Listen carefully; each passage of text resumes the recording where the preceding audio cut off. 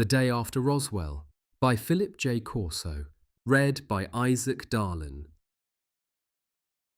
My name is Philip J. Corso, and for 2 incredible years back in the 1960s, while I was a lieutenant colonel in the Army heading up the Foreign Technology Desk in Army Research and Development at the Pentagon, I led a double life. In my routine, everyday job as a researcher and evaluator of weapons systems for the Army, I investigated things like the helicopter armament the French military had developed, the tactical deployment complexities of a theatre anti-missile missile, or new technologies to preserve and prepare meals for our troops in the field. I read technology reports and met with engineers at Army proving grounds about different kinds of ordnance and how ongoing budgeted development projects were moving forward.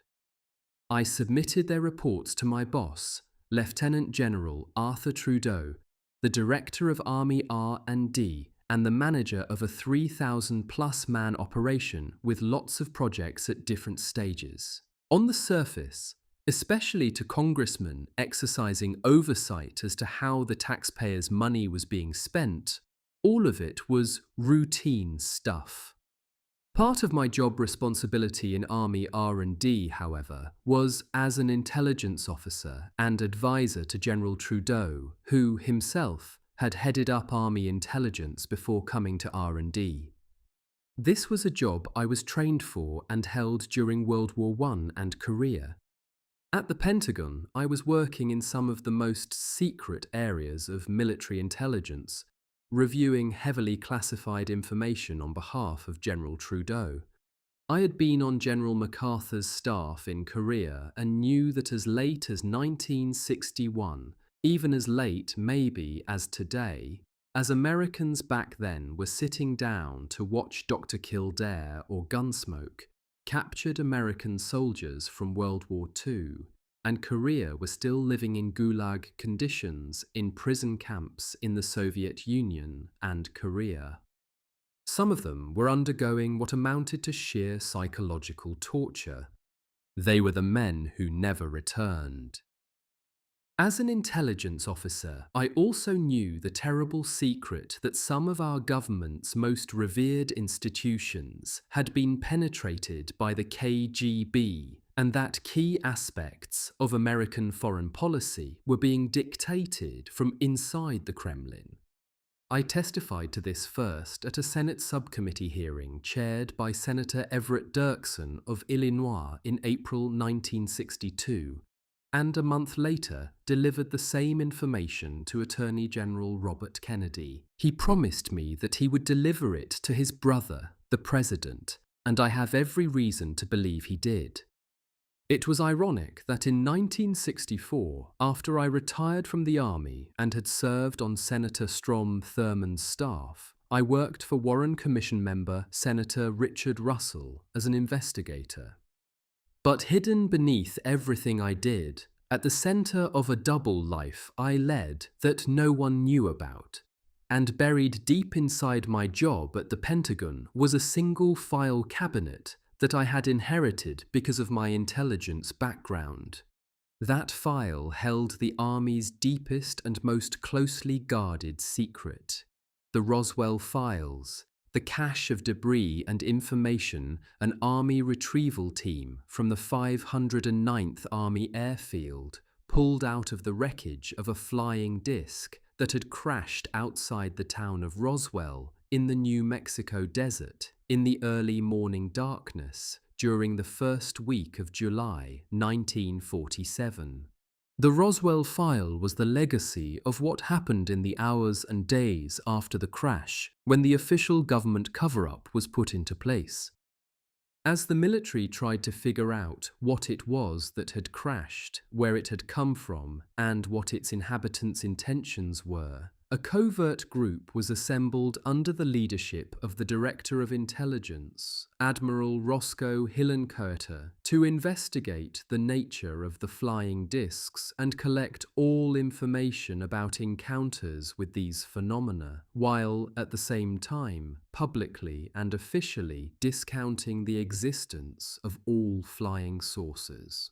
This operation has been going on in one form or another for 50 years amidst complete secrecy. I wasn't in Roswell in 1947, nor had I heard any details about the crash at that time, because it was kept so tightly under wraps, even within the military. You can easily understand why, though, if you remember, as I do, the Mercury Theatre War of the Worlds radio broadcast in 1938, when the entire country panicked at the story of how invaders from Mars landed in Grover's Mill, New Jersey, and began attacking the local populace. The fictionalized eyewitness reports of violence and the inability of our military forces to stop the creatures were graphic. They killed everyone who crossed their path, narrator Orson Welles said into his microphone, as these creatures in their war machines started their march toward New York.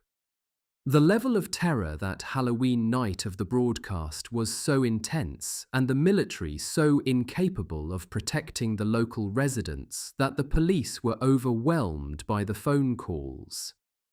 It was as if the whole country had gone crazy and authority itself had started to unravel. Now, in Roswell in 1947, the landing of a flying saucer was no fantasy.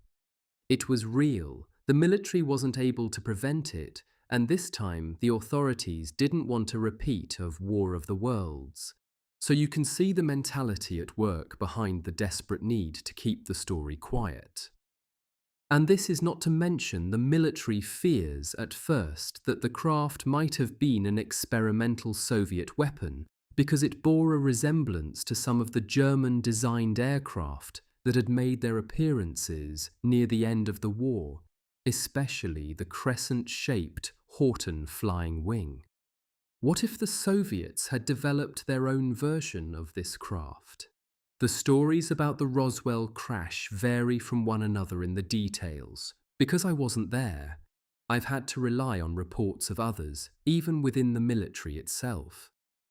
Through the years, I've heard versions of the Roswell story in which campers, an archaeological team, or rancher Mac Brazel found the wreckage.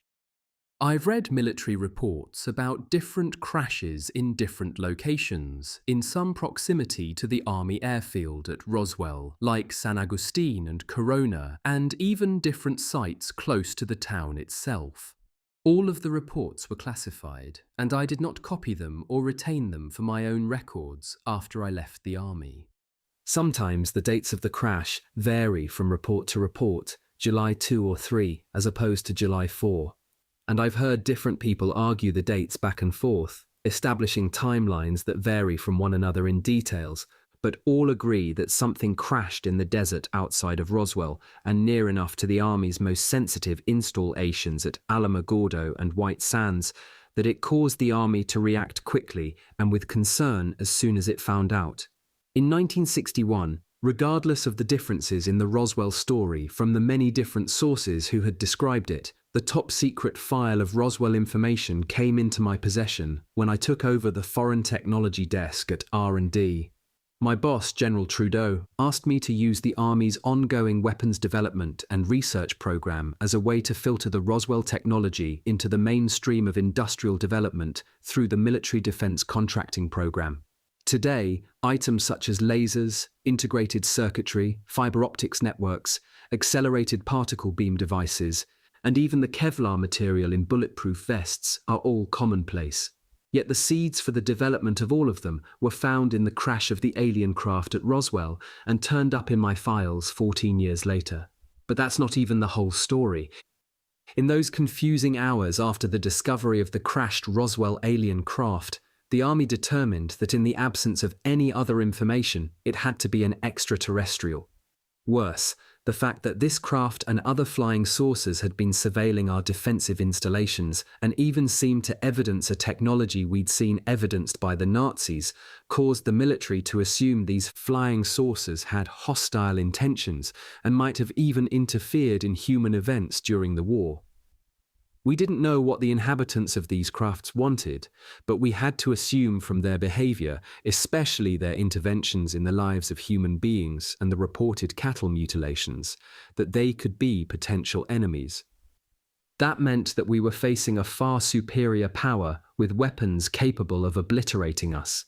At the same time, we were locked in a Cold War with the Soviets and the mainland Chinese, and were faced with the penetration of our own intelligence agencies by the KGB. The military found itself fighting a two-front war, a war against the communists who were seeking to undermine our institutions while threatening our allies, and, as unbelievable as it sounds, a war against extraterrestrials, who posed an even greater threat than the communist forces.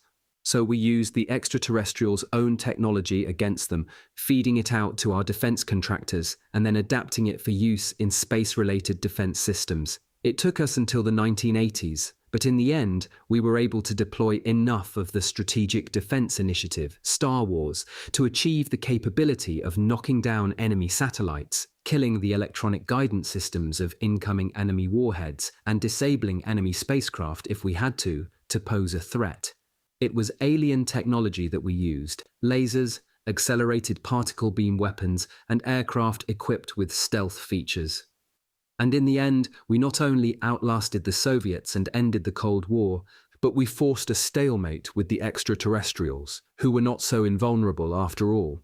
What happened after Roswell, how we turned the extraterrestrials' technology against them, and how we actually won the Cold War is an incredible story. During the thick of it, I didn't even realize how incredible it was. I just did my job, going to work at the Pentagon day in and day out, until we put enough of this alien technology into development that it began to move forward under its own weight through industry and back into the army. The full import of what we did at Army R&D and what General Trudeau did to grow R&D from a disorganized unit under the shadow of the Advanced Research Projects Agency when he first took command, to the Army Department that helped create the military-guided missile, the anti-missile missile, and the guided missile-launched accelerated particle beam firing satellite killer, didn't really hit me until years later when I understood just how we were able to make history.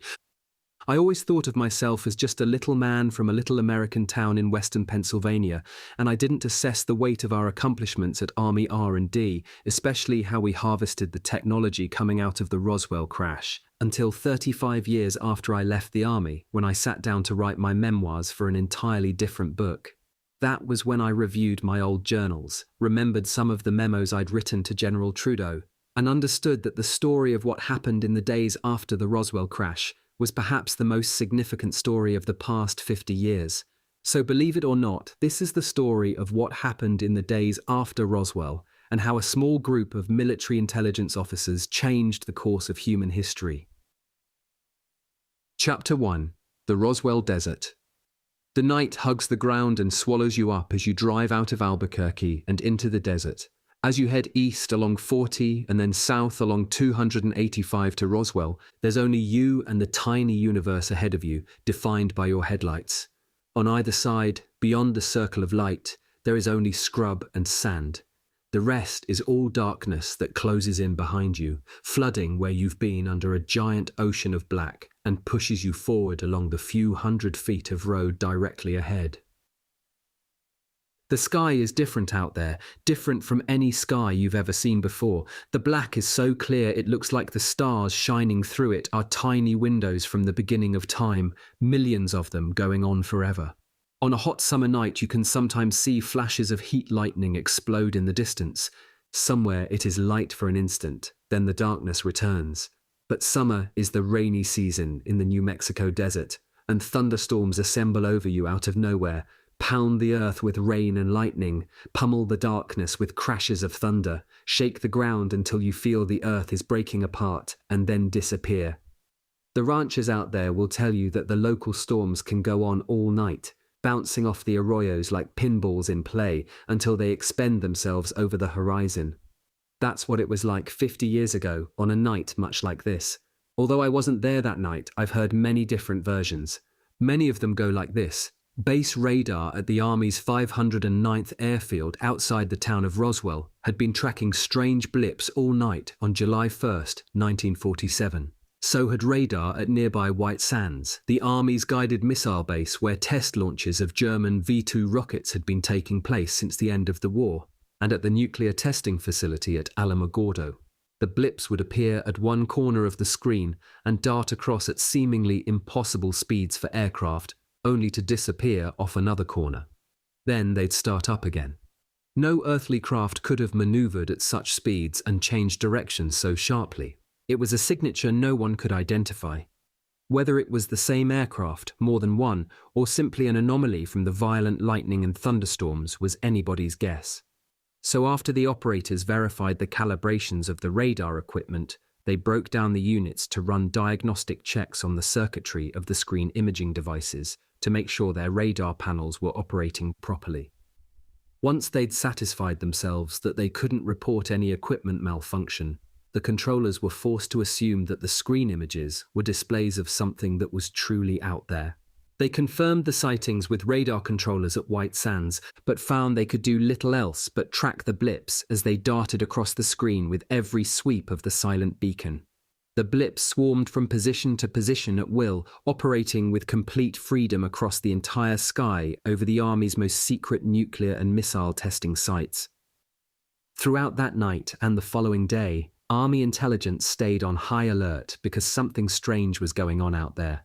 Surveillance flights over the desert reported no sightings of strange objects either in the sky or on the ground, but any sighting of unidentified aircraft on radar was sufficient evidence for base commanders to assume a hostile intent on the part of something.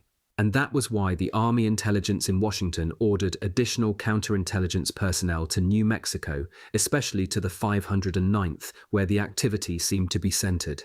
The radar anomalies continued into the next night as Dan Wilmot, owner of a hardware store in Roswell, set up chairs on his front porch after dinner to watch the streaks of lightning flash across the sky in the distance. Shortly before 10 that evening, the lightning grew more intense and the ground shook under the explosions of thunder from a summer storm that pounded the chaparral off in the northwest of the city. Dan and his wife watched the spectacle from beneath the dry safety of their porch roof. It was as if each new bolt of lightning were a spear that bent the heavens themselves. Better than any 4th of July fireworks, the Wilmots must have been remarking as they watched in awe as a bright oval object streaked over their house and headed off into the northwest, sinking below a rise just before the horizon, where it was engulfed in darkness. The sky again became pitch black. By the time the next bolt of lightning shot off, the object was gone. A most unusual sight, Dan Wilmot thought. But it was gone from his sight and gone from his thoughts, at least until the end of the week. Whatever it was that passed over the Wilmot house in Roswell also flew over Steve Robinson as he drove his milk truck along its route north of the city. Robinson tracked the object as it shot across the sky at speeds faster than any airplane he'd ever seen. It was a bright object, he noted, elliptical and solid rather than a sequence of lights like the military aircraft that flew in and out of the 509th airfield on the city's outskirts. It disappeared behind a rise off in the west toward Albuquerque, and Steve put it out of his mind as he pushed forward on his route. To the civilians in Roswell, nothing was amiss. Summer thunderstorms were common. The reports of flying saucers in the newspapers and over the radio were simply circus sideshow amusements, and an object streaking across the sky that so attracted the Wilmots' attention could have been nothing more than the shooting star you make a wish on if you're lucky enough to see it before it disappears forever in a puff of flame. Soon it would be the July 4th weekend, and the Wilmots, Steve Robinson, and thousands of other local residents were looking forward to the unofficial start of the summer holiday. But at the 509th, there was no celebrating. The isolated incidents of unidentified radar blips at Roswell and White Sands continued to increase over the next couple of days until it looked like a steady stream of airspace violations. Now it was becoming more than serious. There was no denying that a traffic pattern of strange aircraft overflights was emerging in the skies over the New Mexico desert, where, with impunity, these unidentifiable radar blips hovered above and then darted away from our most secret military installations. By the time the military's own aircraft scrambled, the intruders were gone. It was obvious to the base commanders that they were under a heavy surveillance from a presence they could only assume was hostile.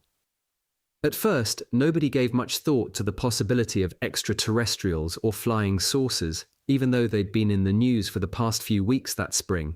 Army officers at the 509th and White Sands thought it was the Russians spying on the military's first nuclear bomber base and its guided missile launching site. By now, Army counterintelligence, this highly secret command sector which in 1947 operated almost as much in the civilian sector as it did in the military, had spun up to its highest alert and ordered a full deployment of its most experienced crack World War I operatives out to Roswell. CIC personnel had begun to arrive from Washington when the first reports of strange radar blips were filed through intelligence channels and kept coming as the reports continued to pile up with increasing urgency over the next 48 hours. Officers and enlisted men alike disembarked from the transport planes and changed into civilian clothes for the investigation into enemy activities on the area. They joined up with base intelligence officers like Major Jesse Marcel and Steve Arnold, a counterintelligence non-com who'd served at the Roswell base during World War II when the first nuclear bombing mission against Hiroshima was launched from there in August 1945, just about 2 years earlier. On the evening of July 4th, 1947, though the dates may differ depending on who is telling the story, while the rest of the country was celebrating Independence Day and looking with great optimism at the costly peace that the sacrifice of its soldiers had brought, radar operators at sites around Roswell noticed that the strange objects were turning up again and looked almost as if they were changing their shapes on the screen. They were pulsating, it was the only way you could describe it, glowing more intensely and then dimly as tremendous thunderstorms broke out over the desert. Steve Arnold, posted to the Roswell Airfield Control Tower that evening, had never seen a blip behave like that as it darted across the screen between sweeps at speeds over 1,000 miles an hour.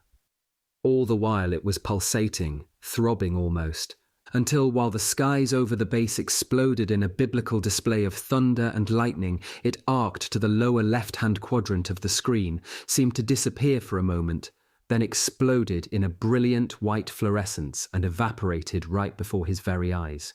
The screen was clear. The blips were gone. And as controllers looked around at each other and at the CIC officers in the room, the same thought arose in all their minds. An object, whatever it was, had crashed. The military response was put into motion within seconds. This was a national security issue. Jump on that thing in the desert and bring it back before anyone else could find it. Even before the radar officer called the 509th base commander, Colonel Will Iron Blanchard, reporting that radar indicated the crash of an unidentified aircraft to the north and west of Roswell. The CIC dispatch team had already mobilized to deploy an immediate response crash and retrieval team to locate and secure the crash site. They believed this was an enemy aircraft that had slipped through our radar defense system, either from South America or over the Canadian border, and had taken photos of top-secret military installations. They also wanted to keep civilians away just in case, they said, there was any radiation from the craft's propulsion system, which allowed it to make hairpin turns at 3,000 miles an hour. Nobody knew how this thing was powered, and nobody knew whether any personnel had ejected from the aircraft and were wandering around the desert. Bull Blanchard green-lighted the retrieval mission to get out there as soon as possible, taking with them all the night patrol equipment they could scare up, all the 2.5-ton trucks that they could roll, and the base's lowboy flatbed wreckers to bring the aircraft back. If it was a crash, they wanted to get it under wraps in a hangar before any civilian authorities could get their hands on it and blab to the newspapers. But the air controllers at the 509th weren't the only ones who thought they saw an aircraft go down. On the outskirts of the city, ranchers, families camping in the desert, and residents saw an aircraft that exploded in a bright light in between flashes of lightning and plummeted to earth in the direction of Corona, the neighboring town to the north of Roswell. Chavez County Sheriff George Wilcox started receiving calls in his office shortly after midnight on the morning of the 5th that an airplane had crashed out in the desert, and he notified the Roswell Fire Department that he would dispatch them as soon as he had an approximate location. No sense pulling fire apparatus out of the station house to chase something through the desert unless they knew where it was. Besides, Wilcox didn't like rolling the trucks out of town, just in case there was a fire in the city that needed all the apparatus they could throw at it, especially the pumpers. However, finding the crash site didn't take long. A group of Indian artifact hunters camping in the scrub brush north of Roswell had also seen the pulsating light overhead, heard a hurtling hiss and the strange ground-shaking thunk of a crash nearby in the distance, and followed the sound to a group of low hills just over a rise. Before they even inspected the smoking wreckage, they radioed the crash site location into Sheriff Wilcox's office, which dispatched the fire department to a spot about 37 miles north and west of the city. "I'm already on my way," he told the radio operator at the firehouse, who also called the city police for an escort. And by about 4:30 that morning, a single pumper and police car were bouncing through the desert, taking Pine Lodge Road west to where Sheriff Wilcox had directed them. Neither the sheriff nor the fire department knew that a military retrieval team was also on its way to the site, with orders to secure the location and, by any means necessary, prevent the unauthorized dissemination of any information about the crash. It was still dark when, from another direction, Steve Arnold, riding shotgun in one of the staff cars in the convoy of recovery vehicles from the 509th, reached the crash site first.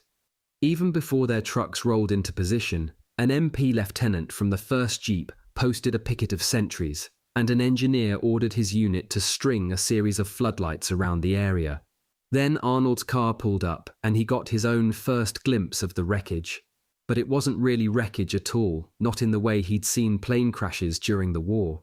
From what he could make out through the purple darkness, the dark-skinned craft seemed mostly intact and had lost no large pieces.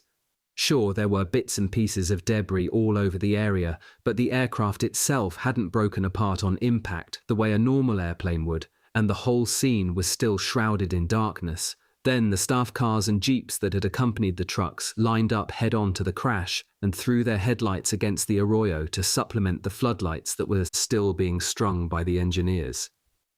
In the sudden intersecting beams of headlights, Arnold could see that indeed the soft-cornered, delta-shaped eggshell type of craft was essentially in one piece, even though it had embedded its nose hard into the embankment of the arroyo with its tail high in the air.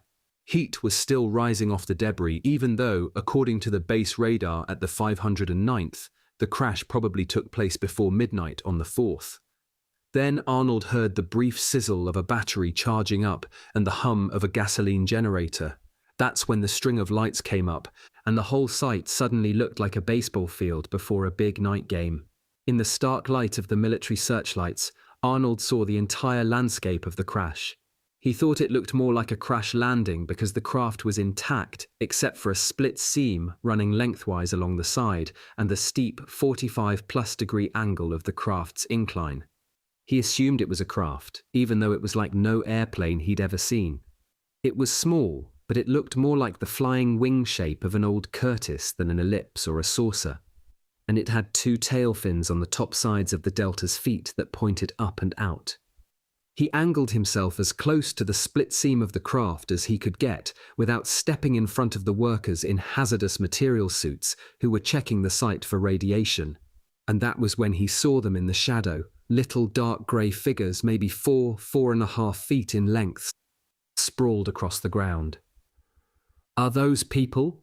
Arnold heard someone say as medics rushed up with stretchers to the knife-like laceration along the side of the craft through which the bodies had either crawled or tumbled. Arnold looked around the perimeter of light and saw another figure, motionless but menacing nevertheless, and another leaning against a small rise in the desert sand. There was a 5th figure near the opening of the craft. As radiation technicians gave the all-clear and medics ran to the bodies with stretchers, Arnold sneaked a look through the rip in the aircraft and stared out through the top. Jehoshaphat! It looked like the sun was already up. Just to make sure, Steve Arnold looked around the outside again, and sure enough, it was still too dark to call it daylight. But through the top of the craft, as if he were looking through a lens, Arnold could see an eerie stream of light, not daylight or lamplight, but light nevertheless. He'd never seen anything like that before and thought that maybe this was a weapon the Russians or somebody else had developed. The scene at the crash site was a microcosm of chaos. Technicians with specific tasks such as medics, hazardous material sweepers, signalmen and radio operators, and sentries were carrying out their jobs as methodically and unthinkingly as if they were the Emperor Ming's brainwashed furnace stoking zombies from the Flash Gordon serials. But everyone else, including the officers, were simply awestruck. They'd never seen anything like this before, and they stood there, overpowered, it seemed, by simply a general sense of amazement that would not let them out of its grip. "Hey, this one's alive!" Arnold heard, and turned around to see one of the little figures struggling on the ground. With the rest of the medics, he ran over to it and watched as it shuddered and made a crying sound that echoed not in the air, but in his brain. He heard nothing through his ears, but felt an overwhelming sense of sadness as the little figure convulsed on the ground, its oversized egg-shaped skull flipping from side to side as if it was trying to gasp for something to breathe. That's when he heard the sentry shout, "Hey you!" and turned back to the shallow rise opposite the arroyo. "Halt!" the sentry screamed at the small figure that had gotten up and was trying desperately to climb over the hill. "Halt!" the sentry yelled again and brought his ML to bear. Other soldiers ran toward the hill as the figure slipped in the sand, started to slide down, caught his footing, and climbed again. The sound of soldiers locking and loading rounds in their chambers carried loud across the desert through the pre-dawn darkness. "No!" one of the officers shouted. Arnold couldn't see which one, but it was too late. There was a rolling volley of shots from the nervous soldiers, and as the small figure tried to stand, he was flung over like a rag doll and then down the hill by the rounds that tore into him. He lay motionless on the sand as the first 3 soldiers to reach him stood over the body, chambered new rounds, and pointed their weapons at his chest. "Fuck!" the officer spit again. "Arnold!" Steve Arnold snapped to attention. "You and your men get out there and stop those civilians from crossing this perimeter." He motioned to the small convoy of emergency vehicles approaching them from the east. He knew they had to be police or county sheriff. Then he called out, "Medics!" Arnold jumped to at once, and by the time the medics were loading the little creature on a stretcher, he was already setting up a perimeter of CIC personnel and sentries to block the site from the flashing lights and churning sand far in the distance to the south of them. He heard the officer order the medics to load the bodies on stretchers, pack them in the back of whatever 2.5-ton CMC he could pull off the line, and drive them back to the base immediately. "Sergeant," the officer called out again, "I want your men to load up everything that can be loaded on these 2.5s and sway that damn, whatever it is." He was pointing to the delta-shaped object. "On this lowboy and get it out of here. The rest of you," he called out. "I want this place spotless. Nothing ever happened here, you understand? Just a nothing piece of scrub brush like the rest of this desert."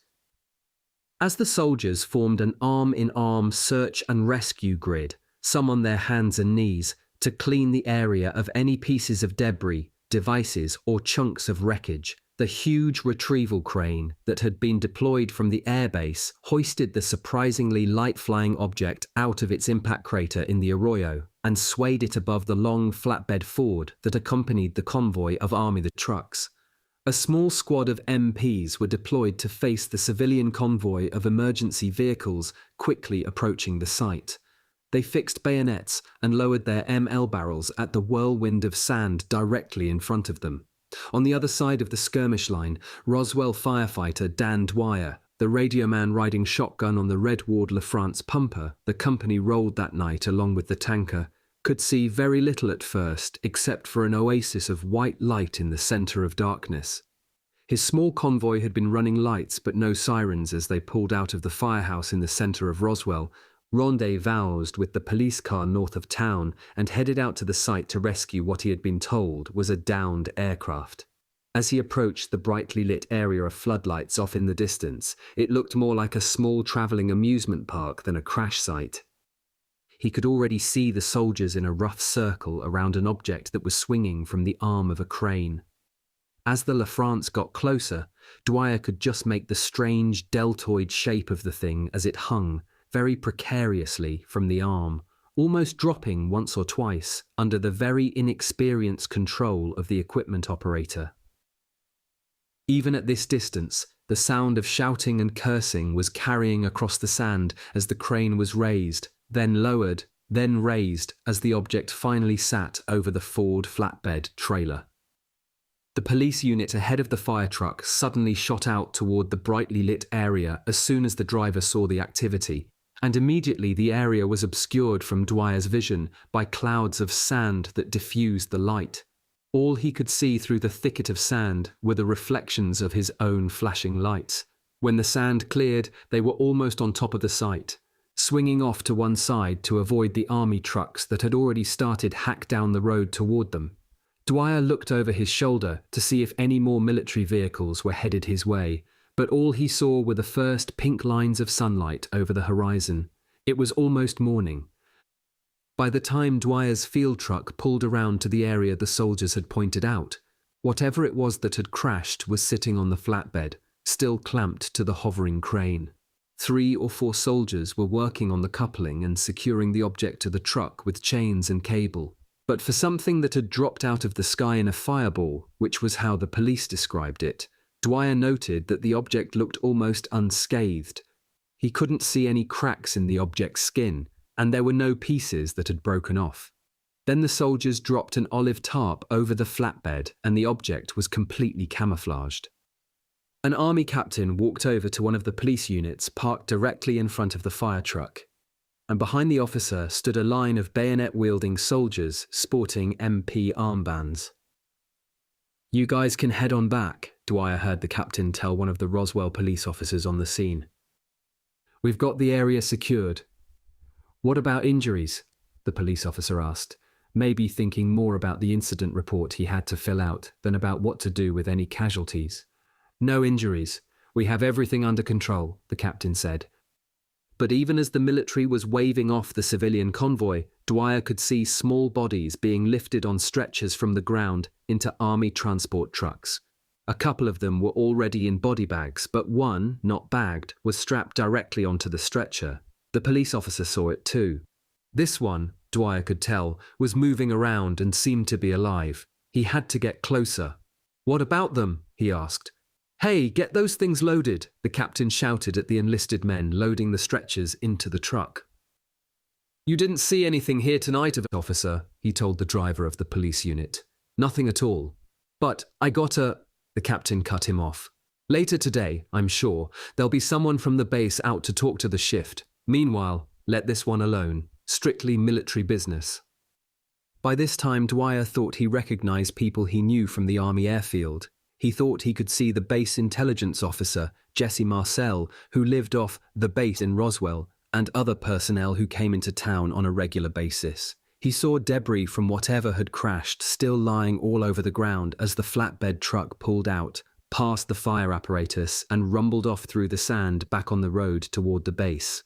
Dwyer took off his fire helmet, climbed down from the truck, and worked his way through the shadows around the flank of the line of MPs. There was so much confusion at the site, Dwyer knew no one would notice if he looked around. He walked around in back of the truck, across the perimeter, and from the other side of the military transport truck, walked up to the stretcher. He looked directly down into the eyes of the creature strapped onto the stretcher and just stared.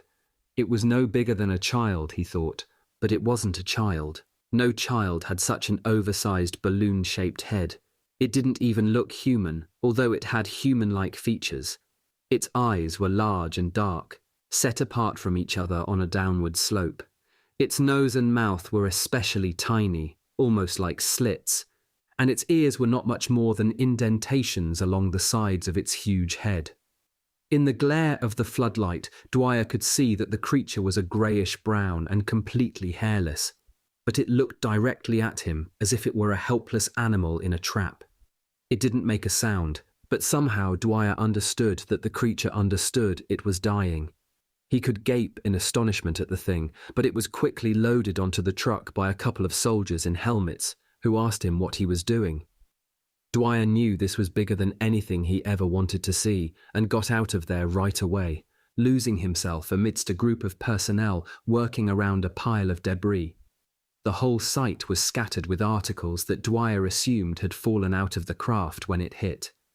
He could see the indentation in the arroyo where it looked like the object embedded itself, and followed with his eyes the pattern of debris stretching out from the small crater into the darkness beyond the floodlights.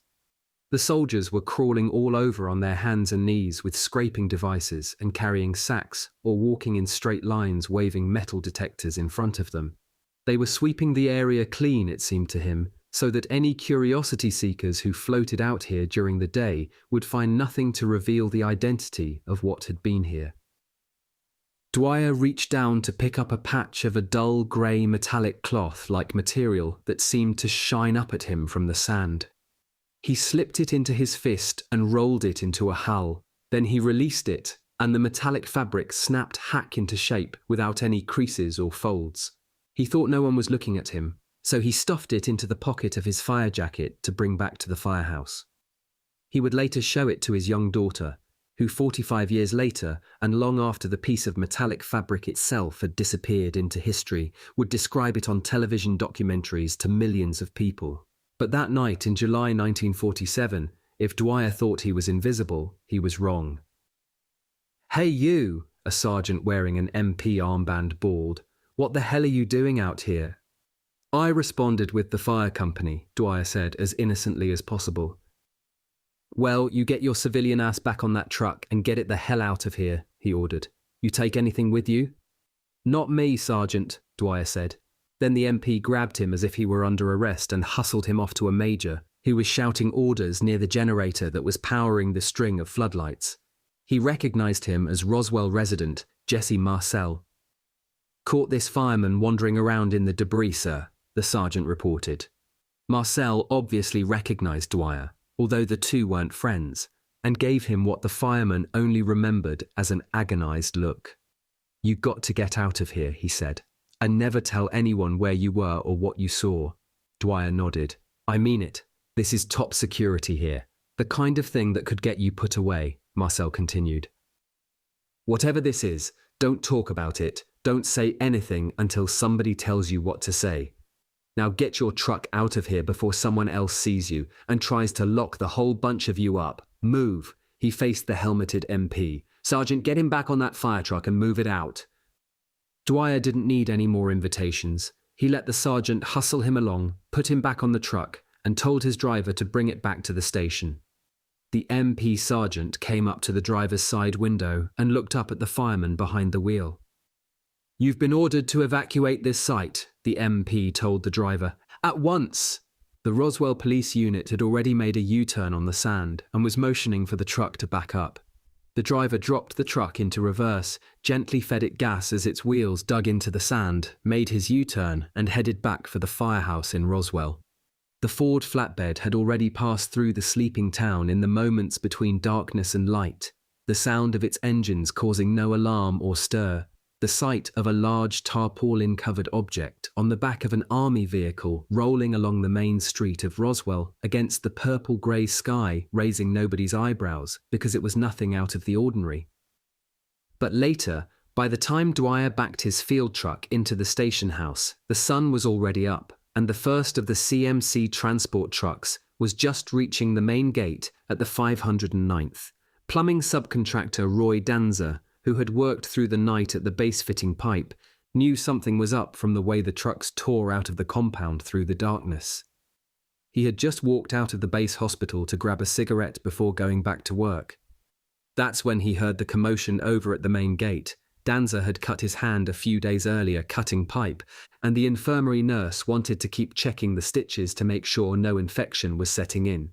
So Danza took the opportunity to get away from the job for a few minutes while the nurse looked over her work and changed his bandage. Then, on his way back to the job, he would grab a cup of coffee and take an unscheduled cigarette break. But this morning, things would be very different. The commotion he heard by the main gate had now turned into a swirling throng of soldiers and base workers shoved aside by what looked like a squad of MPs using their bodies as a wedge to force a pathway through the crowd. There didn't even seem to be an officer giving orders, just a crowd of soldiers. Strange. Then the throng headed right for the base hospital, right for the main entrance, right for the very spot where Roy was standing. Nobody moved him out of the way or told him to vacate the area. In fact, no one even spoke to him. Roy just looked down as the line of soldiers passed him, and there it was, strapped tightly to a stretcher that two bearers were carrying into the base hospital right through the main door. Roy looked at it. It looked at Roy, and as their eyes met, Roy knew in an instant that he was not looking down at a human being. It was a creature from somewhere else.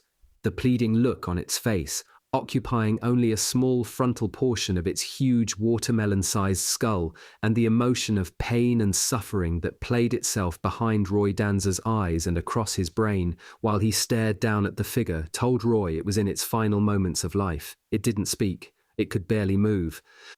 But Roy actually saw, or believed he saw, an expression cross over its little circle of a face. And then the creature was gone, carried into the hospital by the stretcher-bearers, who shot him an ugly glare as they passed. Roy took another drag on the cigarette butt still in his hand. "What the hell was that?" he asked no one in particular. Then he felt like he'd been hit by the front four of the Notre Dame football team. His head snapped back against the top of his spine as he went flying forward into the arms of a couple of MPs, who slammed him against an iron gate and kept him there until an officer, he thought it was a captain, walked up and stuck his finger directly into Danza's face. "Just who are you, mister?" the captain bellowed into Danza's car. Even before Danza could answer, two other officers walked up and began demanding what authorization Danza had to be on the base. These guys weren't kidding, Danza thought to himself. They looked ugly and were working themselves up into a serious lather. For a few tense minutes, Roy Danza thought he would never see his family again. He was that scared. But then a major approached and broke into the shouting. "I know this guy," the major said. "He works here with the other civilian contractors. He's okay." "Sir," the captain sputtered, but the Major Danza didn't know his name, took the captain by the arm right out of earshot. Danza could see them talking and watched as the red-faced captain gradually calmed down. Then the two returned to where the MPs were holding Danza against the wall. "You saw nothing, you understand?" the captain said to Danza, who just nodded. "You're not to tell anybody about this. Not your family, not your friends, nobody. You got that?" "Yes, sir," Danza said. He was truly afraid now. "We'll know if you talk. We'll know who you talk to, and all of you will simply disappear." "Captain," the major broke in. "Sir, this guy has no business here, and if he talks, I can't guarantee anything." The captain complained as if he were trying to cover his ass to a superior who didn't know as much as he did. "So forget everything you saw," the major said directly to Danza, "and hightail it out of here before someone else sees you and wants to make sure you stay silent." "Yes, sir," Danza just about shouted as he extricated himself from the grip of the MPs on either side of him and broke for his pickup truck on the other side of the base. He didn't even look back to see the team of soldiers carrying the body bags of the remaining creatures into the hospital, where, before there were any other briefings, the creatures were prepared for autopsy like bagged game waiting to be dressed. The rest of the story about that week has become the subject of history.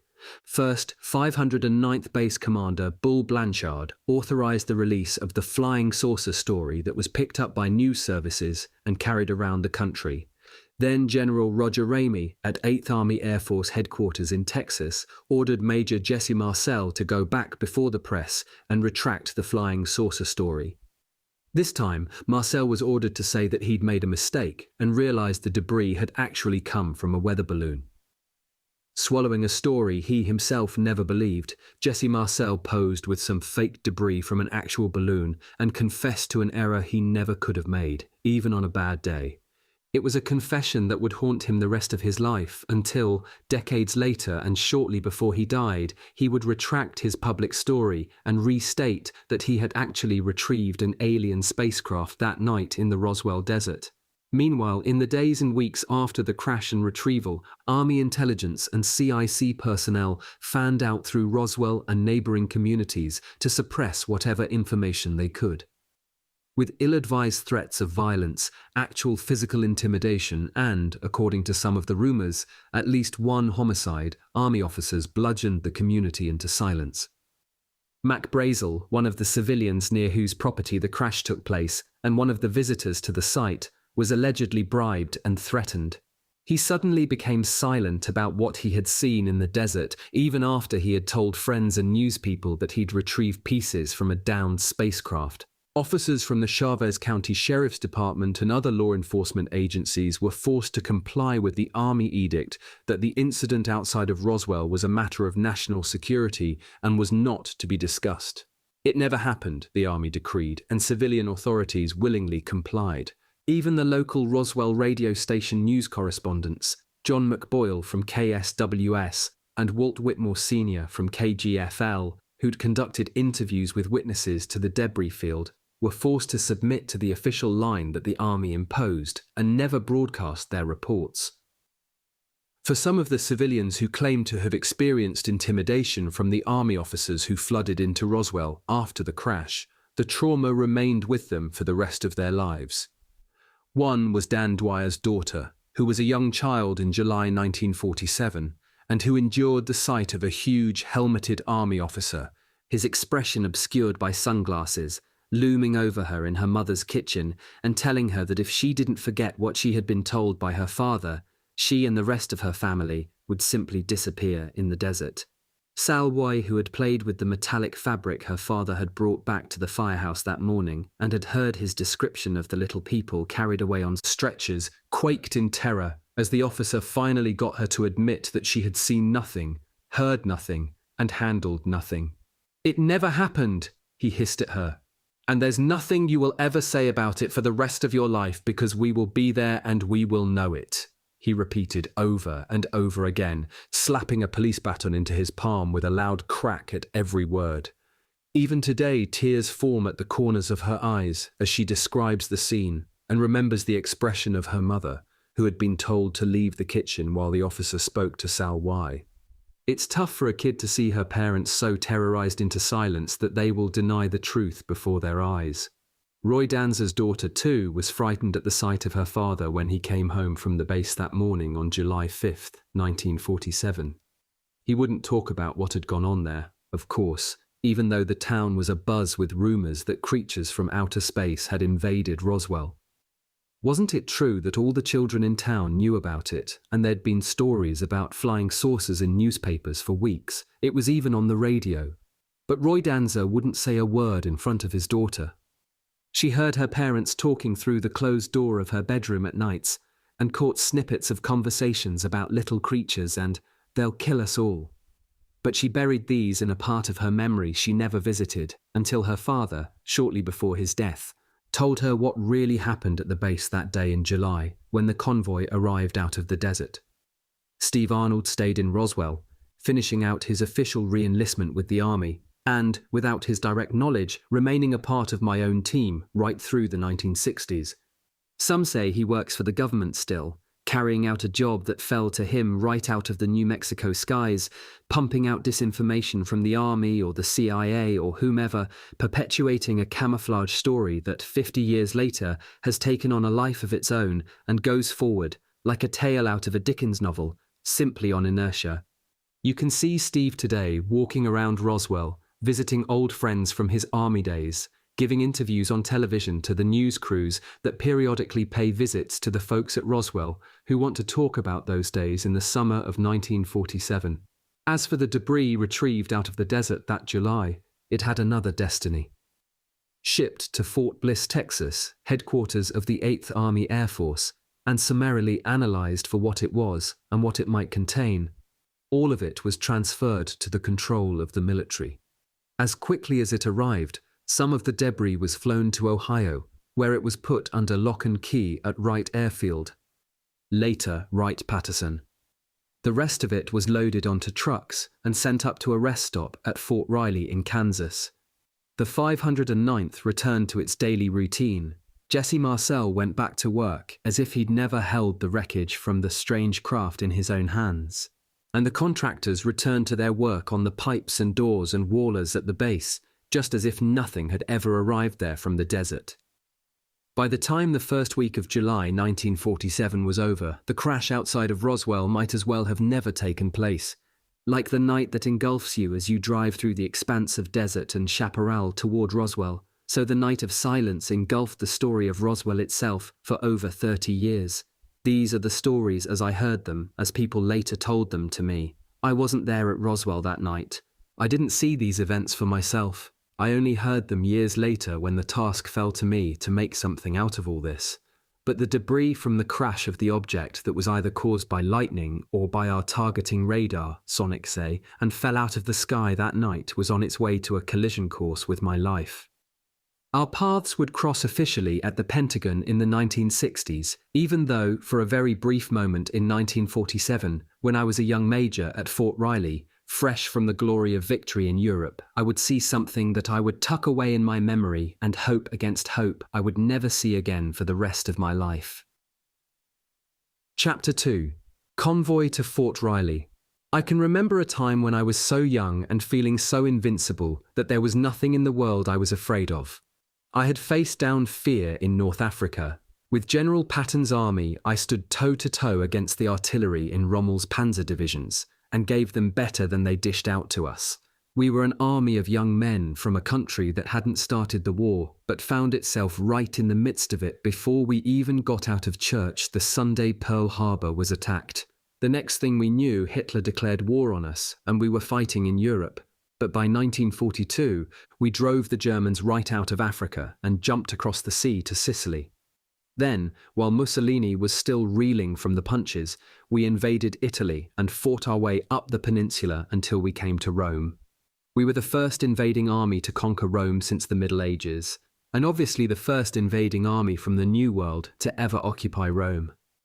But there we were, by early 1944, sitting in Rome after Mussolini fled and the German front collapsing all around us. And as a too young captain in army intelligence, I was ordered to oversee the formation of a civilian government under Allied military rule in the magical city of my ancestors that I'd only read about in history books.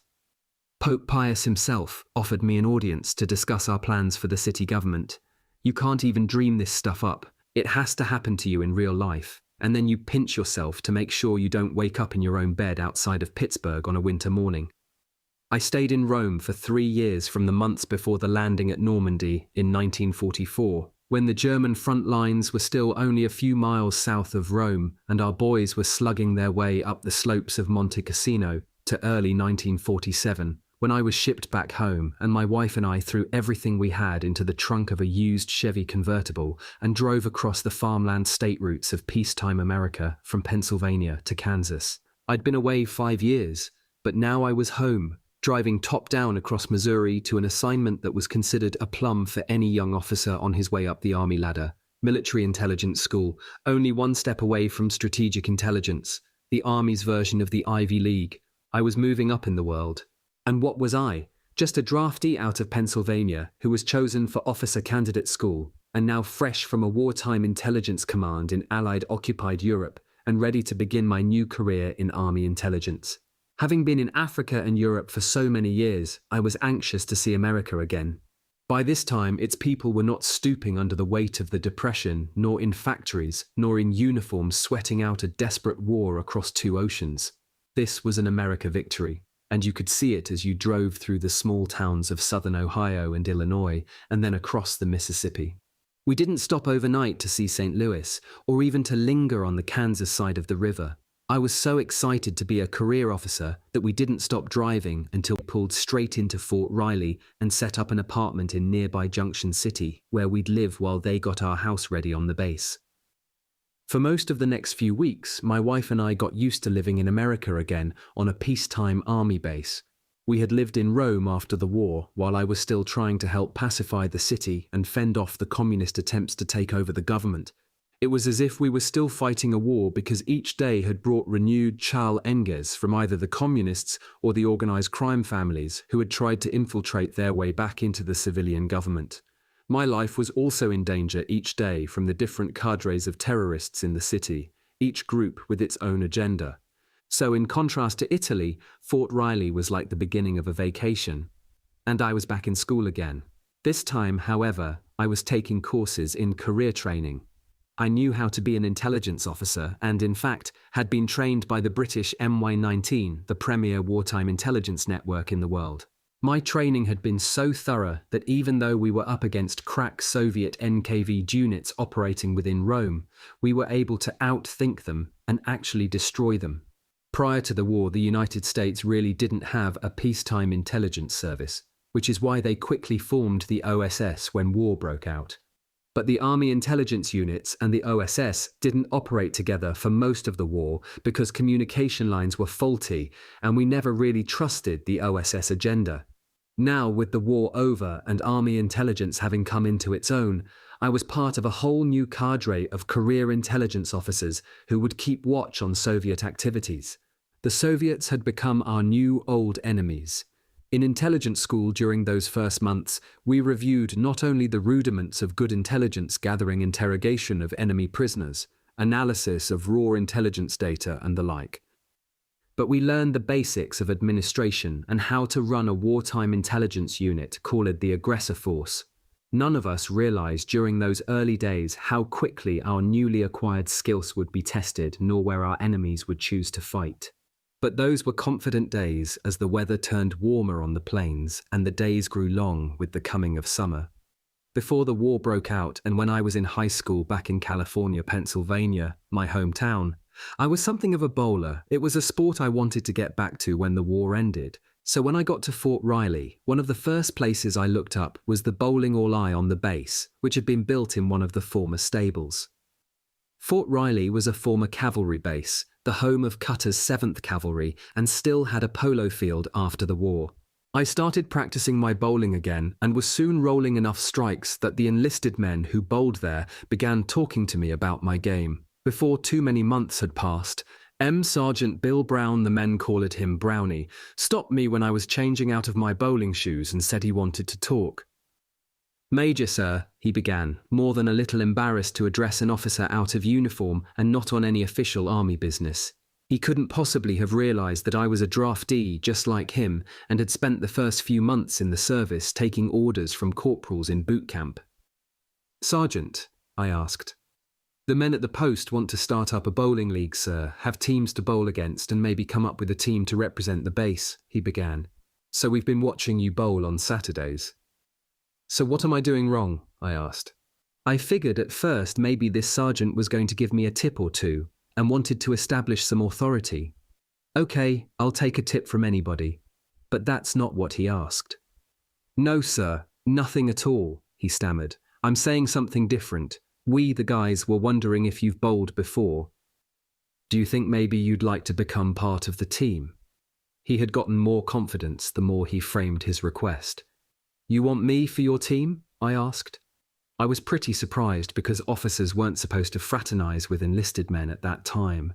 Things are very different now, but then, 50 years ago, it was a different world, even for much of the officer corps that started out as draftees and went through officer training.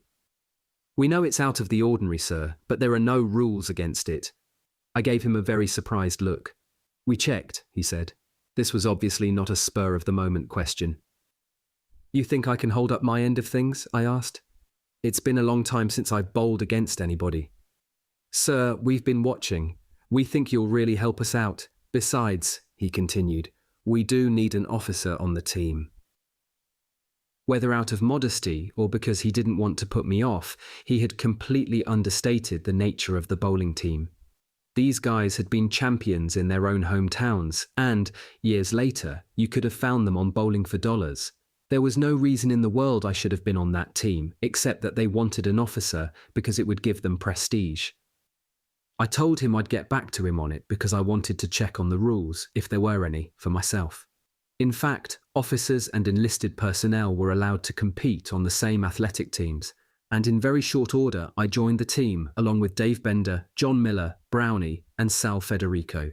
We became quite a remarkable team, winning most of our matches, more than a few trophies, and had lots of exciting moments when we made the impossible splits and bowled our way all the way to the state finals. We ultimately won the Army Bowling Championships, and the trophy sits on my desk to this very day.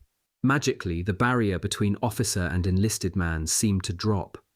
And that's the real point of this story. Through the months I spent on the team, I became friends with Bender, Miller, Federico, and Brown. We didn't socialize much except for the bowling, but we also didn't stand on ceremony with each other, and I liked it that way.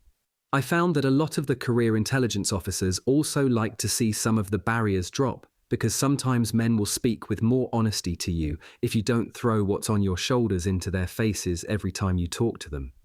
So I became friends with these guys, and that's what got me into the veterinary building on Sunday night, July 6th, 1947. I remember how hot it had been that whole weekend of July 4th celebrations and fireworks.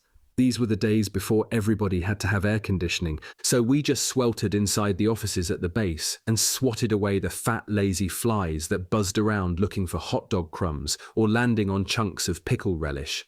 By Sunday, the celebrations were over. Guys who'd had too much beer had been dragged off to their barracks by members of their company before the MPs got hold of them, and the base was settling down to the business of the week. Nobody seemed to take much notice of the 5 deuce-and-a-halves and side-by-side lowboy trailers that had pulled into the base that afternoon, full of cargo from Fort Bliss in Texas on their way to Air Materiel Command at Wright Field in Ohio. If you had looked at the cargo manifests the drivers were carrying, you'd have seen lists itemizing landing gear assembly struts for B-29s, wing tank pods for vintage P-51s, piston rings for radial aircraft engines, 10 crates of Motorola walkie-talkies, and you wouldn't think anything of the shipment except for the fact that it was going the wrong way.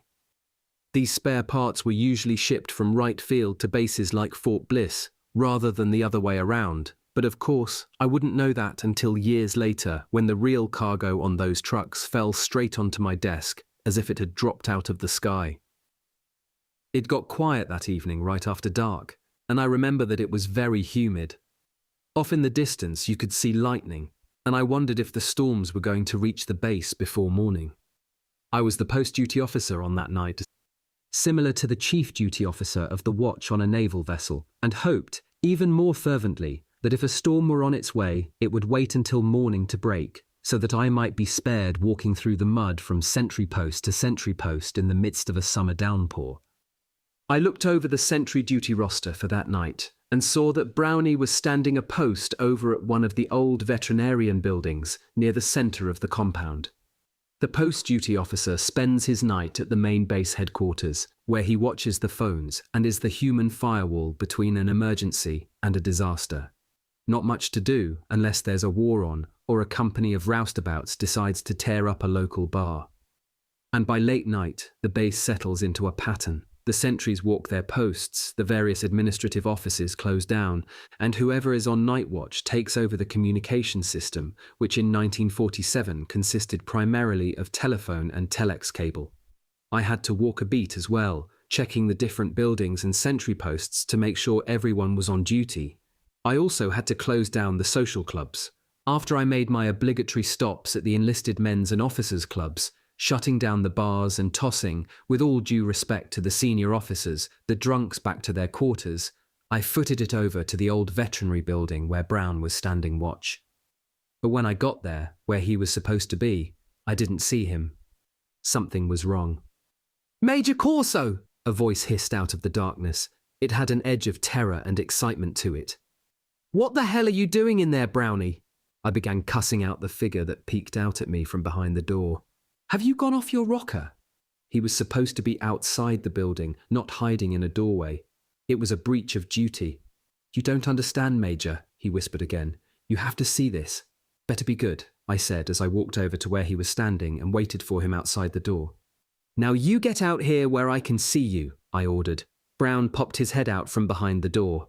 "You know what's in here?" he asked. Whatever was going on, I didn't want to play any games. The post-duty sheet for that night read that the veterinary building was off-limits to everyone. Not even the sentries were allowed inside because whatever had been loaded in had been classified as no access. What was Brown doing on the inside? "Brownie, you know you're not supposed to be in there," I said. "Get out here and tell me what's going on." He stepped out from inside the door, and even through the shadow, I could see that his face was a dead pale, just as if he'd seen a ghost. "You won't believe this," he said. "I don't believe it, and I just saw it." "What are you talking about?" I asked. "The guys who offloaded those deuce-and-a-halves," he said. They told us they brought these boxes up from Fort Bliss from some accident out in New Mexico. Yeah, so what? I was getting impatient with this. Well, they told us it was all top secret, but they looked inside anyway. Everybody down there did when they were loading the trucks. MPs were walking around with sidearms and even the officers were standing guard, Brown said. But the guys who loaded the trucks said they looked inside the boxes and didn't believe what they saw. You got security clearance, Major. You can come in here. In fact, I was the post-duty officer and could go anywhere I wanted during the watch. So I walked inside the old veterinary building, the medical dispensary for the cavalry horses before the First World War, and saw where the cargo from the convoy had been stacked up. There was no one in the building except for Bill Brown and myself. What is all this stuff? I asked. That's just it, Major. Nobody knows, he said. The drivers told us it came from a plane crash out in the desert somewhere around the 509th. But when they looked inside, it was nothing like anything they'd seen before. Nothing from this planet. It was the silliest thing I'd ever heard. Enlisted men's towel stories that floated from base to base, getting more inflated every lap around the track. Maybe I wasn't the world's smartest guy, but I had enough engineering and intelligence schooling to pick my way around pieces of wreckage and come up with 2 + 2. We walked over to the tarpaulin-shrouded boxes, and I threw back the edge of the canvas. You're not supposed to be in here, I told Brownie. You better go. I'll watch outside for you, Major. I almost wanted to tell him that that's what he was supposed to be doing all along, instead of snooping into classified material, but I did what I used to do best and kept my mouth shut. I waited while he took up his position at the door to the building before I dug any further into the boxes. There were about 30-odd wooden crates nailed shut and stacked together against the far wall of the building. The light switches were the push type, and I didn't know which switch tripped which circuit, so I used my flashlight and stumbled around until my eyes got used to the darkness and shadows. I didn't want to start pulling apart the nails, so I set the flashlight off to one side where it could throw light on the stack and then searched for a box that could open easily. Then I found an oblong box off to one side with a wide seam under the top that looked like it had been already opened. It looked like either the strangest weapons crate you'd ever see or the smallest shipping crate for a coffin.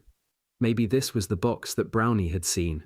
I brought the flashlight over and set it up high on the wall so it would throw as broad a beam as possible. Then I set to work on the crate. The top was already loose. I was right, this one had just been opened. I jimmied the top back and forth, continuing to loosen the nails that had been pried up with a nail claw until I felt them come out of the wood. Then I worked along the sides of the 5 or so foot box until the top was loose all the way around. Not knowing which end of the box was the front, I picked up the top and slid it off to the edge. Then I lowered the flashlight, looked inside, and my stomach rolled right up into my throat, and I almost became sick right then and there. Whatever they'd crated this way, it was a coffin, but not like any coffin I'd seen before. The contents, enclosed in a thick glass container, were submerged in a thick light blue liquid, almost as heavy as a gelling solution of diesel fuel, but the object was floating, actually suspended, and not sitting on the bottom with a fluid over top, and it was soft and shiny as the underbelly of a fish. At first I thought it was a dead child they were shipping somewhere, but this was no child. It was a 4-foot human-shaped figure with arms, bizarre-looking 4-fingered hands. I didn't see a thumb-thin legs and feet, and an oversized incandescent light bulb-shaped head that looked like it was floating over a balloon gondola for a chin. I know I must have cringed at first, but then I had the urge to pull off the top of the liquid container and touch the pale grey skin. But I couldn't tell whether it was skin, because it also looked like a very thin one-piece head-to-toe fabric covering the creature's flesh. Its eyeballs must have been rolled way back in its head, because I couldn't see any pupils or iris or anything that resembled a human eye. But the eye sockets themselves were oversized and almond-shaped and pointed down to its tiny nose, which didn't really protrude from the skull. It was more like the tiny nose of a baby that never grew as the child grew, and it was mostly nostril. The creature's skull was overgrown to the point where all of its facial features, such as they were arranged absolutely frontally, occupying only a small circle on the lower part of the head. The protruding ears of a human were non-existent, its cheeks had no definition, and there were no eyebrows or any indications of facial hair. The creature had only a tiny flat slit for a mouth, and it was completely closed, resembling more of a crease or indentation between the nose and the bottom of the chinless skull than a fully functioning orifice. I would find out years later how it communicated, but at that moment in Kansas, I could only stand there in shock over the clearly non-human face suspended in front of me in a semi-liquid preservative. I could see no damage to the creature's body and no indication that it had been involved in any accident. There was no blood, its limbs seemed intact, and I could find no lacerations on the skin or through the grey fabric. I looked through the crate, encasing the container of liquid, for any paperwork or shipping invoice or anything that would describe the nature or origin of this thing. What I found was an intriguing Army intelligence document describing the creature as an inhabitant of a craft that had crash-landed in Roswell, New Mexico, earlier that week, and a routing manifest for this creature to the login officer at the Air Materiel Command at Wright Field, and from him to the Walter Reed Army Hospital Morgue's pathology section, where, I supposed, the creature would be autopsied and stored. It was not a document I was meant to see, for sure, so I tucked it back in the envelope against the inside wall of the crate. I allowed myself more time to look at the creature than I should have, I suppose, because that night I missed the time checks on the rest of my rounds and believed I'd have to come up with a pretty good explanation for the lateness of my other stops to verify the sentry assignments. But what I was looking at was worth any trouble I'd get into the next day. This thing was truly fascinating and at the same time utterly horrible. It challenged every conception I had, and I hoped against hope that I was looking at some form of atomic human mutation. I knew I couldn't ask anybody about it, and because I hoped I would never see its like again, I came up with explanation after explanation for its existence, despite what I'd read on the enclosed document. It was shipped here from Hiroshima. It was the result of a Nazi genetic experiment. It was a dead circus freak. It was anything but what I knew it said. It was what it had to be, an extraterrestrial. I slid the top of the crate back over the creature, knocked the nails loosely into their original holes with the butt end of my flashlight, and put the tarp back in position. Then I left the building and hoped I could close the door forever on what I'd seen. Just forget it, I told myself. You weren't supposed to see it, and maybe you can live your whole life without ever having to think about it. Maybe. Once outside the building, I rejoined Brownie at his post. You know you never saw this, I said, and you tell no one. Saw what, Major? Brownie said, and I walked back to the base general headquarters, the image of the creature suspended in that liquid fading away with each and every step I took. By the time I slid back behind the desk, it was all a dream. No, not a dream, a nightmare, but it was over and, I hoped, it would never come back. Chapter 3. The Roswell Artifacts. The nightmare of the creature I saw at Fort Riley never faded from my memory, although I was able to bury it during my years as a guided missile commander in Europe. And I never saw its body again the rest of my life, except for the autopsy photos and the medical examiner sketches that would catch up to me, along with the rest of what happened at Roswell when I returned to Washington from Germany for assignment at the Pentagon in 1961. I can remember my first day back when I was waiting outside my boss's door for entry into the inner sanctum, and boy was I ever nervous. The last time I remembered being that nervous in Washington, I was standing in the little anteroom outside the Oval Office in the White House, waiting for President Eisenhower to get off the phone. I had a big request to make, and I wanted to do it face to face, not go through any aides or assistants or wait for Special Assistant C.D. Jackson to show up to make everything okay. I was almost a regular in the Oval Office those days, back in the 1950s, dropping off National Security Council staff papers for the president, making reports, and sometimes waiting while he read them, just in case he wanted me to relay a message. But this time was different. I needed to speak to him myself, alone. But Ike was taking a longer time than he usually took on this phone call, and I shifted around and sneaked a glance at the switchboard lights on Mrs. Lara's desk off to the side. Still on the phone, and you could see at the bottom of the switch panel where the calls were backing up. I was asking President Eisenhower for a personal favor, to let me out of my 5th year on the White House National Security Staff so I could pick up the command of my own anti-aircraft guided missile battalion being formed up in Red Canyon, New Mexico. Ike had once promised me a command of my own when I returned from Korea and was posted to the White House, and in 1957, the opportunity came up. A juicy assignment at a high-security base with the coveted green tabs and all the trappings. Train and command an anti-aircraft battalion to use the Army's most secret new surface-to-air missile and then take it to Germany for some front-line target practice right where the Russians could see us. In case of World War I, the order of battle read, Soviet backfire bombers will drop an inferno of high explosives on our positions first, and the East German tanks will roll straight into our barracks. We stand and fight, torching off every missile we have so as to take out as many attacking aircraft as we have missiles and get the hell out of there. I could almost taste the thrill in my mouth as I waited for Ike to get off the phone that day back in 1957. Those were my memories this afternoon as I stood outside the back door of General Trudeau's office on the third floor of the outer ring of the Pentagon. It was 1961, 4 years after I left the White House and put on my uniform again to stand guard across the electronic no man's land of radar sweeps and photo sensors just a few kilometers west of the Iron Curtain. Ike had retired to his farm in Pennsylvania, and my new boss was General Arthur Trudeau, one of the last fighting generals from the Korean War. Trudeau became an instant hero in my book when I heard about how his men were pinned down on the cratered slopes of Porkchop Hill, dug into shallow foxholes with enemy mortars dropping round them like rain. You couldn't order anyone up that hell of an incline to walk those boys back down, just too damn many explosions. So Trudeau pulled off his stars, clapped a sergeant's helmet over his head and fought back up the hill himself, leading a company of volunteers, and then fought his way back down. That was how he did things, with his own hands, and now I'd be working directly for him in the Army R&D division. I was a lieutenant colonel when I came to the Pentagon in 1961, and all I brought with me were my bowling trophy from Fort Riley and a nameplate for my desk cut out of the fin of a Nike missile from Germany.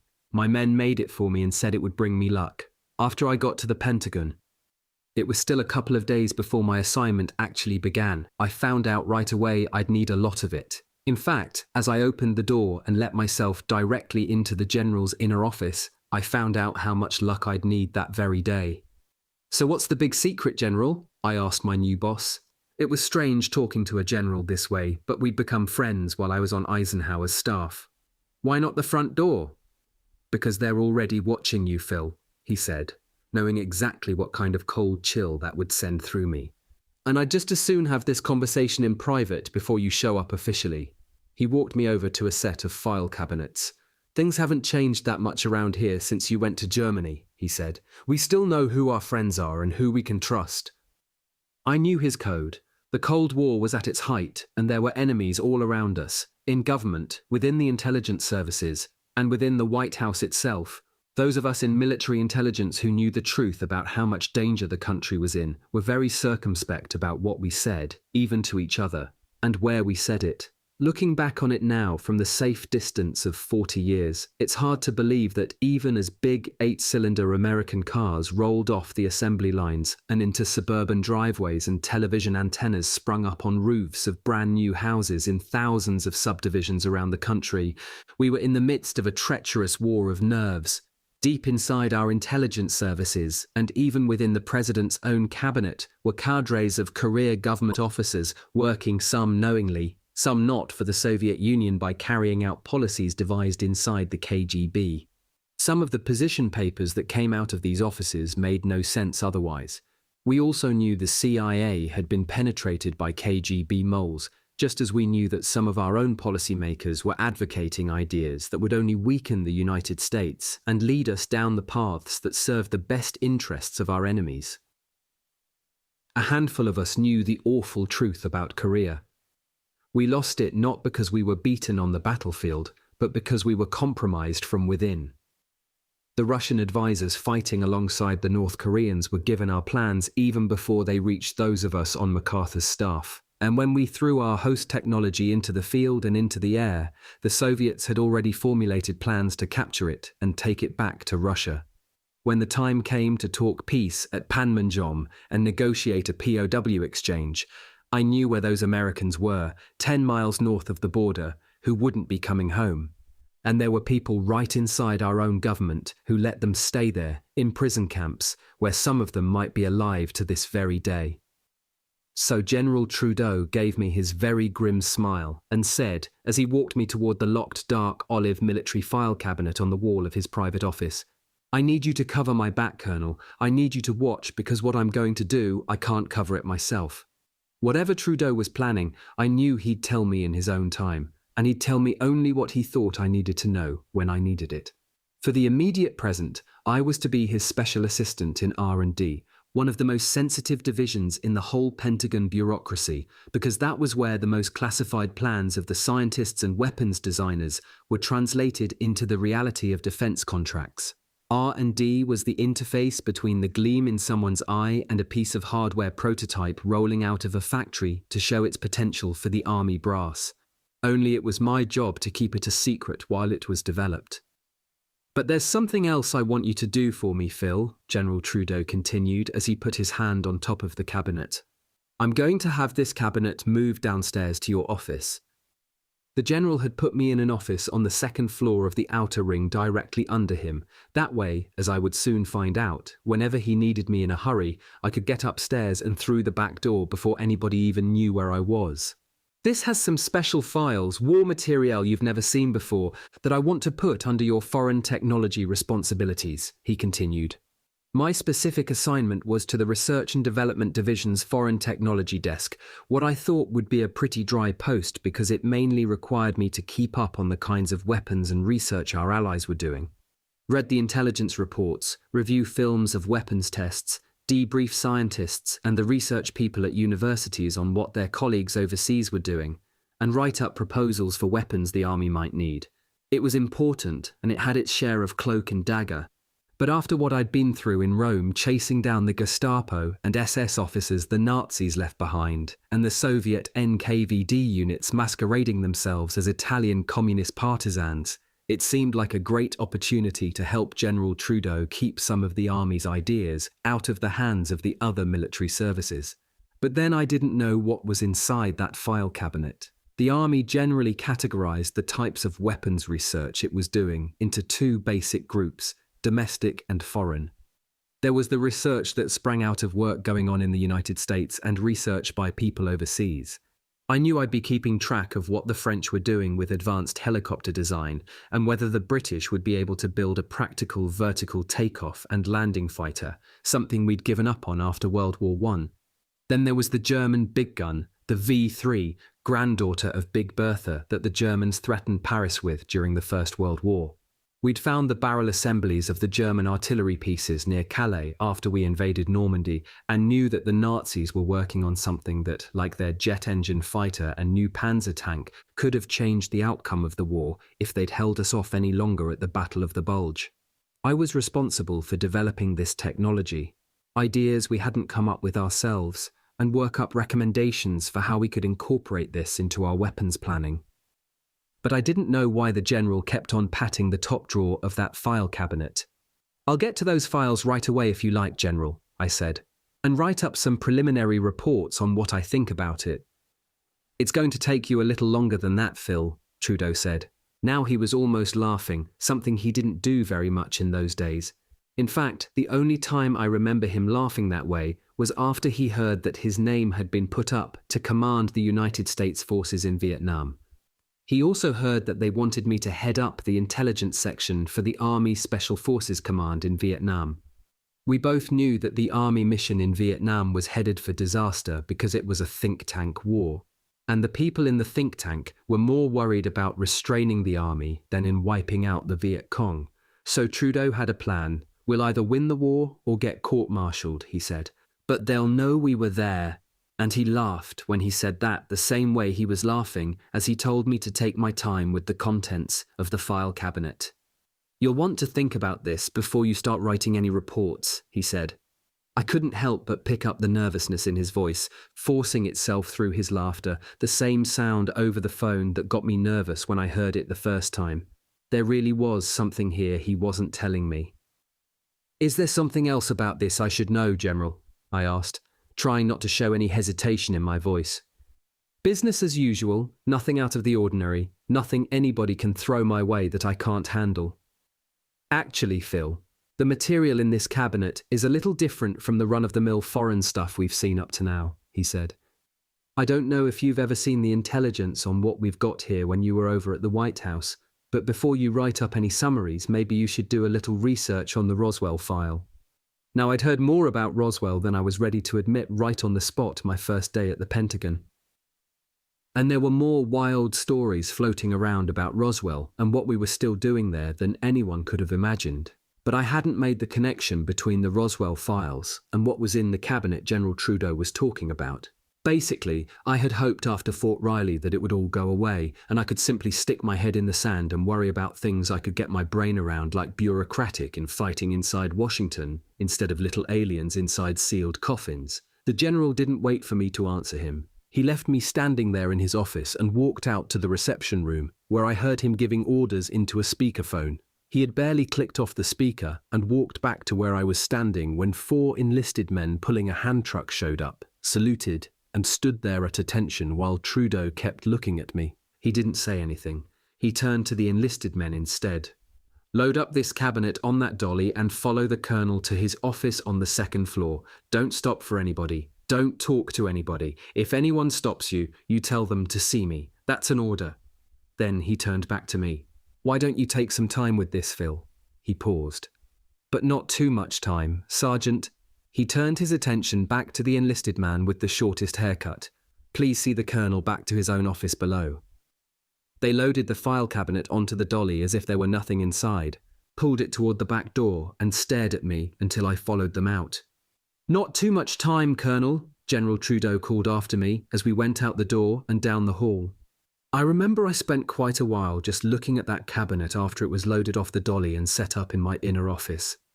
There was an almost ominous quality to it that belied its quiet, official army presence. So I must confess that, given the reverse hype of the general's introduction, part of me wanted to tear it open right away as if it were a present on Christmas morning.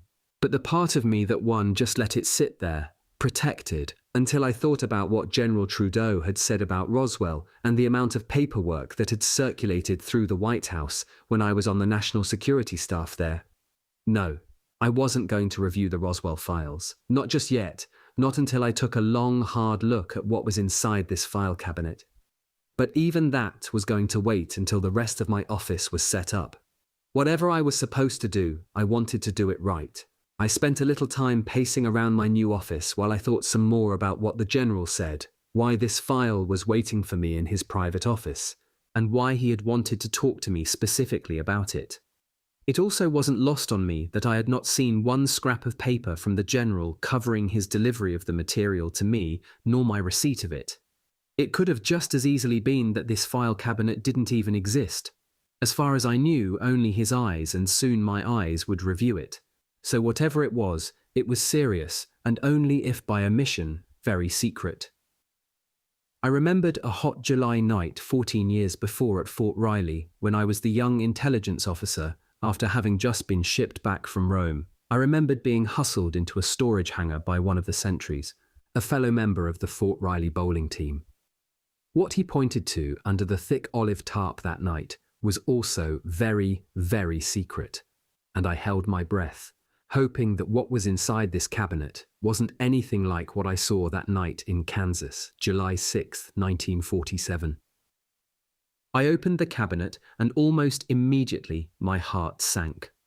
I knew from looking at the shoebox of tangled wires and the strange cloth, from the vice-like headpiece and the little wafers that looked like Ritz crackers only with broken edges and coloured a dark grey, and from an assortment or other items that I couldn't even relate to the shapes and sixes of things I was familiar with, that my life was headed for a big change. Back in Kansas that night in July, I told myself that I was seeing an illusion, something that if I wished real hard didn't have to exist for me.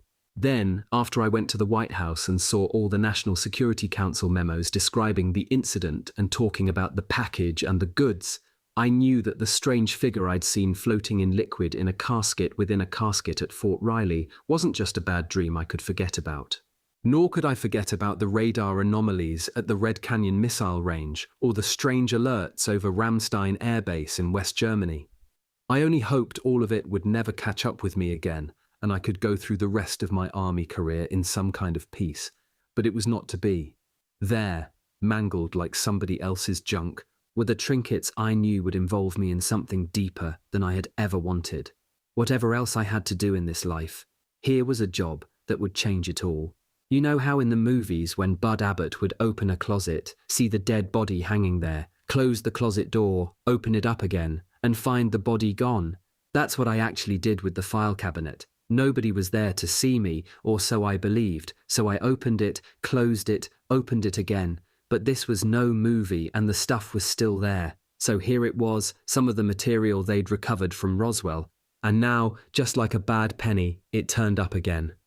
I heard footsteps outside my door and caught my breath. There were always sounds in the Pentagon at night because the building was never empty. Somewhere, in some office, in parts of the building most people don't even know about, some group is planning for a war we hope we will never fight. Therefore, more than any other building except for the White House, the Pentagon is a place where someone is always walking around after something. General Trudeau peeked his head around the door.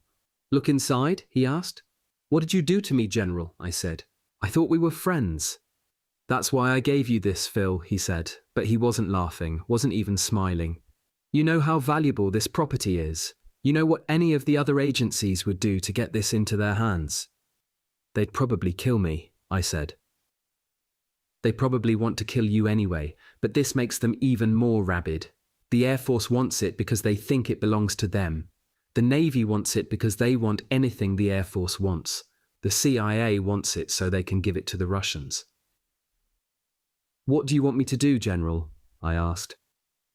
I couldn't figure out what he was thinking unless he thought I should just bury the stuff and leave it at that. "I need a plan from you," he said. "Not simply what this property is, but what we can do with it. Something that keeps it out of play until we know what we have and what use we can make of it." This had all the makings of a plot, pure and simple. "Look, who's our biggest problem?" I asked. But it was a pro forma question because I already knew the answer. "The same people who lost Korea for us and who you had to fight over at the White House," he said. "You know exactly who I mean. We got to keep whatever's valuable here from falling into the wrong hands, because as sure as we're standing in this Pentagon, it'll find its way right to the Kremlin." There were people floating around Washington right at that very moment who, even out of the most well-meaning intentions they could muster, would have shipped this Roswell file over to Russia while patting President Kennedy on the back and congratulating him for contributing to world peace. Just as there were people who would have cut Trudeau's and my throat and left us right on the rug to bleed to death while they packed that file away. Either way, Trudeau didn't have to quote me chapter and verse to explain that he was handing me one of the most important assignments I would ever receive from him. He was giving me the keys to a whole new kingdom, but neither he nor I knew what in the world we could do with this stuff, short of keeping it out of the hands of the Russians. At the very least, that was a start. "We have to know what we have first," I said. "Then that's your job right away. What do we have? Anything usable here? Put together people you can trust from the specialists we have and go over the contacts at our defense contractor lists. And this is only part of the property we have. There's some more of it downstairs in the file basement that the other intelligence agencies don't know anything about. Came here from New Mexico instead of going out to Ohio. Don't ask me why. It's coming up to you right now in boxes. Just put everything together, take some time and evaluate this for me." "Anybody know I have this?" I asked. "Everybody knows that if you're poking around something, it's got to be important," he said. "So don't act like the cat that ate the canary. They're watching you as much as they're watching me." Then he walked to the doorway, looked down both ends of the hall, and turned back to me. "But move this thing along, because we could be out of this office in under a year, and I don't want to have to worry about running out of time on this." And he was gone in a heartbeat, as if we'd never had the conversation. I didn't take the file apart that night, even after another nondescript wooden crate that looked like something you ship vegetables in was carted to my office by an equally nondescript army corporal. I didn't go through the material the next night either, but over the following week, whenever I could be sure that no one was around who could pop in without warning, I moved the material from the box into the file and allowed myself time to look at it. It was just like falling through the looking glass into a different world, a puzzle of separate pieces that only vaguely captured what had been in the memos I'd read over at the White House. No wonder no one had really wanted anything to do with this junk, which held out the promise of a whole world we knew nothing about, but that as far back as 1947, the government had decided to keep an absolute secret. Career after career of anyone in government who even hinted at the big dark secret of Roswell was pulverized by whoever was behind this operation, and although I knew far more than I had even admitted to myself, I would never be the one to shoot off my mouth. But now this file, what I would eventually call the nut file to General Trudeau, had come into my possession, and as the ensuing weeks turned into a month, I gradually figured out where some of the puzzle pieces fit. First, there were the tiny, clear single filament, flexible glass-like wires twisted together through a kind of grey harness, as if they were cables going into a junction. They were narrow filaments, thinner than copper wire. As I held the harness of strands up to the light from my desk, I could see an eerie glow coming through them, as if they were conducting the faint light and breaking it up into different colours.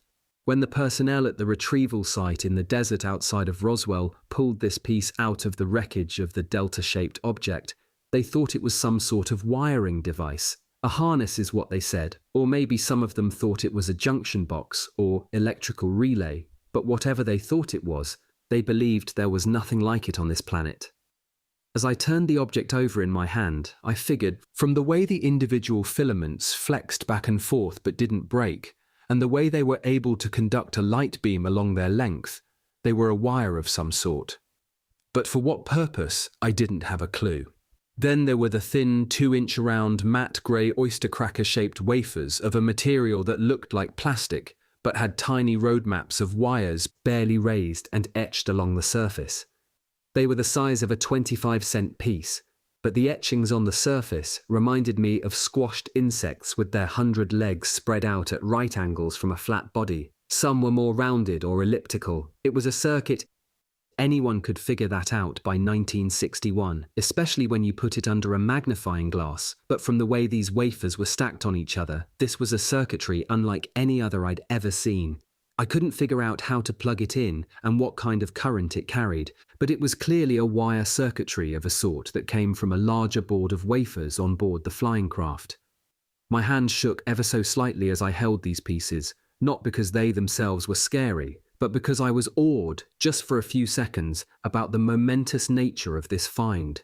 It was like an architectural treasure trove, the discoveries of some long-departed culture, a Rosetta Stone, even though whoever crashed onto the desert floor was still very active and roaming around our most secret Army and Air Force bases. I was most interested in the file descriptions accompanying a 2-piece set of dark elliptical eyepieces as thin as skin.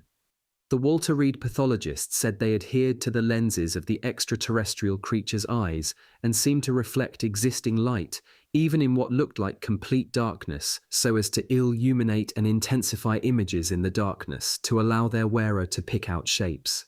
The reports had said that the pathologists at Walter Reed Hospital, who autopsied one of these creatures, tried to peer through them in the darkness to watch the 1 or 2 army sentries and medical orderlies walking down a corridor adjacent to the pathology lab.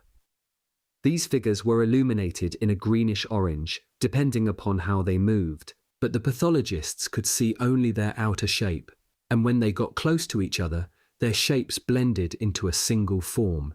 But they could also see the outlines of furniture and the wall and objects on desktops. Maybe, I thought, as I read this report, soldiers could wear a visor that intensified images through the reflection and amplification of available light and navigate in the darkness of a battlefield with as much confidence as if they were walking their sentry posts in broad daylight. But these eyepieces didn't turn night into day. They only highlighted the exterior shapes of things. There was a dull, greyish, silvery foil-like swatch of cloth among these artifacts that you could not fold, bend, tear, or wad up, but that bounded right back into its original shape without any creases. It was a metal IC fibre with physical characteristics that would later be called super tenacity, but when I tried to cut it with scissors, The arms just slid right off without making even a nick in the fibers. If you tried to stretch it, it bounced back, but I noticed that all the threads seemed to be going in one direction. When I tried to stretch it widthwise instead of lengthwise, it looked like the fibers had reoriented themselves to the direction I was pulling in. This couldn't be cloth, but it obviously wasn't metal. It was a combination, to my unscientific eye, of a cloth woven with metal strands that had the drape and malleability of a fabric and the strength and resistance of a metal. I was on top of some of the most secret weapons projects at the Pentagon, and we had nothing like this, even under the wish list category. There was a written description and a sketch of another device too, like a short, stubby flashlight almost with a self-contained power source that was nothing at all like a battery. The scientists at Wright Field who examined it said they couldn't see the beam of light shoot out of it, but when they pointed the pencil-like flashlight at a wall, they could see a tiny circle of red light, but there was no actual beam from the end of what seemed like a lens to the wall, as there would have been if you were playing a flashlight off on a distant object. When they passed an object in front of the source of the light, it interrupted it, but the beam was so intense the object began smoking. They played with this device a lot before they realized that it was an alien cutting device like a blowtorch. One time they floated some smoke across the light and suddenly the whole beam took shape.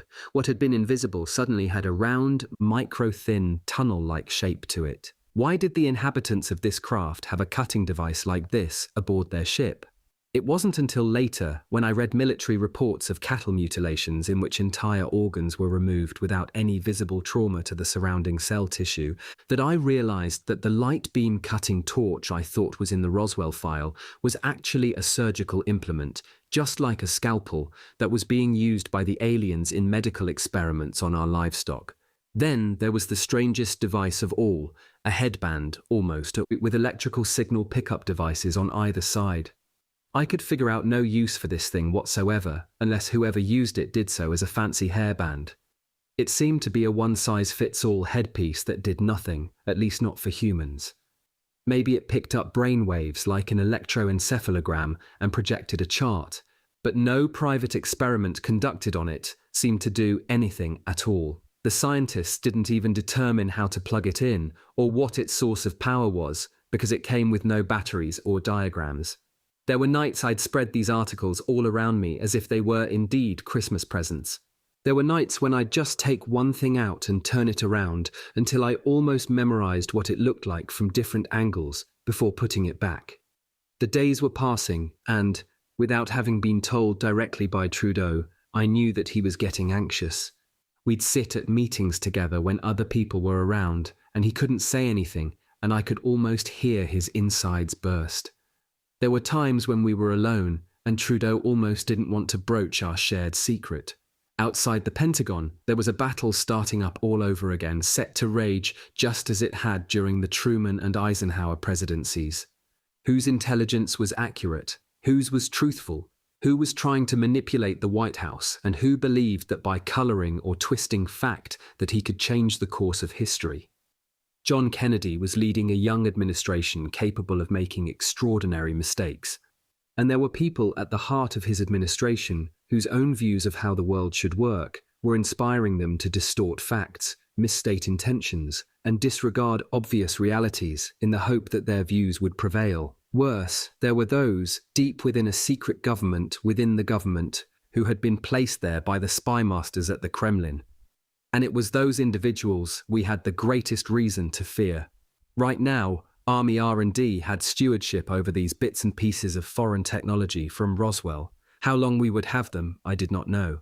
So, over a late-night pot of coffee in General Trudeau's office, he decided that we would move this material out to defense contractors, out to where scientists would see it, and where, under the guise of top secrecy, it would be in the system before the CIA could stow it where no one would find it, except the very people we were trying to hide it from.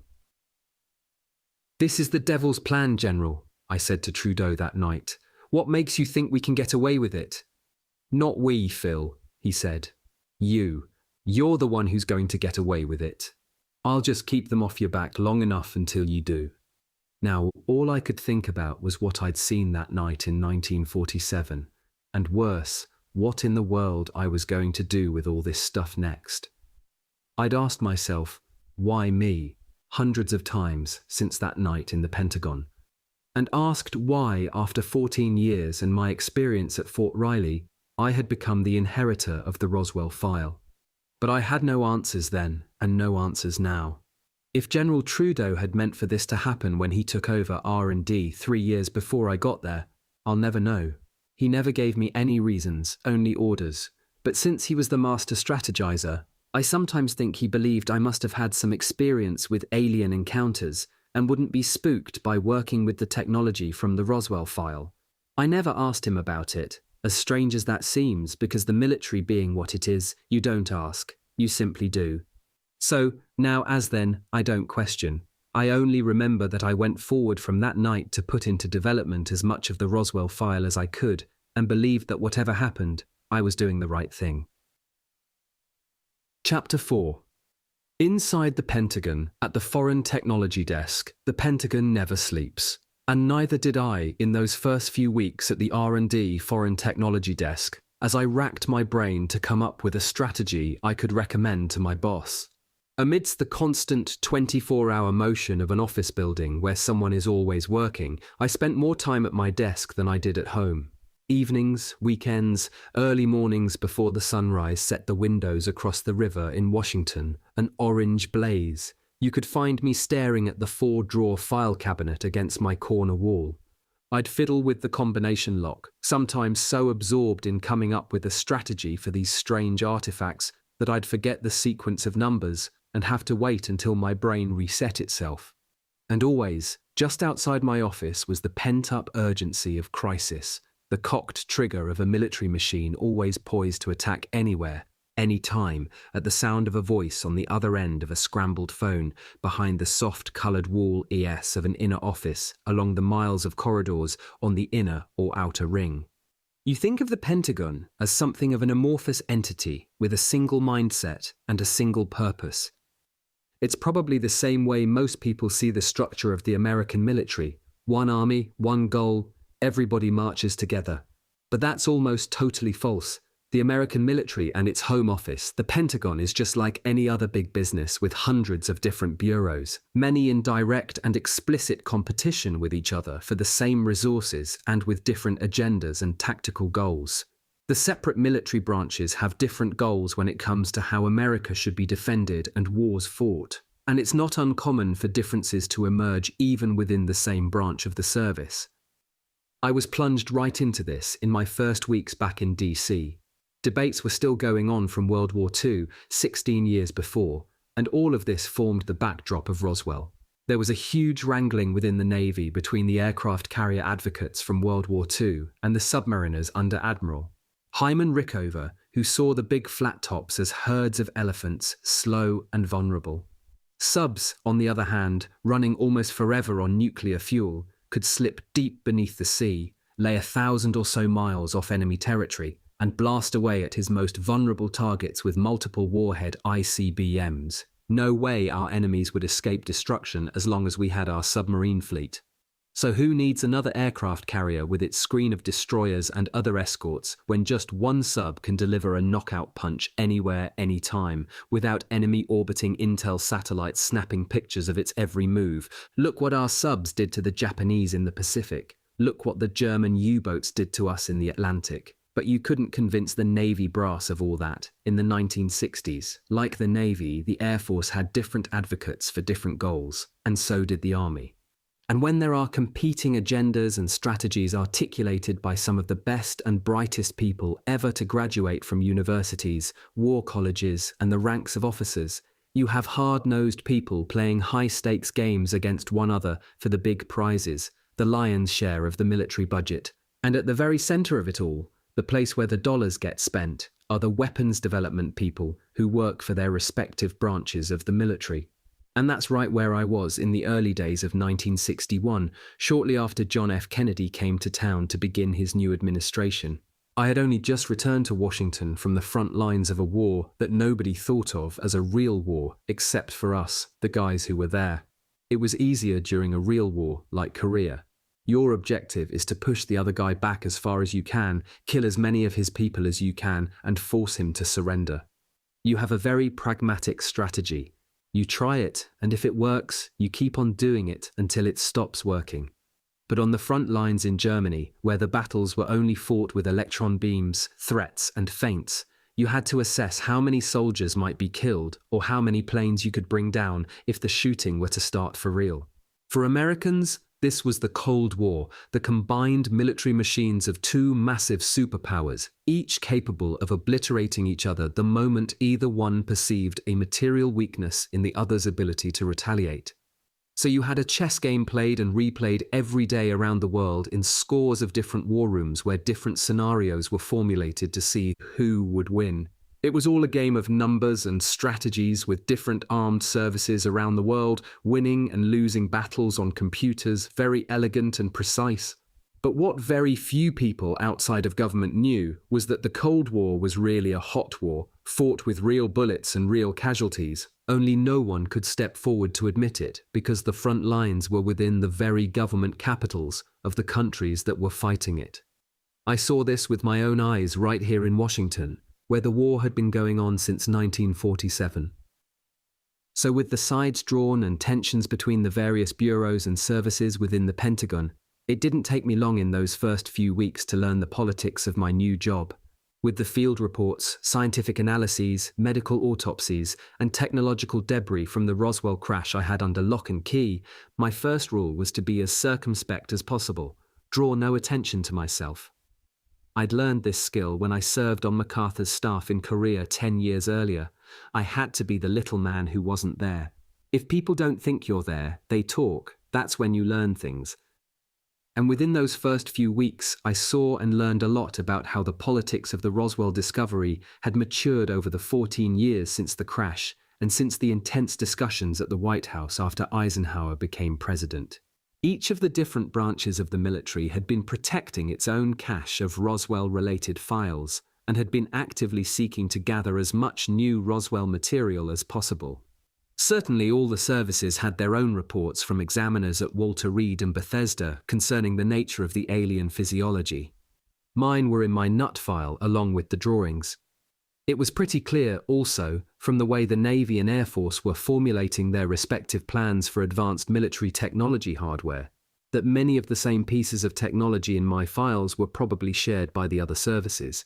But nobody was bragging because everybody wanted to know what the other guy had. But since, officially, Roswell had never happened in the first place, there was no technology to develop. On the other hand, the curiosity among weapons and intelligence people within the services was rabid.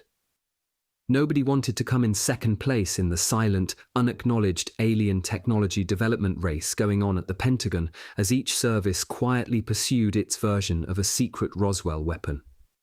I didn't know what the Air Force or Navy had or what they might have been developing from their respective files on Roswell, but I assumed each service had something and was trying to find out what I had. That would have been a good intelligence procedure.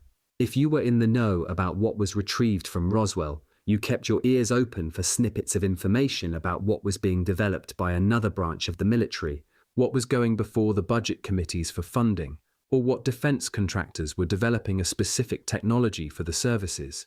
If you weren't in the Roswell loop, but were too curious for your own good, you could be spun around by the swirling rumor mill that the Roswell race had kicked up among competing weapons development people in the services and wind up chasing nothing more than dust devils that vanish down the halls as soon as you turned the corner on them.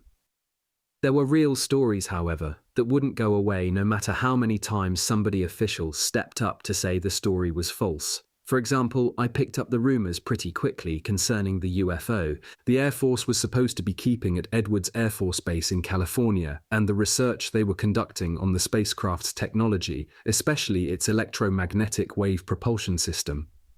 There were also rumors circling around the Air Force about the early harvesting of Roswell technology in the design of the all-wing bombers, but I didn't know how much stock to put in them.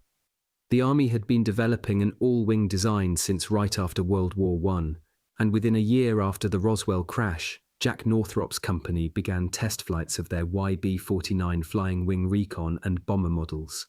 The YB-49's quadruple vertical tail fins were so uncannily reminiscent of the head on Roswell craft sketches in our files that it was hard not to make a connection between the spacecraft and the bomber. But the flying wings development took place over 10 years before I got to the foreign technology desk, so I had no direct evidence relating the bomber to the spacecraft. General Trudeau was right, though, when he said that people at the Pentagon were watching Army R&D because they thought we were onto something.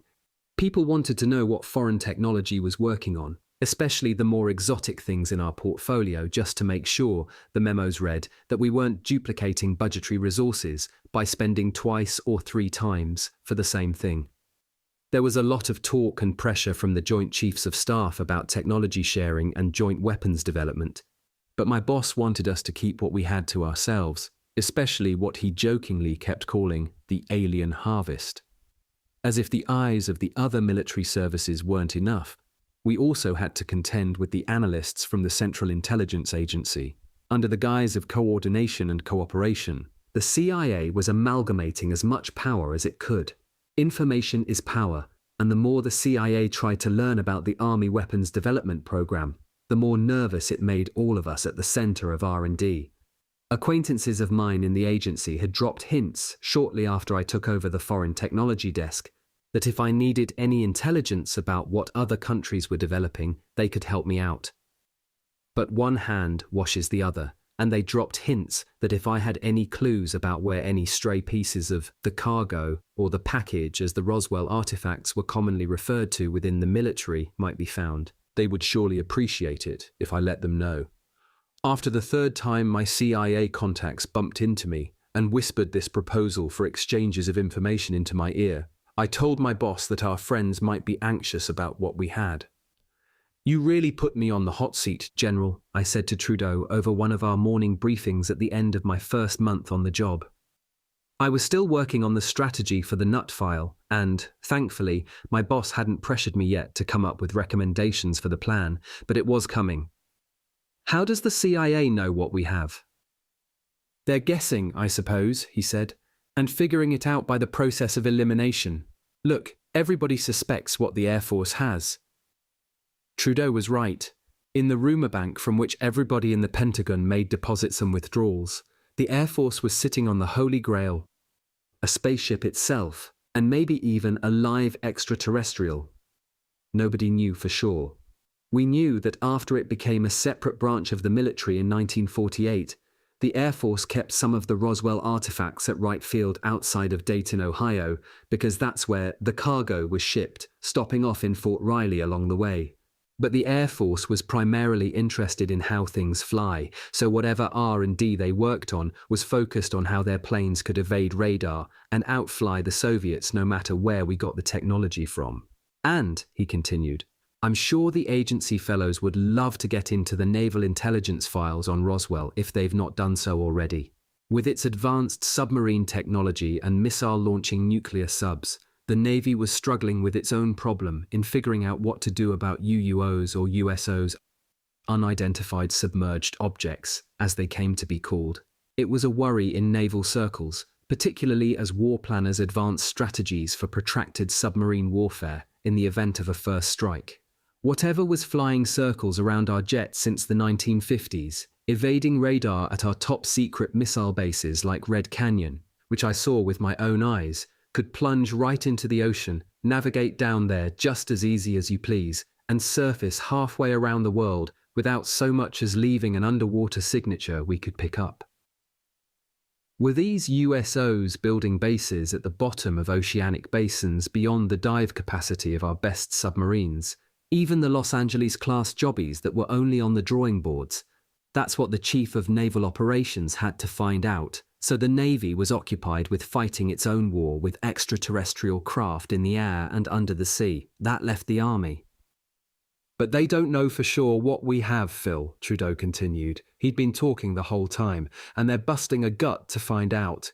So we have to keep on doing what we do without letting them know what we have, General, I said.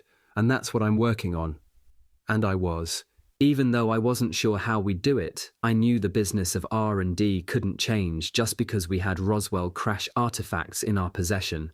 However we were going to camouflage our development of the Roswell technology, it had to be within the existing way we did business, so no one would recognize any difference.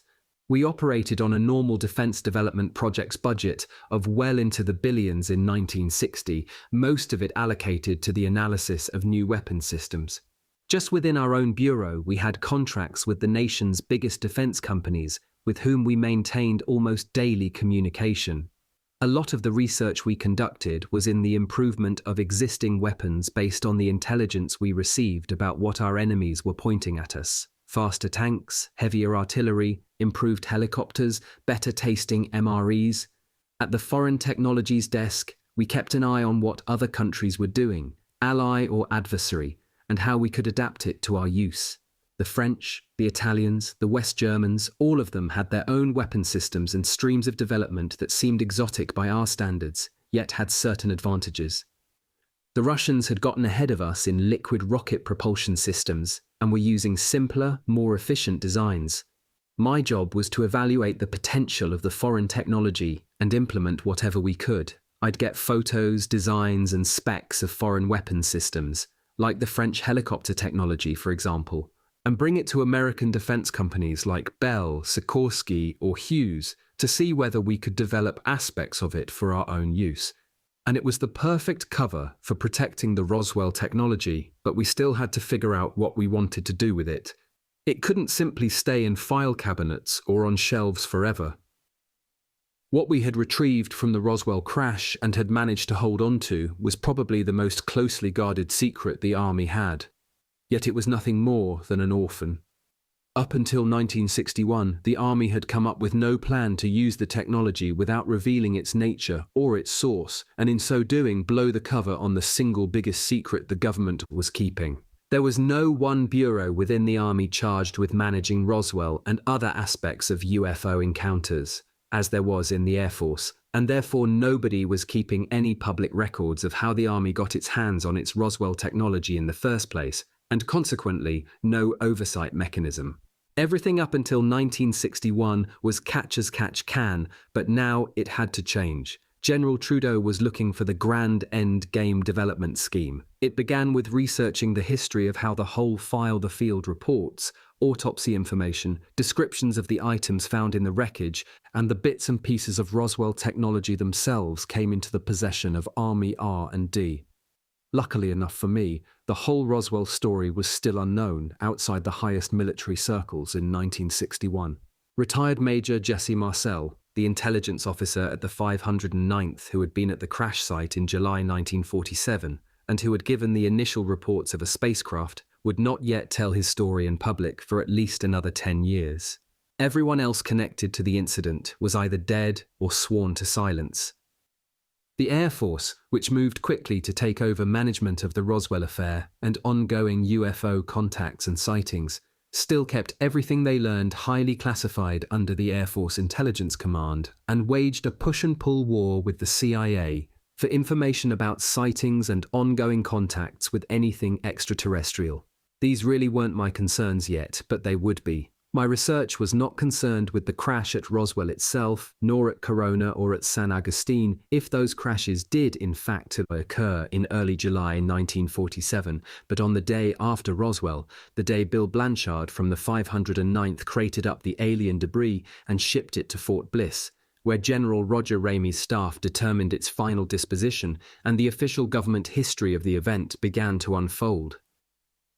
In the early hours after the cargo arrived in Texas, there was so much confusion about what was found and what wasn't found that Army officers who were in charge of the entire retrieval operation quickly scraped together both a cover story and a plan to silence all the military and civilian witnesses to the recovery.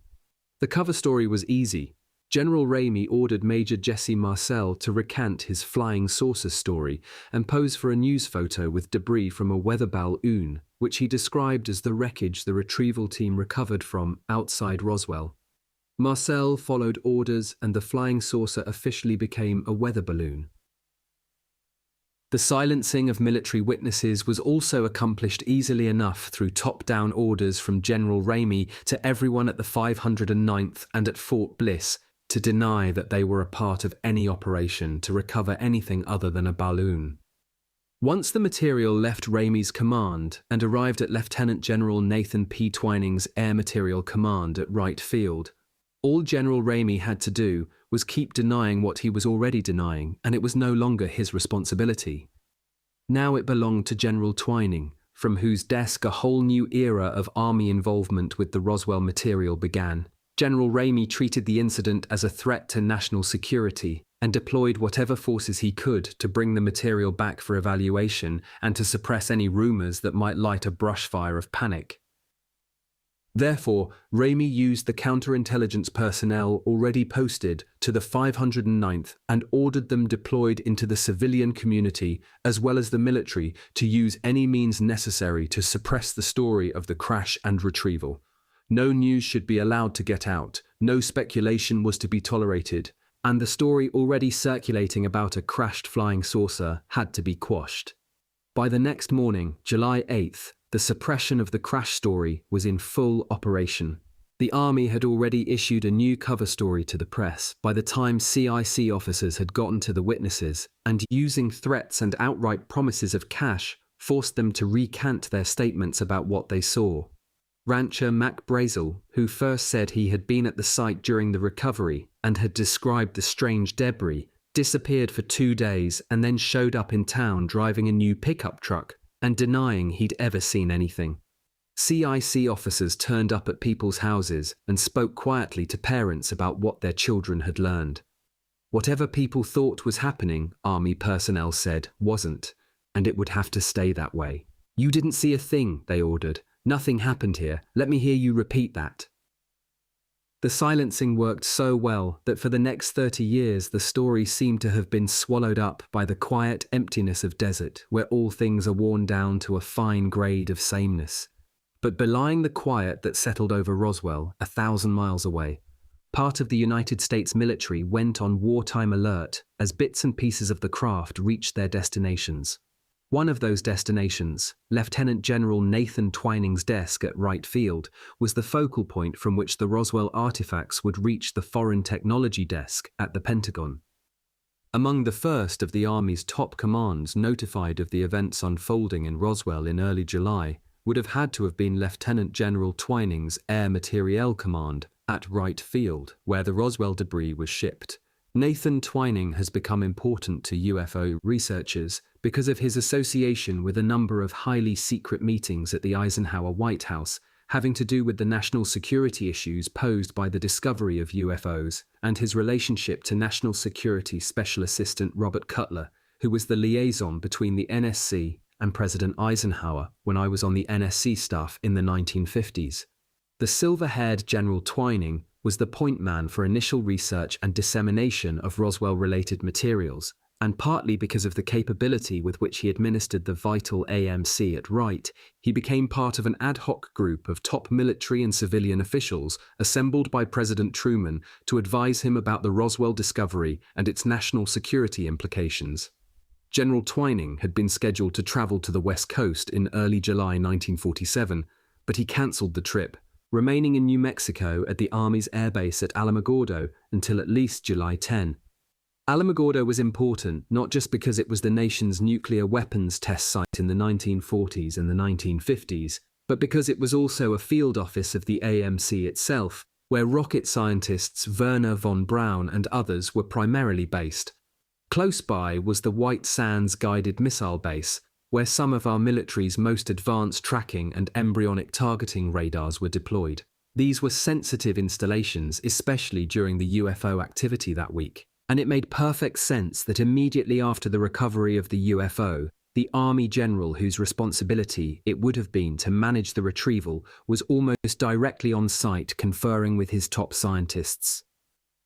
Although I never saw the actual memos from President Truman to General Twining regarding his trip to New Mexico, I had heard stories about secret orders that Truman had issued to General Twining, directing him to New Mexico to investigate the reports of the crash and to report directly to the White House on what he'd found.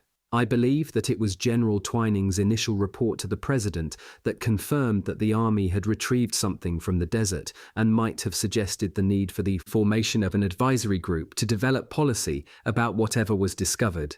And remember, in those first 48 hours, nobody really knew what this was. By the time the Roswell debris had been shipped out of Fort Bliss and had arrived at Wright Field, General Twining had flown back from New Mexico to Wright to oversee the analysis and evaluation of the Roswell treasure trove. Twining moved quickly once back at his office. The alien bodies had to be autopsied in utmost secrecy, and the spacecraft and its contents analyzed, catalogued, and prepared for dissemination to various facilities within the military. Inasmuch as everything about the crash was given the highest security classification, stories had to be prepared for those with lower security classifications, but whose contributions could be important to the creation of a credible cover story. The official camouflage was almost as important to the military in 1947 as it was in 1961 when I took over.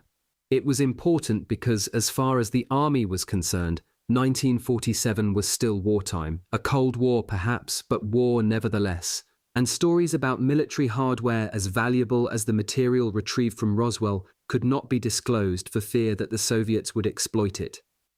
Thus, from day one, the Army treated its retrieval of the debris as if it were an operation conducted in a wartime theatre under battle conditions. Roswell became military intelligence. General Twining had seen the material for himself, and even before he returned to Wright Field, he'd conferred with the rocket scientists who were part of his brain trust at Alamogordo. Now, during the remainder of the summer months, he quietly compiled a report that he would deliver to President Truman and an ad hoc group of military, government, and civilian officials, who would ultimately become the chief policymakers for what would become an ongoing contact with extraterrestrials over the ensuing 50 years.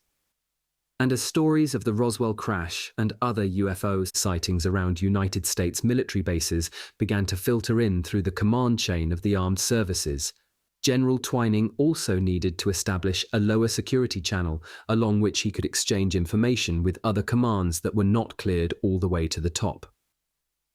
General Twining still reported to higher-ups who, though they may not have had the security clearance he had with regard to extraterrestrial contact, nevertheless were his commanding officers and routinely sought information from the AMC.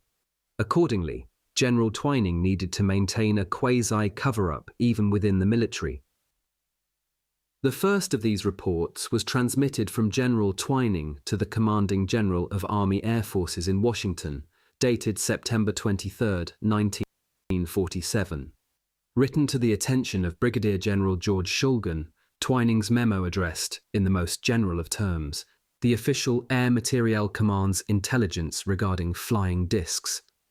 He drew a remarkable number of conclusions, most of which I had to surmise when I was on Eisenhower's National Security Council, and then again when I got to the Pentagon, were based on Twining's own first-hand experience with the sighting reports from Roswell and other sighting reports, as well as the materials themselves, which were in the military's possession.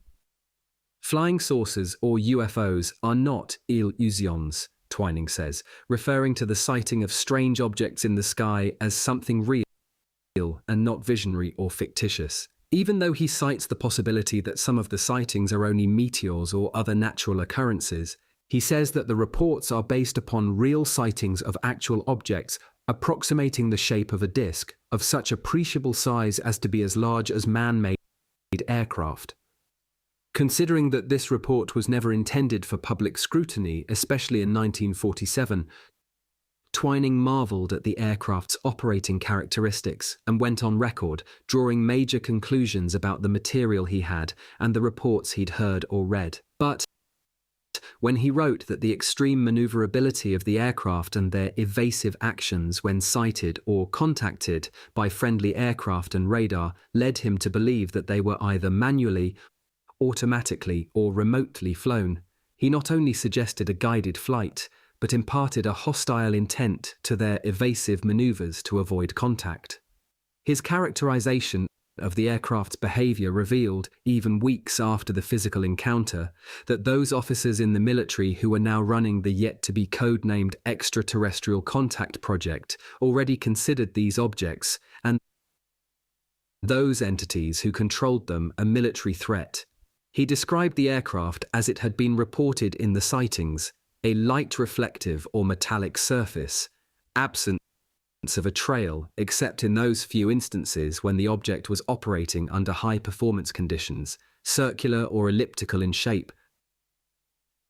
This absence of a trail, except in those few instances when the object was operating under high performance conditions, circular or elliptical in shape, flat on bottom and domed on top, flights in formation consisting of from 3 to 9 objects, and no sound except for those instances when a substantial rumbling roar was noted. The objects moved quickly for aircraft at that time, he noted to General Shulgin, at level flight speeds above 300 knots. Were the United States to build such an aircraft, especially one with a range of over 7,000 miles, the cost, commitment, administrative and development overhead, and drain on existing high-technology projects required that the entire project should be independent or outside of the normal weapons development bureaucracy. In other words, as I interpreted the memo, Twining was suggesting to the commander of the Army Air Force that were the Air Force, which would become a separate branch of the military by the following year, to attempt to exploit the technology that had quite literally dropped into its lap. It had to do so separately and independently from any normal weapons development program. The descriptions of the super-secret projects at Nellis Air Force Base, or Area 51 in the Nevada desert, seemed to fit the profile of the kind of recommendation that General Twining was making, especially the employment of the Skunk Works group at Lockheed in the development of the stealth fighter and B-2 bomber. Not revealing to the Army Air Force's command that Twining himself had been ordered to visit bases in New Mexico in the hours after the crash, the general advised his bosses that the military should consider whether the flying discs were of domestic origin, the product of some high-security project already developed by the United States outside of normal channels, or developed by a foreign power that has a form of propulsion, possibly nuclear, which is outside of our domestic knowledge, at the same time weaving a cover story that takes him out of the loop of reporting any of these flying discs as a first-hand observer. Twining writes that there is a lack of physical evidence in the shape of crash-recovered exhibits which would undeniably prove the existence of these objects. But even though General Twining has just written that there is no evidence, he nevertheless recommends to his superiors that Headquarters, Army Air Forces issue a directive assigning a priority, security classification and code name for a detailed study of this matter, to include the preparation of complete sets of all available and pertinent data, which will then be made available to the Army, Navy, Atomic Energy Commission, JRDB, the Air Force Scientific Advisory Group, NACA, and the RAND and NEPA projects for comments and recommendations, with a preliminary report to be forwarded within 15 days of receipt of the data and a detailed report thereafter every day as the investigation develops. A complete interchange of data should be effected.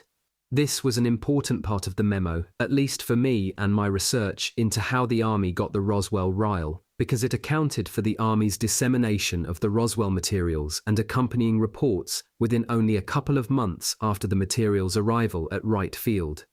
When General Twining suggested to his commanding officers at AAF that all the military branches, as well as existing government and civilian commissions, needed to share this information, the dispersal of the materials was already underway. This is how the technology came into the possession of Army R&D.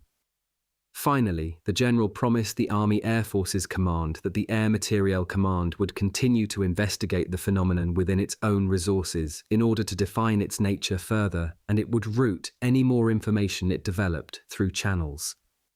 3 days after the memo, on September 26, 1947, General Twining gave his report on the Roswell crash and its implications for the United States to President Truman and a short list of officials he convened to begin the management of this top-secret combination of inquiry, police development, and ops.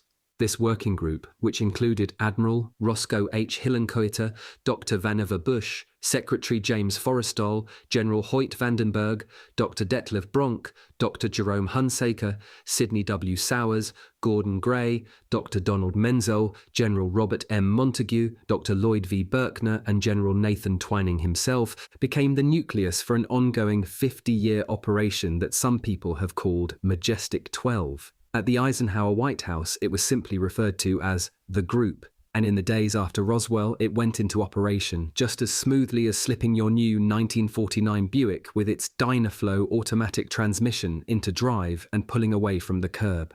In this way, General Twining had carefully orchestrated a complete cover-up of what had happened at Roswell, as well as a full-scale, top-secret military R&D operation to identify the nature of the phenomenon and assess its military threat to the United States. It was as elegant as it was effective.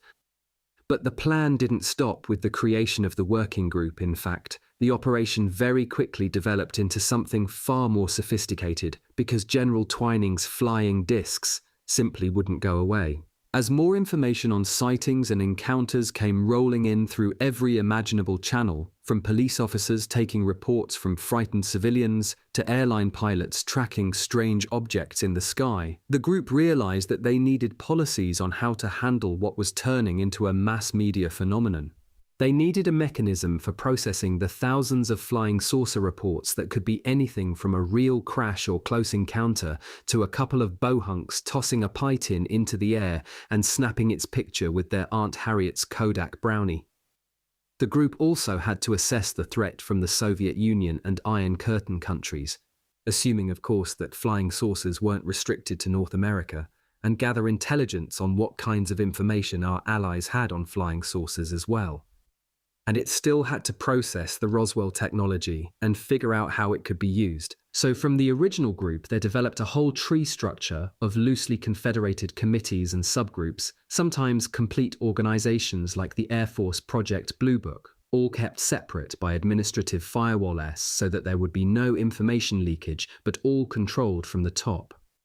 With the initial and ongoing stories safely covered up, the plans for the long-term reverse engineering work on the Roswell technology could begin. But who would do it? Where would the material reside? And how could the camouflage of what the military was doing be maintained amidst the push for new weapons, competition with the Soviets, and the flying saucer mania that was sweeping the country in the late 1940s? General Twining had a plan for that, too. Just a little over a year after the initial group meetings at the White House, Air Force Intelligence, now that the Air Force had become a separate service, issued a December 1948 report, 100-200-379, called Analysis of Flying Object Incidents in the United States, in which UFOs are never referred to as extraterrestrial objects, but as elements of foreign technology, which is actually the subject of the report.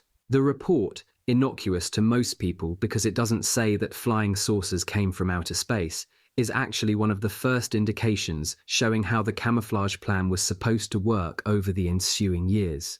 The writers of the report had located within the existing military administrative structure the precise place where all research and development into the flying disc phenomenon could be pursued not only under a veil of secrecy, but in the very place where no one could be expected to look, the Foreign Technology Desk. Here, the materials could be deposited for safekeeping within the military, while Army and Air Force brass decided what our existing industrial and research technology allowed them to do. There could he, as weapons failed, secret experiments without fear of exposure, and, most importantly, an ongoing discussion of how the United States could develop this treasure trove of engineering information all within the very structure where it was supposed to take place. Just don't call it extraterrestrial, call it foreign technology, and throw it into the hopper with the rest of the mundane stuff the foreign technology officers were supposed to do. And that's how, 12 years later, the Roswell technology turned up in an old combination-locked military file cabinet carted into my new Pentagon office by two of the biggest enlisted men I'd ever seen. Chapter 5. The Cover-Up.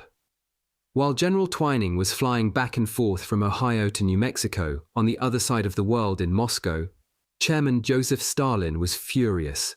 Red-faced and not even trying to hide the rage that erupted like an exploding volcano, Stalin held up a copy of the Roswell Daily Record for Tuesday, July 8, 1947, and threw it out onto the center of the table for any of the scientists in the room who could read English. Stalin didn't need an American newspaper to tell him what his NKVD agents on the ground at Alamogordo reported weeks before, that a United States Army retrieval team had pulled a crashed alien spacecraft out of the New Mexico desert and was already evaluating the valuable technology they'd recovered. At first, when the Soviet intelligence bosses got the reports from their agents at the American bases, they were more than skeptical. They figured the stories were plants, false information to flush out the Soviet spies the Americans suspected had infiltrated their most secret bases.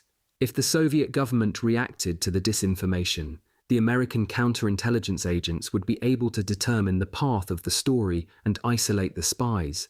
But when newspapers began reporting the crash, then covered it up with stories about weather balloons, the Soviets knew they had stumbled onto the real thing. So it was true, Stalin told the group. The Americans had actually gotten their own flying saucer. Now, he asked, what would they do with it?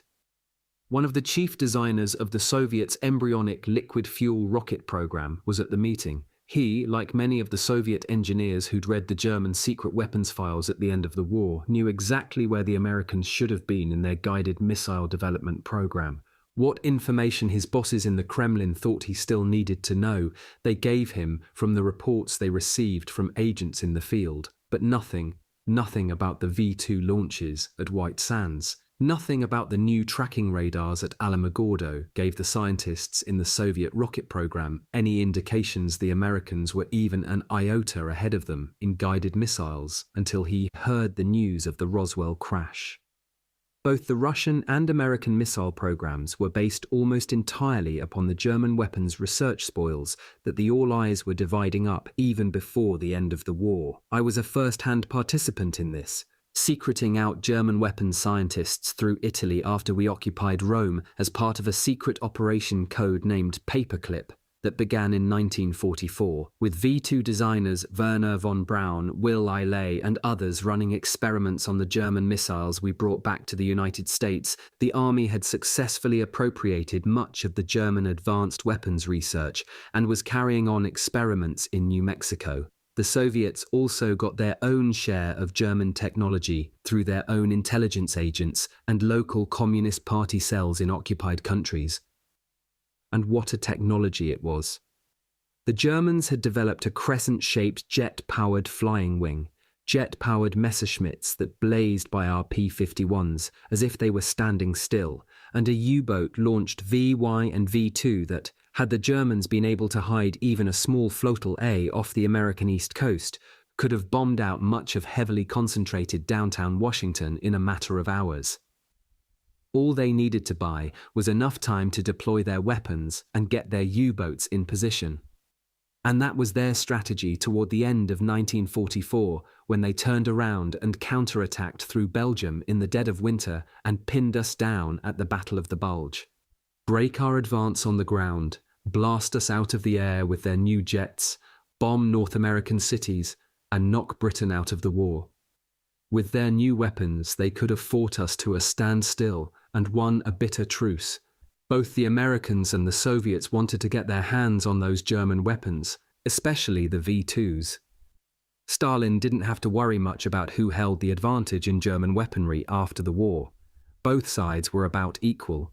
But this flying saucer crash, that was a different matter, and it meant that in an instant the United States could have gained an enormous advantage in the Cold War weapons race that had begun only moments after the Germans surrendered.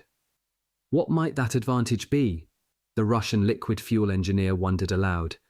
What could the Americans have retrieved from that crash? Soviet agents reported that the townspeople in Roswell had talked about little creatures at the crash site and a crescent-shaped aircraft that the army hauled away on trucks, but the stories had been quickly silenced by military counterintelligence. So any real intelligence on what the Americans might be developing would have to come from Soviet agents deep inside the United States government.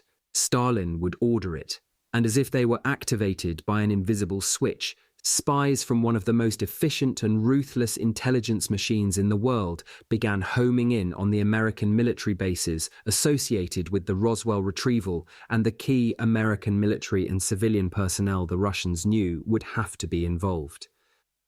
The Americans might not have been the most efficient spy catchers in 1947, but Army counterintelligence had been put on alert even before the Soviets knew that a flying saucer had been retrieved. Starting from the central point at the nexus of sensitive New Mexico bases during the summer of 1947, CIC agents questioned anybody who seemed interested in learning about what happened in Roswell. Ask too many questions, and knocking at your door would be a couple of plainclothes investigators who didn't need a search warrant to rummage through your things. So maybe the Army was a little overzealous about their interrogation procedures, but by early August it began producing results.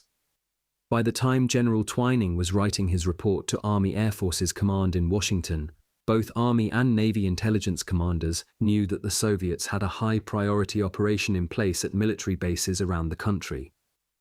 Soviet agents were everywhere. Central Intelligence Group Director Admiral Roscoe Hillenkoetter, a member of President Truman's advisory group on UFOs, informed the president. A top-down counterintelligence operation had to be put in place immediately, here commended, or every plan the military had to evaluate what they'd retrieved from Roswell would be compromised. There were a million questions. Were these flying objects the prelude to something much bigger? Were they communicating with the Soviets? Were they allied with the Soviets? Were they probing our defenses for a planetary invasion? We had already assumed that the behavior of these aircraft was hostile, but what did they want? Meanwhile, other reports of civilian flying saucer sightings were turning up in newspapers and coming in through local police. Even airline pilots were seeing strange lights. There wasn't much time to act. A secret this big about flying saucers was bound to get out and cause untold panic among the civilian population unless an elaborate camouflage was established. And worse, we had to keep the Soviets away from this until we knew what we had. We needed a plan, and right away. Some have said it was Secretary of Defense James Forrestal's idea. Others said the whole scheme belonged to Central Intelligence Director Hillenkoetter. I, frankly, don't know firsthand because when the plan was hatched, I was sweating out the end of the summer at Fort Riley, still trying to shake out of my mind the image of that ghoulishly unearthly thing I'd seen floating in its container. But whoever said it first was saying the obvious, according to the people on Eisenhower's national security staff, whom I worked with 6 years later. Maybe it was Forrestal after all who was the only person in the cabinet who could have spoken to Truman that bluntly just a little over 2 years after the man had inherited the office from F.D. Rand was already a very unpopular president. It's like this, I had heard President Truman was told. We're in a real pickle here. Nate Twining says he doesn't know what the hell this thing is, except that if the Soviets get a hold of it, it'll change the shape of things to come for sure. You fellas going to write up some report for me? The president asked. General Twining says he'd rather do it as a briefing, sir, for the time being, Admiral Hillenkoetter suggested. For your ears only, then we have to have a working task group to manage this whole issue. Maybe the working group, whatever it was going to be called, would come up with a report analysing the situation as soon as they reviewed what General Twining was putting under lock and key at Wright Field, but nobody wanted to speculate until they knew what was there. Maybe you should sit down with General Twining first, both Forrestal and Hillenkoetter suggested. They knew that Harry Truman liked to get first-hand reports from people who had seen the situation with their own eyes. FDR was corporate and knew how to digest reports. He trusted his subordinates, but Truman was different. He knew how to run a haberdashery store. If a hat didn't fit, he'd have to go back to the factory to find out why. It was the same with General Twining, who'd been at the crash sites himself. If Truman wanted answers, he'd have to see it through the eyes of someone who'd been there. Does he know what these SOBs are after? Truman asked, referring to the aliens in the crashed saucer. That's one of the questions we want to address, they said. How do you plan to do it? Forrestal and Hillenkoetter explained that they wanted the president to hear what General Twining had to say, and then convene a group of military, civilian, and intelligence personnel with strong old-school ties of trust for one another. In this way, whatever decisions they made wouldn't have to be memoed all over the place, thus risking the possibilities of leaks and tip-offs to the Soviets. We don't want the newspapers or radio people getting their hands on any of this either, they told the president. Winchell would crucify me with this if he found out what we were doing, Truman was reported to have said at that meeting. Nobody in the know liked President Truman very much, and he could appreciate it. "It's just like the Manhattan Project, Mr. President," Admiral Hillenkoetter reminded him. "It was war. We couldn't tell anyone. This is war. Same thing."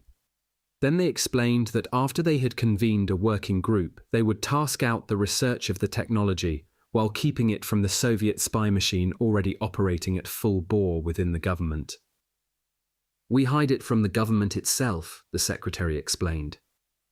"Create a whole new level of security classification just for this," the Central Intelligence Director said. "Any information we decide to release, even internally, we downgrade, so the people getting the information never have the security clearance that allows them all the way to the top. The only way to hide it from the Russians is to hide it from ourselves." But the president was still thinking about the difficulties of keeping an operation this far reaching out of the news, especially when flying saucers had become one of the hottest new items to talk about. What was he supposed to say when people asked the government about the flying disc stories, he asked, pressing for details that still had to be established. How could they research these strange creatures without the news getting out? And how could they analyze the wealth of physical material Hillenkoetter had described to him without bringing people from outside government? President Truman simply didn't see how this government within a government camouflage idea could work without the whole thing spinning out of control. Despite Forrestal's assurances, the president remained skeptical. And there's one final point Truman was said to have brought up to his Central Intelligence Group Director and Secretary of Defense.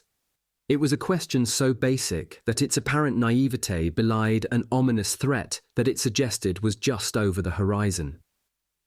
"Do we ever tell the American people what really happened?" There was silence. "Don't ask me how I know. My old friend and enemy from the KGB wouldn't tell me how he knew, and I didn't press him. But accept it as fact from the only source that could know, just as I did back when I was told, that neither the Secretary of Defense nor the Director of Intel Igents had considered a disclosure like this as even a remote possibility." "Well," President Truman said, "do we?" On November 7, 1944, the day FDR was elected to his fourth and final term, his chief advisor, Harry Hopkins, had described the new Vice President Harry Truman as a man who couldn't block a hat, but who shouldn't be underestimated. And James Forrestal, the man to whom he was speaking at the time, now understood what he meant as the secretary sat across from the now President Harry Truman. This was a basic yes and no question, and although Forrestal and Hillenkoetter had a knee-jerk reflex answer, no, Forrestal quickly saw that it wasn't that easy. As wartime administrators, their first response was naturally to disclose nothing, abiding by the old saw that what the people don't know, they don't need to know. But President Truman, who had not come from a military background, had seen something neither Forrestal nor Hillenkoetter had seen. If these ships could evade our radar and land anywhere at will, what would stop them from landing in front of the White House or, for that matter, the Kremlin? Certainly not the United States Army Air Force. "So, what do we say when they land," I'm told that Truman continued, "and create more panic in the streets than if we disclosed what we think we know now?" "But we really don't know anything," the Director of Intelligence said. "Not a thing until we analyze what we've retrieved." But both the Secretary of Defense and Director of Intelligence agreed with President Truman that he was right to be skeptical, especially on his final point about disclosure. "So can we postpone coming to any conclusions at least until after you meet with General Twining?" Admiral Hillenkoetter asked. "I think he'll provide some of the answers we're all looking for." While Admiral Roscoe Hillenkoetter and James Forrestal were briefing President Truman on their plan for the working group, General Nathan P. Twining was completing his preliminary analysis of the reports and material sent to Wright Field. Almost immediately, he dispatched the remains of the aliens to the Bethesda Naval Hospital and the Walter Reed Army Hospital for further analysis by the two military services. The aircraft itself remained at Wright Field, but, as he would promise in his memo to the Army Air Forces Command, General Twining was preparing to distribute the material from the wreckage among the different military and civilian bureaus for further evaluation. He'd already been cautioned by Admiral Hillenkoetter that new security classifications had been put in place regarding the Roswell intelligence package. No one within the military, other than names he would receive from the president himself, had the full security clearance to learn the complete story about Roswell that Twining would deliver to the president and other members of a working group. Within 3 months after he'd been dispatched to New Mexico to learn what had happened at Roswell, General Twining met with President Truman, as Hillenkoetter and Forrestal had suggested, and explained exactly what he believed the army had pulled out of the desert. It was almost beyond comprehension, he described to the president, nothing that could have come from this planet. If the Russians were working on something like this, it was so secret that not even their own military commanders knew anything about it, and the United States would have to establish a crash program just to prepare a defense. So it was Twining's assessment that what they found outside of Roswell was, in his words, not of this earth. Now President Truman had heard it, he told Forrestal after Twining had left for Ohio, directly from the horse's mouth, and he was convinced. This was bigger than the Manhattan Project and required that it be managed on a larger scale and obviously for a longer period. The group proposed by Forrestal and Hillenkoetter had to consider what they were really managing and for how long. Were they only trying to keep one secret that an extraterrestrial alien spaceship crashed at Roswell, or were they hiding what would quickly become the largest military R&D undertaking in history, the management of what would become America's relationship with extraterrestrials? General Twining had made it clear in his preliminary analysis that they were investigating the whole phenomenon of flying discs, including Roswell and any other encounter that happened to take place. These were hostile entities, the general said, who, if they were on a peaceful mission, would have not avoided contact by taking evasive maneuvers, even as they penetrated our airspace and observed our most secret military installations. They had a technology vastly superior to ours, which we had to study and exploit in case they turned more aggressive.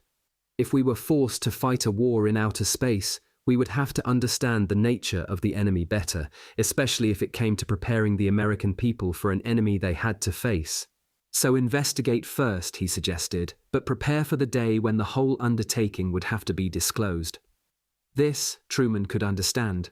He had trusted Twining to manage this potential crisis from the moment Forrestal had alerted him that the crash had taken place, and Twining had done a brilliant job. He kept the lid on the story and brought back everything that he could under one roof. He understood as Twining described to him the strangeness of the spacecraft that seemed to have no engines, no fuel, nor any apparent methods of propulsion, yet outflew our fastest fighters. The odd childlike creatures who were inside and how one of them was killed by a gunshot. The way you could see daylight through the inside of the craft even though the sun had not yet risen, the swatches of metallic fabric that they couldn't burn or melt, thin beams of light that you couldn't see until they hit an object and then burned right through it, and on, more questions than answers. It would take years to find these answers, Twining had said, and it was beyond the immediate capacity of our military to do anything about it. This will take a lot of manpower, the general said, and most of the work will have to be done in secret. General Twining showed photographs of these alien beings and autopsy reports that suggested they were too human. They had to be related to our species in some way. They were obviously intelligent and able to communicate, witnesses at the scene had reported, by some sort of thought projection unlike any mental telepathy you'd see at a carnival show. We didn't know whether they came from a planet like Mars in our own solar system, or from some galaxy we could barely see with our strongest telescopes. But they possessed a military technology whose edges we could understand and exploit, even if only for self-defense against the Soviets. But by studying what these extraterrestrials had, we might be able to build a defense system against them as well. At the very least, Twining had suggested, the crescent-shaped craft looked so uncomfortably like the German Horten wings our flyers had seen at the end of the war that he had to suspect the Germans had bumped into something we didn't know about. And his conversations with Werner von Braun and Willy Ley at Alamogordo in the days after the crash confirmed this. They didn't want to be thought of as but intimated that there was a deeper story about what the Germans had engineered. No, the similarity between the Horten wing and the craft they had pulled out of the Arroyo was no accident. We always wondered how the Germans were able to incorporate such advanced technology into their weapons development in so short a time and during the Great Depression.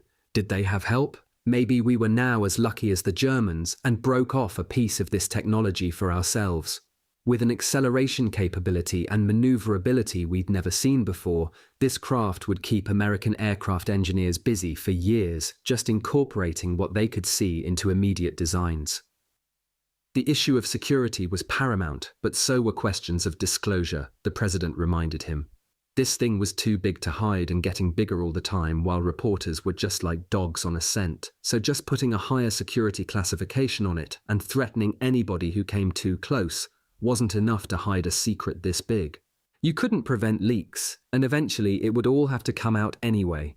General Twining should think about that before the group made any final decisions, the president advised. By the middle of September, it was obvious to every member of President Truman's working group, which included the following: Central Intelligence Director, Admiral Roscoe Hillenkoetter, Secretary of Defense, James Forrestal, Lieutenant General Nathan Twining of the AAF, and then USAF Air Materiel Command, Professor Donald Menzel, Harvard astronomer and naval intelligence cryptography expert Vannevar Bush, Joint Research and Development Board Chairman Detlev Bronk, Chairman of the National Research Council, and biologist who would ultimately be named to the National Advisory Committee on Aeronautics, General Robert Montague, who was General Twining's classmate at West Point, Commandant of Fort Bliss with operational control over the command at White Sands Gordon Gray, President Truman's Secretary of the Army, and Chairman of the CIA's Psychological Strategy Board, Sidney Sowers, Director of the National Security Council, General Hoyt Vandenberg, Central Intelligence Group Director prior to Roscoe Hillenkoetter, and then USAF Chief of Staff in 1948. Jerome Hunsaker, Aircraft Engineer and Director of the National Advisory Committee on Aeronautics. Lloyd Berkner, Member of the Joint Research and Development Board. Unless this group established a long-term plan for protecting and developing the Roswell project, the secrets would soon leak out. I understand that it was General Twining who pointed out to the group that in fact, the story had already leaked out. It was leaked, he said, hours after the crash, and then retracted. In fact, people were still talking about it in New Mexico. But after the Army's weather balloon story, the national newspapers were treating the flying disc reports as the delusions of people who had seen too many Buck Rogers movies. The national press was already doing the committee's work. What was really needed, Twining suggested, was a method for gathering the information about continuing UFO activity, especially crashes, high probability sightings by pilots or the military, or actual physical encounters with individuals, and surreptitiously filtering that information to the group while coming up with practical explanations that would turn unidentified flying discs into completely identifiable and explainable phenomena. Under the cover of explaining away all the flying disc activity, the appropriate agencies represented by members of the working group would be free to research the real flying disc phenomenon as they deemed appropriate. But through it all, Twining stressed, there had to be a way of maintaining full deniability of the flying disc phenomenon, while actually preparing the public for a disclosure by gradually desensitizing them to the potential terror of confronting a more powerful biological entity from a different world. It would have to be, General Twining suggested, at the same time both the greatest cover-up and greatest public relations program ever undertaken. The group agreed that these were the requirements of the endeavor they would undertake. They would form nothing less than a government within the government, sustaining itself from presidential administration to presidential administration, regardless of whatever political party took power, and ruthlessly guarding their secrets while evaluating every new bit of information on flying sources they received. But at the same time, they would allow disclosure of some of the most far-fetched information, whether true or not, because it would help create a climate of public attitude that would be able to accept the existence of extraterrestrial life without a general sense of panic. It will be, General Twining said, a case where the cover-up is the disclosure and the disclosure is the cover-up. Deny everything, but let the public sentiment take its course. Let skepticism do our work for us until the truth becomes common acceptance. Meanwhile, the group agreed to establish an information-gathering project, ultimately named Blue Book, and managed explicitly by the Air Force, which would serve public relations purposes by allowing individuals to file reports on flying disc sightings. While the Blue Book field officers attributed commonplace explanations to the reported sightings, the entire project was a mechanism to acquire photographic records of flying saucer activity for evaluation and research. The most intriguing sightings that had the highest probability of being truly unidentified objects would be bumped upstairs to the working group for dissemination to the authorized agencies carrying on the research. For my purposes, when I entered the Pentagon, the general category of all flying disc phenomena research and evaluation was referred to simply as foreign technology. Chapter 6. The Strategy. There is an old story I once heard about keeping secrets. A group of men were trying to protect their deepest secrets from the rest of the world. They took their secrets and hid them in a shack whose very location was a secret. But the secret location was soon discovered, and in it was discovered the secrets that the group was hiding. But before every secret could be revealed, the men quickly built a second shack where they stored those secrets they still kept to themselves. Soon, the second shack was discovered, and the group realized they would have to give up some secrets to protect the rest. So they again moved quickly to build a third shack and protect whatever secrets they could. This process repeated itself over and over until anyone wanting to find out what the secrets were had to start at the first shack and work their way from shack to shack until they came to where they could go no further because they didn't know the location of the next shack. For 50 years, this was the very process by which the secrets of Roswell were protected by various serial incarnations of an ad hoc confederation of top-secret working groups throughout different branches of the government, and it is still going on today. Were you to search through every government document to find the declassified secrets of Roswell and the contact we maintained with the aliens who were visiting us before and have been doing so ever since, you would find codenamed project after codenamed project, each with its own file, security classification, military or government administration, oversight mechanism, some form of budget, and even reports of highly classified documents. All of these projects were started to accomplish part of the same task: manage our ongoing relationship with the alien visitors we discovered at Roswell. However, at each level, once the security had been breached for whatever reason, even by design, part of the secret was disclosed through declassification, while the rest was dragged into a new classified project or moved to an existing one that had not been compromised. It makes perfect sense, especially to those of us who understand that the government is not some monolithic piece of granite that never moves or reacts. To those of us inside the military and government machine, the government is dynamic, highly reactive, and even proactive when it comes to devising ways to protect its most closely held secrets. For all the years after Roswell, we weren't just one step ahead of people wanting to know what really happened. We were 100 steps ahead, 1,000, or even more. In fact, we never hid the truth from anybody, we just camouflaged it. It was always there, people just didn't know what to look for or recognize it for what it was when they found it. And they found it over and over again. Project Blue Book was created to make the general public happy that they had a mechanism for reporting what they saw. Projects Grudge and Sign were of a higher security to allow the military to process sightings and encounter reports that couldn't easily be explained away as balloons, geese, or the planet Venus. Bluefly and Twinkle had other purposes, as did scores of other camouflage projects like Horizon, HARP, Rainbow, and even the Space Defense Initiative, all of which had something to do with alien technology, but no one ever knew it. And when reporters were actually given truthful descriptions of alien encounters, they either fell on the floor laughing or sold the story to the tabloids who'd print a drawing of a large-headed, almond-eyed, six-fingered alien. Again, everybody laughed.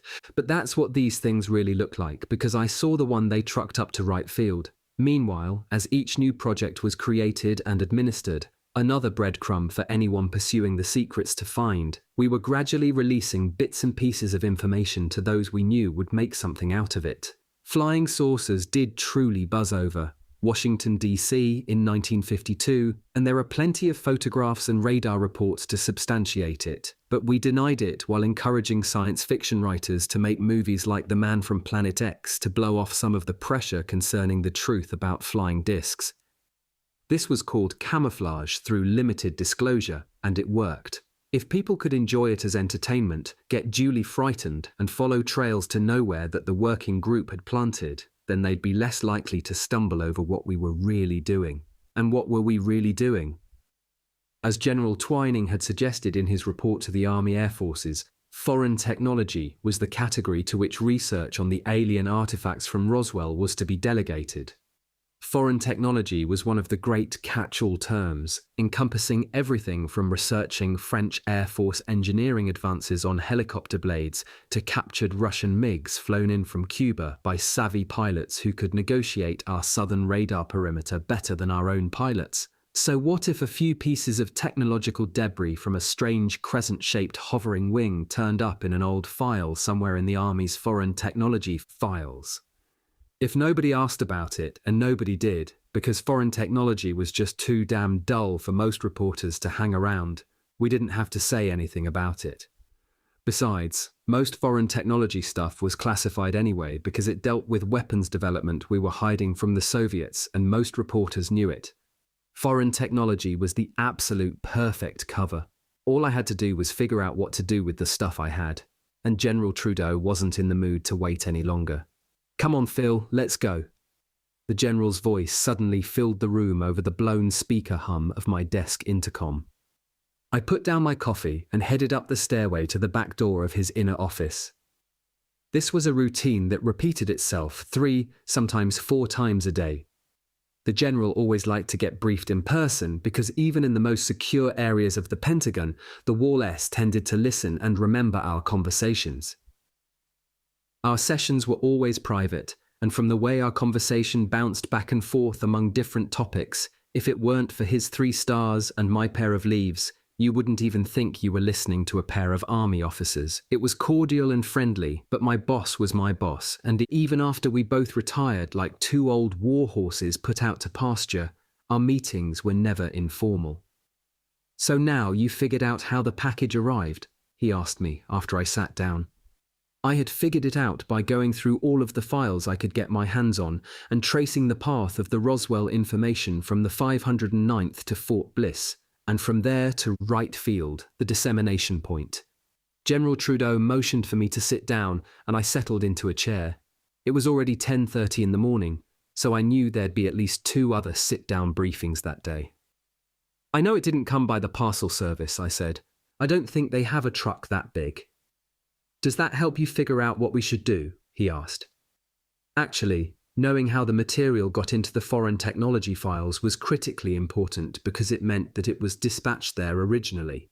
Even if it had been neglected over the years, it was clear that the foreign technology desk of the R&D system was its intended destination, part of the original plan. And I even had the documents from General Twining's own files to substantiate this, not that I would have ever revealed them at that time. General Twining, more than anyone else during those years after the war, understood the sensitive and protected nature of the R&D budget. And now that I understood how the camouflage was to take place, I also saw how brilliant the General's plan was. R&D, although important and turning over records like topsoil from the Nazi weapons development files captured after the war, was kind of a backwater railroad junction, unnoticed by most officers on their way to the top, and not called upon in the late 1940s to do much more than record keeping. It turned out to be the perfect hideaway when the CIA hirelings came sniffing through the Pentagon in the early 1950s, looking for anything they could find on the Roswell technology. Unless they were part of the working group from the start, not even members of the Eisenhower White House National Security Staff knew that R&D was the repository of Roswell artifacts. I was there. I can vouch for that. In fact, it wasn't until I saw the files for myself and reverse traced their path to my doorstep that I realized what General Twining and the working group had accomplished. By the time I had arrived at the White House, though, it was all ancient history. People were more worried about the sighting information deluging Project Blue Book every day than they were about the all but forgotten story of Roswell. But my mind was drifting and the General was still speaking. He wanted to know what my research had uncovered and what I had learned about Roswell during my years at the White House, what I'd seen, how far the concentric circles of the group and the people who worked for them went. "Phil, We both know that the package you have is no surprise, he said very flatly.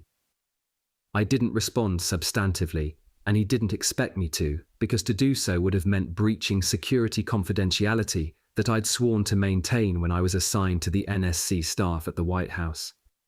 You don't have to say anything officially, he continued, and I don't expect you to. But can you give me your impressions of how people working for the group talked about the package? I wasn't working for the group, General, I said, and whatever I saw or heard was only because it happened to pass by, not because I was supposed to do anything about it. But he pushed me to remember whether the NSC staff had any direct dealings with the group and how much the Central Intelligence staffers at the White House pressed to get any information they could about what the group was doing. Of course, I remembered the questions going back and forth about what might have happened at Roswell, about what was really behind Blue Book, and about all those lights buzzing the Washington Monument back in 1952. I didn't have anything substantive to tell my boss about my involvement, but his questions helped me put together a bigger picture than I thought I knew. From my perspective in 1961, especially after reviewing everything I could about what happened in the days after the Roswell crash, I could see very clearly the things that I didn't understand back in 1955. I didn't know why the CIA was so aggressively agitated about the repeated stories of flying saucer sightings, or why they kept searching for any information about the technology from Roswell. I certainly didn't volunteer any information, mainly because nobody asked me about having seen parts of the cargo as it passed through Fort Riley. I just played position, representing the Army as the military member of the National Security Staff, but I listened to everything I heard like a fly on the wall. General Trudeau's questions forced me to ask myself what the big picture was that he saw. He was obviously looking for something in my descriptions of the architecture of the group, as I had learned it from my review of the history, and of the starters on the lower security classification periphery, as I understood it from my experience at the White House. He really wanted to know how the bureaucracy worked, how much activity the group itself generated, what kinds of policy questions came up in my presence, and whether I was asked to comment informally on anything having to do with the issues of the group. Did Admiral Hillenkoetter host many briefings for President Eisenhower where Generals Twining, Smith, Montague, and Vandenberg were present? General W.B. Smith had replaced Secretary Forrestal after he committed suicide during the second year of the Truman administration. Were Professor Menzel and Drs. Bush and Berkner visitors to the White House on regular occasions?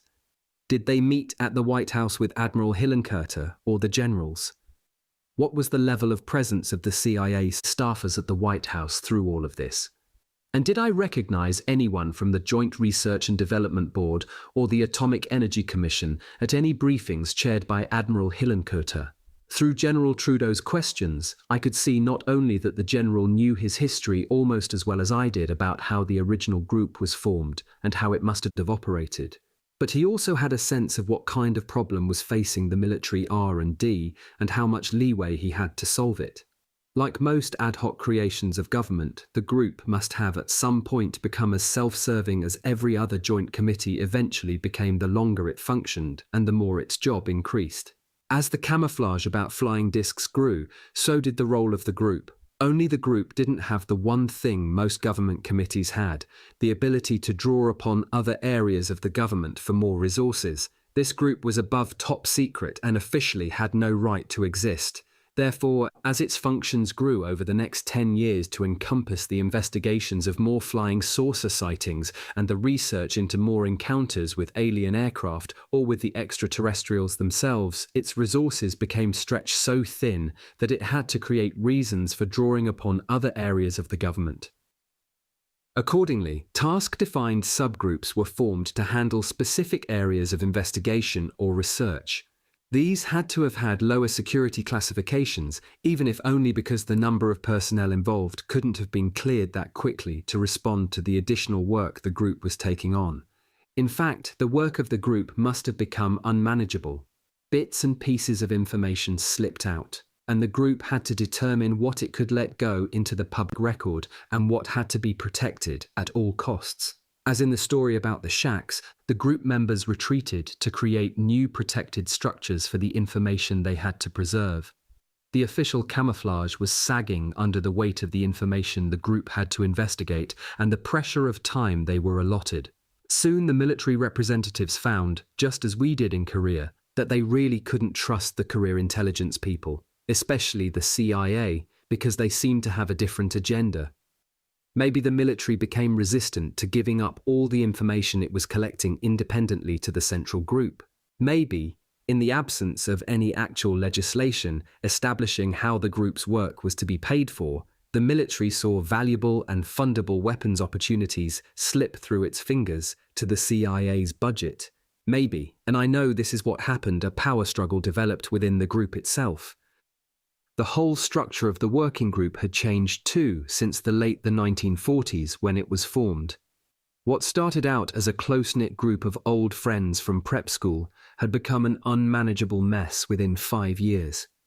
Many pieces of the pie were floating around, and the different military branches wanted to break off chunks of the black budget so that you needed an entire administration just to manage the managers of the cover-up. Therefore, at some point near the middle of the Eisenhower administration, seams opened up in the grand camouflage scheme where nobody knew what anybody else was doing. Because of the cover-up, nobody really had a need to know, so nobody knew anything.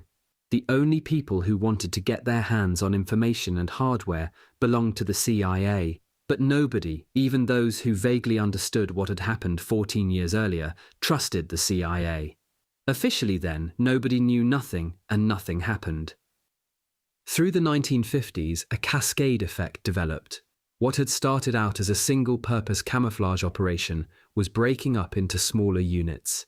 Command and control functions started to weaken and, just like a submarine that breaks up on the bottom of the ocean, debris in the form of information bubbled to the surface.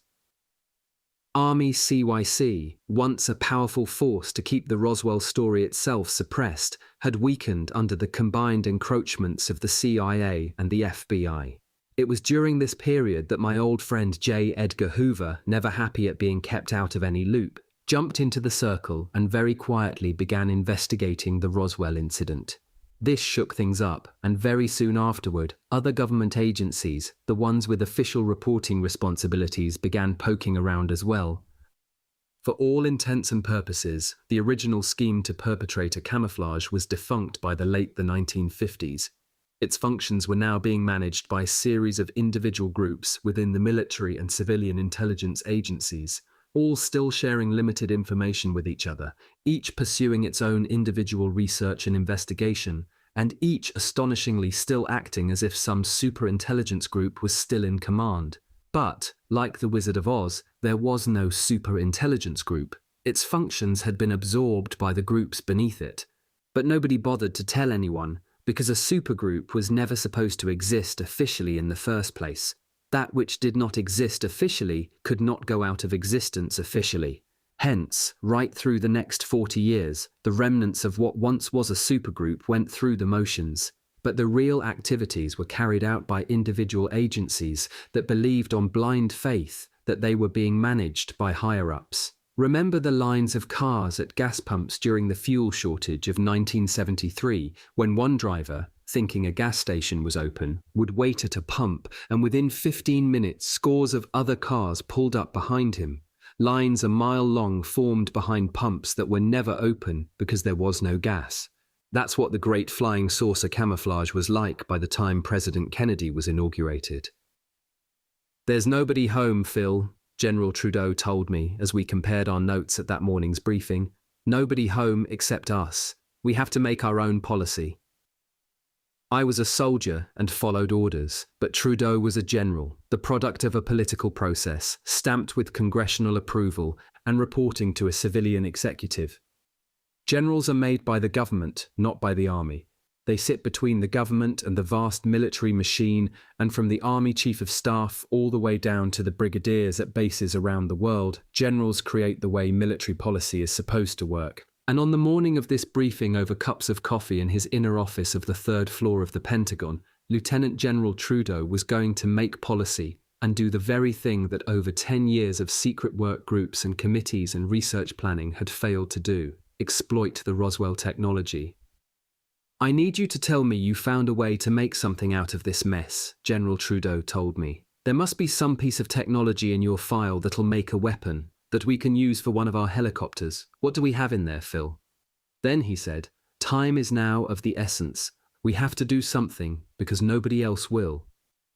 In the great cloud of unknowing that had descended upon the Pentagon with respect to the Roswell package, the 5 or 6 of us in the Navy, Air Force and Army who actually knew what we had didn't confide in anyone outside his own branch of the military and certainly didn't talk to the CIA.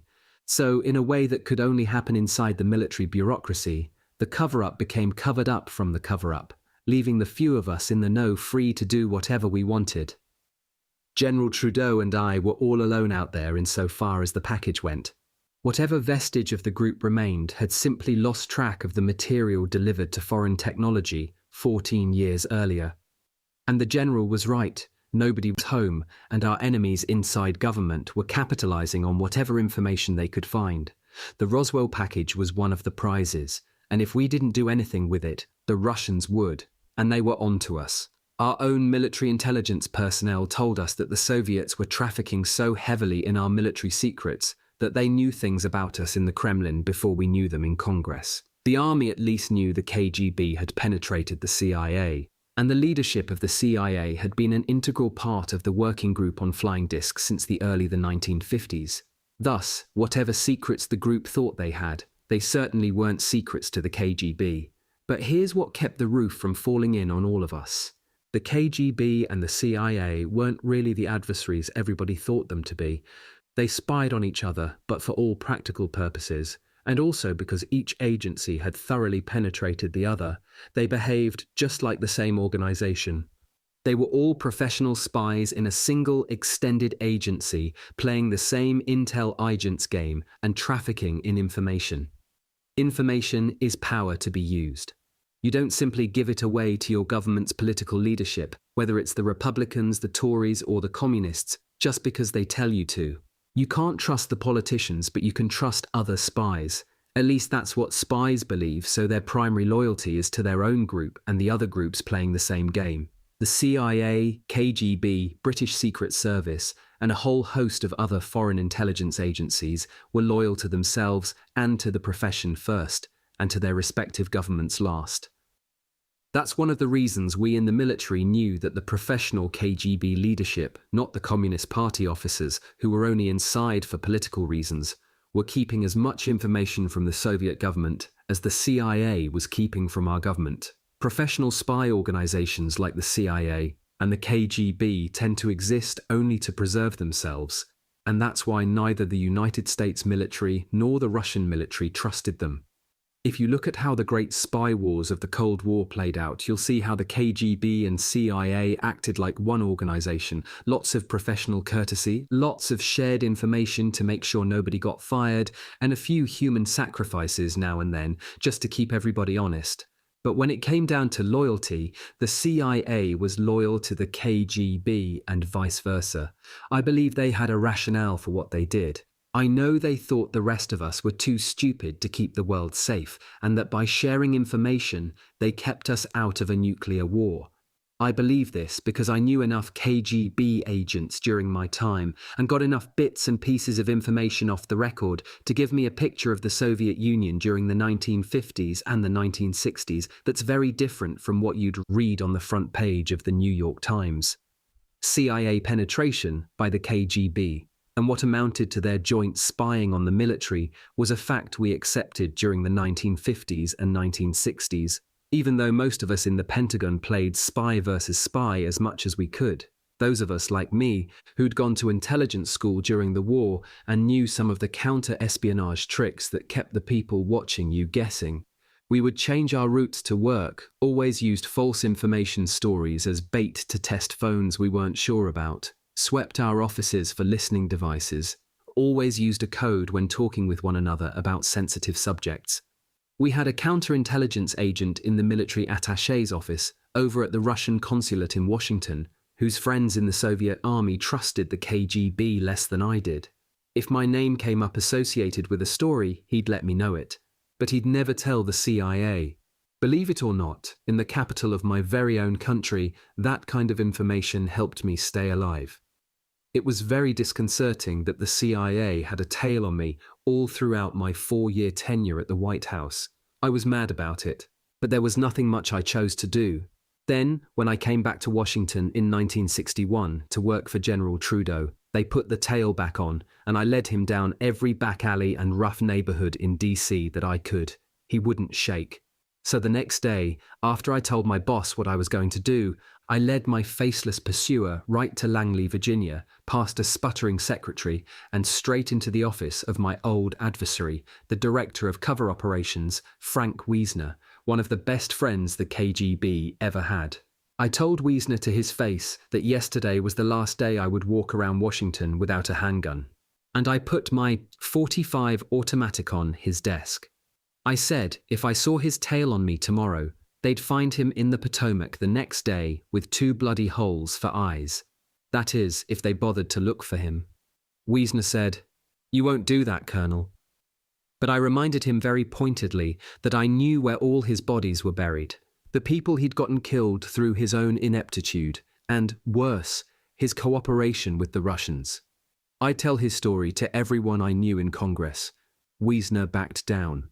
Subsequently, on a trip to London, Wiesner committed suicide and was found hanging in his hotel room. I never did tell his story. 2 years later, in 1963, one of Wiesner's friends at the agency told me that it was all in good fun, Phil, part of an elaborate recruitment process to get me into the CIA after I retired from the Army. But I went to work for Senator Strom Thurmond on the Foreign Relations Committee, and then Senator Richard Russell on the Warren Commission instead.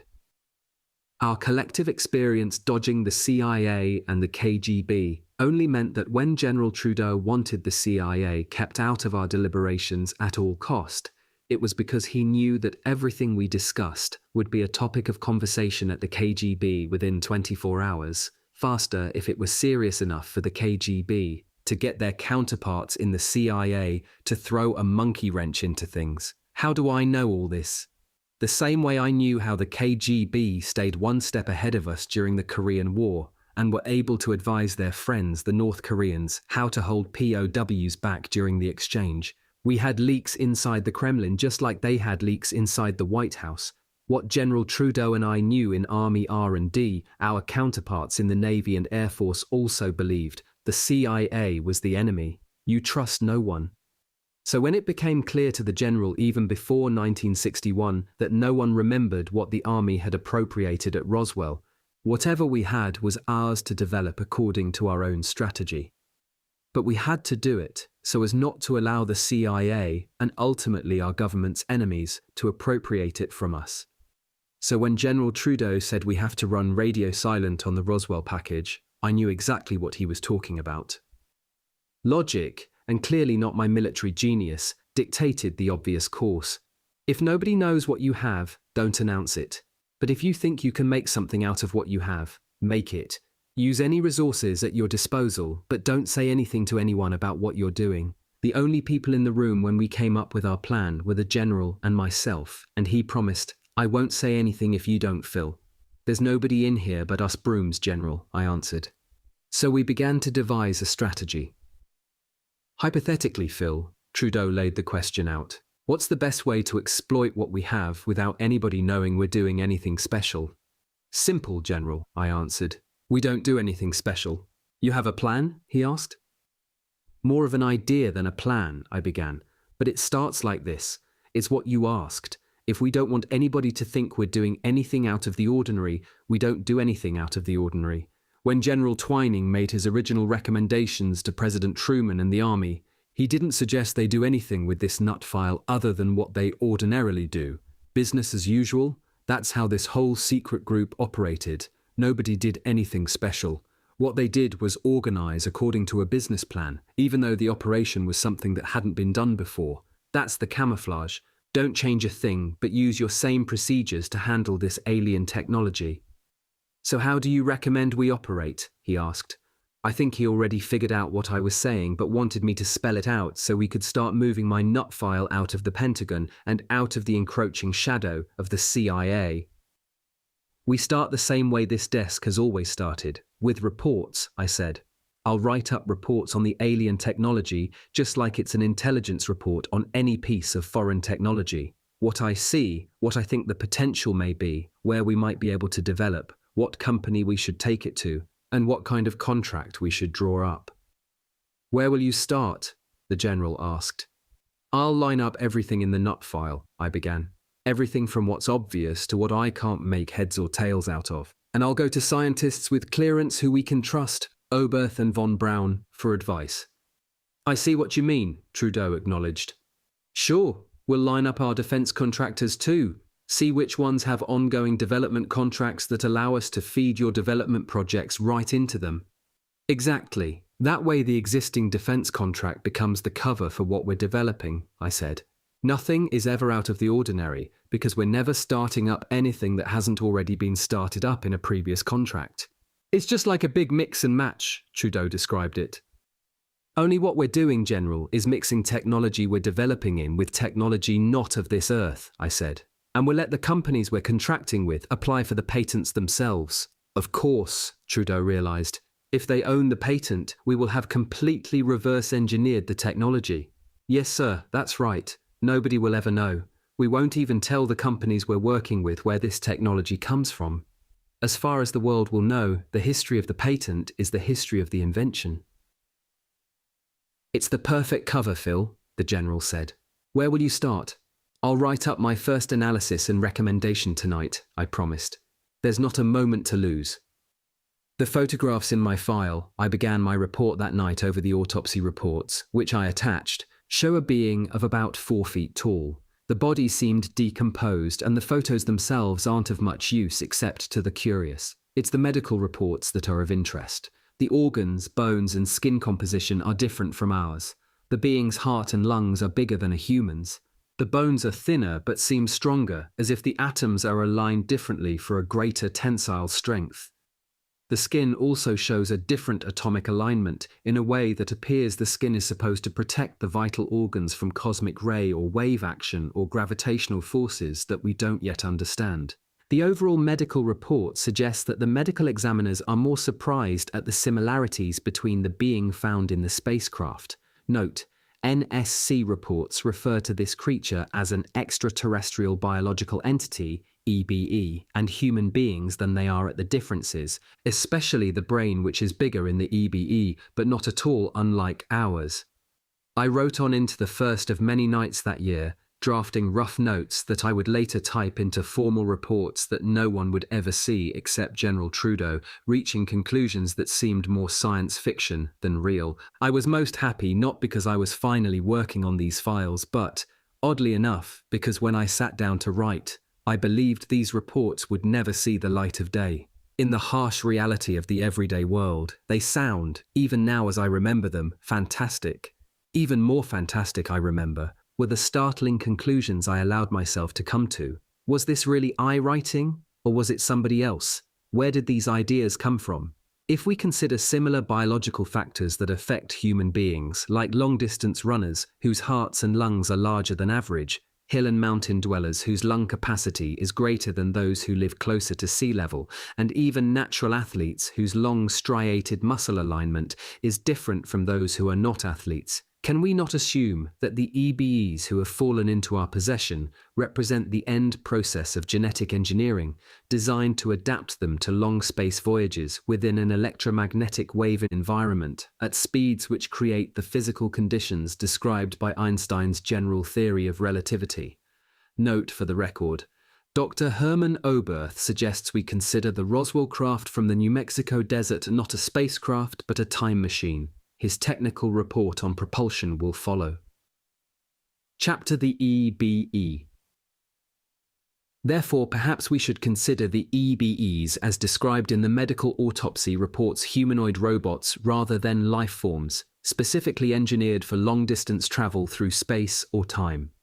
A hot Washington summer morning had already settled over the Potomac like a wet towel on the day I finished the first of my reports for General Trudeau. And what a report it was. It set the tone for all of the other reports and recommendations I was to make for the General over the next 2 years. It began with the biggest find we had, the alien extraterrestrial itself. Had I not read the medical examiner's report of the alien from Walter Reed with my own eyes and reviewed the 1947 Army photographs and sketches, I would have called any description of this creature pure science fiction. That is, had I not seen either this or its twin suspended in a transparent crypt at Fort Riley.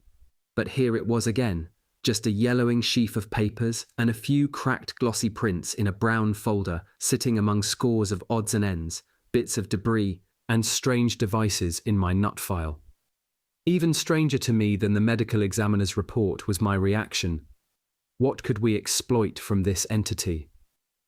I wrote the general that whether we found an extraterrestrial biological entity is not as important in the R&D arena as are the ways we can develop what we learn from it so that man can travel in space. This quickly became the overriding concern with all of the Roswell artifacts and the general format for all of my reports. Once I swallowed back the "oh wow" aspect to all of this life-altering information, and sometimes it took a very big swallow, I was still left with the job of sorting out what looked promising for R&D to develop from what seemed beyond our realistic grasp for the present. I began with the EBE. The medical report and supporting photographs in front of me suggested that the creature was remarkably well adapted for long-distance space travel. For example, biological time, the Walter Reed medical examiners hypothesized, must have passed very slowly for the entity because it possessed a very slow metabolism, evidenced, they said, by the enormous capacities of the huge heart and lungs. The physiology of this thing indicated that this was not a creature whose body had to work hard to sustain it. A larger heart, my ME's report read, meant that it took fewer beats than an average human heart to drive the thin, milky, almost lymphatic-like fluid through a limited, more primitive-looking and apparently reduced-capacity circulatory system.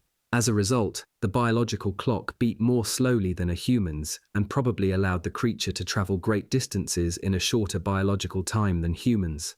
The heart was very decomposed by the time the Walter Reed pathologists got their hands on it.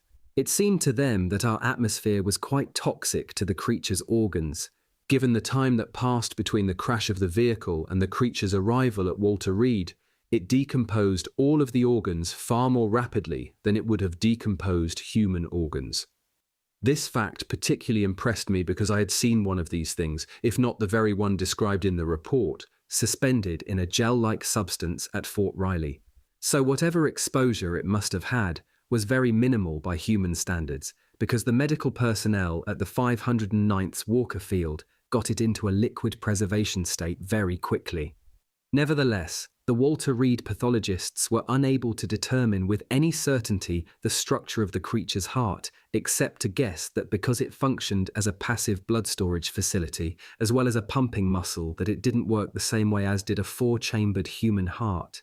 They said the alien heart seemed to have had internal diaphragm, like muscles that worked less hard than human heart muscle did, because the creatures were meant to survive within a reduced gravity, as we understand gravity. As camels store water, so did this creature store whatever atmosphere it breathed in the large capacity of its lungs. The lungs functioned in ways similar to a camel's humps or to our scuba tanks, and released atmosphere very slowly into the creature's system.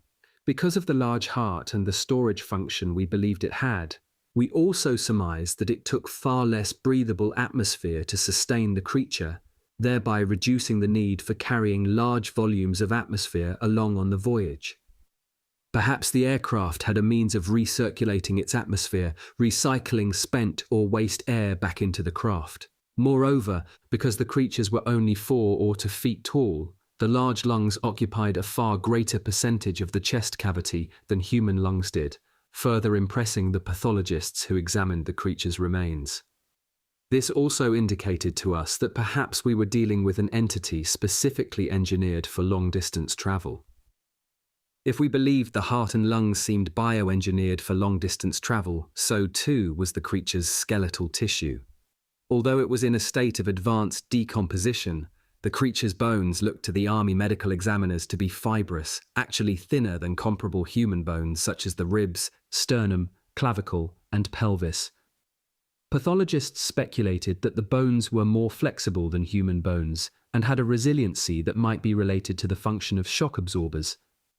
More brittle human bones might more easily shatter under the stresses these alien entities must have been routinely subjected to.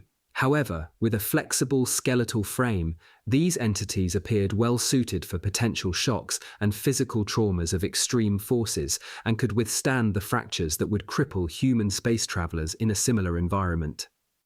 The military recovery team at the Roswell site had reported that the two creatures still alive after the crash had difficulty breathing our atmosphere.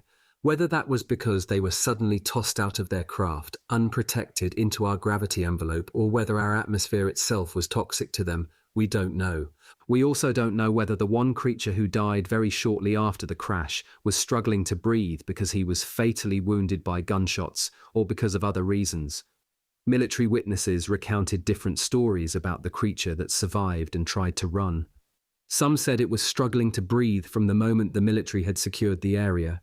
Others said that it was gasping only after it had been shot by one of the sentries. My guess was that it was the alien's sudden exposure to the Earth's strong gravity that caused the creature to panic at first. That could have been one reason his breathing seemed labored. Then, after he fled and was shot, he was struggling to breathe because of his wounds. The medical examiner's report mentioned nothing about toxic gases or the kind of atmosphere he believed the creatures naturally breathed. If the Roswell craft were a scout or surveillance ship, as the military analysts back at Wright believed, then it was also more than likely that the creatures never intended to exit the craft.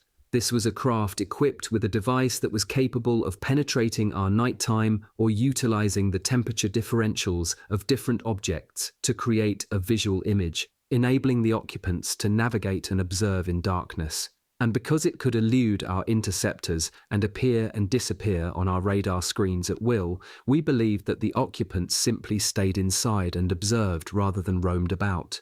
Perhaps other types of craft deployed from this same culture were equipped to land and carry out missions, and therefore had breathing and anti-gravity apparatus on board for its crew that permitted them to exit the craft without suffering any consequences. The medical examiner didn't speculate on this. What did intrigue those who inspected the aircraft once it was shipped to Wright Field was the complete absence of any food preparation facilities. Nor were there any stored foodstuffs on board. At a time when space travel was a science fiction writer's fantasy, military analysts were already at work formulating ideas for how just such a technology could be practically implemented. It was not for travel to other planets, but for navigation around the Earth, because that's the technology that military planners believed the Germans were developing as an extension of their V-2 rocket program. If you're going to put airmen into Earth orbit, how do you process their waste products, provide adequate oxygen, and sustain them during prolonged periods? Clearly, after you've developed a launch vehicle with enough thrust to put a craft into Earth orbit, keeping it there long enough for it to accomplish a mission is the next problem to tackle. The Roswell craft seemed to have tackled it because somehow it got here from somewhere else. But there was no indication of how such household problems as food preparation and the disposal of waste were solved. There was much speculation from the different medical analysts about what these beings were composed of and what could have sustained them. First of all, doctors were more tantalized by the similarities the creatures shared with us than they were concerned about the differences. Rather than hideous-looking insects or the reptilian man-eaters that attacked Earth in War of the Worlds, these beings looked like little versions of us, only different. It was eerie. While doctors couldn't figure out how the entity's essential body chemistry worked, they determined that they contained no new basic elements. However, the reports that I had suggested new combinations of organic compounds that required much more evaluation before doctors could form any opinions. Of specific interest was the fluid that served as blood, but also seemed to regulate bodily functions in much the same way glandular secretions do for the human body. In these biological entities, the blood system and lymphatic systems seem to have been combined. And if an exchange of nutrients and waste occurred within their systems, that exchange could have only taken place through the creature's skin or the outer protective covering they wore, because there were no digestive or waste systems. The medical report revealed that the creatures were enclosed within a one-piece protective covering like a jumpsuit or outer skin in which the atoms were aligned so as to provide a great tensile strength and flexibility. One examiner wrote that it reminded him of a spider's web, which appears very fragile but is, in fact, very strong. The unique qualities of a spiderweb result from the alignment of fibers that provide great tenacity because they're able to stretch under great pressure, yet display a resiliency that allows them to snap back into shape even after the shock of an impact. Similarly, the creature's spacesuit or outer skin appeared to be stretched around it as if it were literally spun over the creature and seized up around it, providing a perfect skin-tight protective fit. The doctors had never seen anything like it before. I think I finally understood it years later, after I had left the Pentagon and I was buying a Christmas tree. As I stood there in the frosty air, I watched as the young man who prepared the tree for transport inserted it, top first, into a stubby barrel-like device that automatically spun a twine mesh covering around the branches to keep them in place for the trip home. After I got home, I had to cut through the mesh with a knife to remove the tree and separate the branches. This tree setup reminded me specifically of the medical report on the creature from the Roswell crash, and I imagined that maybe the spinning process of the creature's outer garment resembled something like this. The lengthwise alignment of the fibers in the suit also prompted the medical analysts to suggest that the suit might have been capable of protecting the wearer against the low-energy cosmic rays that would routinely bombard any craft during a space journey. The interior organs of the creature seemed so fragile and oversized that the Walter Reed medical analysts imagined that without the suit, the entity would have been vulnerable to the cumulative physical trauma from a constant energy particle bombardment. Space travel without protection from subatomic particle bombardment might subject the traveler to the same kind of effects he'd experience if he were cooked in a microwave oven. The particle bombardment inside the craft, if heavy enough to constitute a shower, would so excite and accelerate the creature's atomic structure that the resulting heat energy would literally cook the entity up. The Walter Reed doctors were also fascinated by the nature of the creature's inner skin. It resembled, although their preliminary reports didn't go into any chemical analysis, a thin layer of fatty tissue unlike any they'd ever seen before, and it was completely permeable, as if it were constantly exchanging chemicals back and forth with the combination blood and lymphatic system. Was this the way the creatures nourished themselves during their journeys, and was this how waste was processed? The very small mouths and the lack of a human digestive system troubled the doctors at first because they didn't know how these things were sustained. But their hypothesis that they processed chemicals released from their skin, and maybe even recirculated waste chemicals, would have explained the lack of any food preparation or waste processing facilities on the craft. I speculated, however, that they didn't require food or facilities for waste disposal because they weren't actual life forms, only a kind of robot or android. Another explanation, of course, suggested by the engineers at Wright Field, is that there would have been no need for food preparation facilities had this craft been only a small scout ship that didn't venture far from a larger craft. The creature's low metabolism meant that they could survive extended periods away from the main craft by subsisting on some form of military pre-packaged foods until they returned to base. Neither the Wright Field engineers nor the Walter Reed medical examiners had an explanation for the lack of waste disposal on board the craft, nor could they explain how the creature's waste was processed. Maybe I was speculating too far about robots or androids when I was writing my report for General Trudeau, but I kept thinking also that the skin analysis that I was reading sounded more akin to the skin of a houseplant than the skin of a human being. That too could have been another explanation for the lack of food or waste facilities. Much of the attention during the preliminary and later autopsies of the creatures focused on the size, nature, and anatomy of their brains. Much credence also was given to the first-hand descriptions of on-scene witnesses who said they received impressions from the dying creature that it was suffering and in great pain. No one heard the creature make any sounds, so any impressions, Army intelligence personnel assumed, would have to have been created through some type of empathic projection or outright mental telepathy. But witnesses said they heard no words in their mind, only the resonance of a shared or projected impression much simpler than a sentence but far more complex, because they were able to share with the creature a sense not only of suffering but of profound sadness, as if it were in mourning for the others who perished on board the craft. These witness reports intrigued me more than any other information we took from the crash site. The medical examiners believed that the alien brain, way oversized in comparison with the human brain and in proportion to the creature's tiny stature, had 4 distinct sections. The creatures were dead, and the brains had begun to decompose by the time they were removed from the soft, spongy skulls that felt to the doctors more like palatal cartilage than the hard bone of a human cranium. Even had the creatures been alive when they were examined, 1947 medical technology didn't have ultrasound scanning or the high-resonance tomography of today's radiology labs. Accordingly, there was no way for the doctors to evaluate the nature of the cranial lobes, or spheres, as they called them in the report. Thus, despite the rampant speculation about the nature of the creature's brain's thought projection, psychokinetic powers and the like, no hard evidence existed of anything, and the reports were very light on real scientific data. Where the possibility of some evidence about the workings of the alien brains did exist was in what I referred to in my reports as the headbands. Among the artifacts we retrieved were devices that looked something like headbands, but had neither adornment nor decoration of any kind. Embedded by some very advanced kind of vulcanizing process into a form of flexible plastic, were what we now know to have been electrical conductors or sensors, similar to the conductors on an electroencephalograph or polygraph.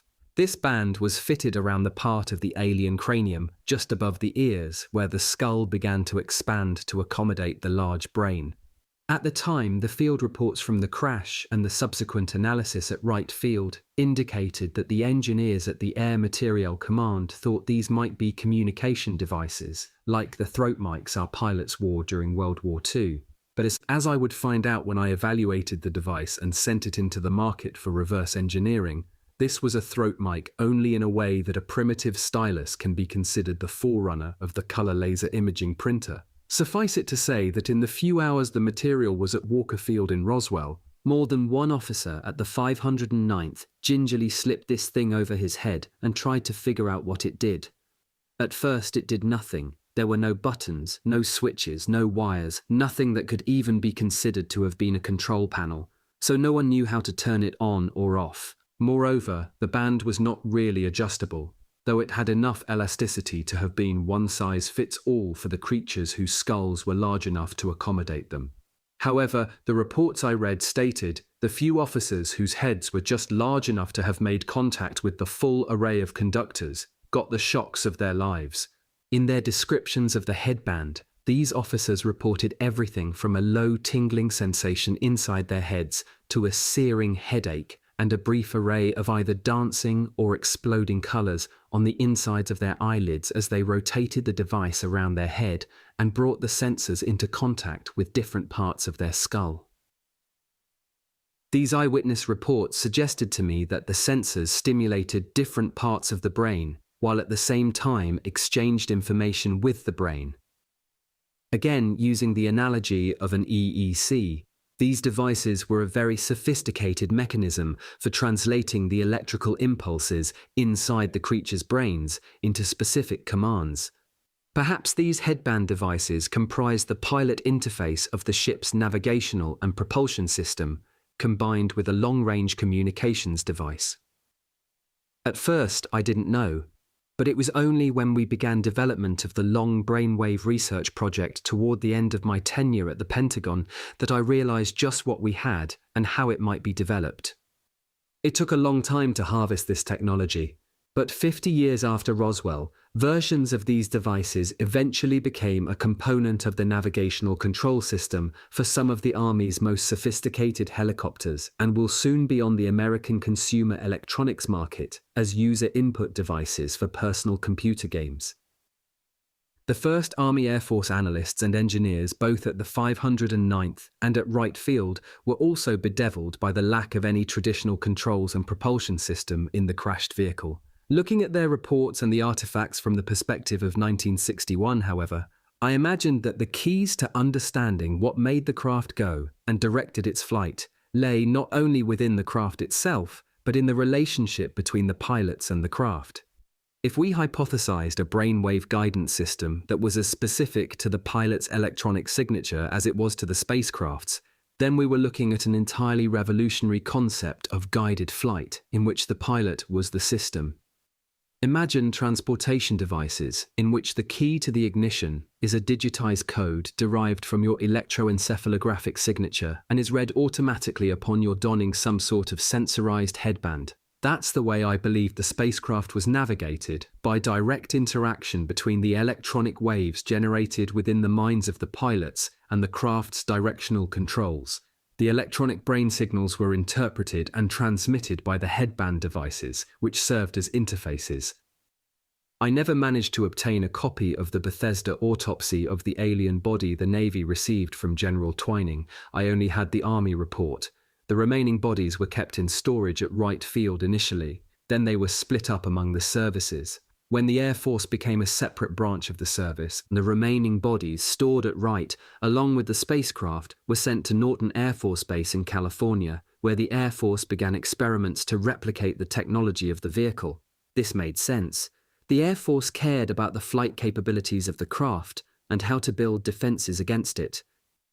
Experiments were carried out at Norton and ultimately at Nellis Air Force Base in Nevada, at the famous Groom Lake site where the stealth technology was developed. The Army cared only for the weapons systems aboard the craft and how they could be re-engineered for our own use. The original Roswell spacecraft remained at Norton, however, where the Air Force and CYA maintained a kind of alien technology museum, the final resting place of the Roswell spacecraft. But experiments in replicated alien craft continued to be carried on through the years as engineers tried to adapt the propulsion and navigation systems to our level of technology. This continues to this very day almost in plain sight for people with security clearance who are taken to where the vehicles are kept. Over the years, the replicated vehicles have become an ongoing inner circle saga among top-ranking military officers and members of the government, especially the favoured senators and members of the House who vote along military lines. Those who are shown the secrets are immediately bound by national secrecy legislation and cannot reveal what they saw. Thus, the official camouflage is maintained despite the large number of people who really know the truth. I admit I've never seen the craft at Norton with my own eyes, but enough reports passed across my desk during my years at Foreign Technology so that I knew what the secret was and how it was maintained. There were no conventional technological explanations for the way the Roswell craft's propulsion system operated. There were no atomic engines, no rockets, no jets, nor any propeller-driven form of thrust. Those of us in R&D from all three branches of the service tried for years to adapt the craft's drive system to our own technology, but through the 1960s and the 1970s fell short of getting it operational. The craft was able to displace gravity through the propagation of magnetic wave, controlled by shifting the magnetic poles around the craft so as to control or vector not a propulsion system, but the repulsion force of like charges. Once they realized this, engineers at our country's primary defense contractors raced among themselves to figure out how the craft could retain its electric capacity and how the pilots who navigated it could live within the energy field of a wave. At issue was not only a great discovery, but the nuts and bolts chance to land multi-billion-dollar development contracts for a whole generation of military air and undersea craft. The initial revelations into the nature of the spacecraft and its pilot interface came very quickly during the first few years of testing at Norton.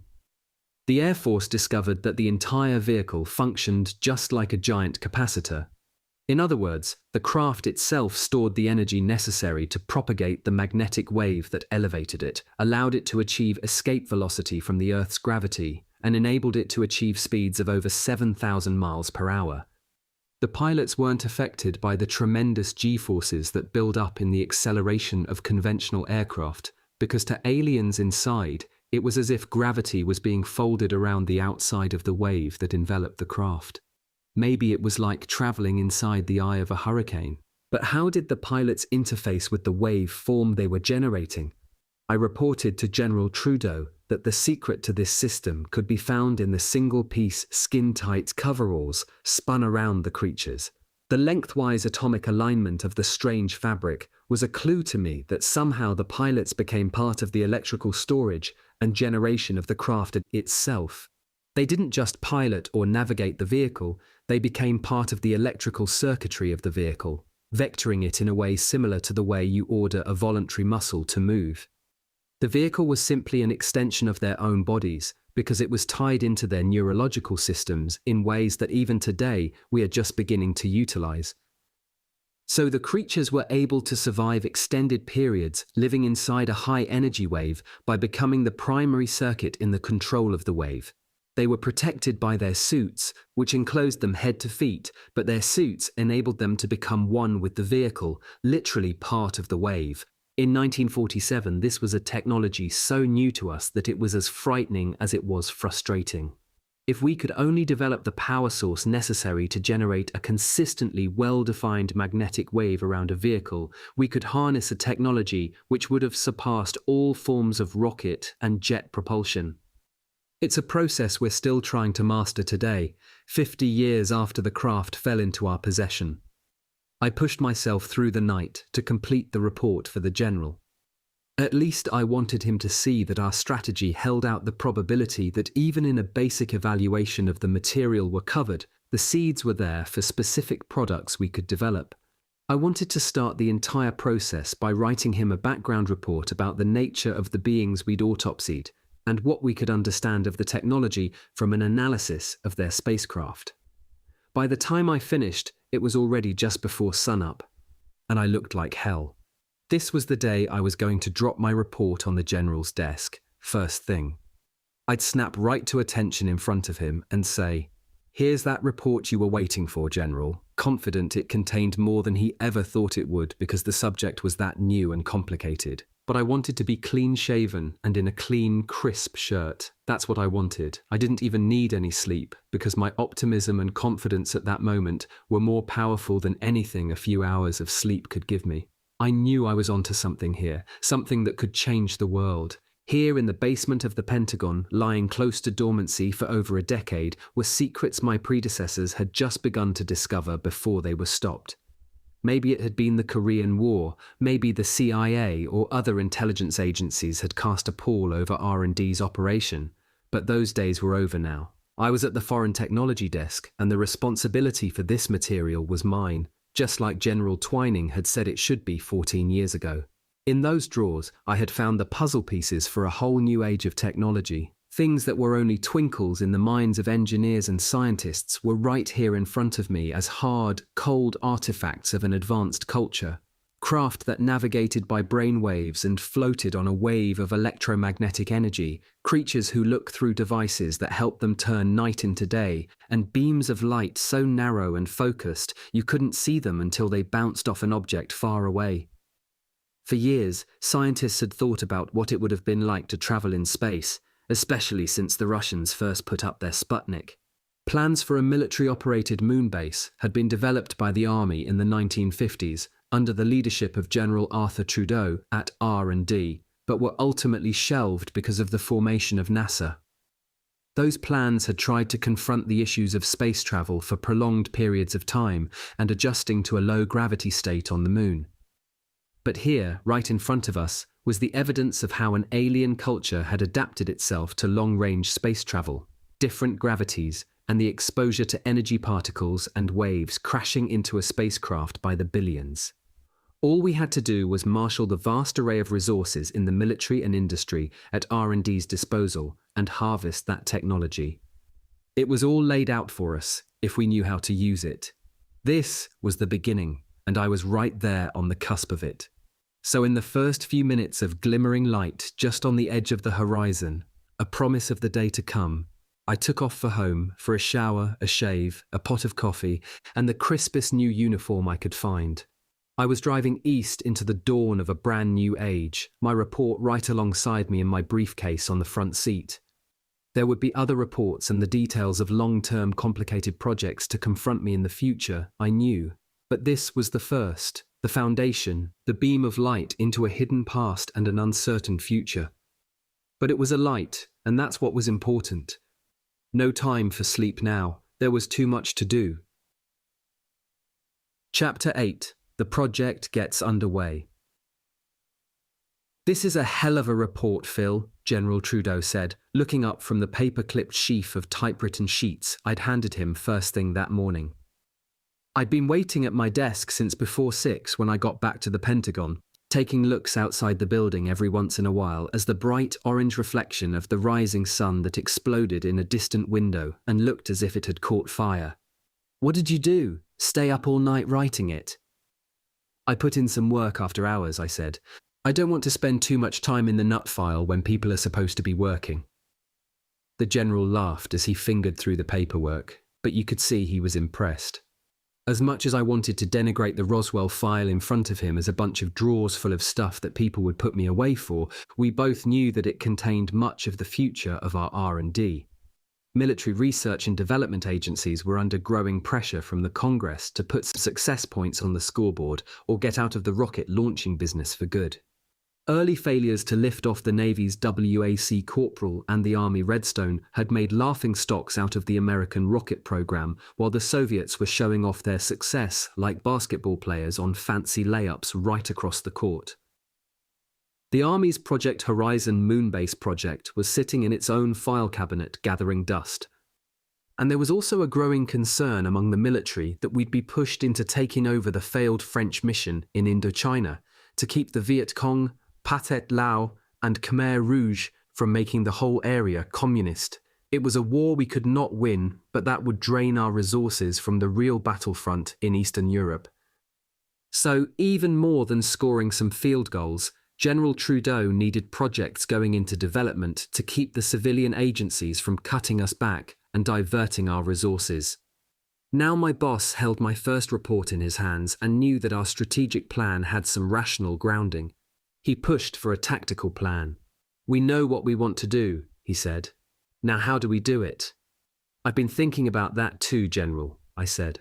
"And here's how I'd like to start." I explained that I wanted to compile a list of all our technical human resources, like the rocket scientists from Germany, then still working at Alamogordo and White Sands.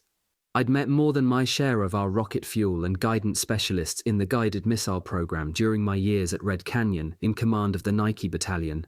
But we were working with theoretical scientists as well, men with experience who could combine the cold precision of an engineer with the speculative vision of a free thinker. These were the people I wanted to assemble into a brain trust. People I could talk to about strange artifacts and devices that had no basis in earthly reality. They were the scientists who could tell me what the potential was in items like wafer-shaped plywood, thin pieces of silicon with mysterious silver etchings on them. "And once you have this brain trust," General Trudeau asked, "then what?" "Match them up with technologies," I said. I admitted that we were flying blind on much of the material that we had. We couldn't go out to the general scientific and academic communities to ask them what we had because we would very quickly lose control of our own secrets. Besides, a lot of it had to do with weaponry, and there were very strict rules on what we could and could not disclose without the appropriate clearances. But our brain trust would be invaluable. And with the proper orientation and security checks, they would keep our secrets too, just as they had since the end of World War II. "Which of the scientists do you have in mind?" Trudeau asked, taking out the little black leather-covered notepad he kept in his inside pocket. "I was thinking of Robert Sarbacher," I said. "Werner von Braun, of course, Hans Kohler, Hermann Oberth, John von Neumann." "How much do they know about Roswell?" Trudeau wanted to know. If they'd been consulted on the Roswell material back in 1947, as I knew Werner von Braun had been by General Twining, then we weren't revealing any secrets. If they had never been informed about the crash, then we were going out on a limb by sharing information that was still classified above top secret. General Trudeau needed to know how dangerous it was to bring these scientists into the loop, but I assured him that all of them knew something about Roswell because of their connection with the Research and Development Board. During the Eisenhower administration, information about the classified research and data collection projects into extraterrestrials was routinely filtered to the Office of Research and Development because the head of the Research and Development Board had been one of the original members of the group. "I was at the White House when Sarbacher was on the board, General," I told my boss, "so I can be pretty sure he was in the know. And Hermann Oberth," I admitted to Trudeau. He already told me that he believed that the objects we saw popping up on our radar screens at Red Canyon and then disappearing as if they were never there were probably the same kinds of extraterrestrial aircraft that we picked up at Roswell. So he knew, but I don't know how. Well, that's good news at least, the general said. I'd rather not be the one authorizing the release of classified information to anyone who didn't know it beforehand. And I don't want to put you in the position, Phil, of having to explain to any higher-ups why you decided to release top-secret information to people without clearances, even in the interest of national security. I appreciated that, but for our plan to work, we needed the technical and scientific expertise people like von Braun, Oberths, and Sarbacher could bring to any reverse engineering and product development strategies. How will you approach them? Trudeau asked. We'll have to begin by taking an inventory of all of the defense industry contracts we're currently managing, General, I said.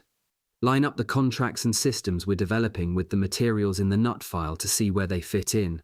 Then bring in the scientists to consult on making sure we know what we think we have, that is, if they can figure out what we have. Let's go through a potential product list first, the General suggested. Then see where our contracts line up and where the scientists can help. And you know what happens then? Trudeau asked. I wasn't sure where he was going to take this. We're sticking you back in civilian clothes and sending you on the road to visit our friends in these defense contractors. I don't even get to keep my battle ribbons, I joked. I don't want anyone to know, General Trudeau explained, that some lieutenant colonel on the CIA's most wanted list is travelling to our biggest defense contractors with a mysterious briefcase full of nobody knows what. You might as well wear a sign, he laughed. We have to get to work on that list. That same afternoon, I went back to my report on the EBE and his craft and began to list the riddles it contained and the opportunities for the discovery of product it presented to us. The entire event was like an enigma to us because every conventional requirement one would expect to have found at the crash site, in the craft, or even in the EBAs themselves was missing. Where was the engine or the power supply for the craft? It had neither jet engines nor propellers. It had no rocket propulsion like the V-2 missiles, nor did it carry any fuel. At Norton Air Force Base, where the craft eventually was hangared, engineers marveled at the thin amalgam of the most refined copper and purest silver they had ever seen that covered the ship's underside. The metal was remarkable for its conductivity, as if the entire craft was an electrical circuit offering no resistance to the flow of current. Yet, it was something our military engineers could not replicate. By the 1950s at Norton Air Force Base, at least 2 prototypes of the alien craft had been fabricated, but neither had the power source of the craft that had crashed. In its stead were crude attempts at nuclear fission generators, but they were ineffective and dangerous. Even the portable nuclear generators that would power the primitive Soviet and American satellites in the 1960s were insufficient for the needs of the replicated spacecraft. So the question remained, what powered the Roswell spacecraft? I reviewed all of my discoveries in a checklist. The crescent-shaped space vehicle also had no traditional navigational controls as we understood them. There were no control sticks, wheels, throttles, pedals, cables, flaps, or rudders. How did the creatures pilot this ship, and how did they control the speed, accelerating from a near-stationary hover above a given spot, like a helicopter, to speeds in excess of 7,000 miles per hour in a matter of seconds? What protected the creatures from the tremendous G-forces they would have had to have pulled in any conventional aircraft? Our own pilots in World War II had to wear special devices as they pulled up out of dives that kept the oxygen from flowing out of their brains and causing them to black out. But we found nothing in the flight suits of the creatures that indicated that they faced the same problem. Yet their craft should have pulled 10 times the G-forces our own pilots did, so we couldn't figure out how they managed this. No controls, no protection, no power supply, no fuel. These were the riddles I listed. Alongside them, I listed that the craft itself was an electrical circuit, that the flight suits, flight skins is a better description the creatures wore, were made of a substance whose atomic structure was elongated, strengthened lengthwise so as to provide a directional flow to any current applied to it. The engineers who first discovered this were amazed at the pure conductivity of these skins. functionally like the skin of the craft itself, and their obvious ability to protect the wearer while at the same time vectoring some kind of electronic field. Where was the physical junction of the circuit between the pilot and the ship? Was it turned on and off somehow by the pilot himself through a switch we didn't know about? Alongside the riddle of the apparent absence of navigational controls, I listed the sensorized headband that so intrigued the officers at Roswell's Walker Field, and fascinated me as well. If, as we all suspected, this device picked up the electronic signatures from the creature's oversized brains, what did it do with them? I believed, and our industrial product development from the 1960s through today, as the brainwave control helmets finally came into service, ultimately confirmed that these headbands translated the brain's electronic signals into system commands that controlled speed, direction, and elevation. Maybe the headbands had to be calibrated or tuned to each individual pilot. Or maybe the pilots, since I believed they were genetically engineered beings biologically manufactured, especially for flight or long-term exploration, had to be calibrated to the headband. Either way, the headbands were the interface between the pilot and the ship. But that still didn't resolve the question of the lack of cables, gears, or wires. Maybe the answer lay not in the lack of structural controls, but in the way the suit, the headband, the creature's brains, and the entire craft worked together. In other words, when I looked at the possible function of the entire system, the synchronicity between the brain interface in the headband, the pure conductivity of the spacecraft, and the elongated structure of the space skins, which also acted like a circuit, I could see how directional instructions could have been translated by the headbands into some form of current flowing through the skins and into the series of raised deck panels where there were indentations for the creature's hands. The indentations on these panels, as the Roswell field reports described them, looked like the handprints pressed into the concrete at the old Grauman's Chinese Theatre in Hollywood. Were the directional commands a series of electronic instructions transmitted directly from the creature's brains along their bodies and through the panels into the ship itself, as if the ship were only an extension of the creature's body? For that to have been the case, something was still missing. The engine. Again, I settled on the idea of function over structure.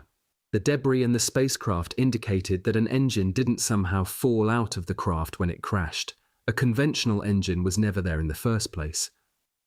What we found was that the craft seemed to have had the ability to store as well as conduct a vast amount of current. What if the craft itself were the engine, imparted with a steady current from another source that it stored as if it were a giant capacitor? This would be like charging the battery in an electric car and running it until the battery was drained.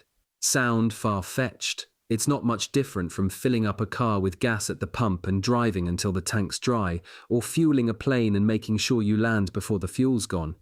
I suspected the Roswell craft was simply a capacitor that stored current that was controlled or vectored by the pilot and was able to be recharged in some way, or could recharge itself with some form of built-in generator. That would have explained the power supply I noted alongside the riddle of the missing engine, but what was the means of propulsion and direction? If there was a force that functioned the same way thrust does, it wasn't immediately obvious how it was created and vectored.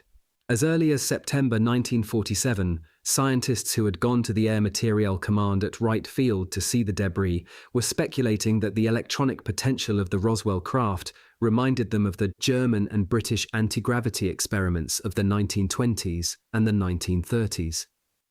General Twining was reported to have said more than once that the name of the Serbian electrical engineer and inventor of alternating current, Nikola Tesla, kept bubbling up in the conversation because the scientists examining the damaged craft described the way it must have converted an electromagnetic field into an anti-gravity field. And of course, the craft itself reminded them of the German experimental fighter aircraft that made their appearance near the end of the war, but that had been in development ever since the 1930s. Tesla and a number of other European scientists had been pioneers in the conversion of circumscribed small-area anti-gravity fields out of electromagnetic fields. However, the effort to develop true anti-gravity aircraft never came to fruition among conventional aircraft manufacturers because gasoline, jet, and rocket engines provided a perfectly good weapons technology. But the theory of electromagnetic anti-gravity propulsion was not unknown, even if it was not well understood, and, without a power source like a small portable nuclear fission generator, not at all feasible. But what if the flying craft already carried enough electric potential and storage capacity to retain its power, just like a very advanced flying battery? Then it might have all the power it needed to propagate and vector a wave directionally by shifting its magnetic poles.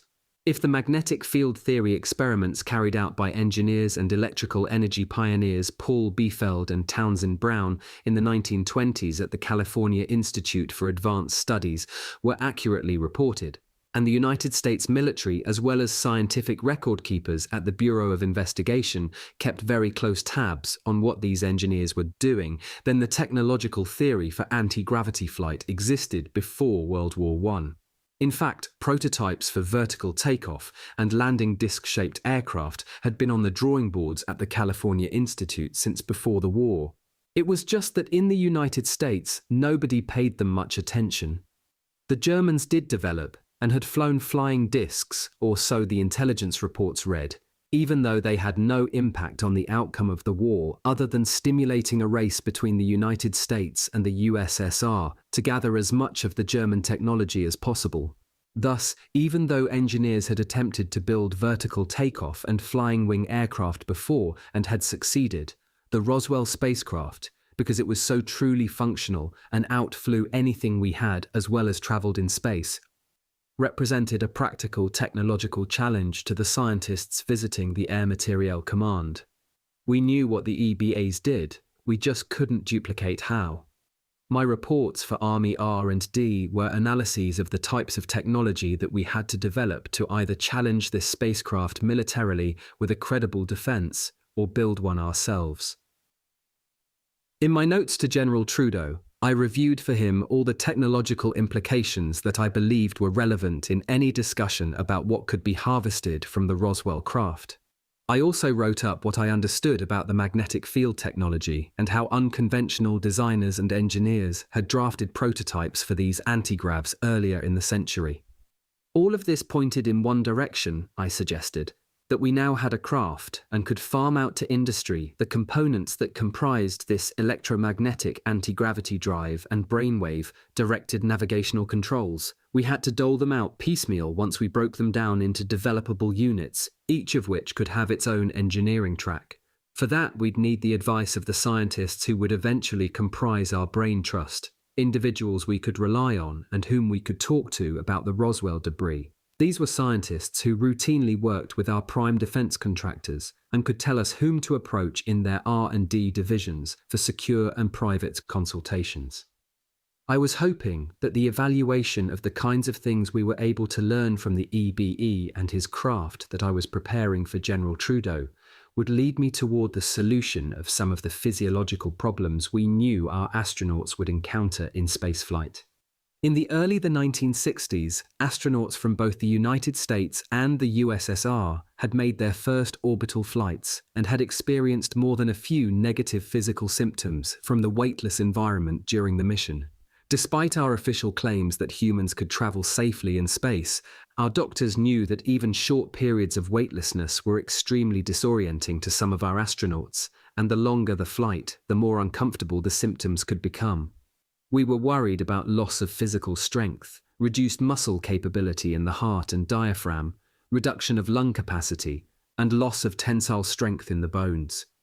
Yet, scattered across the desert floor outside of Roswell were creatures who seemed completely adapted to spaceflight. Just to be able to examine these entities was an enormous opportunity, but I knew we had the ability to harvest what we could observe about aliens. So, again, alongside the speculations I had made about the EBEs and their craft, I listed what I thought were the major possibilities of developing product to enable us to travel in space for extended periods of time. Renewable oxygen and food supplies were obvious directions to take, and by the 1960s, NASA engineers were already designing ways to recharge the atmosphere inside a capsule and provide for food storage. We helped. It was Army R&D. And our plan for developing an irradiation process for food that even today provides the basis for non-refrigerated food supplies on board spacecraft. But beyond that were real issues of health and survival. Merely getting human beings into Earth orbit, or even launching them into lunar orbit and bringing them back safely, were straightforward engineering projects. But the readaptation of the human body to Earth gravity after an extended period of weightlessness or reduced gravity was a far more intractable problem to solve. The physiology of the EBEs provided an important clue. Besides the development of supertenacity fibers that would protect the astronauts and the skin of the spacecraft, and the development of a food preservation process that would neutralize all the bacteria that cause spoilage, we needed to examine the ways we trained our astronauts physically so that they would be more adaptable to periods of weightlessness and spatial disorientation. At the same time, we needed to develop nutritional packages that would not place undue stress on a digestive system that needed to compensate for deprivation of gravity. Since there were no food preparation facilities on board the spacecraft, we didn't know how they stored or processed food or even what they ate, if anything at all. However, my concern over a process to preserve food for space travel was prompted by the obvious challenge posed by the spacecraft itself.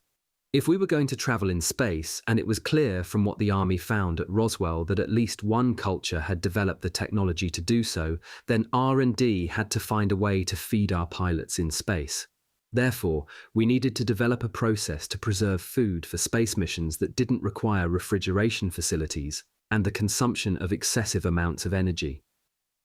The problem of long-term space travel still hasn't been solved, in part because we continue to rely upon conventional means of propulsion that subject our astronauts to great periods of physical stress, especially during takeoff.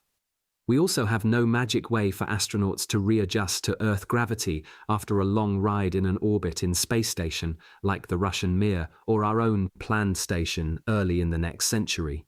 Manned trips to Mars, also on the drawing boards for early in the 21st century, will also be a problem because they will last for months and subject our astronauts to a great deal of stress.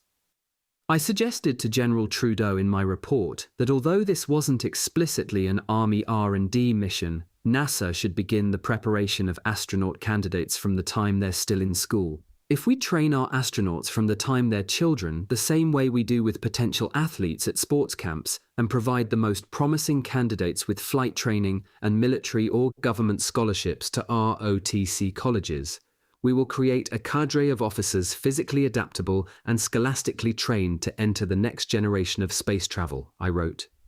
I know that General Trudeau passed this recommendation along because NASA itself opened a space training camp for future astronauts within a few years after my retirement from the service. Beyond the issues concerning the training potential of astronauts for conventionally powered spaceflight, the examination of the EBE bodies and the ship's possible propulsion system raised other intriguing questions. What if, in addition to having been bioengineered for interstellar travel, the EBEs weren't subjected to the kinds of forces human pilots would routinely face? If the EBAs utilized a wave propagation technology as an anti-gravity drive and navigation system, then they traveled inside some form of adjustable electromagnetic wave. I suggested to General Trudeau that we should study the potential physiological effects on humans of long-term exposure to the kinds of energy spillage generated by the propagation of an electromagnetic field. Biologists needed to determine how feasible such a form of space travel would be based upon whether energy radiation would disrupt the cellular activity of the human body. Perhaps the external one-piece skins worn by the EBEs afforded them protection against the effects of being enclosed in a portable electromagnetic field. Although Army R&D never conducted these studies because the medical issues surrounding space travel were subsumed by NASA under contracts with the military, indirect medical research was conducted years later. Studies surrounding the physiological effects on persons living near high-voltage power transmission lines and persons using extendable antenna, handheld cellular telephones both proved inconclusive. While some people argued that there were higher incidences of cancer among both groups, other studies argued just the opposite or found other reasons for any incidences of cancer. I believe that a definitive piece of research on the effects of low energy or ELM wave exposure still needs to be done because ultimately, even more than atomic energy or ion drives, magnetic field generation will be the system that will propel our near-planetary voyages from 2050 through the early 22nd century. Beyond that, for humans to reach destinations beyond the solar system, technology will require a radically different form of propulsion that will enable them to reach velocities at or beyond the speed of light. Thus did my second report cover the opportunities for research presented to us by the autopsies of the EBEs and from the crash of their vehicle. To my mind, it was nothing less than a confirmation that the research into electromagnetics in the 1920s and the highly experimental saucer and crescent-shaped development of aircraft by the Allies and Axis powers would have led to an entirely new generation of airships.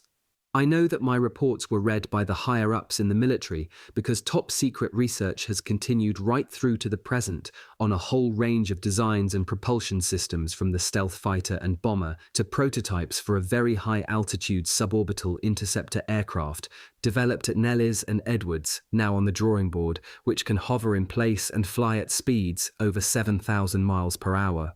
Once I finished my report on the opportunities we could possibly derive from the EBEs and the craft, I turned my attention to compiling a short list of immediate opportunities I believed achievable by the Army R&D's Foreign Technology Division from a reverse engineering of items retrieved from the crash. These were specific things, not as theoretical as questions about the physiology of the EBE or the description of its craft. But while some might call them purely mundane, each of these artifacts, as a direct result of Army R&D's intervention, helped spawn an entire technological industry, from which came new products and military weapons. Among the Roswell artifacts and the questions and issues that arose from the Roswell crash, on my preliminary list that needed resolution for development scheduling or simple inquiries to our military scientific community were image intensifiers, which ultimately became night vision, fiber optics, super tenacity fibers, lasers, molecular alignment metallic alloys, integrated circuits, microminiaturization of logic boards, HARP, High Altitude Research Project, Project Horizon, Moonbase, portable atomic generators, ion propulsion drive, irradiated food, third brain guidance systems, EBE headbands, particle beams, Star Wars, anti-missile energy weapons, electromagnetic propulsion systems, depleted uranium projectiles. For each of the items on my list, General Trudeau went into his human resources file and found the names of scientists working on government defense projects or in allied research projects at universities where I could turn for advice and some consultation. I wasn't surprised to see Wernher von Braun turn up under every rocket propulsion issue. Von Braun had gone on record in 1959 by announcing that the United States military had acquired a new technology as a result of top-secret research in unidentified flying objects. Nor was I surprised to see John von Neumann's name next to the mention of the strange-looking silver imprinted silicon wafers that I thought looked like elliptical-shaped crackers. "If these are what I think they might be," General Trudeau said, "printed circuitry, there's only one person we can talk to." Dr. Robert Saarbacher was an especially important contact person on our list of scientists because he had worked on the Research and Development Board during the Eisenhower administration. Not only had Saarbacher been consulted by members of Admiral Hillenkoetter's and General Vandenberg's working group on UFOs during the 1950s, he was part of the original decision General Twining made to bring all of the Roswell debris back to Wright Field for preliminary examination before farming it out to the military research community. As early as 1950, Saarbacher, commenting on the nature of the debris, said that he was sure the light and tough materials were being analysed very carefully by government laboratories that had taken possession of the debris after the crash. Because he was already knowledgeable about the Roswell debris, Dr. Saarbacher was another obvious candidate for an Army R&D brain trust. We also listed Dr. Wilbert Smith, who, in a memo to the Controller of Telecommunications in November 1950, had urged the Government of Canada to investigate the nature of alien technology the United States had retrieved from crashed extraterrestrial vehicles, and that was at that time being studied by Vannevar Bush. Dr. Smith, who had learned of the United States investigation from Sarbacca, said that regardless whether UFOs fit into our belief system or not, the fact was we had acquired them, and it was important for us to harvest the technology they contained. He implored the government to make a substantial effort to utilize alien technology. General Trudeau joked that although Dr. Smith knew that we had acquired technology at Roswell, he didn't really know what it was. "I can't wait to see his face when you open your briefcase in front of him, Phil," the general said, thinking about how his old friend had always wanted to know the specifics of what he had secreted away in 1947. Each of these scientists had maintained existing relationships with any number of defense contractors during the 1950s. General Trudeau also had relationships with the army contractors who were developing new weapon systems for the military within one part of the company, while another part was harvesting some of the same technology for consumer products development. These were companies, Bell Labs, IBM, Monsanto, Dow, General Electric, and Hughes, that General Trudeau wanted to talk to about the list of technological products that we'd compiled from our R&D Roswell nut file. "You begin calling our scientist friends," General Trudeau announced, "and make whatever appointments you want." "Where are you going to be, General?" I asked. "I'm going to be taking some trips too," he said. "First to the Chief of Staff to make sure we have the discretionary budget we're going to need. Then to some of the people I want you to talk to once you have the backing from the scientific community for the projects on your list." "Where to first?" I asked. "What do you like?" The general shot right back to me. "We've been working with image intensifiers for some time," I said. "We even got our hands on devices the Germans were working on at the end of the war." "Well then, why don't you make a very preliminary trip over to Fort Belvoir?" General Trudeau said. "They've had a night vision project in the works for the past 10 years, but it's got nothing over what you have in your file." "I'll get over there first thing," I said. "Yes, Phil, but you get out of that uniform and into a real lawyer suit," the general ordered, "and don't take your staff car." He saw me raise my eyebrows. "All you're going to do is feed a project," Trudeau continued, "that's been underway since right after the war. They've got stuff, but you're going to give them a giant leap. Once you've fed them, you'll disappear, and I'll assign a night vision project manager here to see the development through." I prepared to leave his office. "No one will know, Phil," he said. "Just like you thought, the Roswell Night Viewer will put a seed of an idea in someone's mind over at Fort Belvoir, and it will become part of a long project history. It will disappear just like you into the history of the product development." "Yes, sir," I said. I was beginning to realize just how lonely this job could be. "You still have a suit that fits?" the general asked. "I think so," I answered. "Maybe what I wore over at the White House is a little out of style, but it'll pass." "Good luck, Phil," General Trudeau said. "Make sure no one knows where you're going, and I'll make sure you have all the budget you need."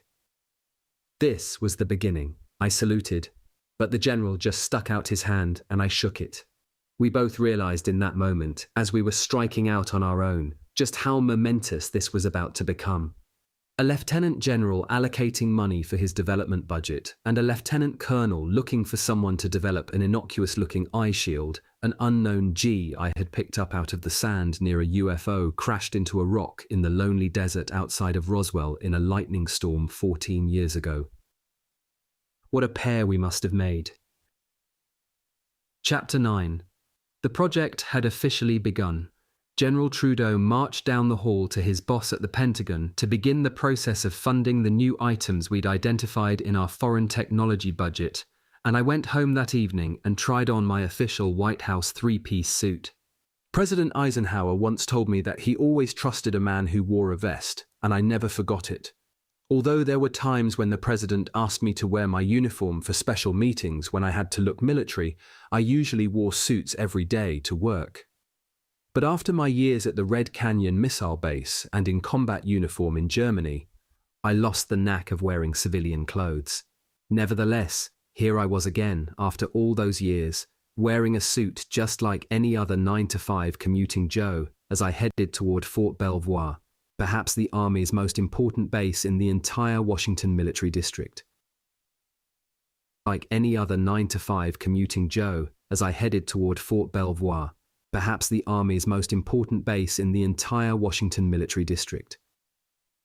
Fort Belvoir was one of those military posts where the mundane activity of training and weapons testing was an effective cover for what came to be known as the secret life of Fort Belvoir. It sat comfortably within 30 minutes of the Pentagon, and it was where some of the Army's most top-secret research into UFO technology was also taking place. Belvoir housed the Army Engineering School and, for former artillery and missile officers like myself, maintained a vital information database about ballistics testing and the development of new weapons. But on the secret side of the ledger, Fort Belvoir was home to the Signal School, where officers for the National Security Council who had top-secret crypto clearance were trained. Even years after I retired from active duty, stories lingered about the records of UFOs that were stored at Fort Belvoir, including photos and even motion pictures of military retrievals of downed extraterrestrial craft. What very few people knew was that an elite secret Air Force unit operated out of Fort Belvoir, ostensibly an Army base that was responsible for retrievals of downed UFOs. That was how Fort Belvoir became a repository of classified UFO footage. Those secrets remained at Fort Belvoir over the years and were closely guarded while the installation remained shrouded in mystery. For those who suspect what information was kept at the base, Fort Belvoir remains a central part of the legends surrounding the official military cover-up of UFOs. I was on my way there to talk about the night vision project to see what German World War II files they were keeping on the infrared viewfinders the Nazis were trying to deploy for their night fighting troops. These were cumbersome, unwieldy devices that left infantry hampered and weighed down. They were never effective in the war, but held out the enormous promise of opening up the night as a battlefield where an army could maneuver around its blind and helpless enemy. That was the promise that tantalized both the Soviets and American forces as we closed in on Germany's most secret weapons facilities during the final months of the war. Our forces secured all of the German records on mountable weapons night viewers and headpieces, but it wasn't until we looked inside the crashed Roswell vehicle and saw a hazy daylight through the viewports that we realized just what the potential of night viewing could be. We understood in those few moments after the vehicle was brought back to right field and General Twining made his initial report that we were the blind and helpless enemy through the eyes of the EBEs. These creatures controlled our night skies, observing us with an ease that we didn't enjoy until we had deployed our own night viewing goggles years later and leveled the playing field against them and the Soviet client forces arrayed against us. My very proper-looking deep blue Oldsmobile might not have been a secret weapon in America's arsenal, but it was carrying a description of one of the tiny components of what would be one of our most effective Cold War weapons. Guerrilla armies used the night itself on their familiar home territory as a tactical weapon that allowed them to move right past enemy positions without being spotted. They could secure a battlefield advantage as if they were invisible. But equip a patrol with night viewers, mount night viewers on tanks and observation vehicles, hover over a battlefield at night in helicopter gunships equipped for night vision, and suddenly the night becomes day and the invisible enemy appears in your gun sights like prey for the hunter. To the EBEs, we were that prey, and we knew they were monitoring our defenses, surveilling the aircraft we scrambled to chase them, and hovering above the experimental satellites we launched. We could see them with our radar. I had seen them on our scopes with my own eyes, and we knew their presence wasn't benign. But they had an advantage over us that we couldn't overcome unless we acquired the technological ability to put up enough of a defense to make their cost too high to engage in any large-scale warfare. Not only was it an advantage that forced us to scrape whatever technology we could off the edge of our encounters with them, it was one of the many factors that forced us into a silence about the alien presence. If there was no public enemy, there would be no pressure from the public to do anything about it. So we simply denied all extraterrestrial activity because no aliens meant no military responsibility to counter their threat. But all the while we were still planning, measuring their hostile intentions, and pushing through weapons development that might reduce their advantage. It would have been next to impossible to stage a military build-up that would help us fight extraterrestrial enemies had we not had a lot of help from our old adversaries, the Soviets and the Chinese. The Soviets made no bones about their intentions to dominate the world through communist revolutionary coups. and set about immediately to challenge us even before World War II ended. By 1948, the Iron Curtain had dropped over Eastern Europe, and the Soviets were trying to back us into a position of appeasement. In 1949, Mao Zedong drove Chiang Kai-shek out of mainland China to the island of Taiwan, and the United States had another major communist adversary trying to impose its will upon its Asian neighbors. We first tasted their blood in Korea and would soon almost choke on it in Vietnam, Laos, Thailand, and Cambodia. Those were hard times, made even harder because the United States military also knew that not just the free world but the whole world was under a military threat from a power far greater than the combined forces of the Soviet Union and the Republic of China. We didn't know what the EBAs wanted at first, but we knew that between the cattle mutilations, surveillance of our secret weapons installations, reports of strange abductions of human beings, and their consistent buzzing of our unmanned and manned space launches, the EBEs weren't just friendly visitors looking for a polite way to say, "Hello, we mean you no harm." They meant us harm, and we knew it. The problem was we couldn't do anything about it at first, and anything we did try to do had to be done in complete secrecy, or it would set off a worldwide panic, we believed. This was where the Cold War turned out to be a tremendous opportunity for us, because it allowed us to upgrade our military preparedness in public to fight the communists while secretly creating an arsenal and strategy to defend ourselves against the extraterrestrials. In short, the Cold War, while real enough and dangerous enough, was also a cover for us to develop a planetary tracking and defense system that looked into space as well as into the Soviets' backyard. And the Soviets were doing the exact same thing we were, looking up at the same time they were looking down. In an only tacitly acknowledged cooperative endeavor, the Soviets and the Americans, while each one was explicitly using the Cold War to gain an advantage over the other, both sought to develop a military capability to defend ourselves against extraterrestrials. There were very subtle indications of this policy in the types of weapons both countries developed, as well as in our behavior toward one another every time one side came close to pushing the button. I can tell you definitively, because I was there when we avoided nuclear war, because both military commands were able to pull back when they stared over the cliff into the flaming volcano of war that threatened to engulf all of us at least 4 times between 1945 and 1975. The Berlin airlift, the Chinese invasion of Korea, the Cuban Missile Crisis, and the Yom Kippur War, and probably many more. By the time President Nixon returned from China, having agreed to turn over Vietnam to the communists, he had effectively turned the Soviets' flank in the Cold War. For the next decade, the Soviets felt caught between the Chinese, with whom they'd fought border wars in the past, and the United States. When President Ronald Reagan demonstrated to Mikhail Gorbachev that the United States was capable of deploying an effective anti-missile missile defense and sought Soviet cooperation in turning it against the extraterrestrials, all pretext of the Cold War ended and the great Soviet monolith in Eastern Europe began to crumble. But the Cold War worked its magic for both superpowers by allowing them to prepare defenses against the extraterrestrials without ever having to disclose to the public what they were really doing. When you examine it, the record itself should have showed that another agenda was present throughout the Cold War. After all, why did each side really have 10 or more times the number of warheads needed to completely destroy the other side's nuclear missile arsenal as well as their major population centers?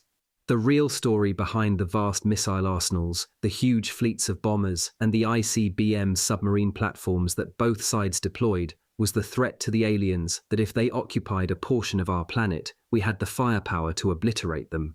If they attacked either the United States or the Soviet Union so as to render one of the arsenals inoperable, we had enough missiles to spare to make them pay so heavy a price for starting a war, it wasn't even worth trying. That was part of our secret agenda behind the huge military build-ups of the 1950s and 1960s. Sacrifice a portion of the planet so that the rest of us could live. It enabled the United States and USSR to intimidate one another, but it also worked for the heads of the military intelligence agencies as a way to intimidate any extraterrestrial cultures. Nobody wrote any memos about this because weapons deployment during the Cold War was the cover for the secret agenda against the extraterrestrials. Sure, there was a gamesmanship going on during those 40 years from 1948 through 1989 when the Berlin Wall came down. Each side tried to get the other to spend more money than they really had to so as to weaken the economy. Our CIA consistently gave us false estimates because they were feeding us KGB information while, I know, we tried to do the same thing to the Soviets, and if the Soviets could have won the Cold War as bloodlessly as possible, they would have done so. But in the end, as the futility of mutual destruction made World War III unfightable, our real attention became more focused on the common enemy, the extraterrestrials who refused to go away. There were subtle and not so subtle hints during the entire Cold War that a hidden agenda was in play. Most people just didn't know where to look. For those who did, and there were and are plenty of them, the answers were in plain view. Although there was heavy censorship and the threat of ruined careers, plenty of military and civilian sources reported flying saucer sightings, stories of abductions, while most were either fantasies, nightmares, or memory screens for other events in the so-called abductees' childhood continued to abound. Some were true, and this caused great consternation among members of the UFO working group. If the government couldn't protect private citizens from abductions by extraterrestrials, then would that not signify a breakdown in governmental authority? That was a worry, but it didn't come to pass. Similarly, if too many flying saucers were seen by too many people at the same time, wouldn't it become obvious that the military forces of the superpowers couldn't protect their populations? For a time it was true, but the public never realized it. Soon we were able to upgrade our ability to defend our airspace so that we could amass large numbers of interceptors against the EBE's limited resources and pose a real threat to them. They backed off and probed our defenses only when it seemed safe. Thus, the race among the superpowers to spend billions of dollars to build the fastest and best interceptors had a true double purpose. We needed all these planes because they gave the superpowers a flexible response alternative to simply obliterating themselves with guided missiles. But at the same time, both superpowers were developing the air defense technology to defend the planet against the extraterrestrials. Everybody wants the best and fastest plane, of course, so that we can outfly and outshoot the enemy we know about. But we were also defending our skies against an enemy we didn't admit to having. The second agenda was always there, and the Cold War provided the budgetary impetus the military needed. We were building aircraft to protect against flying saucers. And in a very real measure, we succeeded. Both the United States and USSR were sensitive to another area where the extraterrestrials were aggressing upon our military personnel, our respective space exploration programs.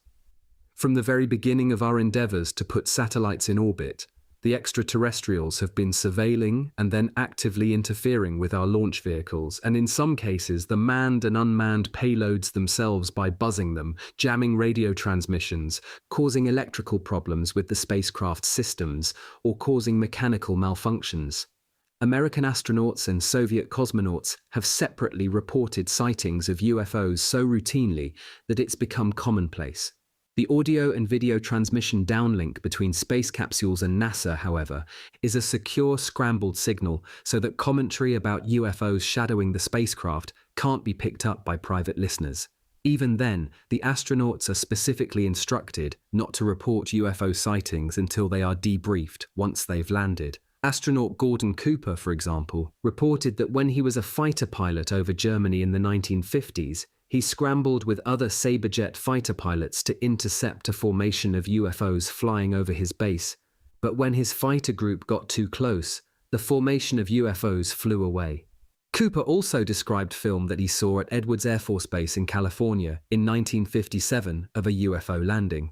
He said that he sent the film to Washington and followed up on it with the officers at Project Blue Book, but they never responded to his queries. Similarly, X-15 pilot Joe Walker revealed that his 1961 mission in setting a new world airspeed record was also to hunt for UFOs during his high-altitude flights. He also said that he filmed UFOs during an X-15 flight a year later in 1962. Other reports persisted about Mercury 7 astronauts being shadowed by UFOs and about Neil Armstrong's having seen an alien base on the moon during the Apollo 11 flyover and landing. NASA has, of course, not admitted to any of this, and, very correctly, it's been treated as a matter of high national security. An extraterrestrial presence on the moon, whether it was true or not in the 1950s, was an issue of such military importance that it was about to become a subject for National Security Council debate before Admiral Hillenkoetter and Generals Twining and Vandenberg pulled it back under their working group's security classification. The issue never formally reached the National Security Council, although Army R&D under the new command of General Trudeau in 1958 quickly developed preliminary plans for Horizon, a moon-based construction project designed to provide the United States with a military observation presence on the lunar surface. Started in the late 1950s and set for completion between 1965 and 1967, Horizon was supposed to establish defensive fortifications on the moon against a Soviet attempt to use it as a military base, an early warning surveillance system against a Soviet missile attack, and, most importantly, a surveillance and defense against UFOs. It was, to be blunt, a plan to establish a skirmish line in space to protect the Earth against a surprise attack. But Horizon was sidetracked when the National Space and Aeronautics Act gave control over space exploration to the civilian NASA, effectively eliminating the military branches from pursuing their own projects until much later in the 1970s.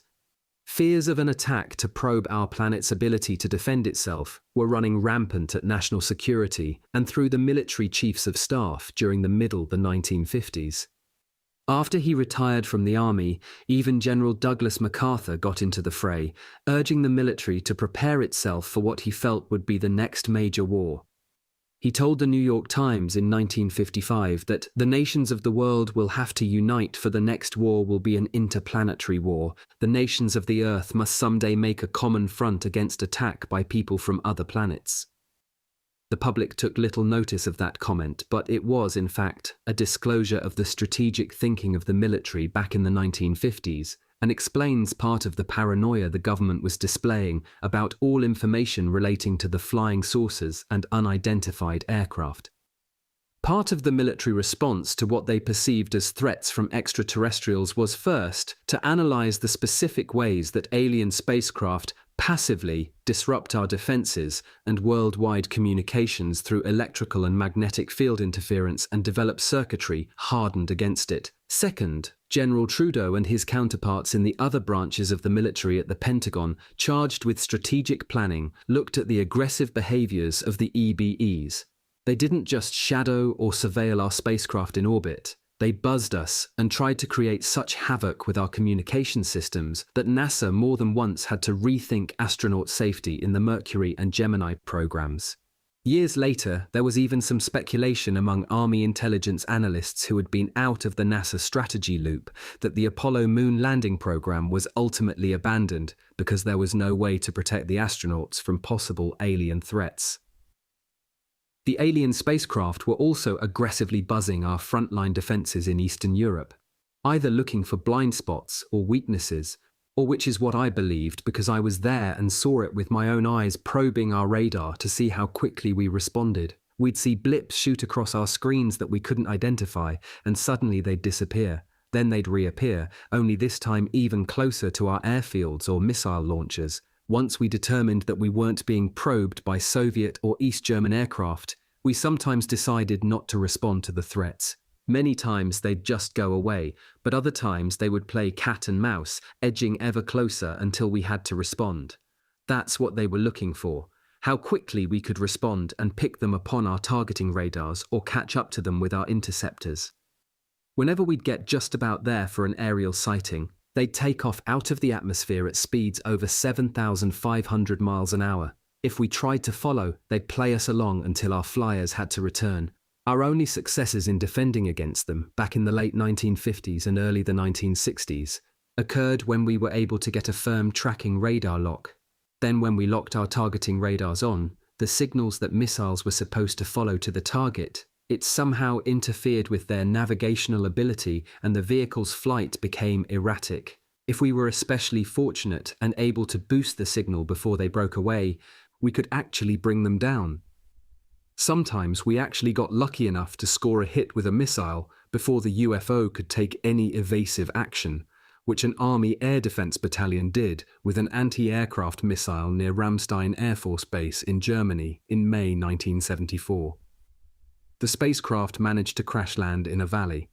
The craft was retrieved and flown back to Nellis Air Force Base in Nevada.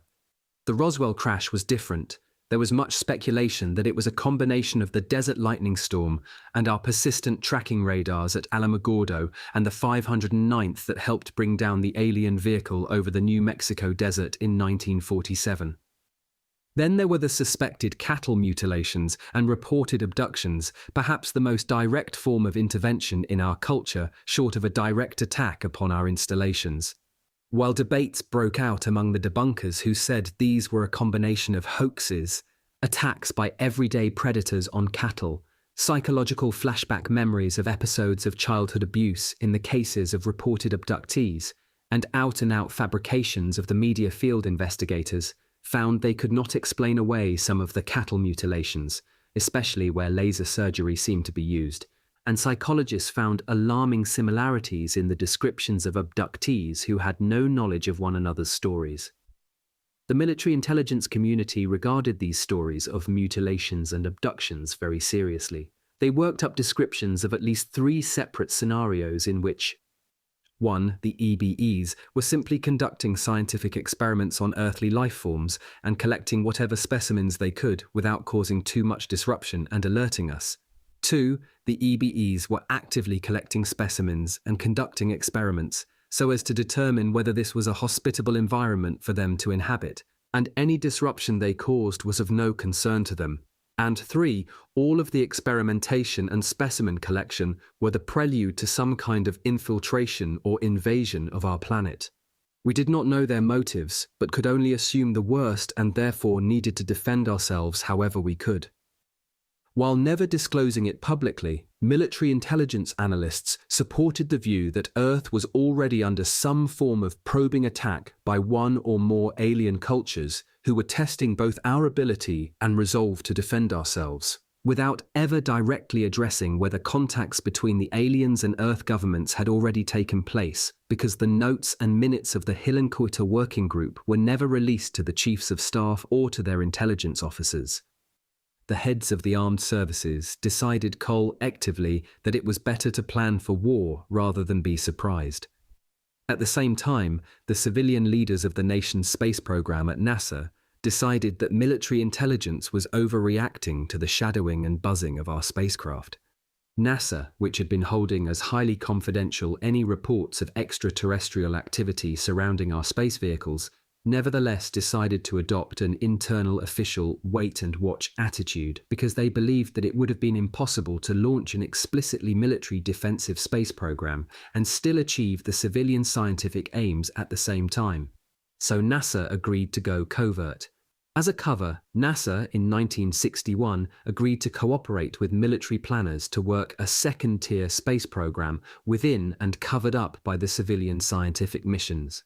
They agreed to open up a confidential back-channel communications link to military intelligence regarding any hostile activities conducted by the EBEs against our spacecraft, even if these included only shadowing or surveillance. I was aware of this through my contacts in the military intelligence community.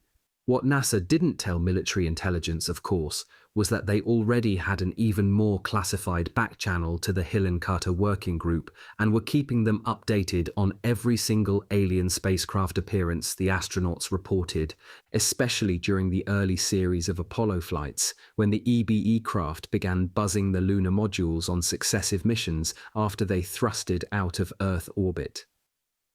Even though military intelligence was kept out of the operational loop between NASA and the working group, I and a few others still had contacts in the civilian intelligence community that kept us informed. And the Army and Air Force managed to find at least 122 photos taken by astronauts on the moon that showed some evidence of an alien presence. It was a startling find and was one of many reasons that the Reagan administration pushed so hard for the Space Defense Initiative in 1981. In 1960, upon the confidential approval of the working group and at the request of the National Security Agency, which was concerned about the vulnerability of its U-2 flights, NASA agreed to all OW some of its missions to become covers for military surveillance satellites. These satellites, although approved for surveillance of Soviet ICBM activity, were also supposed to spot alien activity in remote portions of the Earth. Maybe in the 1960s, we didn't have the technology we have now to intercept their ships, but by using new satellite surveillance techniques, we believed we'd be able to pick up the signatures of an alien presence on the face of our planet. If we made it too difficult for them to set up shop with bases on Earth, military intelligence planners speculated, maybe they would simply go away. This was another example of how Cold War strategy was utilized for the dual purpose of trying to surveil extraterrestrial activity under the cover of surveilling Soviet activity. However, throughout the 1960s, critical projects were started at the Foreign Technology Desk to protect vital command and control systems, including the hardening of communications and defense computer circuitry, by burying components sensitive to electromagnetic pulses, the same kind of energy generated after a nuclear explosion, as well as by the EBE spacecraft.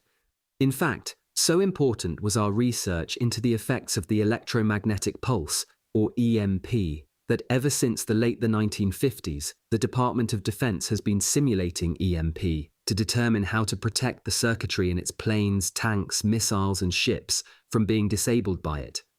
EMP generators were established at a number of facilities around the country, including the Harry Diamond Laboratories in Philadelphia, Maryland, for the Army, and the EMP Empress 1 and 2 simulators for the Navy in the middle of Chesapeake Bay, and another one at China Lake in California. The Air Force set up EMP simulators at Kirkland Air Force Base in New Mexico, and the Army additional facilities at White Sands, New Mexico, and at the Redstone Arsenal in Alabama. We also initiated the crash development of night vision equipment to enable our troops to see at night the same way the EBEs did, finally enabling us to get a footing, if not an equal footing, with the aliens so that we could force them to some kind of stalemate. It was only then that we began to realize what their intentions were and the startling secrets about their existence on this planet. It was night vision that was on my mind today as I was zipped through the sentry post at the main gate and very quickly buzzed into the Development Laboratories wing at Fort Belvoir by an Army Specialist 4 who seemed surprised that I wasn't in uniform. Colonel Corso, Dr. Paul Fredericks, Technology Development Consultant to the Night Vision section at Fort Belvoir, said as he extended his hand and walked me over to what must have been his prized tobacco-coloured leather chair. It was way oversized for his small office and was obviously his favourite seat. I was duly appreciative of the honour and courtesy he was according me.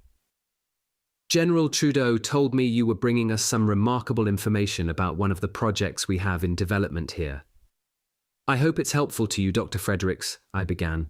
I'm not a physicist, but I think we have something that might speed up the research timeline and show some new possibilities. Anything that could help, Colonel, he said as I opened up my briefcase and began to spread out what I had. Anything at all. Chapter 10. The U-2 Program and Project Corona, Spies in Space. Of course, General Trudeau has been in touch with Don and the whole development team here, Dr. Fredericks continued as he watched me open the night vision file that I'd taken out of my briefcase. And I'm aware of the nature of the material you've got. It's not something we wanted to talk about over the phone. I appreciate your being discreet about this, Dr. Fredericks, I said. If you think what I'm about to show you can help you in the development process, it's yours to use. But the arrangement will be that everything is originated here at Fort Belvoir. All R&D will be to provide the budget necessary to fund this development. You use your own sources to manufacture the product and take all the credit for the process. And this conversation? Dr. Fredericks asked. Once you tell me you can use what I've brought, and we get you the budget you require, I began. This conversation never took place, and you will take my name off your appointment schedule. Now you really do have my interest, he said, with just the edge of a bemused sarcasm in his voice, as if he'd been down this road many times before. What did you bring in that briefcase that's so secret? And with that, I held up the first of the Army's 1947 sketches of the night viewer we pulled from the wreckage at Roswell. I handed it across to Dr. Fredericks, who looked at it and turned it around with his fingertips as if he were holding one of the Dead Sea Scrolls. "You don't have to be so careful with it, Dr. Fredericks," I said. "I made a few thermal copies." "Do you have the actual device?" he asked. "Back at the Pentagon." "Who was wearing this?" he continued. "At the time, nobody," I told him. "According to the field report, they found this in the sand near one of the bodies." "Bodies? At the Roswell crash?" Now he was completely incredulous. "General Trudeau didn't tell anyone about bodies." "No, that's true," I said. "That's not information we give out. General Trudeau authorized me to answer any questions you have up to a certain level of security classification." "We're not there yet," Dr. Fredericks asked and asserted at the same time. "But we're close," I suggested. "I can talk about the device, talk about where it was found, but that's probably as far as I can go myself. If General Trudeau wants to give a background briefing and authorizes me to do so, then I can go deeper." "Funny, but I always thought Roswell was a kind of legend. You know, they found something but maybe it was Russian," Dr. Fredericks said. Then he asked again if anyone at the Roswell retrieval had actually seen any of the creatures wearing the night vision device in the sketches. "No," I said. "There was a lot of debris that spilled out of the craft. The soldiers on the retrieval team looked through one of the seams that had been split open running along the craft's lengthwise axis, and they saw viewports built into the hull. Well, what astonished them was that when they looked through the viewports, they could see daylight, or a greenish, hazy kind of diffused light that looked like dusk, but outside it was completely dark." Paul Fredericks was on the edge of his seat now. "No one at the crash site knew anything about the night viewers the Germans were developing during the war," I explained. "So even the officers on the retrieval team were amazed at what they were seeing. When they autopsied the alien at the 509th and pulled off these eyepieces, is the only word I can use for them, they realized that they were a complicated set of reflectors that gathered all the available light and turned them into nighttime image intensifiers," I continued, pointing to the sketch in Paul Fredericks' hands. "Some medical officer tried to look through it down a darkened hall, and it made the images stand out, but nothing was ever done with it, and they packed it away with the rest of the alien." "Did they perform any analysis on this when they brought it back?" Fredericks asked. "Some," I told him, "but they had no facilities at the 509th and had to wait until they brought it back to Wright. It wasn't until the intelligence boys at the Air Materiel Command got hold of it that they realized that this was something the Germans were trying to deploy." "But this is far more sophisticated," Dr. Fredericks said. "The Germans weren't even close to something like this." "Yes, sir," I said, "not even close. And that's what got the intelligence people at Wright so concerned. Just how close were the Germans about to get when the war ended? What else had they gotten their hands on? Did they have help? Or," Dr. Fredericks said very slowly, "did they find a crash just like we found?" "That's exactly the point, Dr. Fredericks," I said. "What did they find? And if the Germans could get their hands on this material, what about the Soviets?" he asked. But he was talking to himself now, talking in a way that made him sound as if he were really thinking out loud.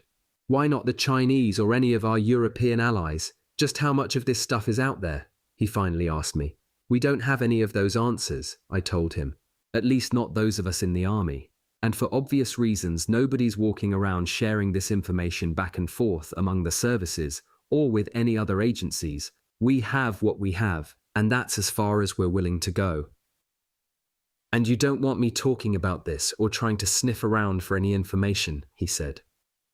"If we thought you were going to do that, I wouldn't even be here," I said.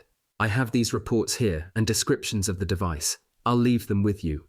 If you think you can work these into your development program, I'll have the material itself sent over, and then it's out of our hands completely. Farm it out to wherever you want it developed. Offer your defense contractor the right to patent it. Never tell them where you got it or what its origin might be. As far as we're concerned, whoever comes up with the night viewers you ultimately contract with to build can own the whole product and slap their name on it. All we want to do is get this thing developed. That's it." "May I?"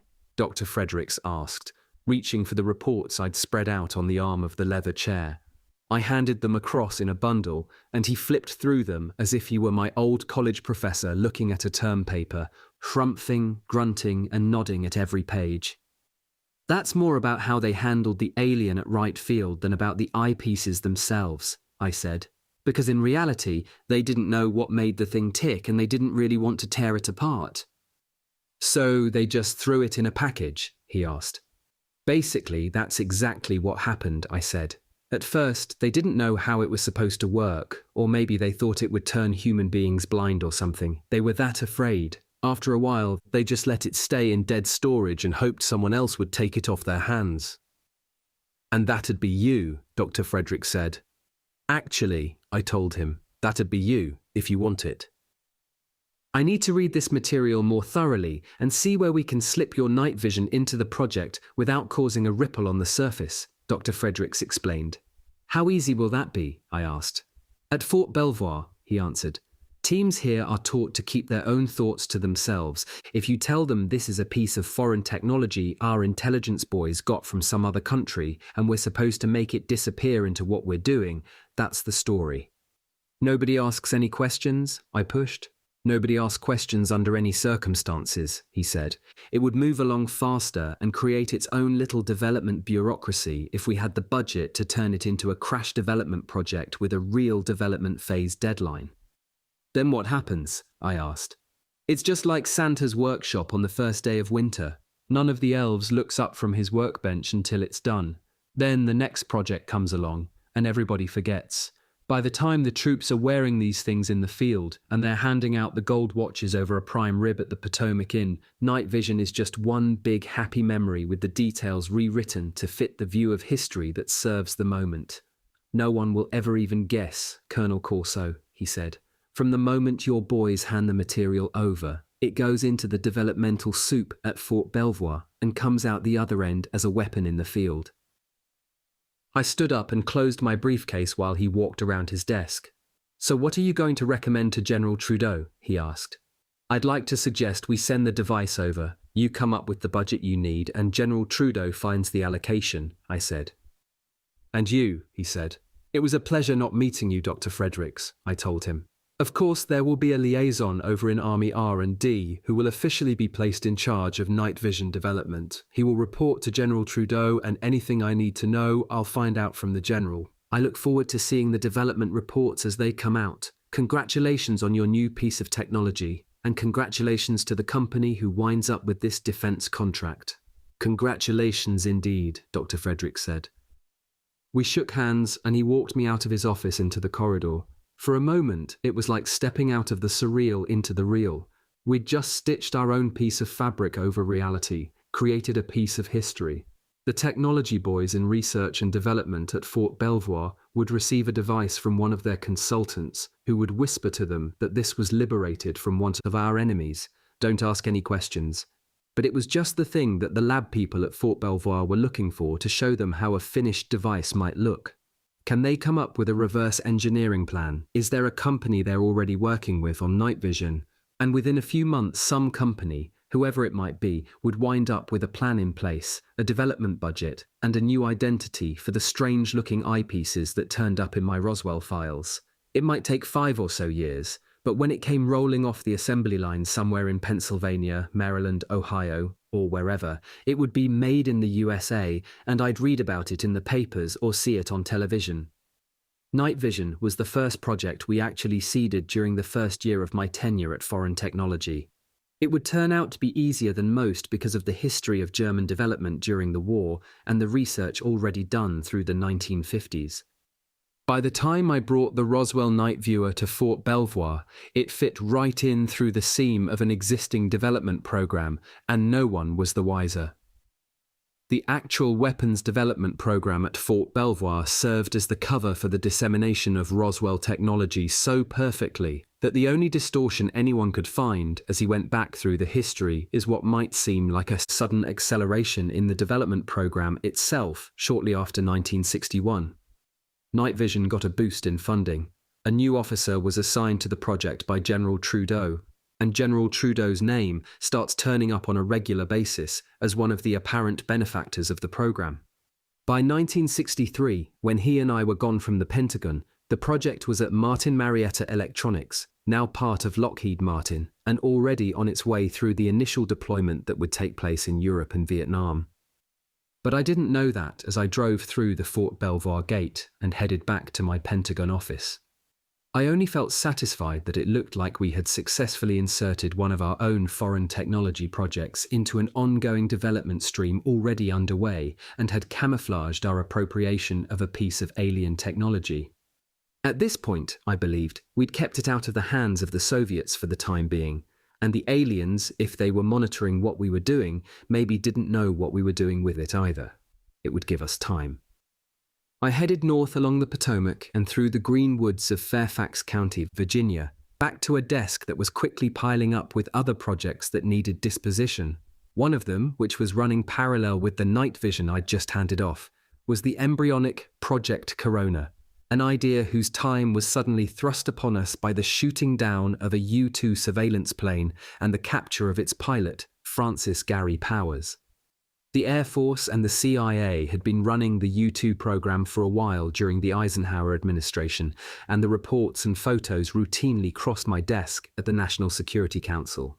Like so many other events during the Cold War, the U-2 didn't have just a single purpose: the surveillance of the Soviet Union to monitor their guided missile development program. It had a triple intent. Of course, we wanted to know exactly what the Soviets were up to, but we also wanted to test their air defense capability. We wanted to know how accurately their radars could track the U-2 and whether any of their missiles could bring it down.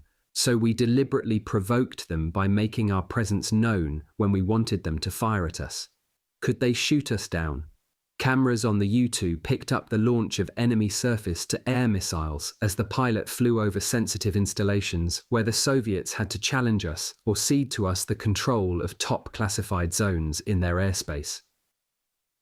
So we played gamesmanship with them, probing their defenses, deliberately sacrificing pilots who we believed died when their planes were shot down, and always denying what we were doing even as Khrushchev screamed at Eisenhower that the U-2 program was putting Khrushchev himself at risk inside the Kremlin. "We can deal with each other," the Communist Party chairman told Ike, "but not if you force me out of office." But as much as Eisenhower hated the U-2 program and the jeopardy into which it placed our pilots, the president had to accommodate himself to one of the other agendas of the surveillance: the ongoing search for any evidence of extraterrestrial spacecraft landings or crashes within the vastness of the Soviet Union. We also wanted to see whether the Soviets were harvesting any of the alien aircraft technology for themselves. That's what made the U-2 program too valuable to give up until we had an alternative. And the alternative, although it was an Air Force and not an Army program, was part of a shared R&D between our intelligence services and the National Security Council and CIA apparatus. And it was already in development within Lockheed in a division they called Skunk Works.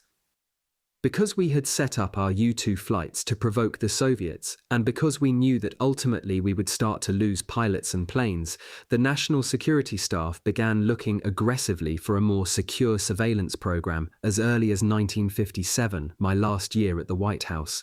Intelligence decided to take orbital satellite photos of Soviet installations, but only if they could get a bird up there that would be reliable. Also, we didn't want to let the Soviets know we were turning Earth orbit into a surveillance facility because we didn't want to encourage them to go after our satellites. So the trick was to get a satellite up there in complete secrecy. But how could you do that with the whole world watching? The Army and Air Force had an idea. Lockheed had already shown that it could develop a surveillance plane, the U-2 and eventually the SR-71, out of the public view and run those flights without too much interference from Senate watchdog committees, and out of the presence of any newspaper reporters.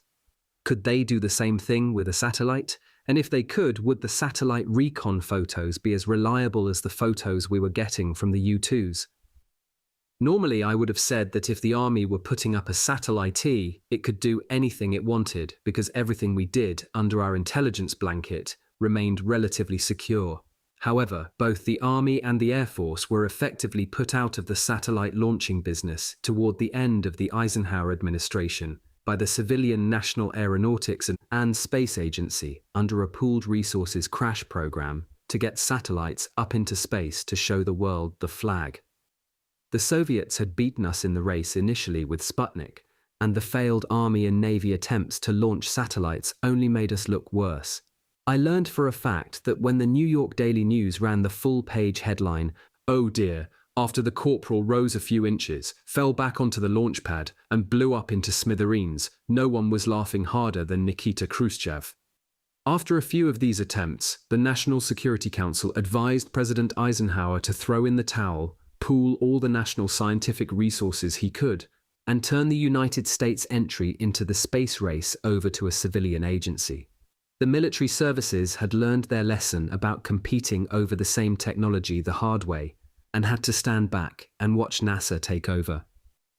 NASA had some immediate successes, and before the end of the Eisenhower administration in 1960, they had managed to put satellites in orbit and experiment with the effects of orbital flight on animals in far more sophisticated ways than the Army's V2 experiments with small primates at Alamogordo in the late 1940s and early 1950s.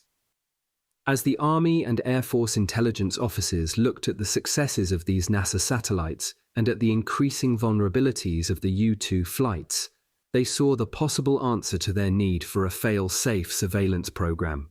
When NASA began its Discoverer Orbiter program, launching a payload into low orbit and returning it, the military services thought they saw a solution. If they could somehow manage to build a workable photo recon satellite small enough to fit into the very limited space inside the Discoverer payload capsule, recover the surveillance device when the orbiter returned to Earth, and install the entire military spying program within a civilian scientific exploration program that was getting a lot of attention from the newspapers without alerting the public to the military's secret agenda, they would have their covert surveillance. We knew that the Soviets would very quickly find out about the program, but that wasn't such a bad thing. We reasoned that there was no way, given the CIA's penetration by the KGB, to keep the program completely covert, but if the Soviets knew we were able to watch them, it might keep them honest. And Khrushchev wouldn't have to worry about our deliberately violating his airspace. So he was off the hook at the Kremlin and thankful for it. All we had to do was keep it out of the public arena and we'd be home free. The whole program rested on our being able to slip what we now called Corona into the existing Discoverer program without a whisper in the air. The Soviets would go along without a protest, and we would get our surveillance photos. We added an additional incentive for the Soviets to discourage them from getting their friends in the CIA, to leak the story to friendly journalists, and blowing the cover on the whole operation. We encouraged them to participate with us in the hidden agenda of Corona, surveillance of potential alien crash landings. Army intelligence, upon Eisenhower's and the NSC's express approval, let it be known to their counterparts in the Soviet military that any aerial intelligence we developed as a result of Corona that revealed the presence of aliens on Soviet territory would be shared with the military. What they did with the information, we said, we really didn't care. But the military was more than grateful. The professional military didn't trust the commissars in the Communist Party any more than we did and hated being under their collective thumb.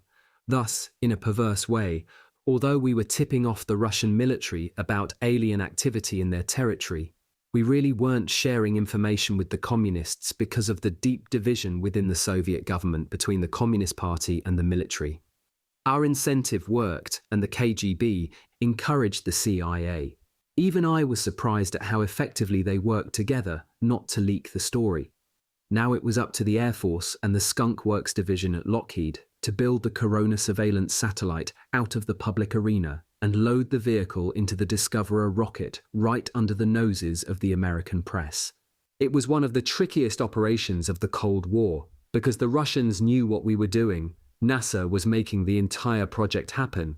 But the American press, hungry for even the smallest tidbit of spaceflight information, had to be kept completely in the dark. If necessary, we had to lie to them, provide them with cover stories, completely trick them into thinking that all the American people had to think about was the little chimp that was blasted into orbit wearing his custom-sized space helmet. And we didn't have much time to do it because we knew the Soviets were trying to embarrass Ike at the end of his term by bringing down one of our U-2 planes with a live pilot inside. We were now in a race against the Soviets to replace the U-2 with the Corona, even though the Soviets understood and accepted what we were doing every step of the way. It was one of the ironies of the Cold War. The engineers at Lockheed designed the satellite camera package to fit neatly into the payload cone of the Discoverer capsule.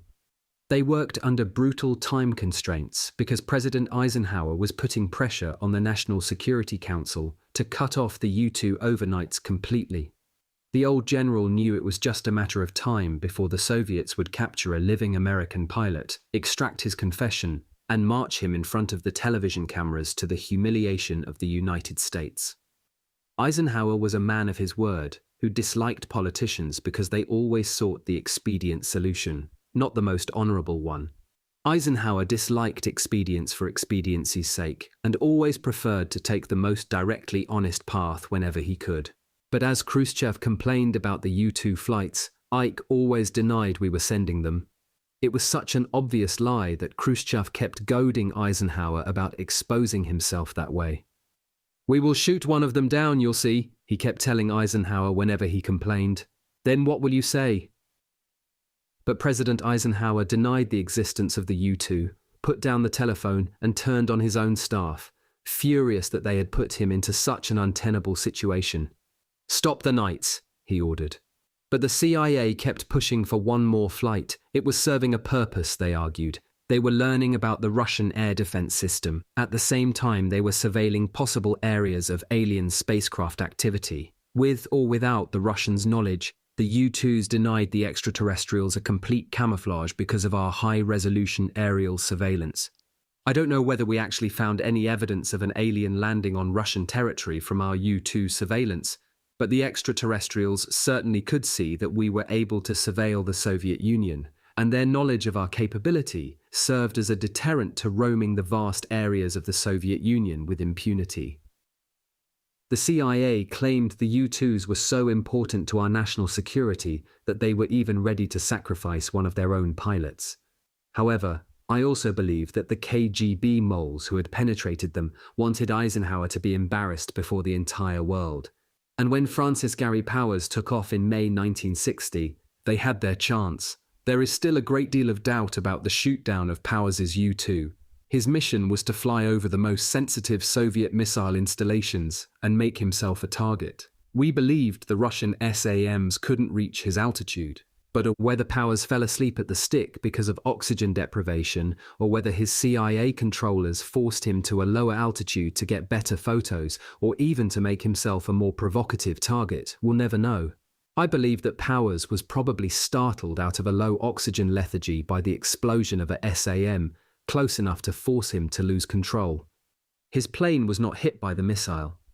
The U-2 was the type of aircraft that was very difficult to fly. Powers probably pulled into a stall and was unable to bring it back. As his plane spun toward the ground and Powers became too disoriented to regain control, he pulled on the lever next to his seat, blew the canopy off, and ejected. Powers was captured alive, paraded before cameras, and forced to confess that he was spying on the Soviet Union. Khrushchev had his excuse to cancel a summit meeting with Eisenhower and put on one of the great performances of his career in front of the Supreme Soviet. Eisenhower, as he had most feared, was publicly humiliated and forced to admit to Khrushchev that he had sent the U-2s over the Soviet Union. He promised Khrushchev that the U-2 flights would end, eliminating a valuable surveillance tool and potentially blinding us not only to what the Soviet Union was doing, but potentially to what the extraterrestrials were doing in Asia as well. It was a terrible experience for the old man, who believed he had been compromised by his own administration. All the while, during the final months of preparations before Gary Powers's U-2 flight, NASA was completing the engineering details to insert the Corona payload into the Discoverer payload. If all went well, the first launch of Corona would give the National Security Council the results they wanted, and the U-2 program would come to an end because it had been made obsolete by Corona. Then Gary Powers was shot down and the U-2 program came to an end because Eisenhower terminated it. We were blind. Then Discoverer was launched from Cape Canaveral, and those of us in the Army and Air Force missile programs who were aware of Corona and what was at stake in the mission held our collective breaths. If it worked, we had eyes. If it failed, our best surveillance opportunity would have failed. You can imagine the jubilation at the Pentagon when the Corona payload was recovered and we developed the first photos. They were better than what we had gotten from the U-2, and the Corona was completely invisible to the Soviets. Khrushchev hid the information from his own Supreme Soviet, and Eisenhower certainly didn't make a public statement to the American people. We were back in the photo intelligence business, and in addition to keeping tabs on Soviet missile developments, we had a way to track any possible EBE attempt to set up a base in the remotest parts of Asia, Africa, or South America. We were gaining parity with the EBEs, a small victory, but a victory nevertheless. What satisfied me the most about Project Corona, I thought, as I reached the outskirts of Washington on my way back from Fort Belvoir, was that it was elegant as well as successful. Just like the ease with which we had slipped the Roswell night visor into the development and engineering stream at Fort Belvoir, so had we slipped the Corona photo surveillance payload directly into the ongoing Discoverer program, reverse engineering Discoverer to make the payload fit. No one realized what we had accomplished or how effectively the military utilized traditional programs as a cover for their own secret weapons development systems. At the same time, we knew we were gaining on the aliens. With each successful start of a new project, some based on the Roswell technology, others initiated specifically to counter the alien capabilities we had discovered at Roswell, we believed we were advancing our game piece to the next square. We believed that no matter how hostile the aliens' intentions were, they didn't have the raw power to launch a global war against us. They would study us, infiltrate us, wear us down until we might not be able to resist them. But they had neither the intention nor the capability, we believed, of destroying the planet so as to take it for themselves. In that, we held the upper hand. But what we needed was a real outpost in a location that would enable us to establish a strategic advantage, a base to strike at them far enough away so that we wouldn't create a panic on Earth. We needed a base on the moon. It was something the Army had dreamed about from the very first months after our encounters with the aliens outside of Roswell, and something we had tried to fund without the public's knowledge. It was an ambitious project that had bounced around from skeptic to skeptic inside the military for over a year before it landed in front of me. And when I took over the foreign technology desk, it was a project we almost had. Chapter 11, Project Moonbase. I envision expeditious development of the proposal to establish a lunar outpost to be of critical importance to the United States Army of the future. This evaluation is apparently shared by the Chief of Staff in view of his expeditious approval and enthusiastic endorsement of initiation of the study, General Trudeau wrote to the Chief of Ordnance in March 1959 in support of the Army's Project Horizon, a strategic plan for deploying a military outpost on the surface of the Moon. It was the Army's most ambitious response to the threat from extraterrestrials, and by the time I arrived at the Pentagon, it was one of the projects that General Trudeau had handed off to me to get moving. "The boys at NASA are taking over the whole rocket launching business, Phil," he said, "and the Army's not even getting the scraps left on the table." I had just left the White House when the National Aeronautics and Space Act was passed in 1958, and I knew what that had portended. It transferred the responsibility of space from the military services to a civilian-run agency that was supposed to fulfill the United States' promises to other countries for the demilitarization of space. It was a laudable goal, anyone would argue, demilitarize space so that countries could explore and experiment without the risk of losing their space vehicles or satellites to hostile activities. For the United States and the Russians, the agreement meant that our respective astronauts and cosmonauts wouldn't make war on each other. Good idea. But someone forgot to tell it to the extraterrestrials, who had been systematically violating our planet's airspace for decades, if not centuries, and had already set up a base of operations on the Moon.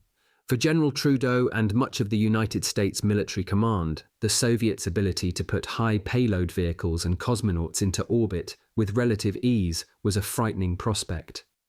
Unless the United States challenged Soviet technology with our own ongoing launch program and expanded our satellite surveillance, The army believed it would cede an all-important strategic advantage to the Soviet Union. By 1960, we were reaching a critical juncture. Because of the development window and the time it took to get projects through development, programs started too late in the 1960s would be hopelessly obsolete by 1970, when the Soviets were expected to have established a presence in space. As in the U-2 program, we had another agenda that concerned us more than just the Soviets' ability to threaten us with a nuclear missile capability from space. We were also very much aware of the ability of a dominant military power on Earth to establish its own version of a treaty with extraterrestrials. We had already seen how Stalin negotiated a separate non-aggression pact with Hitler, allowing the Germans to stabilize its Eastern Front and invade Western Europe. We didn't want to see Khrushchev gain so much unchallenged power in space that the extraterrestrials would readily agree to some kind of accommodation, with him guaranteeing both of them a degree of freedom to dominate the political affairs of our planet.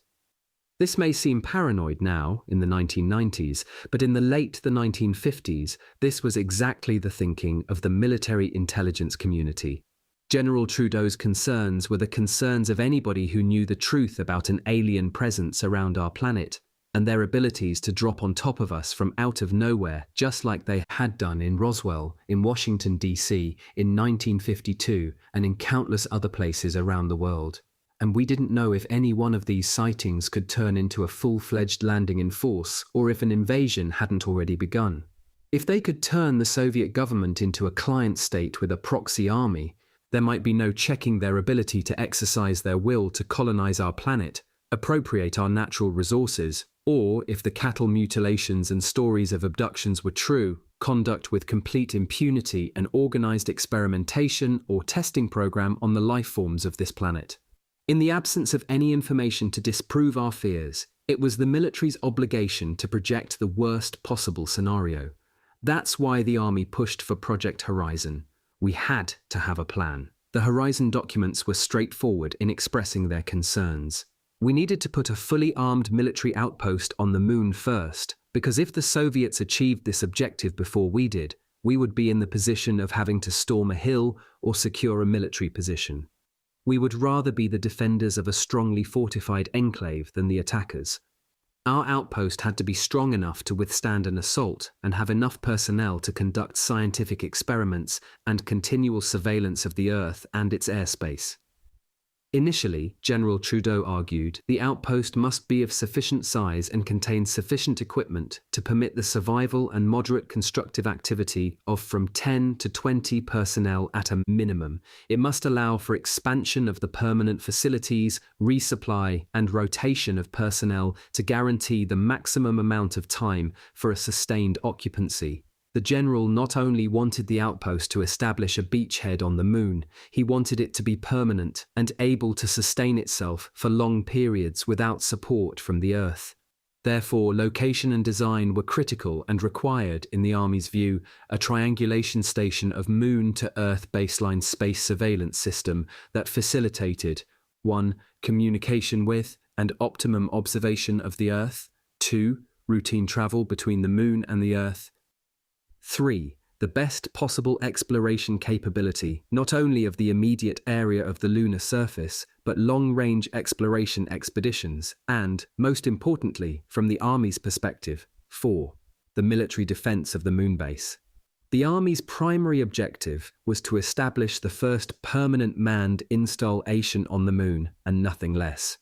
The military potential of the moon was paramount, but the mission all owed for an ongoing investigation of the commercial and scientific potentials of the outpost as well. The Army wanted to make Horizon conform to existing national policy on space exploration, even insofar as the demilitarization of space was concerned. But it was tough because all of us in the military services who had come in contact with the Roswell file believed that we were already under some form of attack.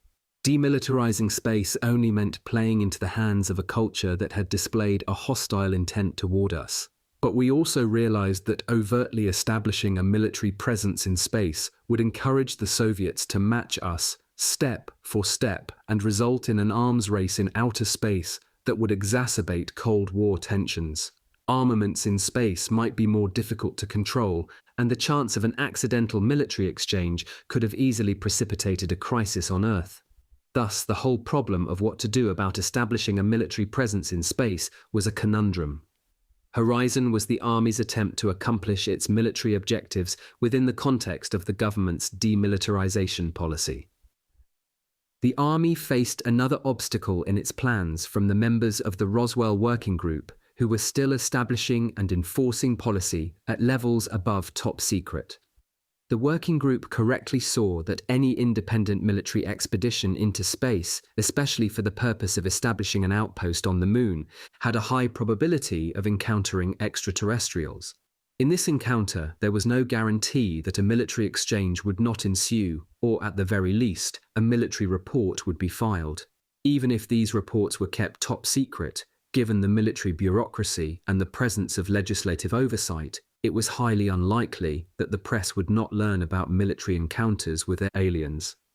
Thus, the basic premise of the working group and its entire mission, the camouflage of our discovery of alien life forms visiting and probably threatening Earth, would be undermined, and years of successful operations might easily be brought to an unsatisfactory end. No. The working group would rather have the exploration of space in the hands of a civilian agency whose bureaucracy could be more easily controlled and whose personnel would be hand-picked, at least at the outset, by the members of the working group. Thus, the stage was set for a Byzantine bureaucratic struggle among members of the same organizations, but with different levels of security clearance, policy objectives, and even knowledge of what had taken place in years gone by. And underlying it all was the basic assumption that the world's civilian population was not ready to learn the real truth about the existence of extraterrestrial cultures and the likely threat these cultures pose to life on Earth.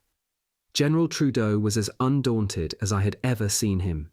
In Korea, he charged back up Pork Chop Hill into the face of an enemy attack so fierce that the soldiers who had volunteered to go up with him believed they were going to breathe their last. But they couldn't let him go up there alone, which is exactly what he was set to do when he threw away his helmet and clasped one on from a wounded sergeant. He chambered the first round into his automatic and said, "I'm going, who's with me?" I imagined he had the same look on his face now as he handed me the report for Project Horizon, as he did then. "We're going, Phil," he said, and that was all I needed to hear. When the civilian space agency supporters told the Army that all of the issues the military raised about the need to establish a presence first would be accomplished with civilian missions, General Trudeau argued that the civilian plans did not explicitly call for a base on the moon, only for the possibility of an outpost in Earth orbit that may or may not be capable of serving as a way station for flights to the moon or to other planets. And the time frame for the construction of an orbiting space station made it seem obsolete even before it reached the drawing boards. Besides, General Trudeau told the scientists on Eisenhower's Aeronautics and Space Advisory Committee toward the end of the president's administration, "You can't trust a civilian-run agency to complete a military mission. It hadn't happened in the past, and it wouldn't happen in the future. If you wanted a military operation completed, only the military could do it." President Eisenhower understood that kind of logic. In the late 1950s, the White House had forwarded queries to General Trudeau about the Army's research and development policy regarding Project Horizon, and why, specifically, the military needed to be on the moon, and why a civilian mission couldn't accomplish most of the scientific objectives. This was at the time when the White House was supporting the National Aeronautics and Space Act and was supporting the creation of the Civilian National Aeronautics and Space Administration. General Trudeau responded that he couldn't immediately lay out the full extent of the military potential. But, he wrote in the report, it is probable that observation of the Earth and space vehicles from the moon will prove to be highly advantageous. Later, he wrote that by using a moon-to-Earth baseline, space surveillance by triangulation, in other words, using a point of reference on Earth and a point of reference on the Moon to pinpoint the positions of enemy missiles, satellites, or spacecraft, promised greater range and accuracy of observation. Instead of having only one point of observation, we would have an additional angle because we would have a base on the Moon as another point of observation. This was especially the case for the types of lunar and Mars missions NASA was planning as early as 1960. He said that the types of Earth-based tracking and control networks currently in the planning stages were already inadequate for the deep space operations that were also in the planning stages in the civilian agencies. So, it made no sense to spend money developing communications and control networks that would be obsolete for the very purposes for which they were being designed. Military communications would be improved immeasurably by the use of a moon-based relay station that would cover a broader range and probably be more resistant to attack during a conventional or nuclear war that took place on Earth. But General Trudeau had the real bombshell waiting to be dropped. The employment of moon-based weapon systems against Earth or space targets may prove to be feasible and desirable, he wrote the Army Chief of Ordnance, revealing for the first time that he believed, along with Douglas MacArthur, that the Army might be called upon to fight a war in space as well as on Earth. General Trudeau foresaw the possibility that a moon-based communications network would have an advantage in tracking guided missiles launched from Earth, but he also realized that weapons could be fired from space, and not just by Earth governments, but by extraterrestrial craft. It was the moon-based project, he believed, that would be able to protect civilian populations and military forces on Earth from attacks launched either from Earth orbit or from space, but a moon-based defense initiative had an added feature. Moon-based military power will be a strong deterrent to war because of the extreme difficulty, from the enemy point of view, of eliminating our ability to retaliate, he hypothesized. Any military operations on the moon will be difficult to counter by the enemy because of the difficulty of his reaching the moon, if our forces are already present and have means of countering a landing or of neutralizing any hostile forces that have landed. And, the general told me, this would apply whether those hostile forces were the Soviets, the Chinese, or the EBEs. The situation would be reversed, however. If hostile forces are permitted to arrive first, they can militarily counter our landings and attempt to deny us politically the use of their property. The Army conceived of the development of a moon base as an endeavor similar to the building of the atomic bomb, a vast amount of resources applied to one particular mission, complete secrecy about the nature of the mission, and a crash program to complete the mission before the end of the next decade. He said that the establishment of the outpost should be a special project having authority and priority similar to the Manhattan Project in World War I. Once established, the lunar base would be operated under the control of a unified space command, which was an extension of current military command and control policy, and still is. Space, specifically an imaginary sphere of space encompassing the Earth and the Moon, would be considered a military theatre governed by whatever military rules were in force at that time. The control of all United States military forces by a unified command had already been in effect by the late 1950s, so General Trudeau's plan for a unified military space command was no exception to an ongoing practice. The only difference was that the general didn't want the unified command to exercise authority solely over the moon base itself. He wanted it extended to control and utilize exclusively military satellites, military space vehicles, space surveillance systems, and the entire logistical network installed to support these military assets. To the general, being second to the Soviet Union in deploying and supporting a permanent lunar outpost would have been disastrous not only to our national prestige but to our very democratic system itself. In Arthur Trudeau's estimation, the Soviet Union was currently planning to fortify a lunar base by the middle of the 1960s and declare it Soviet territory. He believed that if the United States tried to land on the moon, especially if we tried to establish a base of operations there, the Soviets would have propagandized the event as an act of war, an invasion of its territory, and would have tried to characterize the United States as the aggressor and our presence as a hostile act. If they defended the moon as one of their colonies, or if they were the proxy force on behalf of the extraterrestrials with whom they had forged a military treaty, the United States would be in a weakened position.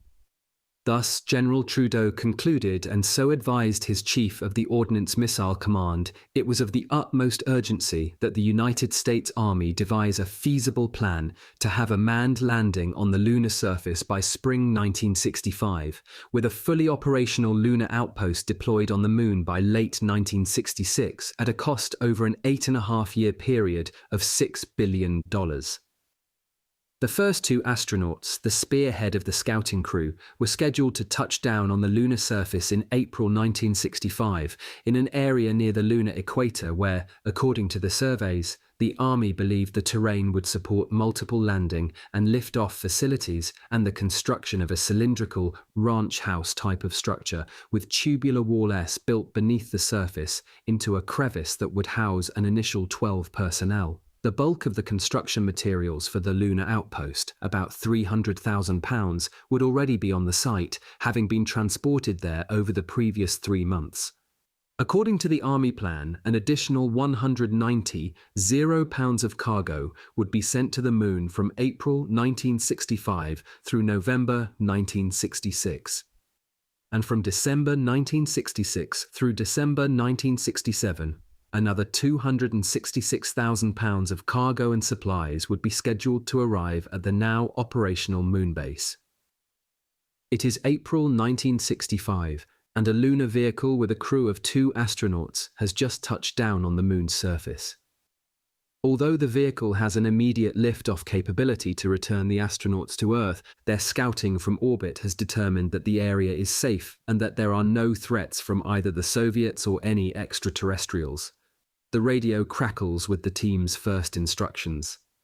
"This is Horizon Control, Moon Base. You are go for the first 24 hours. Horizon Control at the Cocoa Beach, Florida, Cape Canaveral Space Command Center advises the astronauts. They secure their lander which, if they receive the go to stay for additional periods, will ultimately become their cabin for the next 2 months as the construction crews arrive from Earth to begin the assembly of the lunar outpost." However, even before the first manned cargo ships arrive, the advance crew of 2 astronauts will confirm the condition of the cargo that has already been delivered to the site, refine the environmental studies that have been conducted by the unmanned surveillance probes, and verify that the initial measurements and assumptions for the site of the moon base are correct. By July 1965, the first crew of 9 men arrived to begin laying the cylindrical tubes in the crevice beneath the surface, and install the 2 portable atomic reactors that will power the entire outpost. A number of factors influenced the Army's decision to sink the main structures beneath the lunar surface. The most important of these were the uniform temperatures, the insulation of the lunar surface material itself, protection from a potentially hazardous shower of small meteors and meteorites, camouflage and security, and protection from the kinds of radiation particles that are normally prevented from reaching Earth by our atmosphere. Army engineers designed the cylindrical housing units to look and act like vacuum tank thermos bottles with a double wall with a special insulation between.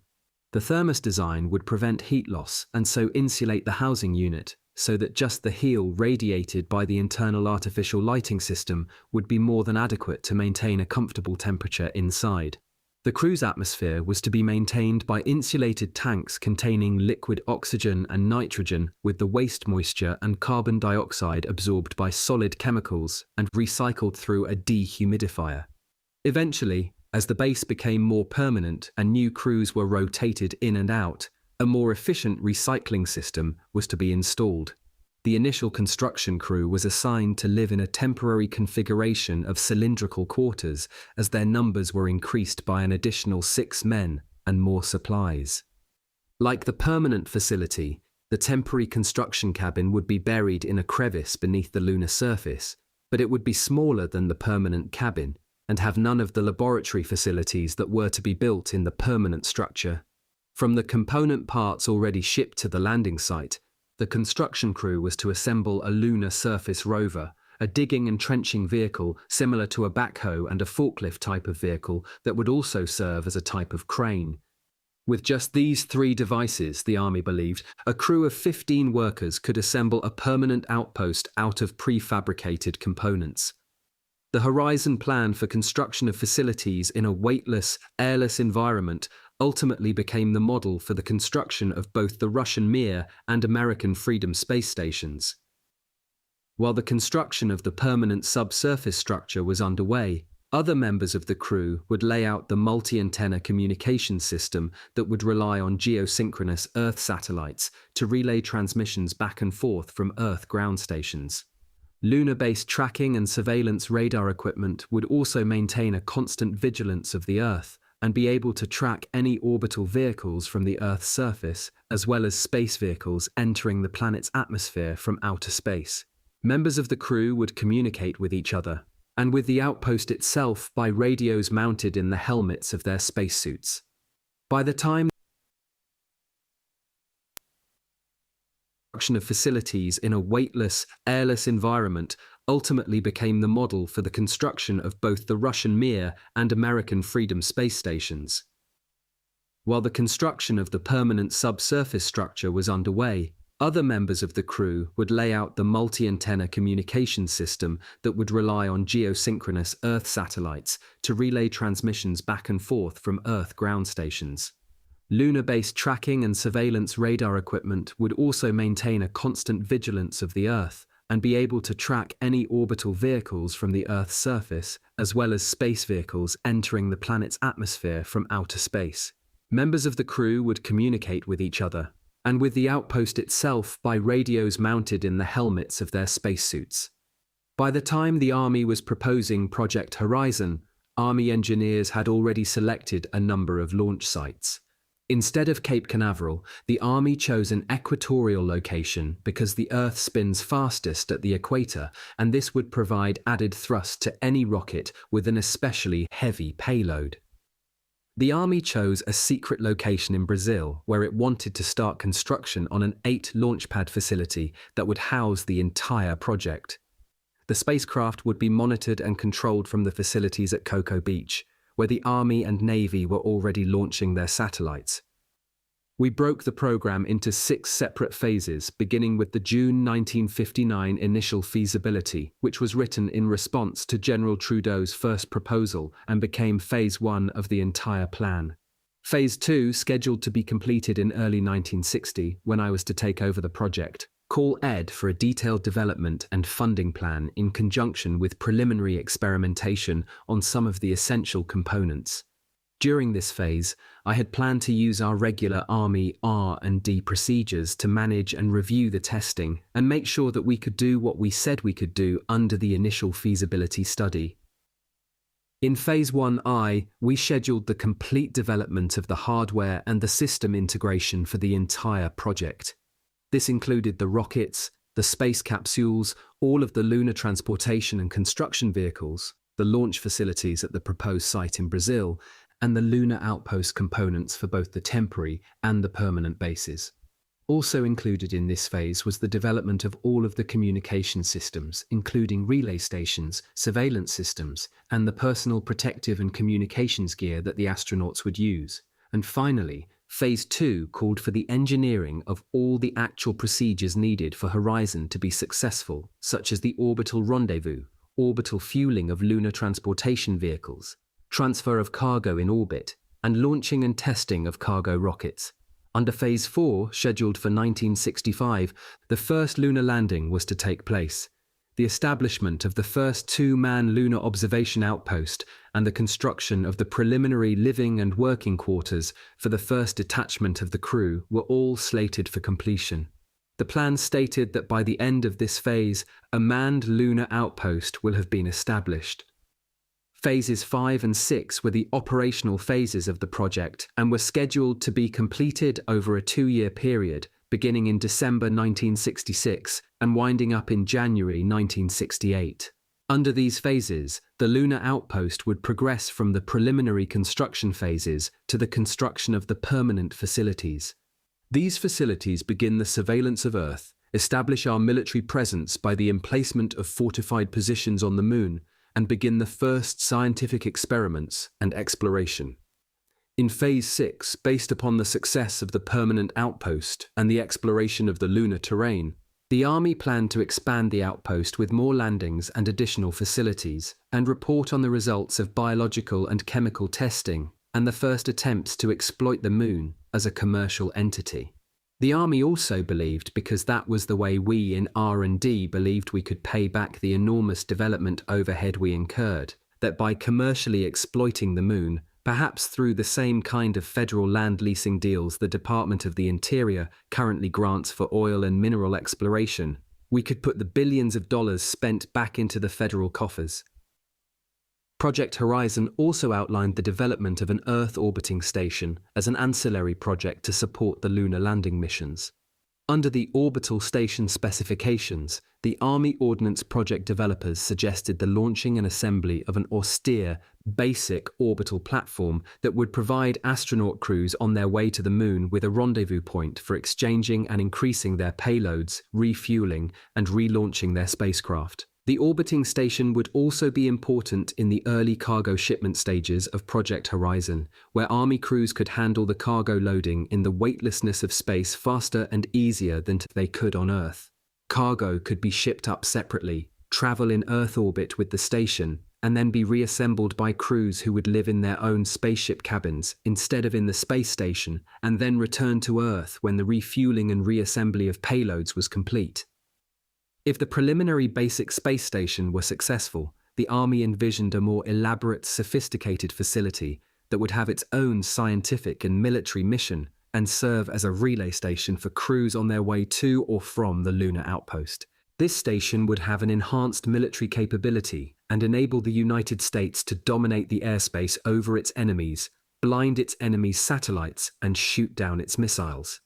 The Army also saw the enhanced orbiting space station as another component in an elaborate defense against extraterrestrials, especially if the military were able to develop high-energy lasers and the particle beam weapon we had seen aboard the Roswell spacecraft.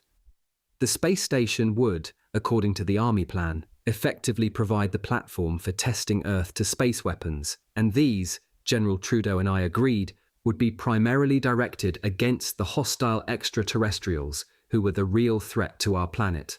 In its plan for a separate administration and management structure within the structure of the Army, Project Horizon was designed to be the largest research, development, and deployment operation in the Army's history. Larger than the Manhattan Project, Horizon could easily have become a completely separate unit within the Army itself. As such, Horizon was perceived as an immediate threat to the other branches of the military as well as to the civilian space agencies. The Navy had its own pet plan for establishing undersea bases that would harvest the commercial and scientific opportunities at the bottom of the oceans, while at the same time, and more importantly, establishing an anti-submarine defense that would counter the threat from Soviet nuclear submarines. We suspected that the Navy plans, like our own plans for a moon base, also gave the Navy the capability of carrying out surveillance tracking of unidentified undersea objects, if in fact that's what the EBEs were sending to Earth. Despite the civilian opposition to the Army's plan, General Trudeau wrote that the Army had no choice but to advocate its plans for a moon base. The United States intelligence community agrees that the Soviet Union may accomplish a manned lunar landing at any time after 1965. This, he said, would establish a Soviet precedent for claiming the lunar surface as Soviet territory, which, even in and of itself, could precipitate the next war if the United States also tried to establish a presence there. Being second was no option. As the Congress has noted, General Trudeau continued, we are caught in a stream in which we have no choice but to proceed. However, as hard as we tried to get Project Horizon into full funding and development, we were stopped. The nation's space program had become the property of the Civilian Space Agency, and NASA had its own agenda and its own schedule for space exploration. We were successful in discrete projects like Corona, but it would not relinquish to the Army the control necessary to establish a moon base under the terms of a Project Horizon. I became General Trudeau's point man for the project in Washington. I was able to lobby for it, and Horizon also became an effective cover for all of the technological development I was overseeing out of the Roswell file. No one knew just how much of the Roswell technology would wind up getting into development because of the military issues Horizon implicitly proposed about the presence of extraterrestrials and their hostile intentions. After his first full year in office, President Kennedy also saw the value in Project Horizon, even though he was in no position to dismantle NASA or order NASA to cede control to the Army for the development of a base on the moon. But I think we eventually made our point to the president because he ultimately saw the value in a moon base. Shortly after, I testified before the Senate in a closed, top-secret session about how the KGB had penetrated the CIA and was actually dictating some of our intelligence estimates since before the Korean War. Attorney General Robert Kennedy, who read that secret testimony, asked me to come over to the Justice Department for a visit. We came to a meeting of the minds that day. I know that I convinced him that the official intelligence the president was receiving through his agencies was not only faulty, it was deliberately flawed. Robert Kennedy began to see that those of us over at the Pentagon were not just a bunch of old soldiers looking for a war.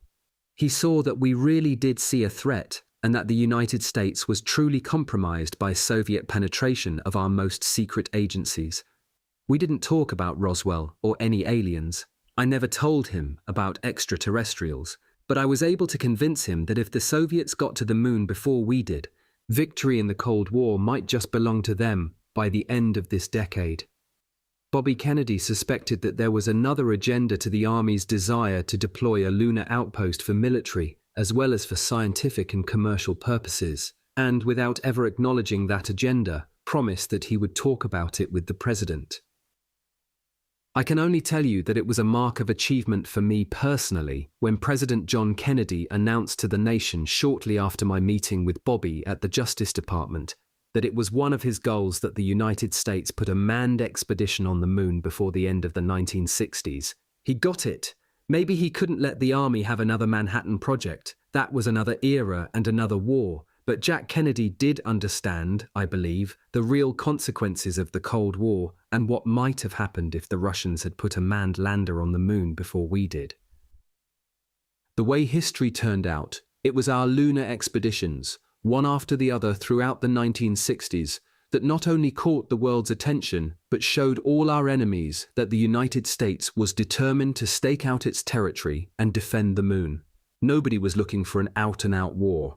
Especially the EBEs who tried to scare us away from the moon and their own base there more times than even I know. They buzzed our ships, interfered with our communications, and sought to threaten us by their physical presence. But we continued and persevered.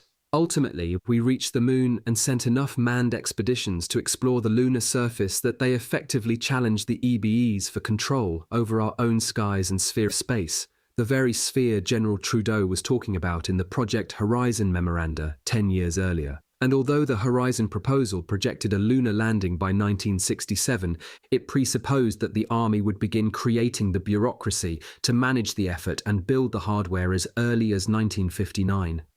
Because of NASA and civilian management of space exploration, the United States took longer to reach the moon than we had originally assumed, and of course, never did build the permanent base we had planned for in the original Horizon proposal. I knew, even though I was no longer in the Army in 1969, that our success at lunar exploration had demonstrated that we were exercising control and that the EBEs would not have free rein over our skies. It also demonstrated that if there were any deals to be made, any proxy relationships to establish, the Soviets were not the ones to deal with. By the beginning of the 1970s, as the Apollo lunar landings continued, it was clear that the tide had turned and we had gained some of the advantage in dealing with the EBEs that we were seeking way back in the 1950s. But for me, back in 1961, staring at the mammoth Project Horizon report on my desk, and realizing that the entire civilian science establishment was mobilizing against this endeavor, I knew that small victories would have to suffice until the big ones could be won. And I took out the printed silicon wafers we'd pulled from the Roswell spacecraft wreckage and told myself that these would comprise the next project I would get into development.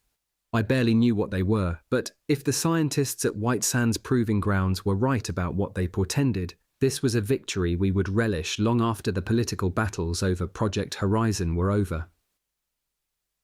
Chapter 12. The Integrated Circuit Chip.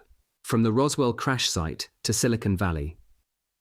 With the Night Vision Image Intensifier project underway at Fort Belvoir and the Project Horizon team, trying to swim upstream against the tide of civilian management of the United States space program, I turned my attention to the next of the Roswell crash fragments that looked especially intriguing, the charred semiconductor wafers that had broken off some larger device. I hadn't made these my priorities at first, not knowing what they really were, until General Trudeau asked me to take a closer look. "Talk to some of the rocket scientists down at Alamogordo about these things, Phil," he said. "I think they'll know what we should do with them." I knew that in the days immediately following the crash, General Twining had met with the Alamogordo group of the Air Materiel Command and had described some of the debris to them. But I didn't know how detailed his descriptions were, or whether they even knew about the wafers we had in our file. "I want to talk to some of the scientists up here too," I said. "Especially, I want to see some of the engineers from the defense contractors. Maybe they can figure out what the engineering process is for these things." "Go over to Bell Labs, Phil," General Trudeau also suggested. "The transistor came out of their shop, and these things look a lot like transistorized circuits." I'd heard that General Twining had worked very closely with both Bell Labs and Motorola on communications research during the war, afterwards at the Alamogordo test site for V-2 missile launches, and after the Roswell crash. Whether he had brought them any material from the crash or showed them the tiny silicon chips was a matter of pure speculation. I only know that the entire field of circuit miniaturization took a giant leap in 1947 with the invention of the transistor and the first solid-state components. By the late 1950s, transistors had replaced the vacuum tube in radios and had turned the wall-sized wooden box of the 1940s into the portable plastic radio you could hear blaring away at the shore on a hot July Sunday. The electronics industry had taken a major technological jump in less than 10 years, and I had to wonder privately whether any Roswell material had gotten out that I didn't know about prior to my taking over foreign technology in 1961. I didn't realize it at first when I showed those silicon wafers to General Trudeau, but I was to become very quickly and intimately involved with the burgeoning computer industry and a very small, completely invisible cog in an assembly line process that 15 years later would result in the first microcomputer systems and the personal computer revolution. Over the course of the years since I joined the army in 1942, my career took me through the stages of vacuum tube-based devices, like our radios and radars in World War II, to component chassis. These were large circuitry units that, if they went down, could be changed in sections, smaller sections, and finally to tiny transistors and transistorized electronic components. The first army computers I saw were room-sized, clanking vacuum tube monsters that were always breaking down and, by today's standards, took an eternity to calculate even the simplest of answers. They were simply oil-filled data pots. But they amazed those of us who had never seen computers work before. At Red Canyon and in Germany, the tracking and targeting radars we used were controlled by new transistorized chassis computers that were compact enough to fit onto a truck and travel with the battalion. So when I opened up my nut file and saw the charred, matte grey, quarter-sized, cracker-shaped silicon wafers with the grid lines etched onto them like tiny printed lines on the cover of a matchbook, I could make an educated guess about their function, even though I'd never seen anything of the like before. I knew, however, that our rocket scientists and the university researchers who worked with the development laboratories at Bell, Motorola, and IBM would more than understand the primary function of these chips and figure out what we needed to do to make some of our own. But first I called Professor Herman Oberth for basic background on what, if any, development might have taken place after the Roswell crash. Dr. Oberth knew the Alamogordo scientists and probably received second-hand the substance of the conversations General Twining had with his Alamogordo group in the hours after the retrieval of the vehicle. And if General Twining described some of the debris, did he describe these little silicon chips? And if he did, in those months when the ENIAC, the first working computer, was just cranking up at the Aberdeen Ordnance Testing Grounds in Maryland, what did the scientists make of those chips? They saw these at the Walker Field hangar, Dr. Oberth told me. All of them at Alamogordo flew over to Roswell with General Twining to oversee the shipment to Wright Field. Oberth described what happened that day after the crash when a team of AMC rocket scientists pored over the bits and pieces of debris from the site. Some of the debris was packed for flight on B-29s. Other material, especially the crates that wound up at Fort Riley, were loaded onto deuce and a halves for the drive. Dr. Oberth said that years later, von Braun had told him how those scientists who literally had to stand in line to have their equations processed by the experimental computer in Aberdeen, Maryland, were in awe of the microscopic circuitry etched into the charred wafer chips that had spilled out of the craft. Von Braun had asked General Twining whether anyone at Bell Labs was going to be contacted about this find. Twining seemed surprised at first, but when von Braun told him about the experiments on solid-state components, material whose electrons don't need to be excited by heat in order to conduct current, Twining became intrigued. What if these chips were components of a very advanced solid-state circuitry? Von Braun asked him. What if one of the reasons the Army could find no electronic wiring on the craft were the layers of these wafers that ran throughout the ship? These circuit chips could be the nervous system of the craft, carrying signals and transmitting commands just like the nervous system in a human body. General Twining's only experience had been with the heavily insulated vacuum tube devices from World War II, where the multi-strand wires were covered with cloth. He'd never seen metallic printed chips like these before. How did they work? He'd asked von Braun. The German scientist wasn't sure, although he guessed they worked on the same principle as the transistors that laboratories were trying to develop to the point where they could be manufactured commercially. It would completely transform the electronics industry, von Braun explained to General Twining, nothing short of a revolution.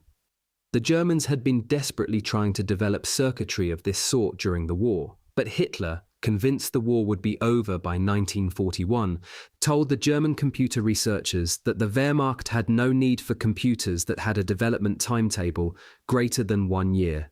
They'd all be celebrating victory in Berlin before the end of the year. But the research into solid-state components that the Germans had been doing and the early work at Bell Labs was nothing compared to the marvel that Twining had shown von Braun and the other rocket scientists in New Mexico.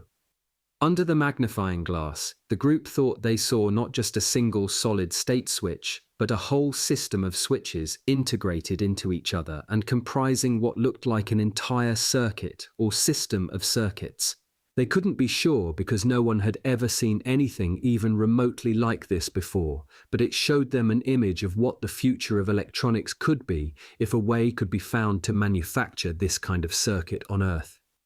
Suddenly, the huge guidance control systems necessary to control the flight of a rocket, which, in 1947, were too big to be squeezed into the fuselage of the rocket, could be miniaturized so that the rocket could have its own automatic guidance system.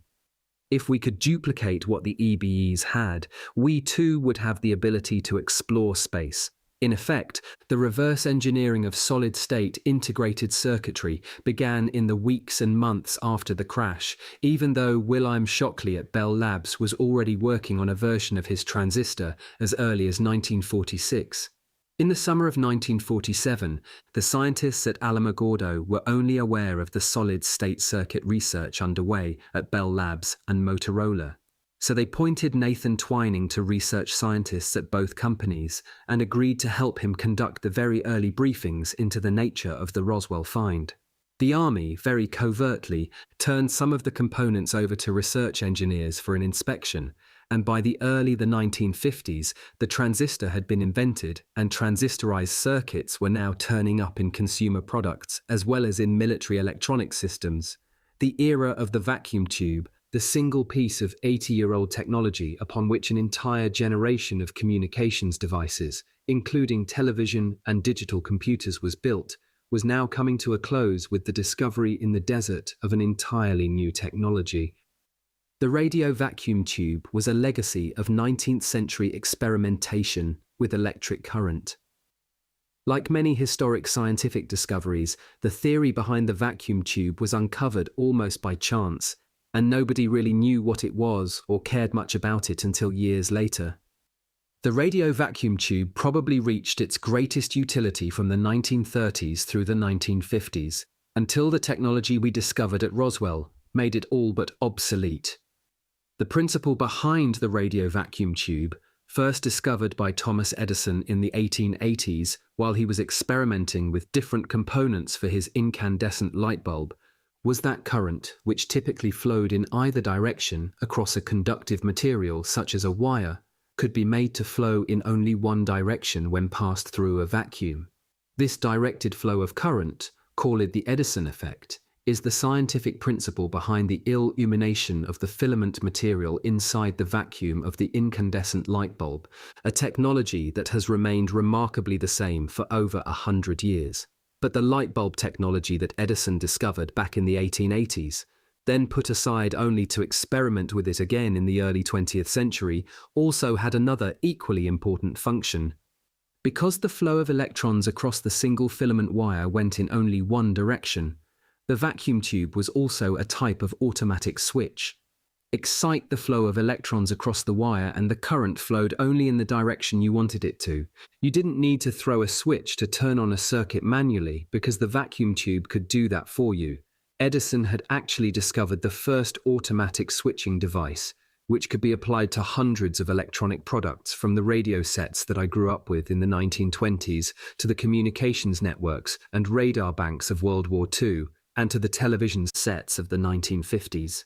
In fact, the radio tube was the single component that enabled us to begin the worldwide communications network that was already in place by the early 20th century.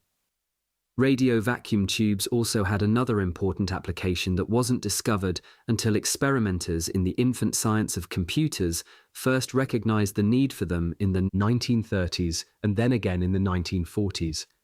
Because they were switches opening and closing circuits, they could be programmed to reconfigure a computer to accomplish different tasks. The computer itself had, in principle, remained essentially the same type of calculating device that Charles Babbage first invented in the 1830s. It was a set of internal gears or wheels that acted as counters and a section of memory that stored numbers until it was their turn to be processed. Babbage's computer was operated manually by a technician who threw mechanical switches in order to input raw numbers and execute the program that processed the numbers.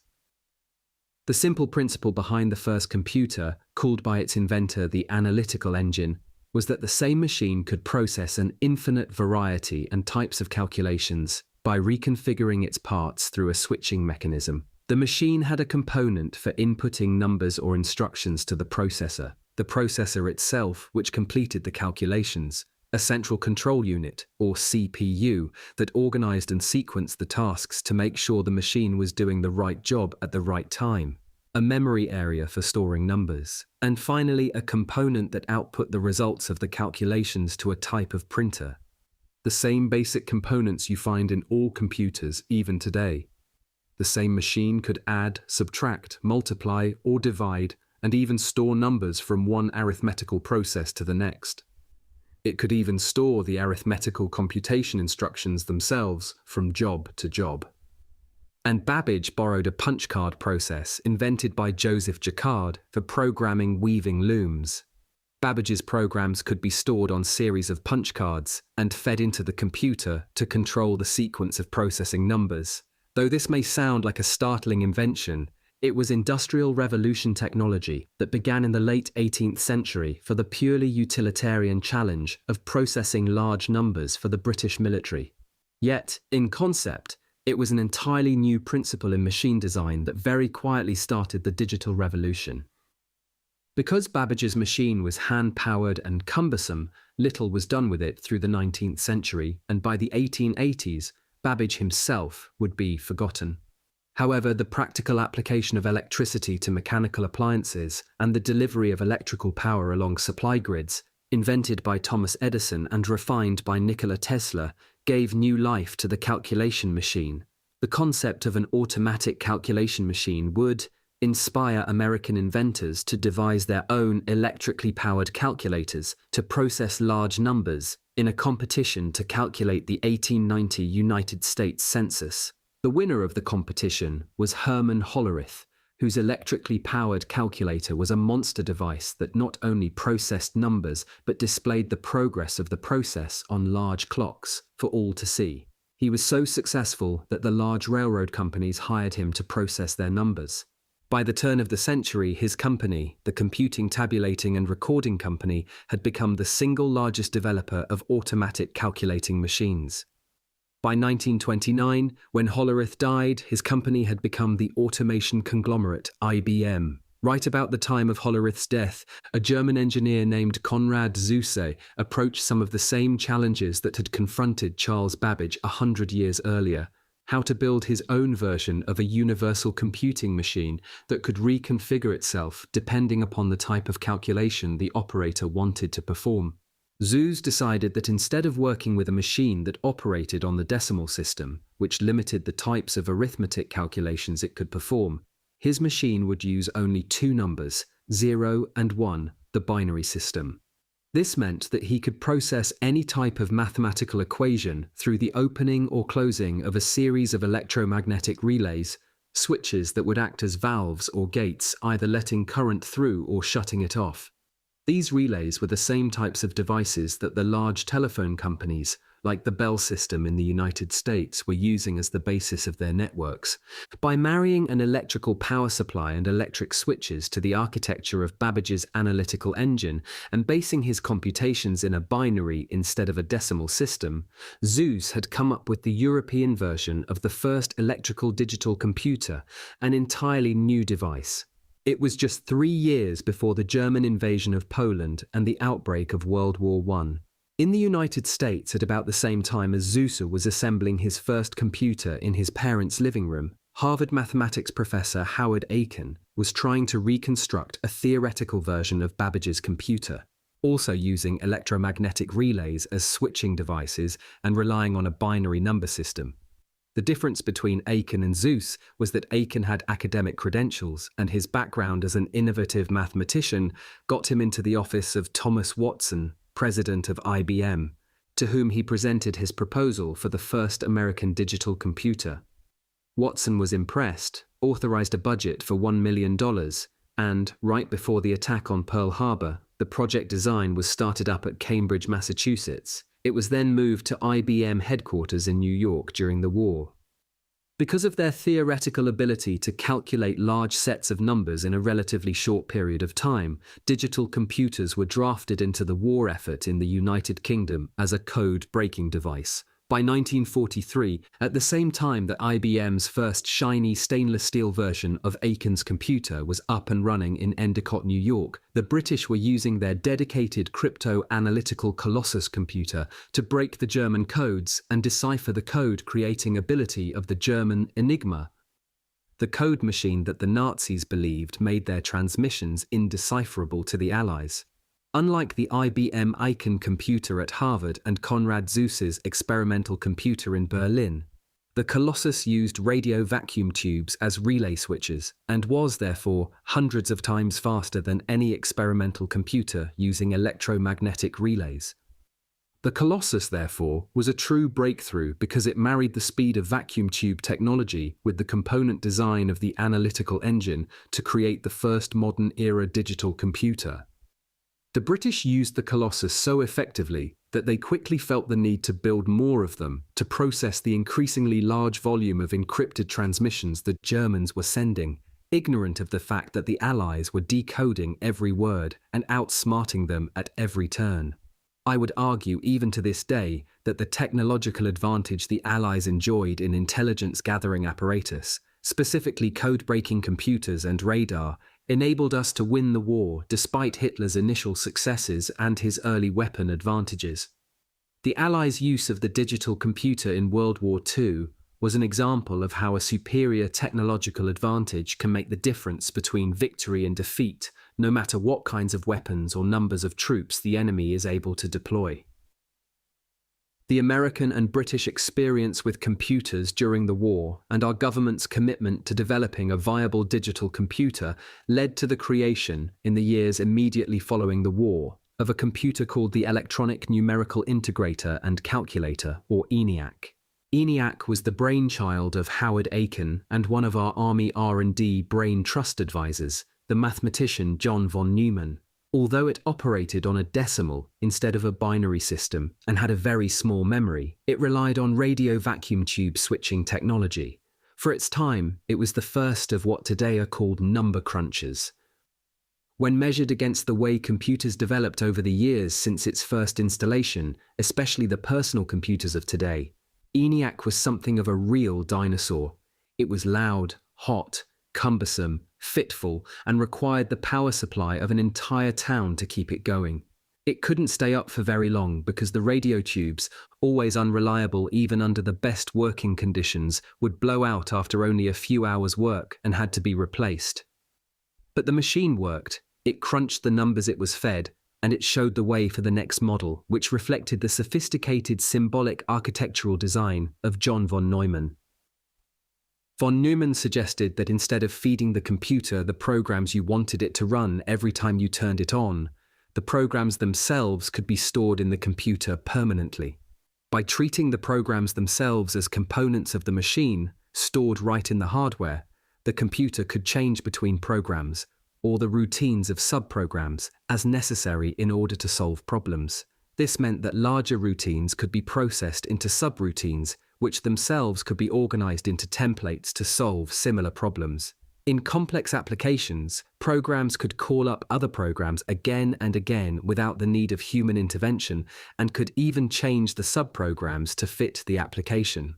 Von Neumann had invented block programming, the basis for the sophisticated engineering and business programming of the late 1950s and the 1960s, and the great-great-grandmother of today's object-oriented programming. By 1947, it had all come together. The design of the machine, the electrical power supply, the radio vacuum tube technology, the logic of machine processing, von Neumann's mathematical architecture, and practical applications for the computer's use. But just a few years shy of the midpoint of the century, the computer itself was the product of 18th and 19th century thinking and technology. In fact, given the shortcomings of the radio tube and the enormous power demands and cooling requirements to keep the computer working, the development of the computer seemed to have come to a dead end. Although IBM and Bell Labs were investing huge sums of development money into designing a computer that had a lower operational and maintenance overhead, it seemed, given the technology of the digital computer circa 1947, that there was no place it could go. It was simply an expensive to build, expensive to run, lumbering elephant at the end of the line. And then an alien spacecraft fell out of the skies over Roswell, scattered across the desert floor. And in one evening, everything changed. In 1948, the first junction transistor, a microscopically thin silicon sandwich of W-type silicon, in which some of the atoms have an extra electron, and P-type silicon, in which some of the atoms have one less electron, was devised by physicist William Shockley.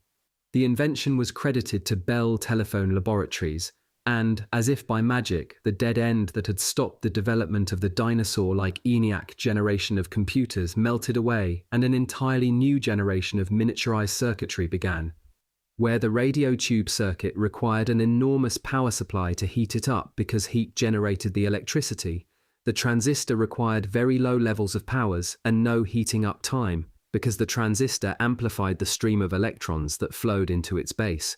Because it required only a low level of current, it could be powered by batteries. Because it didn't rely on a heat source to generate current, and it was so small, many transistors could be packed into a very small space, allowing for the miniaturization of circuitry components. Finally, because it didn't burn out like the radio tube, it was much more reliable. Thus, within months after the Roswell crash and the first exposure of the silicon wafer technology to companies already involved in the research and development of computers, the limitations on the size and power of the computer suddenly dropped, like the removal of a roadblock on a highway, and the next generation of computers went into development. This set up for Army R&D, especially during the years I was there, the opportunity for us to encourage that development with defense contracts, calling for the implementation of integrated circuit devices into subsequent generations of weapons systems. More than one historian of the microcomputer age has written that no one before 1947 foresaw the invention of the transistor, or had even dreamed about an entirely new technology that relied upon semiconductors which were silicon-based and not carbon-based like the Edison incandescent tube. bigger than the idea of a calculating machine or an analytical engine, or any combination of the components that made up the first computers of the 1930s and the 1940s. The invention of the transistor and its natural evolution to the silicon chip of integrated circuitry was beyond what anyone could call a quantum leap of technology. The entire development arc of the radio tube, from Edison's first experiments with filament for his incandescent light bulb to the vacuum tubes that formed the switching mechanisms of ENIAC, lasted about 50 years.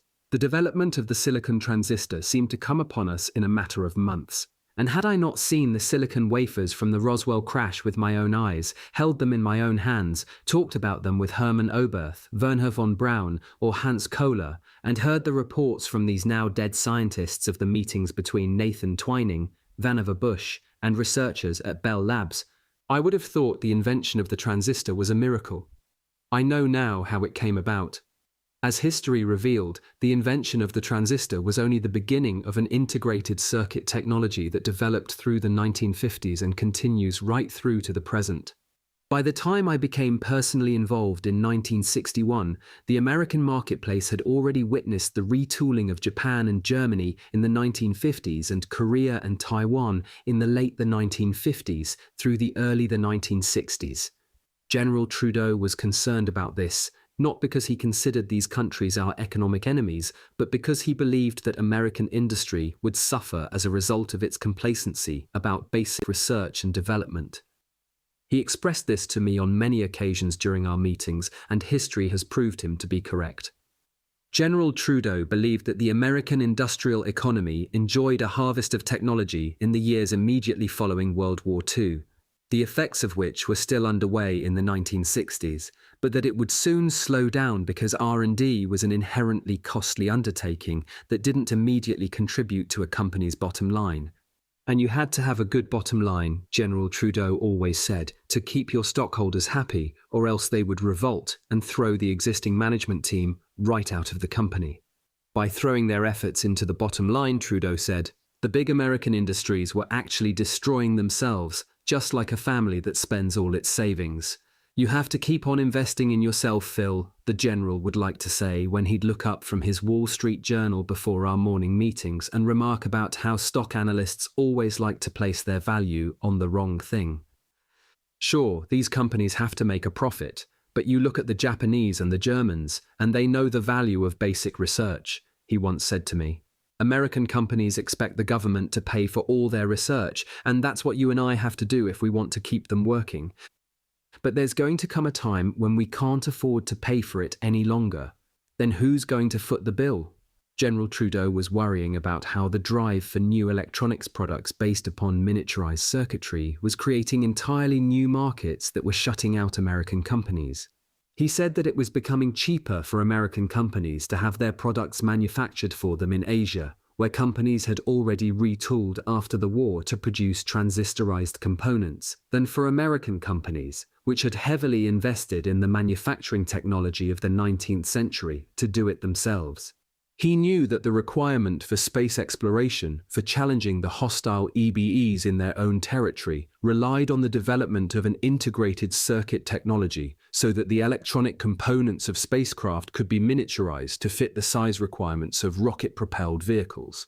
The race to develop more intelligent missiles and ordnance also required the development of new types of circuitry that could be packed into smaller and smaller spaces. But retooled Japanese and German industries were the only ones able to take immediate advantage of what General Trudeau called the new electronics. For American industry to get onto the playing field, the basic research would have to be paid for by the military. It was something General Trudeau was willing to fight for at the Pentagon, because he knew that was the only way we could get the weapons. Only a handful of us knew we needed to fight a skirmish war against aliens. Only a handful of us knew we were fighting. Arthur Trudeau was a battlefield general engaged in a lonely military campaign that national policy and secrecy laws forbade him even to talk about. And as the gulf of time widened between the Roswell crash and the concerns over post-war economic expansion, even the people who were fighting the war alongside General Trudeau were, one by one, beginning to die away. Industry could fight the war for us, General Trudeau believed. if it was properly seeded with ideas and the money to develop them. By 1961, we had turned our attention to the integrated circuit. Government military weapons spending and the requirements for space exploration had already heavily funded the transistorized component circuit. The radars and missiles I was commanding at Red Canyon, New Mexico in 1958 relied on miniaturized components for their reliability and portability. New generations of tracking radars on the drawing boards in 1960 were even more sophisticated and electronically intelligent than the weapons I was aiming at Soviet targets in Germany. In the United States, Japanese and Taiwanese radios that fit into the palm of your hand were on the market. Computers like ENIAC, once the size of a small warehouse, now occupied rooms no larger than closets and, while still generating heat, no longer blew out because of overheated radio vacuum tubes. Mini-computers, helped by government R&D funding, were still a few years away from market, but were already in a design phase. Television sets and stereophonic phonographs that offered solid-state electronics were coming on the market, and companies like IBM, Sperry Rand, and NCR were beginning to bring electronic office machines onto the market. It was the beginning of a new age of electronics, helped in part by government funding of basic research into the development and manufacture of integrated circuit products. But the real prize, the development of what actually had been recovered at Roswell, was still a few years away. When it arrived, again spurred by the requirements of military weapons development and space travel, it caused another revolution. The history of the printed circuit and the microprocessor is also the history of a technology that allowed engineers to squeeze more and more circuitry into a smaller and smaller space. It's the history of the integrated circuit, which developed throughout the 1960s, evolved into large-scale integration by the early 1970s, very large-scale integration by the middle 1970s, just before the emergence of the first real personal computers, and ultra-large-scale integration by the early 1980s. Today's 200-plus megahertz, multi-gigabyte hard drive desktop computers are the results of the integrated circuit technology that began in the 1960s and has continued to the present. The jump from the basic transistorized integrated printed circuit of the 1960s to large-scale integration was made possible by the development of the microprocessor in 1972. Once the development process of engineering a more tightly compacted circuit had been inspired by the invention of the transistor in 1948 and fueled by the need to develop better, faster, and smaller computers, it continued on a natural progression until the engineers at Intel developed the first microprocessor, a 4-bit central processing unit called the 4004 in 1972. This year marked the beginning of the microcomputer industry, although the first personal microcomputers didn't appear on the market until the development of Intel's 8080A. That computer chip was the heart of the Altair computer, the first product to package a version of a high-level programming language called BASIC, which all owed non-engineering types to program the machine and create applications for it. Soon, companies like Motorola and Zilog had their own microprocessors on the market, and by 1977, the Motorola 6502-powered Apple II was on the market, joined by the 8080A Radio Shack, the Commodore PET, the Atari, and the Heathkit. Operationally, at its very heart, the microprocessor shares the same binary processing functions and large arrays of digital switches as its ancestors, the big mainframes of the 1950s and the 1960s, and the transistorized minis of the late 1960s and early 1970s. Functionally, the microprocessor also shares the same kinds of tasks as Charles Babbage's analytical engine of the 1830s, reading numbers, storing numbers, logically processing numbers, and outputting the results. The microprocessor just puts everything into a much smaller space and moves it along at a much faster speed.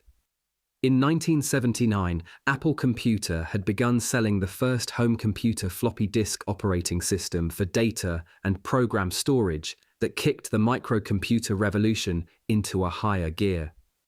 Not only could users input data via a keyboard or tape cassette player, they could store relatively large amounts of data, such as documents or mathematical projections, on transportable, erasable, and interchangeable mylar disks that the computer was able to read. Now the computer reached beyond the electronics hobbyist into the workplace. By the end of the year, MicroPro's introduction of the first fully functional word processor called WordStar and Personal Software's release of the very first electronic spreadsheet called VisiCalc so transformed the workplace that the desktop computer became a necessity for any young executive on his or her way up the corporate ladder. And by the early 1980s, with the introduction of the Apple Macintosh and the object-oriented computer environment, not only the workplace but the whole world looked like a very different place than it did in the early 1960s. Even Dr. Vannevar Bush's concept of a type of research query language based not on a linear outline but on an intellectual relationship to something embedded in a body of text became a reality with the release of a computer program by Apple called HyperCard. It was as if from the year 1947 to 1980, a fundamental paradigm shift in the ability of humankind to process information took place. Computers themselves almost became something like a silicon-based life form, inspiring the carbon-based life forms on planet Earth to develop them, grow them, and even help them reproduce. With computer-directed process control programs now in place in virtually all major industries, software that writes software, neural network-based expert systems that learn from their own experience in the real world, and current experiments underway to grow almost microscopically thin silicon-based chips in the weightless environment of Earth orbit, may be the forerunner of a time when automated orbital factories routinely grow and harvest new silicon material for microprocessors more sophisticated than we can even imagine at the present. Were all of this to be true, could it not be argued that the silicon wafers we recovered from Roswell were the real masters and space travelers and the EBE creatures their hosts or servants? Once implanted successfully on Earth, our culture having reached a point of readiness through its development of the first digital computers, would not the natural development stream, starting from the invention of the transistor, have carried us to the point where we achieve a symbiotic relationship with the silicon material that carries our data and enables us to become more creative and successful? Maybe the Roswell crash, which helped us develop the technological basis for the weapons systems to protect our planet from the EBEs, was also the mechanism for successfully implanting a completely alien non-humanoid life form that survives from host to host like a virus, a digital Ebola that we humans will carry to another planet someday. Or what if an enemy wanted to implant the perfect spying or sabotage mechanism into a culture? Then the implantation of the microchip-based circuit into our technology by the EBEs would be the perfect method. Was it implanted as sabotage or as something akin to the gift of fire? Maybe the Roswell crash in 1947 was an event waiting to happen, like poisoned fruit dropping from the tree into a playground. Once bitten, the poison takes effect. "Hold your horses, Phil," General Trudeau would say when I would speculate too much. "Remember, you've got a bunch of scientists you need to talk to, and the people at Bell Labs are waiting to see your report when you finish talking to the Alamogordo group." It was 1961, and the miniaturization of computer and electronic circuitry had already begun. But my report to the general and appointments he was arranging for me at Sperry Rand, Hughes, and Bell Labs were for meetings with scientists to determine how their respective companies were proceeding with applying miniaturized circuitry into designs for weapons systems. The inspiration for microcircuitry had fallen out of the sky at Roswell and set the development of digital computers off in an entirely new direction. It was my job now to use the process of weapons development, especially the development of guidance systems for ballistic missiles, to implement the application of microcircuitry systems to these new generations of weapons.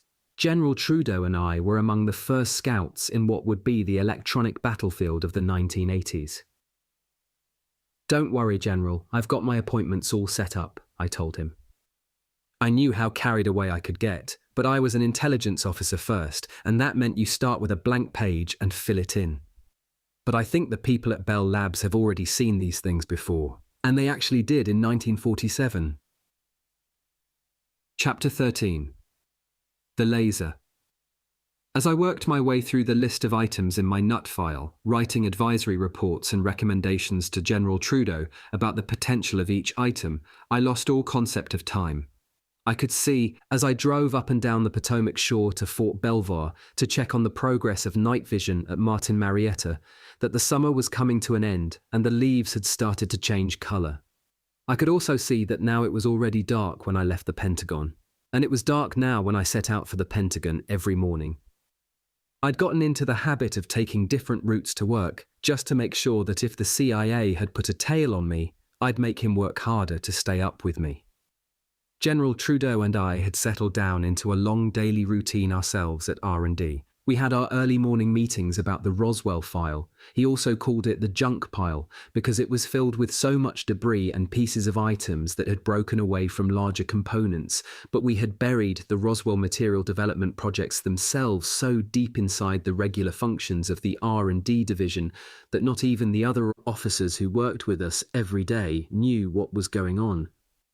We'd categorized the work we did so carefully that when it came time to discuss anything about Roswell, even if it had a bearing on some other item we were working on at the time, we made sure that either no one was at the office or we were at a place where we wouldn't have to stop talking just because someone came into the room. My responsibility at Foreign Technology was to feed R&D's ongoing project development with information and intelligence from sources outside the regular Army channels. These ran in interconnected rings through the Pentagon to defense industry contractors, to testing operations at Army bases, and to researchers at universities or independent laboratories who were under contract with us. If we were developing methods of preserving food, always trying to come up with a better way to prepare field rations, and the Italians and Germans had a process that seemed to work, it was my job to learn about it and slip the information into the development process. Even when there was no official development process underway for a specific item, if something I learned was appropriate to any one of the Army's major commands, whether it was the Medical Corps, the Signal Corps, the Motor Pool, Ordnance, or even the Quartermaster Corps, it was also my job to find a way to make that information appropriate and drop it in without so much as a splash. This made the perfect cover for what I was doing with the Roswell file, as long as I could find ways to slip the Roswell technology into the development process so invisibly no one would ever able to find the Roswell on-ramp to the information highway. For all the world to see, General Trudeau and I regularly met to review the ongoing projects in Army R&D, those we had inherited from the previous command and those we wanted to initiate on our watch. Officers who'd been assigned to R&D before we arrived had their own projects already in development too, and the General had assigned me the task of feeding those projects with information and intelligence, no matter where it came from, without disturbing either what the officers were doing or interfering with their staffs. It was tricky because I had to work in the dark, undercover even from my own colleagues whose reputations would have been destroyed if word leaked out that they were dealing in flying saucer stuff. Yet at the same time, most high-ranking officers at the Pentagon and key members of their staffs knew that Roswell technology was floating through most of the new projects under development. They were also vaguely, if not specifically, aware of what had happened at Roswell itself and of the current version of the Hillenkoetter and Bush and Twining Working Group, which had personnel stationed at the Pentagon to keep tabs on what the military was doing. Uniting what I called my official day job at R&D on regular projects and my undercover job in the Roswell file was my official but many times informal role as General Trudeau's deputy at the division. In that job, I would carry out the General's orders as they related to the division and not specifically to any one project or another. If General Trudeau needed information to help him redefine his budgetary priorities or assemble information to help compile supplementary development budgets, he'd often ask me to help or at least give him advice. And I functioned as the General's intelligence officer as well, supporting him at meetings with information, helping him present position papers, assisting him whenever he had to hold briefings or meet with congressional committees, and defending him and the division against the almost weekly attacks on our turf from officers in the other military branches or from the civilian development and intelligence agencies. Everybody wanted to know what we knew, what we were spending, and what we were spending it on. And we had no quarrel with telling anybody who wanted to know exactly what kinds of goods the American people were getting for their money, except when it came to one category, Roswell. That's when the mantle of darkness would fall, and our memories about where certain things came from became very dim, as it did with the dramatic improvement in night vision technology shortly after the summer of 1961. Even our own people became very frustrated with us when General Trudeau would turn to me at a meeting and say, "You know that night vision information you sent over to Fort Belvoir a while back? Where did you find that file, Phil?" And if I couldn't play dumb and say, "I don't think I ever came across this before, must be someone else in charge," then I'd simply shrug and say, "I don't know, General, must have been in the files somewhere. I'll have to go back and look." It was an act, and many of the officers who suspected we had a stash of information somewhere knew we were covering up something. But if they were career, they also knew how to play the Pentagon version of steal the bacon. We had it, and we were hiding it. No one would find out anything unless we let them. So the general would typically hand off anything having to do with military intelligence information to me, and I would usually find a way not only to lose the answer, but to lose the question as well. We became so practiced at this that entirely new inventions could find their way into development at many different places at the same time without anyone's ever becoming aware of the source of the technology, especially the officer who was assigned the task of project manager within our very own division. The CIA got so frustrated at not getting any information out of us that they began keeping closer tabs on the Russian attachés floating around Washington and working under their KGB controllers at the embassies and consulates. Because the CIA knew how thoroughly our universities had been penetrated, they figured they'd get information on the rebound by photographing what was inside the photocopiers at the Russian embassy in Washington. And sure enough, from the rumor mill circulating around the exchange of scientists between industry and academia, the CIA knew that we were onto something at Army R&D and kept the circle as tight around us as they possibly could. So I had to keep close tabs on the general, not letting him go into any meetings, unprotected, and always making sure that the CIA knew that they would have to climb over me to get to General Trudeau and anything he knew. And the CIA knew that I knew what they were doing and where their loyalties lay, and also knew that it would have to come to a showdown someday. General Trudeau and I had quickly established our routine in early 1961, and our categorization of how we did our jobs seemed to be working.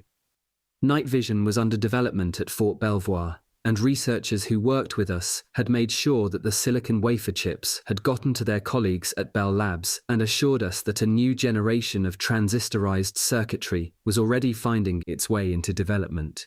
The silicon chips were a covert reintroduction to the people at Bell Labs because the initial introduction of the integrated circuit chips from the Roswell crash had reached defense contractors as early as 1947 in the weeks after the material reached Wright Field. A similar history of introduction and reintroduction had occurred with stimulated energy radiation, a weapon the early analysts believed they were looking at in the wreckage of the Roswell craft.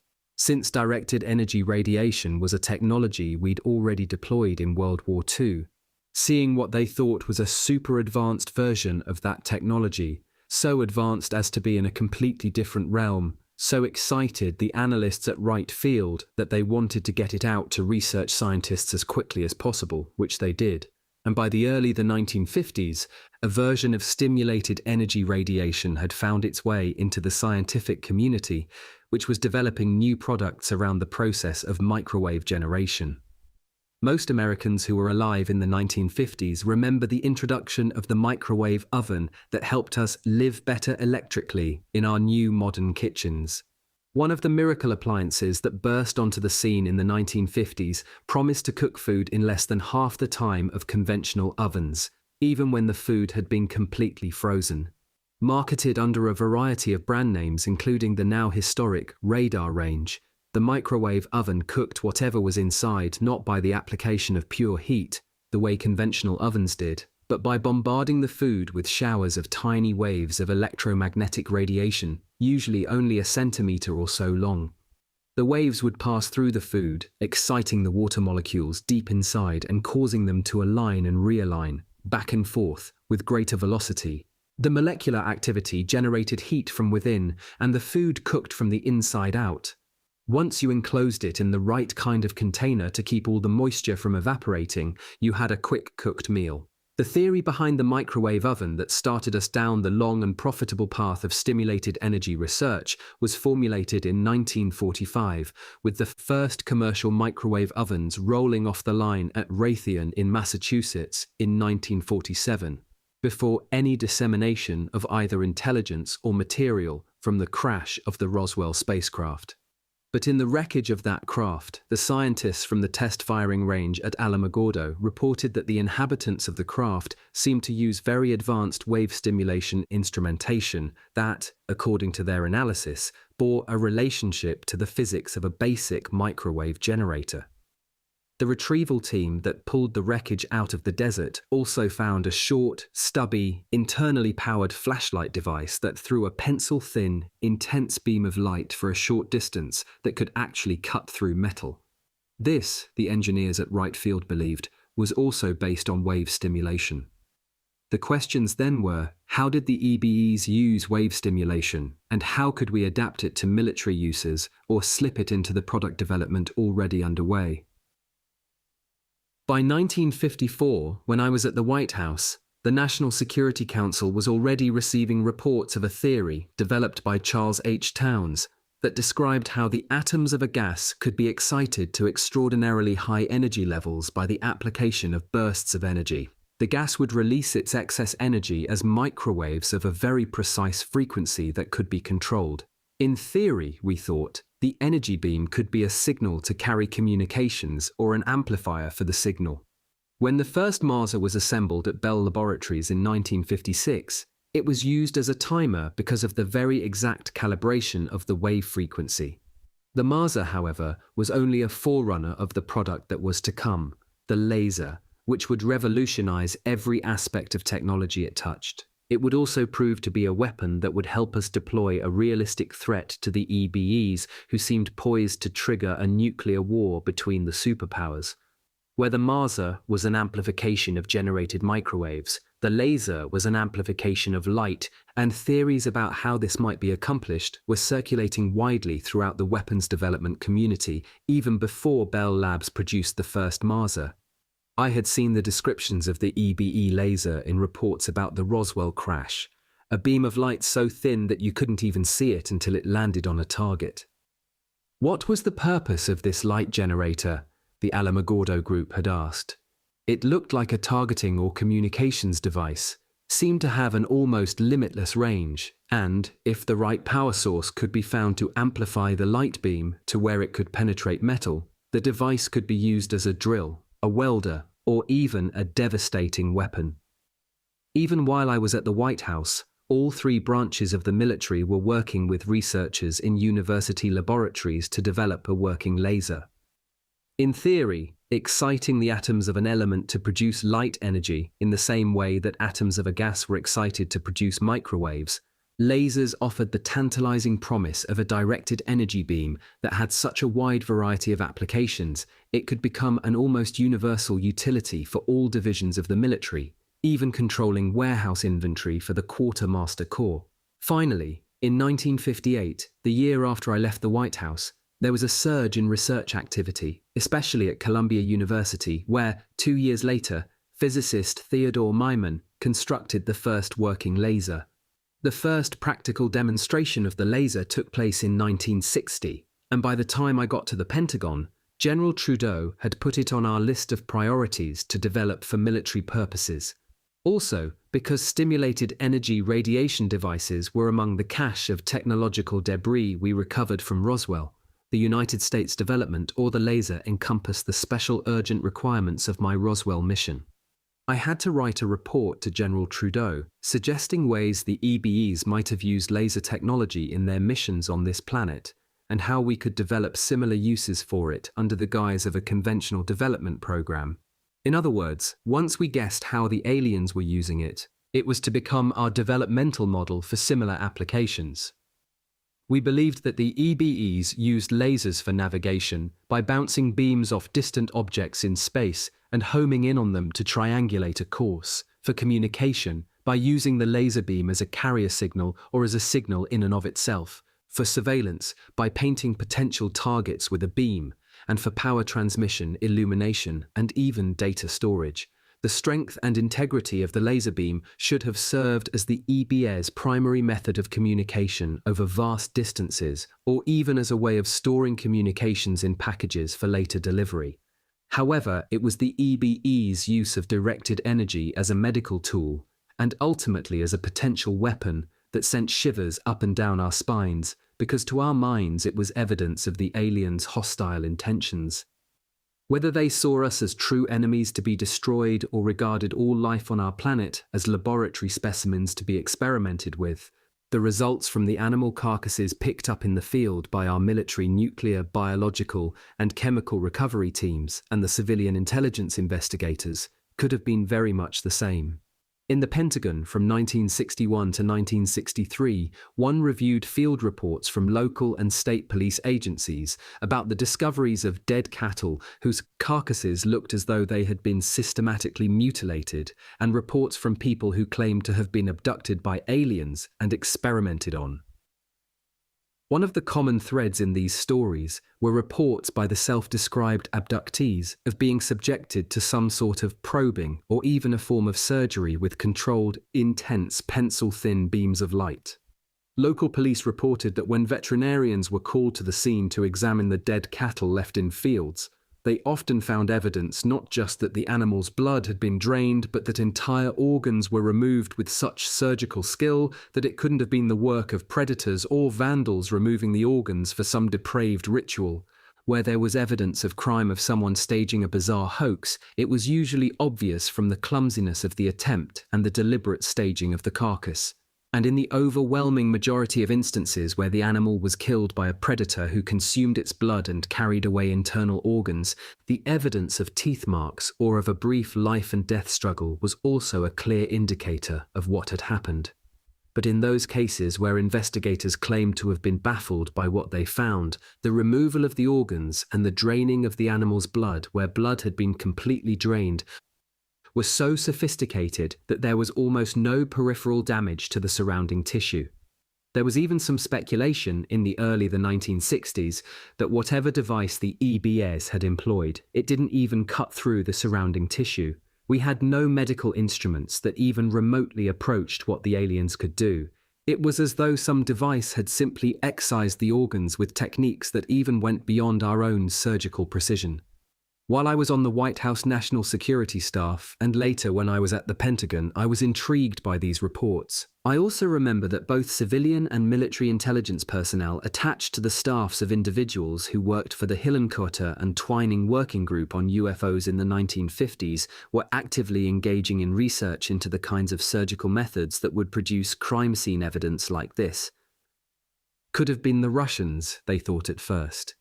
Given the tense climate of the Cold War, a fear that the Soviets were experimenting with American livestock to develop some form of toxin or biological weapon that would devastate our cattle population was not unduly paranoid. It's sufficient to say, without going into any detail, that we were thinking about the same kinds of weapons, so it was not far-fetched to say that we were projecting our own doomsday strategies onto what the Russians might have done.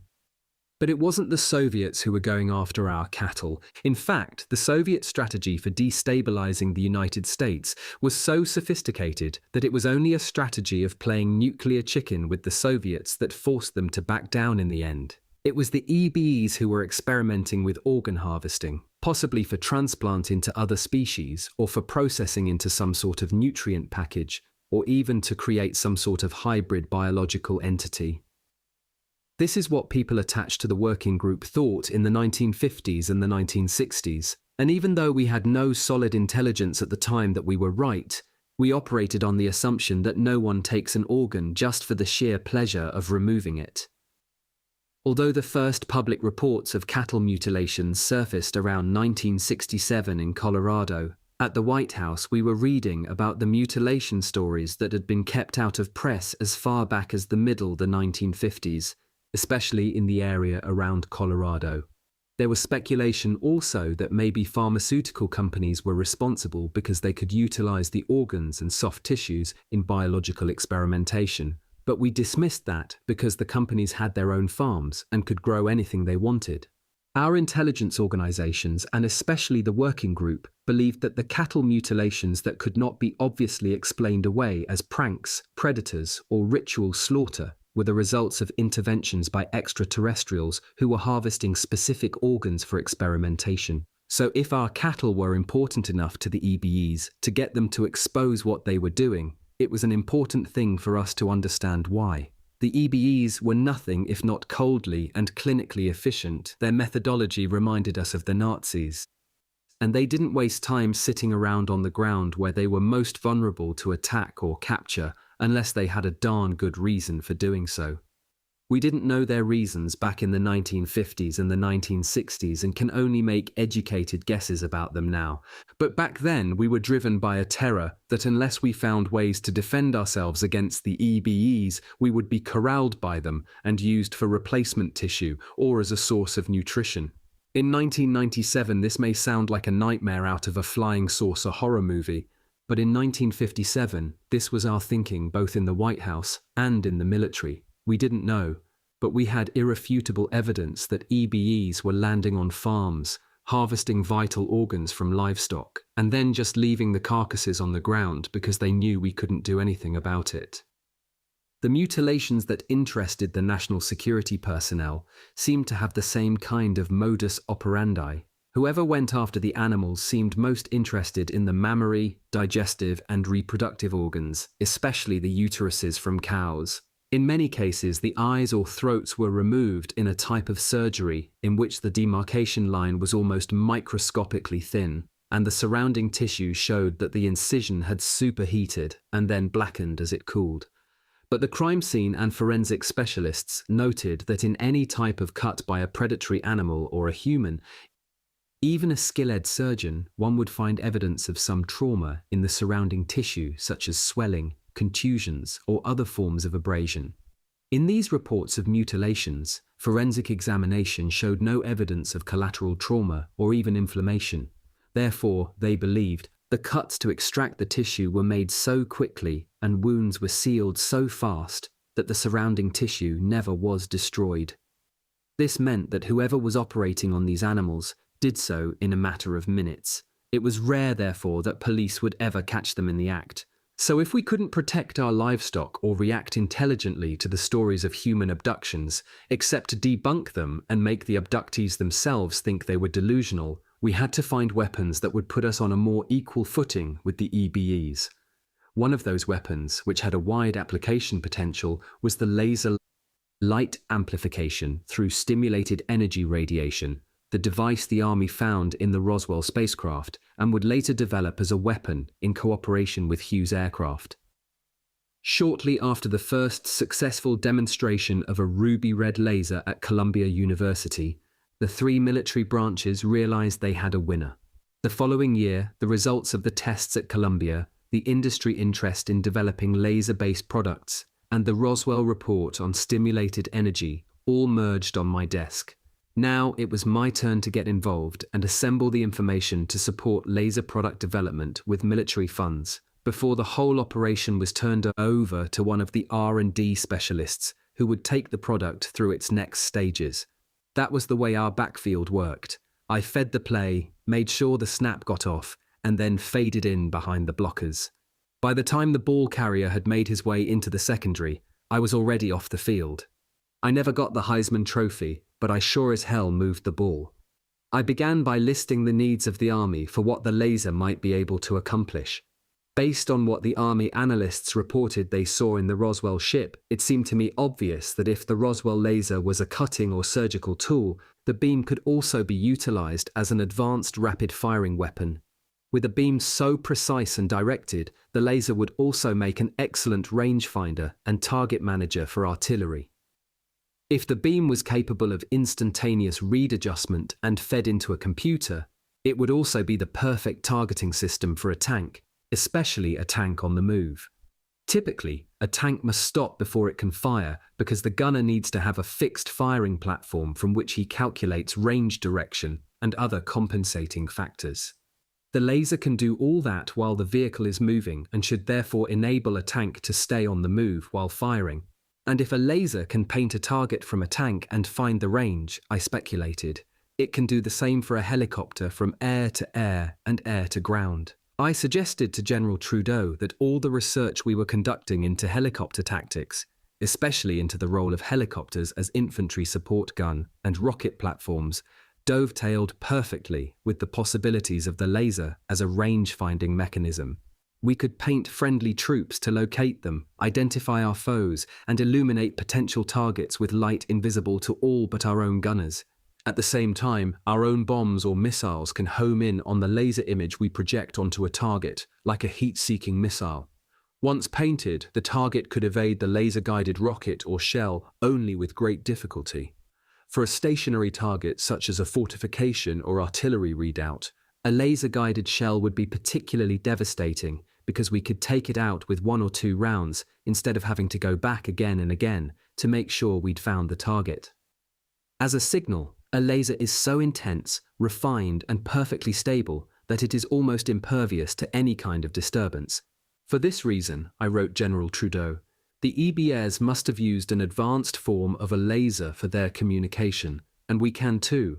The intensity of the beam and its highly refined focus mean that it can be aimed with minute precision. Amplifying the power to boost the signal should not distort the beam's aim, which makes it perfect for straight-line long-distance communication.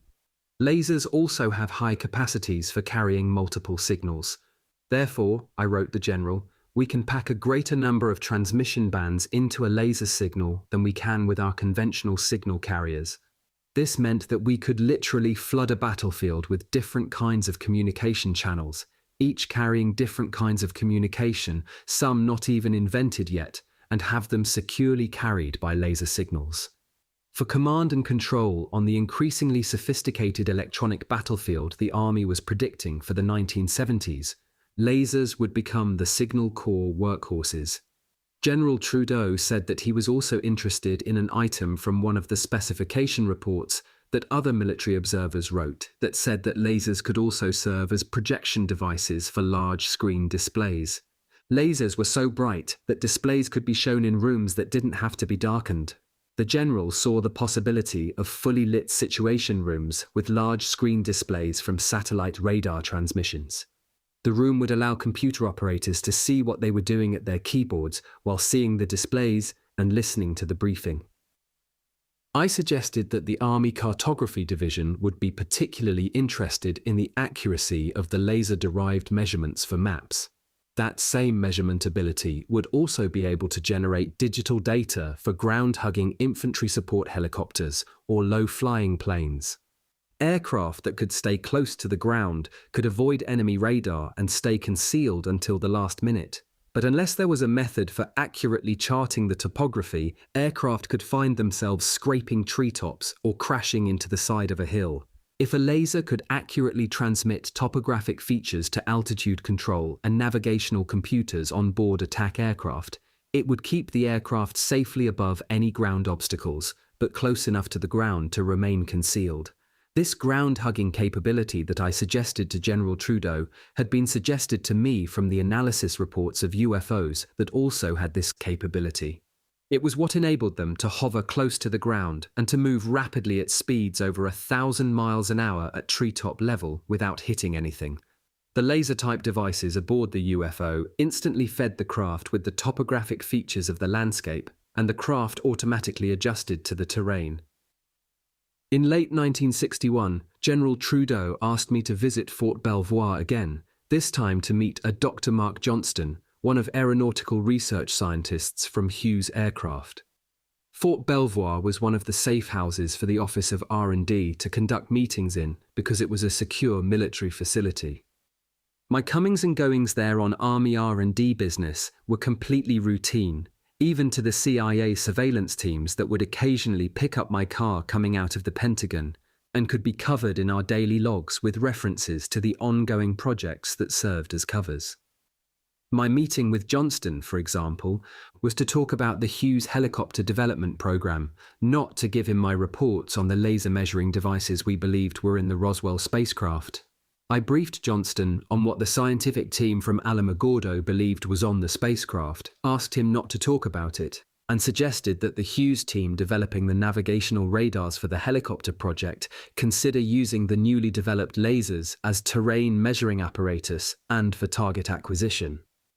Yes, of course, I assured him.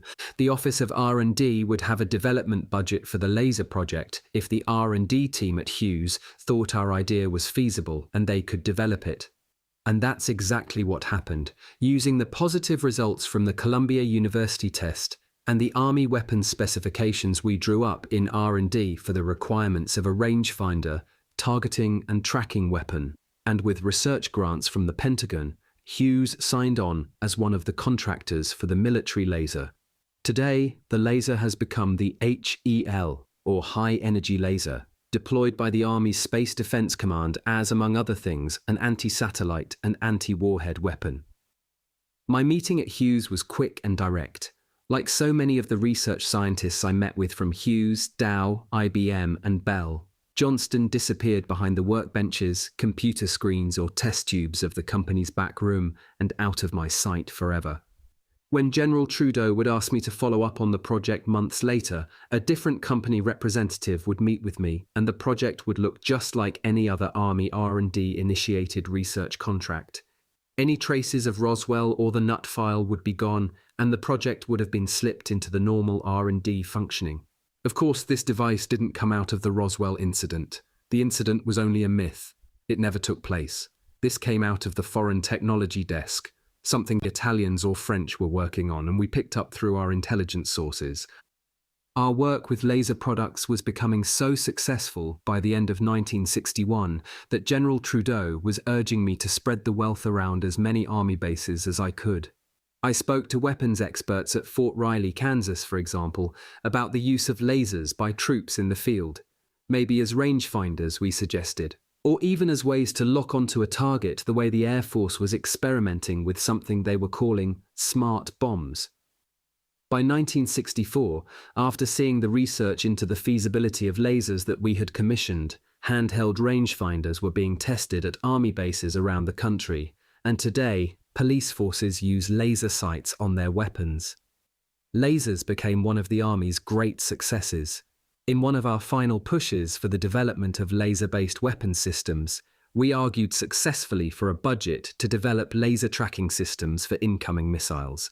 This was a project we fought hard for over political opposition as well as opposition from the other military branches, which were looking at our proposal as a conventional method of tracking missiles.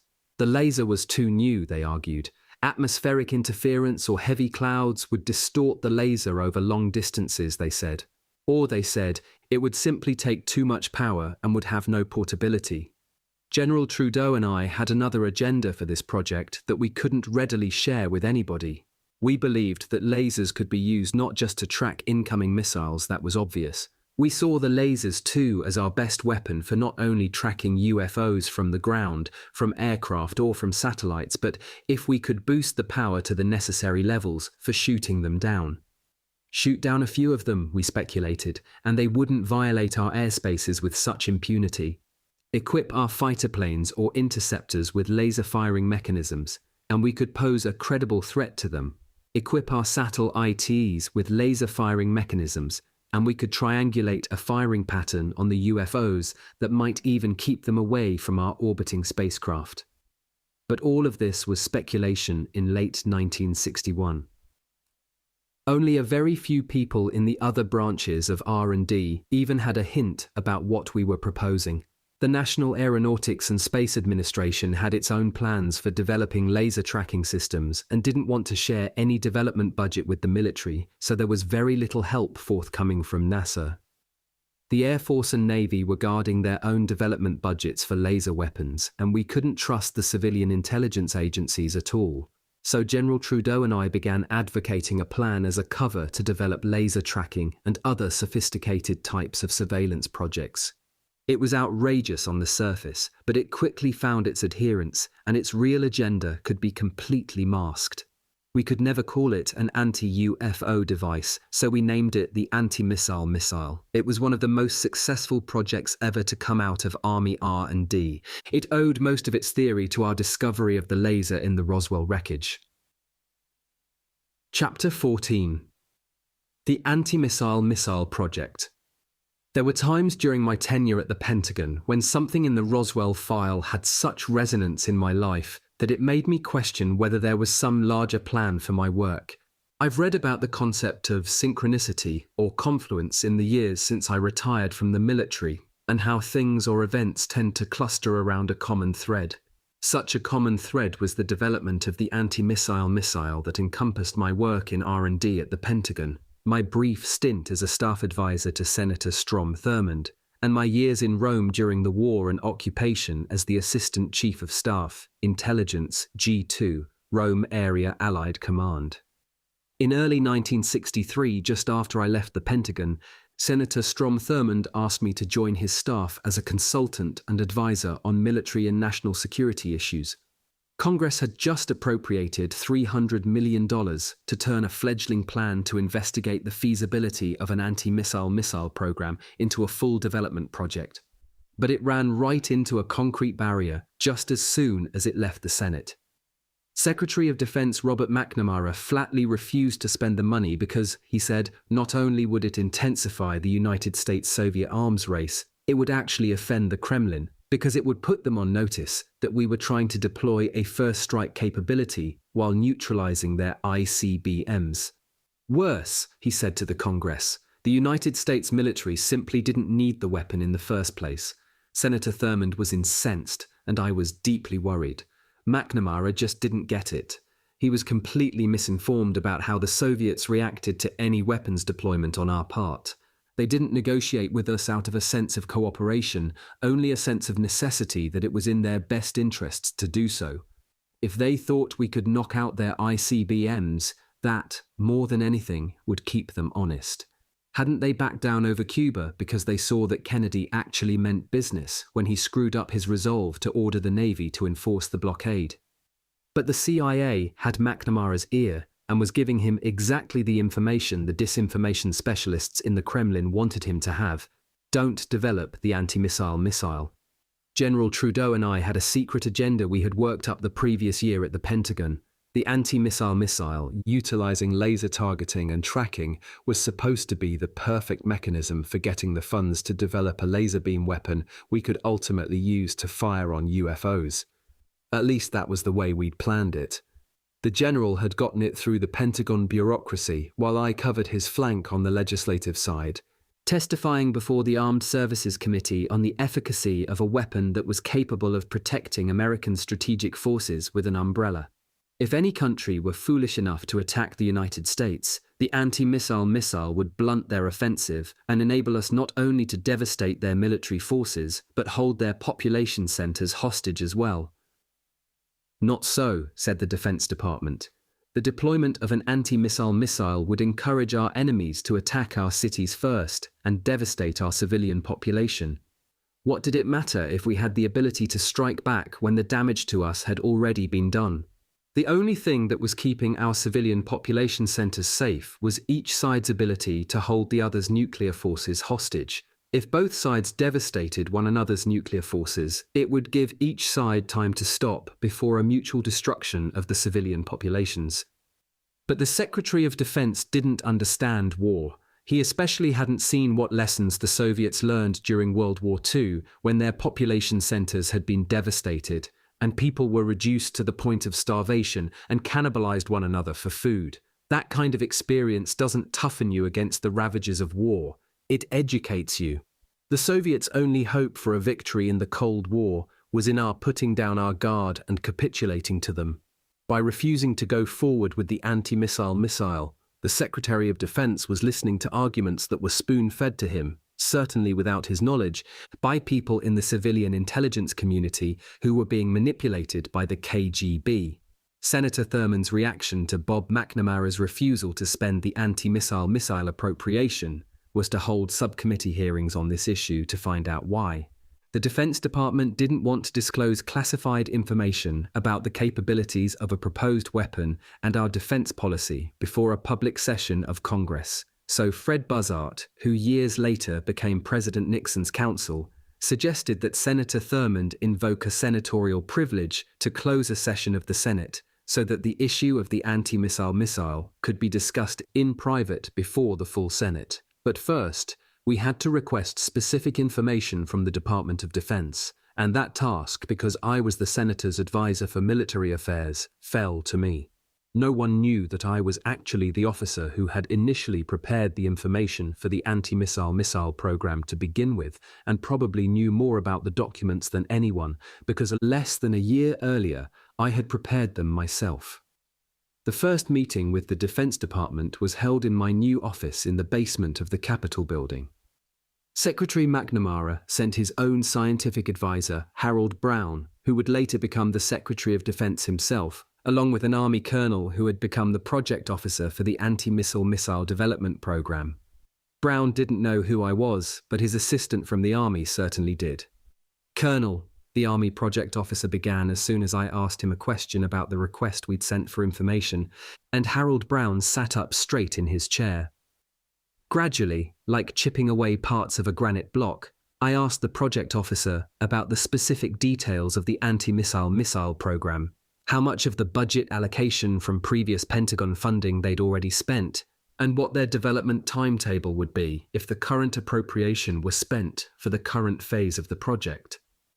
Then I asked more technical questions about the research into ground-based radars, satellite-based radars, speculation into Soviet counter-anti-missile missile strategies, and Soviet development of even bigger and more mobile ICBMs that would present more imperative targets for any anti-missile missile system because we couldn't take them out in a first strike. Mounted on railway cars or trucks, mobile Soviet missiles would be almost impossible to track, even though they would have to remain stationary for the liquid fueling process to be completed. "I see that my assistant keeps on calling you Colonel, Mr. Corso," Harold Brown said, "and you certainly seem to know a lot of details on this subject." "Yes, sir," I said. "I only retired from the Army a couple of months ago, but while I was at the Pentagon, I was the acting projects officer for the anti-missile missile program." "Then there's no use in holding back," Harold Brown said, and finally smiled for the first time in our meeting. He reached into his pocket and pulled out a folded envelope. "Here are your copies of the complete details of the project about which we briefed President Kennedy. It's all here, and I presume this is what you are looking for officially," he said, with a special emphasis on officially. He knew that I knew what was in that envelope, but couldn't disclose it before the Senate because it contained classified information, and I would be breaching the National Security Act. However, by his giving me the material, much of it based on information that I had developed myself and had privately briefed Attorney General Robert Kennedy on in 1962, Brown was giving me the full authorization to disclose. He probably realized that in private sessions, I had talked generally about what was in the Army file on the anti-missile missile that was a form of senatorial privilege, as long as it wasn't abused, but that I couldn't go formal with it. Now I could, and I appreciated Harold Brown's candor. The battle over the appropriation was about to be joined, but I couldn't look over the contents of the envelope, some of which were my own notes, without thinking back to the sequence of events that led to this meeting and to the project that ultimately was developed as a result of it. It began earlier in 1962 as I was working down the list of the priorities I had set for myself in the nut file. In it was a medical report about the creatures that I was trying to save until I had gotten all of the tangible items from Roswell into the development process. It was a report on the possible function and apparent structure of the alien brain, a report that marveled at the similarities between the KBH brain and the human brain. However, one item in the report threw me for a complete loop. The medical examiner wrote that measurements of brain activity taken from the EBE, who was still barely alive at Roswell, showed that its electronic signature, at least what they were able to measure with equipment in 1947, displayed a signal similar to what we would call long, low-frequency waves. And the examiner referred to a description by one of the Roswell Army airfield doctors that the creature's brain lobes seemed to have been not just physiologically and neurologically integrated, but integrated by an electromagnetic current as well. I would have loved to dismiss this as the speculation of a doctor who had no experience with this type of analysis and certainly no experience with alien beings. Therefore, whatever he wrote was nonsense and not worth the time it took to respond to it. file it back in the cabinet, and get on to other issues that could be turned into viable projects. But the medical examiner's report was more disturbing than I was ready to admit, because it took me back to a time when I was the assistant chief of staff in Rome and made friends with some of the members of the graduate faculty at the University of Rome. I was a 25-year-old captain at the time, a former engineering undergraduate, way in over my head and learning my job responsibilities each day, keeping one step ahead of my boss so he wouldn't find out that I didn't really know anything. In one of my visits to the university, I met Dr. Ghislero Flesch, a professor of criminology and anthropology, who lectured me on what he called ED, his theory and experiments on the basis of life. It was a wild and, I thought, supernatural theory on what he called the filament within each cell. The filament was activated by some cosmic action or form of electromagnetic radiation that bombarded the Earth continuously from outer space and resonated against a constant refresh of electrical activity from the brain. "Captain," he would say whenever he began some formal explanation. I also thought that he was always surprised that someone so young could actually be dispatched from the New World to administer law and justice in Rome, the capital of the ancient world. The old professor also was scrupulous about showing everyone, including his dimmest of students, extraordinary respect. "The electromagnetic forces in the body are the least understood," he continued, "yet they account for more activity than anyone realizes." As an engineering student whose whole experience with energy had to do with verifiable experiments, I was more than skeptical at first. How can you measure an electrical activity in the brain that you cannot see? How can invisible waves of energy that you can't feel or see excite certain areas of the human cell? And what was their purpose? Professor Flesch introduced me to Professor Casimir Frank, one of the first scientists to ever photograph brainwaves. Professor Frank became a friend because during my days in Rome, fighting off Gestapo agents, communist partisans, and the local crime families and crime chieftains, I was always engaged in some type of warfare. But when I had time off, I wanted to meet people, to stretch my experience, to fall in love with the city of my own ancestors I had been assigned to protect. So I sought out a network of friends to whom I could relate and from whom I could learn. Professor Frank was just such a man. In Frank's first experiments, he had used a rabbit brain as a test subject.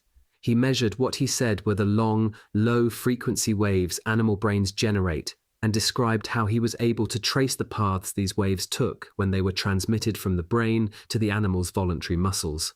Certain muscles, Professor Frank said, were attuned to respond to certain brain wavelengths, waves of a specific frequency. In cases of muscle paralysis, it's not the muscle that's necessarily damaged, it's the muscle's tuning mechanism that becomes disabled so that it no longer picks up the right frequency. It's like a radio, he said.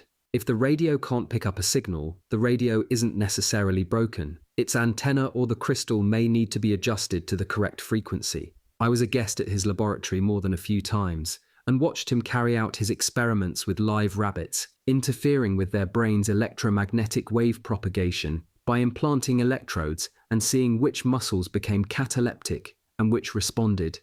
He said it was the frequency that was being altered because once the animal was removed from the experimental table, it could walk and hop as if nothing had ever happened.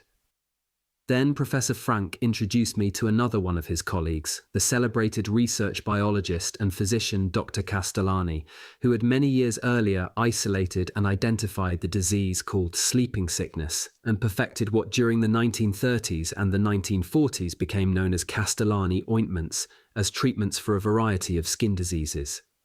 Where other doctors, he said, had focused on treating only the symptoms they could see on the skin, Dr. Castellani said that the problems of many skin rashes, psoriasis, or inflammations that looked like bacterial infections were, in fact, correctable by changing the skin's electromagnetic resonance. The ointments, he said, didn't attack the infection with drugs. They were chemical reactants that changed the electrostatic condition of the skin, allowing the long, low-frequency waves from the brain to do the healing. All three men were using these electromagnetic waves to promote healing in ways I considered astounding. They made claims about the ability of electromagnetic treatments to affect the speed at which cells divide and tumors grow, They claimed that through directed electromagnetic wave propagation, they could cure heart disease, arthritis, all types of bacteriological infections that interfered with cell function, and even certain forms of cancer. If this sounds like something supernatural in 1997, imagine how it must have sounded to the ears of a young and inexperienced intelligence officer in 1944 who was so far out of his element that the older, seasoned British intelligence laughed at his age. They laughed until they saw what happened to the Gestapo agents who were trying to re-infiltrate Rome behind the Allied front lines and met up with my men on the back streets and alleys. That's when the laughing stopped. I spent many hours with Professors Flesch, Frank, and Castellani in Rome and watched them experiment with all kinds of small animals. They didn't have the research funds nor the endorsements of the medical societies to allow them to expand their work or to treat patients with their unconventional methods. Thus, much of their work found its way into research monographs, articles in academic journals, or university lectures at symposiums. And I left Rome in the spring of 1947, said my goodbyes to the friends I had made at the University of Rome, and put their work relegated once again to the supernatural out of my mind as I concentrated on my new jobs at Fort Riley, the White House, Red Canyon, Germany, and the Pentagon. Then, on the day that I came across the speculative report on the structure of the alien brain from Roswell, everything Professors Flesch, Frank, and Castellani said came back to me like a clap of thunder. Here I was again, staring at a piece of loose-leaf paper that was staring right back at me and forcing me to consider ideas and notions from over 10 years ago that challenged everything science back then was telling us about the way the brain worked. While I reviewed the reports about the autopsied alien brain and what the medical examiner thought the low-frequency waves meant when he applied current to the tissue, I also saw reports from an army military liaison attached to the Stalingrad consulate office that described Soviet experiments with psychics who were attempting to exercise some form of kinetic mind control over objects traveling through the air, directing them from one spot to another. These reports, written in the late 1950s, gave General Trudeau a lot of concern because they showed the Soviets were onto something. "These fellas don't waste their time, Phil," the general told me a tone of our morning briefings after I had dropped off the reports the day before so he could look them over. "If they're looking into this stuff, then they know there's something there." "You don't think this report is just a lot of speculation?" I asked. I knew from the expression on his face that it was a question I shouldn't have asked. "If you thought this was just speculation, Colonel," he said very abruptly, "then you wouldn't be passing the buck up to me to tell you that. General Trudeau had a way of bringing you up short when he thought you said something stupid. And what I had said was very stupid for an officer with my training and experience. He also knew I was worried, or else I wouldn't have tried to back off so quickly. You're right to be worried about this, he said, his tone softening when he saw how I was looking at him. You'd be right if you sat in your office and sweated bullets over what this means, and you know exactly what worries the both of us. Do I have to say it?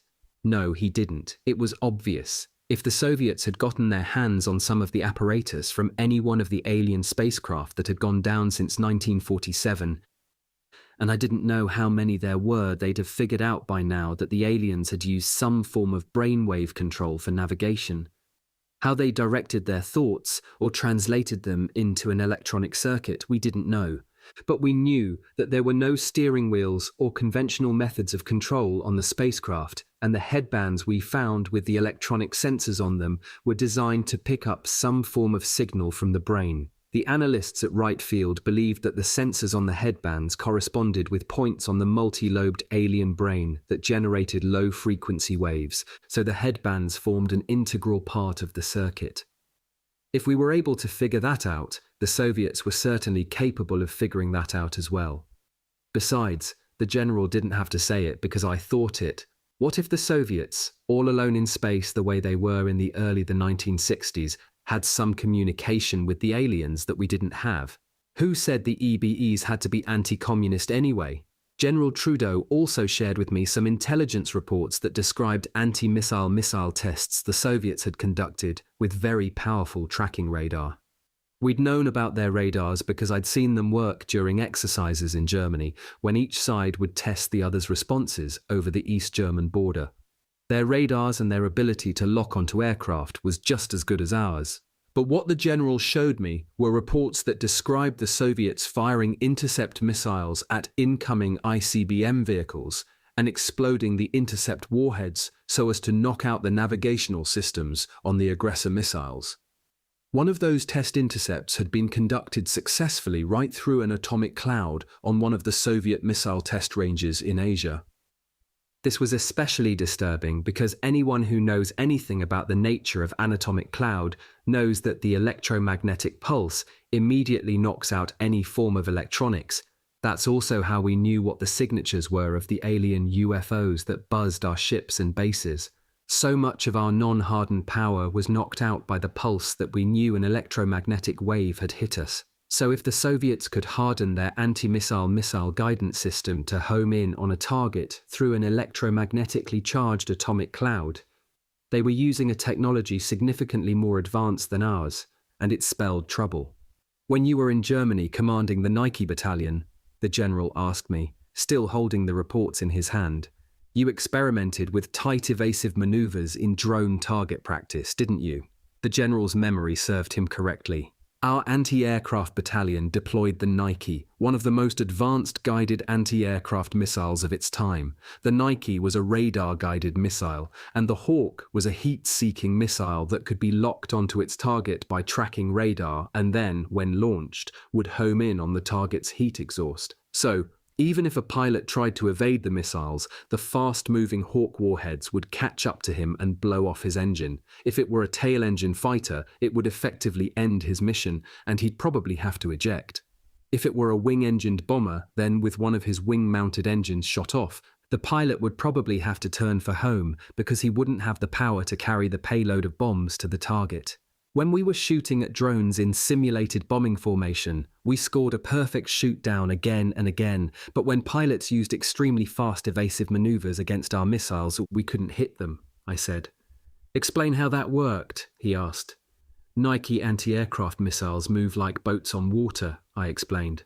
They cut wide arcs and get an angle to home in on their targets. Any early evasive maneuvers the fighter pilot makes, the missile compensates for and stays on course toward his heat source. But if the pilot is able to evade at the very last minute of the Nike's trajectory, the missile will fly right by and can't recover. Bomber pilots have to stay in formation and keep on course if they're going to hit their target and have enough fuel to get home, so their evasive patterns are strictly limited. For fighter pilots, it's much easier, so any MiG, just like any of our Phantoms, can outmaneuver a Nike any day. So, if the Soviets have something that can take out missile warheads through an atomic cloud and are using devices that may have come from an alien technology, we have something to worry about, the general said. We'd have a lot to worry about, I agreed. We have nothing even remotely like this, except for the laser tracking system, but that's years away from any sort of deployment, even assuming we can get the president to ask Congress to give us the money to develop it. General Trudeau slammed his palm on the desk with enough force to shake the entire office. I'm sure his clerk sitting just outside thought I was getting bawled out for something, but that was the general's way of reinforcing a decision he was making. Phil, you are the anti-missile projects officer for the time being. I don't care whatever the hell else you have to do. You write me up a report on what we discussed here, and then put together a proposal I can use to get us some money to develop this thing, he said. I know we're on the right track, even if we're in a strange arena. Thought control, he said, speculating about how the power of the human brain could be harnessed to the navigation of a guided missile. Well, if the Russians are looking at it seriously, then we'd better do the same thing before they blindside us like they did with Sputnik. Why me? I said to myself as I walked down the stairs to my office. This was like an assignment to write a term paper when there wasn't even any research you could use and still be called sane. I had to write about the hardware and systems applications of navigational control, not medical or biological functions per se, but that made it all the more difficult. I remembered my son telling me that he was able to fix gasoline engines that had broken down and electrical motors that were no longer putting out power because he believed the moving parts spoke to him. As way out as I thought that sounded at the time, walking back to my office now and thinking about what the Soviets were playing with, maybe my kid didn't sound so crazy after all. It was something I'd have to research. If the information that Professors Flesch, Frank, and Castellani conveyed to me back in Rome 15 years ago had any validity, then the vague references in the Roswell report that I'd read probably had validity as well. So I began. The references to EBE brain function in the medical examiner's reports from Roswell, I wrote in my opening memo to General Trudeau, suggest new avenues of research to us in the guidance and navigational control of machines. The electromagnetic integration of the alien brain lobes and the possible integration with other brain functions, including kinesthetic capability, the ability to move objects over long distance, is startling and sounds more like science fiction than fact. But if we can establish a correlation with long, low-frequency waves and this electromagnetic integration, it will be a way to identify a measurable phenomenon with a process we do not understand.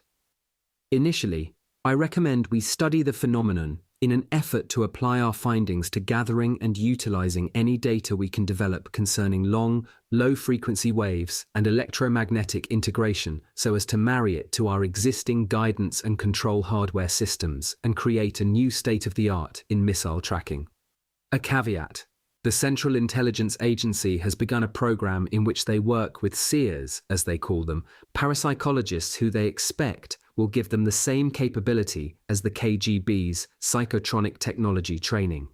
Both intelligence agencies are skirting the edges of our military's approach, and we must be careful not to let our research fall into their cauldron. We would be discredited and possibly stopped from proceeding both from efforts from our own side and from protests by the Soviets should they find out. Therefore, I recommend that the background of our experimentation with long, low-frequency brainwaves and any source material be completely expunged along with any historical data relevant to this analysis. My basis for our proposed anti-missile missile was the Soviets' own success with controlling the trajectory of an ICBM warhead in flight and the success they had in targeting incoming warheads with their own anti-missile missile in development. In recent months, I wrote, it has come to our attention that the Soviets can change the trajectory of an ICBM after launch once it is on its way to a target. In addition, the Soviets have twice tested an anti-missile missile fired through an atomic cloud at an approaching ICBM.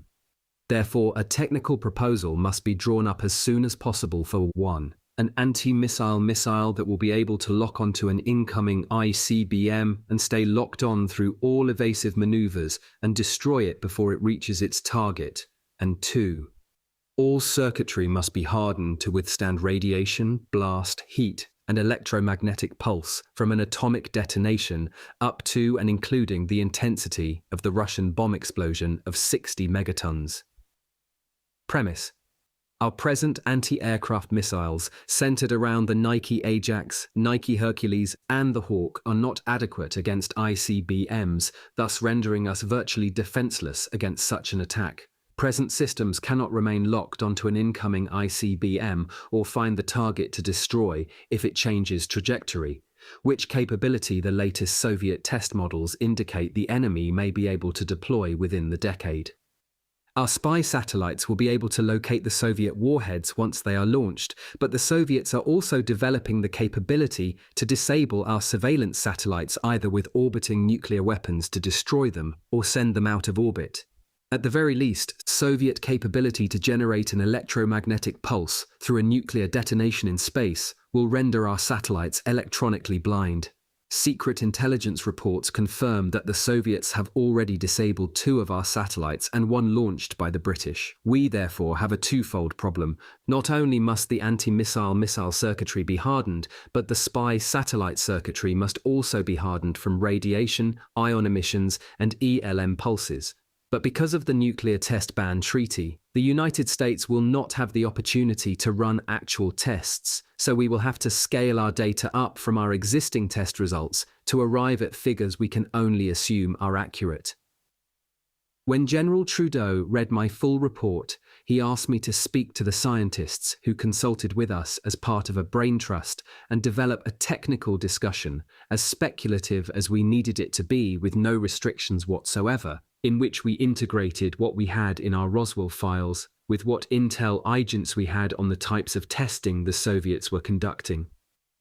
"Don't worry about how it's going to be circulated, Phil," General Trudeau assured me.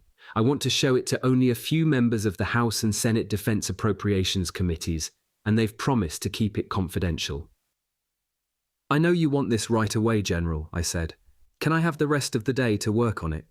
"You can have until tomorrow morning," he said, "because after lunch tomorrow, you and I are meeting with the Senate subcommittee and I want to read them this report." I told my wife that I'd be home late in the morning for a change of uniform, and then I was going over to Capitol Hill for a meeting. Then I ordered up a couple of sandwiches, put a new pot of coffee on, and settled in at the office for a long night. "The present design and configuration of our ICBMs is adequate," I wrote onto my legal pad, crossed out the sentence, and then wrote it again. "However, internal changes are necessary, especially within the warhead capsule.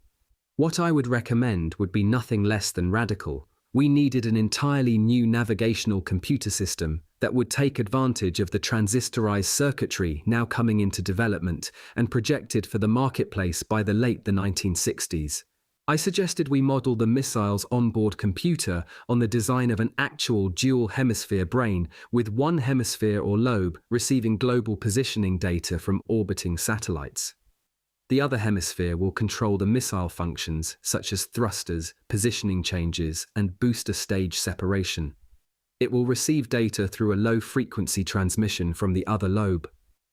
The control lobe will also transmit missile flight telemetry to the positioning lobe so that the two computers will function together in tandem.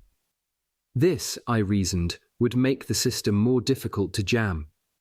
If our global positioning satellite detected a threat from an incoming anti-missile missile, it would relay that information to the warhead, whose control computer would direct the thrusters to fire so as to take evasive action before the final target approach. Inasmuch as I believed it was through the application and amplification of low-frequency brainwaves that the EBEs navigated the craft that we found at Roswell, our implementation of this technology might enable us also to use our brains to control the flight of objects. We could use some form of a brainwave system to navigate our ICBM warhead final stage vehicles if their onboard radar detected a threat from an anti-ballistic missile. We could also use this system to home in on incoming enemy warhead launchers, even if they were capable of taking some evasive action. If we designed the missile the way I suggested, by the time it had been locked into its final trajectory, its detonation would be set, so that even if it were knocked off course, it would still explode and cause enough collateral damage that it would count as a hit. Enough of our ICBMs could get through, we reasoned, so as to overwhelm not only the Soviet-guided missile forces, but pose a realistic threat to their population centers. Meanwhile, the technology we developed for changing the flights of our incoming ICBMs could be applied as a template to our own anti-missile missiles so as to neutralize any Soviet missile threat. My conclusion, an appropriation of $300 million must be requested for the coming FY 1963 as an urgent crash development appropriation. I read my own notes from the envelope handed over by Harold Brown and looked back at him. "Colonel," Brown's assistant said, "we understand the urgency of your request last year, and we appreciate your reasons for fighting for it now. But the Defense Department is simply not going to allow the Army to go forward with an anti-missile missile at this time, not in 1963, Mr. Brown said. "When?" I asked. "At a time," the Army colonel said, "when the impact of our deploying this system will be greater than it is now. The Russians know we have a bead on the type of satellites they're putting up, and we can take them out in a heartbeat, much faster than they can take out ours." I began to answer, but Harold Brown got up to leave. We shook hands and he walked toward the door. The Army colonel remained in front of my desk. "Maybe just you and I can have a word, Colonel Corso," he said. My own associate on Senator Thurman's committee left the office also. "In the Pentagon, we understand that your early research into the technology of the anti-ballistic missile is the real reason for your support, Colonel Corso," the project manager said. "It's in good hands." But I can tell you he didn't know the real reason, the EBEs. Only General Trudeau understood the secret agenda that lay beneath the research into the project. "But when do you think development will start?" I asked. "In just a couple of years we'll have lunar spacecraft orbiting the moon. he said. We'll have orbiting satellites mapping every inch of the Soviet Union. We'll see what they can throw against us. Then we'll have exactly the kind of anti-missile missile you proposed, because then even the Congress will see the reason for it. But until then, I began. Until then, the colonel said, all we can do is wait. It would take another 20 years for the beginnings of an anti-missile to be deployed. And it would also take a president who was willing to recognize the threat from the extraterrestrials to force an anti-missile weapon through a hostile Congress. Chapter 15. My last year in R&D, the Hoover files, fiber optics, super tenacity, and other artifacts. I barely picked my head up from the piles of technical proposals on my desk during the winter months of 1961. The work didn't even stop for the Christmas holiday, when most of Washington likes to take a break and head for the West Virginia mountains or the Maryland countryside.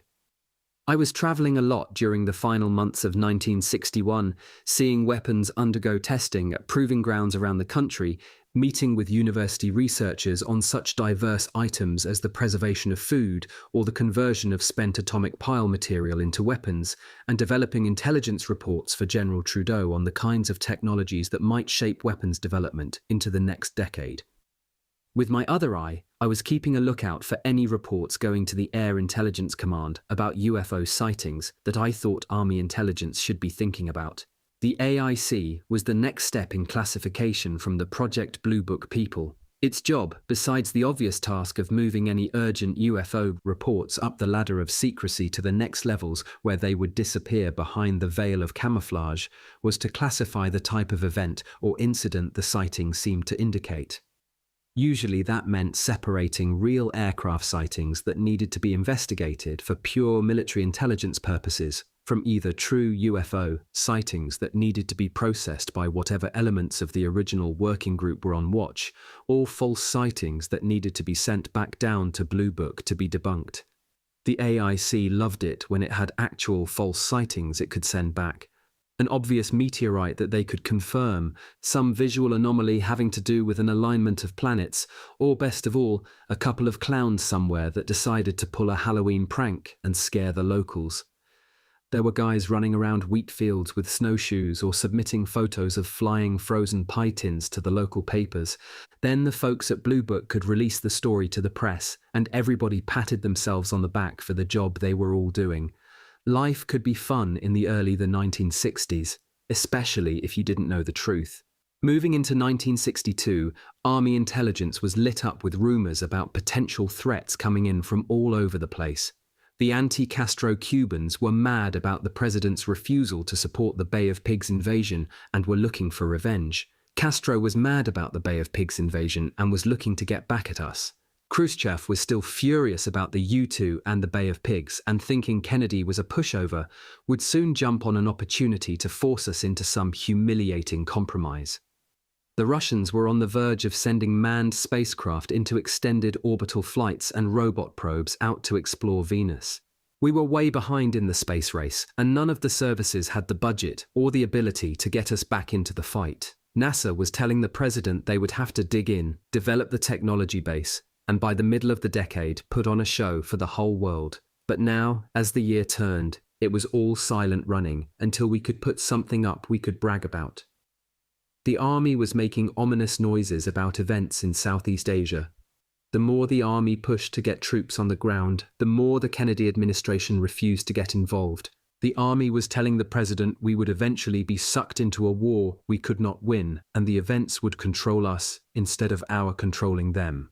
Later that same year, I would be offered the job of Director of Intelligence for the Army Special Forces units already operating in the Southeast Asian theatre. At about the same time, the Army said it was going to name General Arthur Trudeau as the commander of all United States forces in South Vietnam. As our names were being circulated, General Trudeau confided to me that he doubted we would get the jobs, and if we did, he said, it would be a toss-up as to who would be the most unhappy, the Viet Cong or the United States Army. "If they send us over there, Phil," he said after one of our morning briefings, "one of two things will happen. Either we'll both get court-martialed or we'll win the damn war. Either way, the army's not going to like the way we do business." As usual, General Trudeau was right.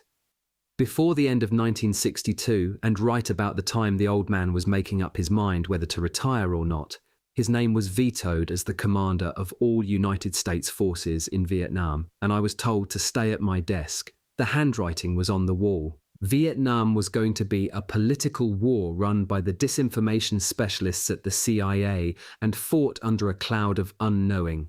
Unfortunately, history proved us to be correct. By the time Richard Nixon surrendered to the Chinese and we crawled out of Southeast Asia a few years later, we would learn, I hope for the last time, what it was like to be humiliated on the battlefield and then eviscerated at the negotiating table. The new year brought J. Edgar Hoover over to the Pentagon. The FBI director was growing increasingly anxious at all the Roswell stories circulating like ice-cold currents deep under the ocean throughout NASA and the civilian intelligence agencies. Somebody was conspiring about something, and that meant the FBI should get involved, especially if the CIA was messing around in domestic issues. Hoover didn't like the CIA, and he especially didn't like the cozy relationship he thought President Kennedy had with the CIA because he believed his boss, the president's brother, was keeping him on a short leash when it came to taking on the agency about territorial issues. Hoover knew, but didn't believe, that after the Bay of Pigs, Kennedy had become very suspicious of the intelligence information he was getting from the CIA. By the end of 1962, the president would learn from his own brother, who would learn from me, just how deliberately flawed the information coming out of the CIA was. And I would also learn, when I worked for Senator Russell on the Warren Commission in 1964, how that had sealed his fate.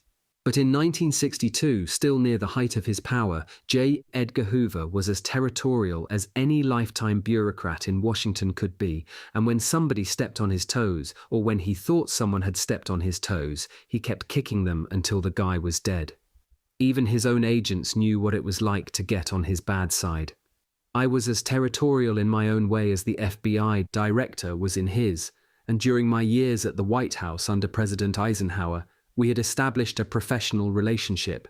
If he needed to know something that bore on some KGB agent nosing around the government, I helped him out. If I needed to find something out on the QT about somebody I needed to take out of the bureaucratic loop, he would tell me what he knew. We never established any formal relationships in the 1950s, but we let each know who we thought the bad guys were. In the 1950s, Hoover got interested in the rumors about Roswell because anything the CIA got their teeth into made him nervous. If it were only the military running a cover-up, he could live with that, although he thought the military never should have run the OSS during World War I. But once he suspected the CIA was part of the Roswell story, he wanted in. But in my years on the White House staff, there wasn't much I could tell him. It wouldn't be until 1961 that I got my hands on what really happened at Roswell, and then I didn't have to contact him. He called me. We found we could help each other. Besides being territorial, J. Edgar Hoover was an information fanatic.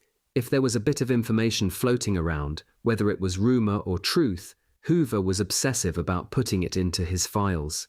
Information was such a valuable commodity to him, he was willing to trade for it with anybody in government he trusted. I wanted information too. I was going out to meetings with scientists and university researchers whose loyalties I couldn't verify.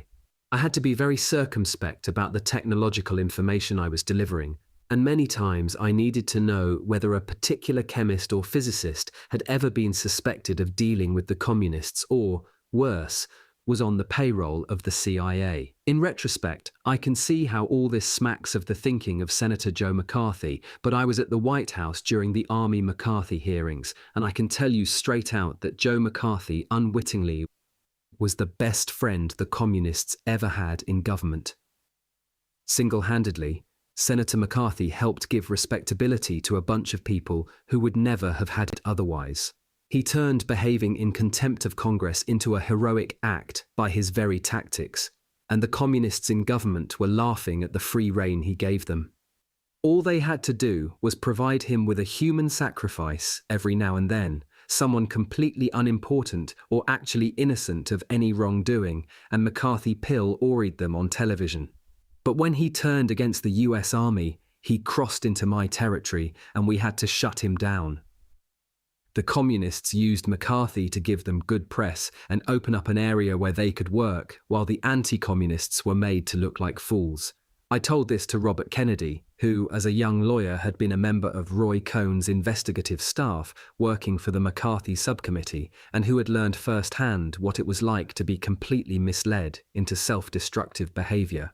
It was a mistake, he confided to me, that he would never make again. Unfortunately, his brother's enemies were his own, and he was misled into thinking that being president would allow him to settle the score.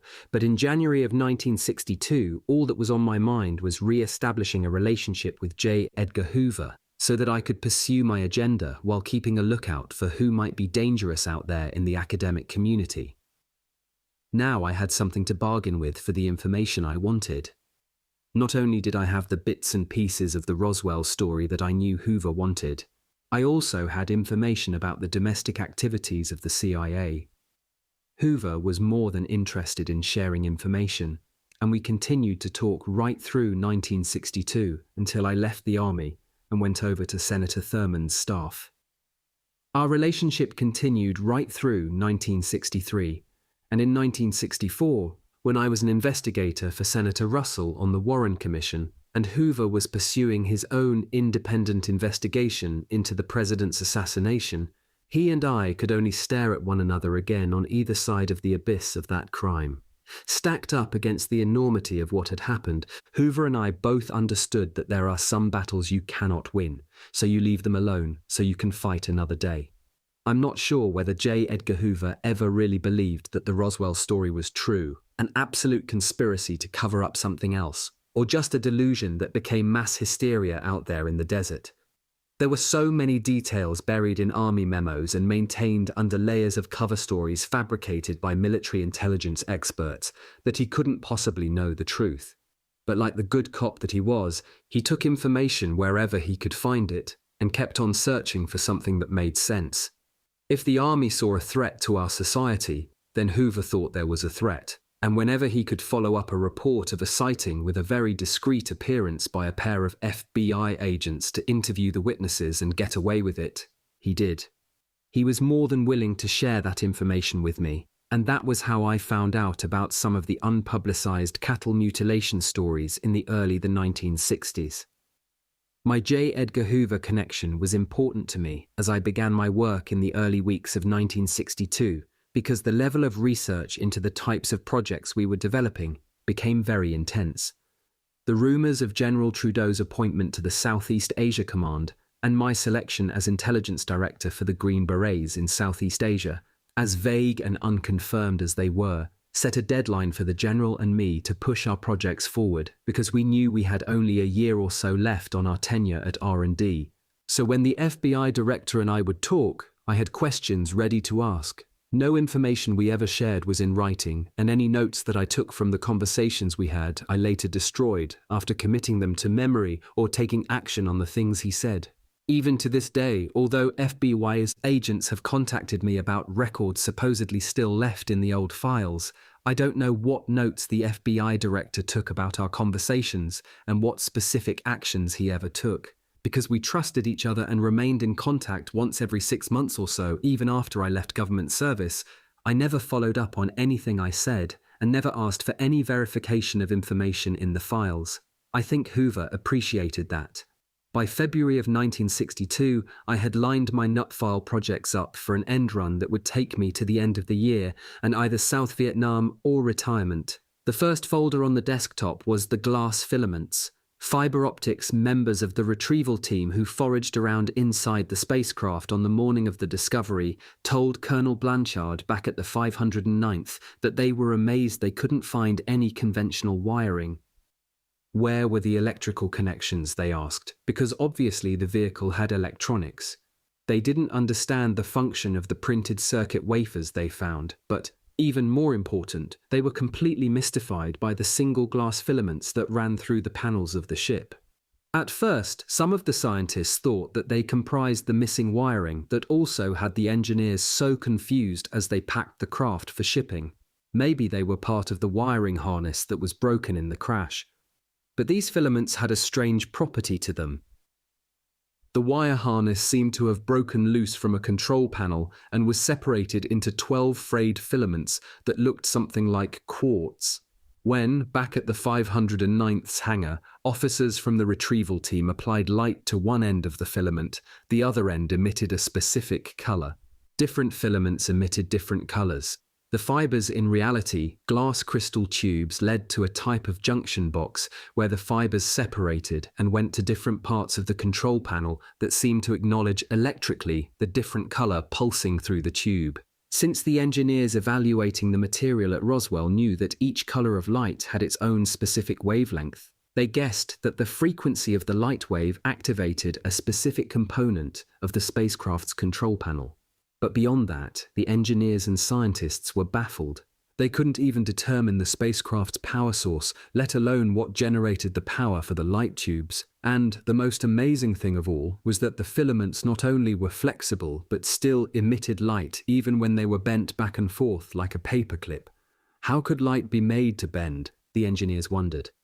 This was one of the physical mysteries of the Roswell craft that stayed hidden through the 1950s until one of the Signal Corps liaisons, who routinely briefed General Trudeau on the kinds of developments the Signal Corps was looking for, told us about experiments in optical fibers going on at Bell Labs. The technology was still very new, Hans Kohler told me during a private briefing in early 1962, but the promise of using light as a carrier of all kinds of signals through single filament glass strands was holding great promise. He explained that the premise of optical fibers was to have a filament of glass so fine and free of any impurities that nothing would impede the light beam moving along the center of the shaft. You also had to have a powerful light source at one end, he explained, to generate the signal, and I thought of the successful ruby laser that had been tested at Columbia University. I knew the EBS had integrated the two technologies for their glass cable transmission inside the spacecraft. But what makes the light bend? I asked Professor Kohler, still incredulous that the aliens seemed to have been able to defy one of our own laws of physics. Is it some kind of an illusion? It's not a trick at all, the scientist explained. It only looks like an illusion because the fibers are so fine, you can't see the different layers without a microscope. He showed me, when I gave him the broken pieces of filament that I still had in my nut file, that each strand, which looked like one solid piece of material enclosing the circumference of a tiny tube, was actually double layered. When you looked down the center of the shaft, you could see that around the outside of the filament was another layer of glass. Dr. Kohler explained that the individual light rays are reflected back toward the center by the layer of glass around the outside of the fiber so that the light can't escape. By running the glass fibers around corners and, in the case of the Roswell spacecraft, through the interior walls of the ship, the aliens were able to bend light and focus it just like you can direct the flow of water through a supply pipe. I'd never seen anything like that before in my life. Kohler explained that, just like lasers, the light can be made to carry any sort of signal, light, sound, and even digital information. There's no resistance to the signal, he explained, and you can fit more information onto the light beam. I asked him how the EBEs might have used this type of technology.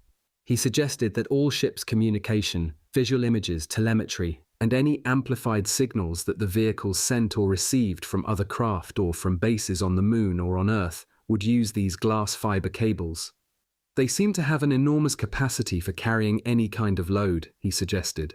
And if a laser can amplify the signal in their most refined form, these cables can carry a multiplicity of signals at the same time. I was more than impressed.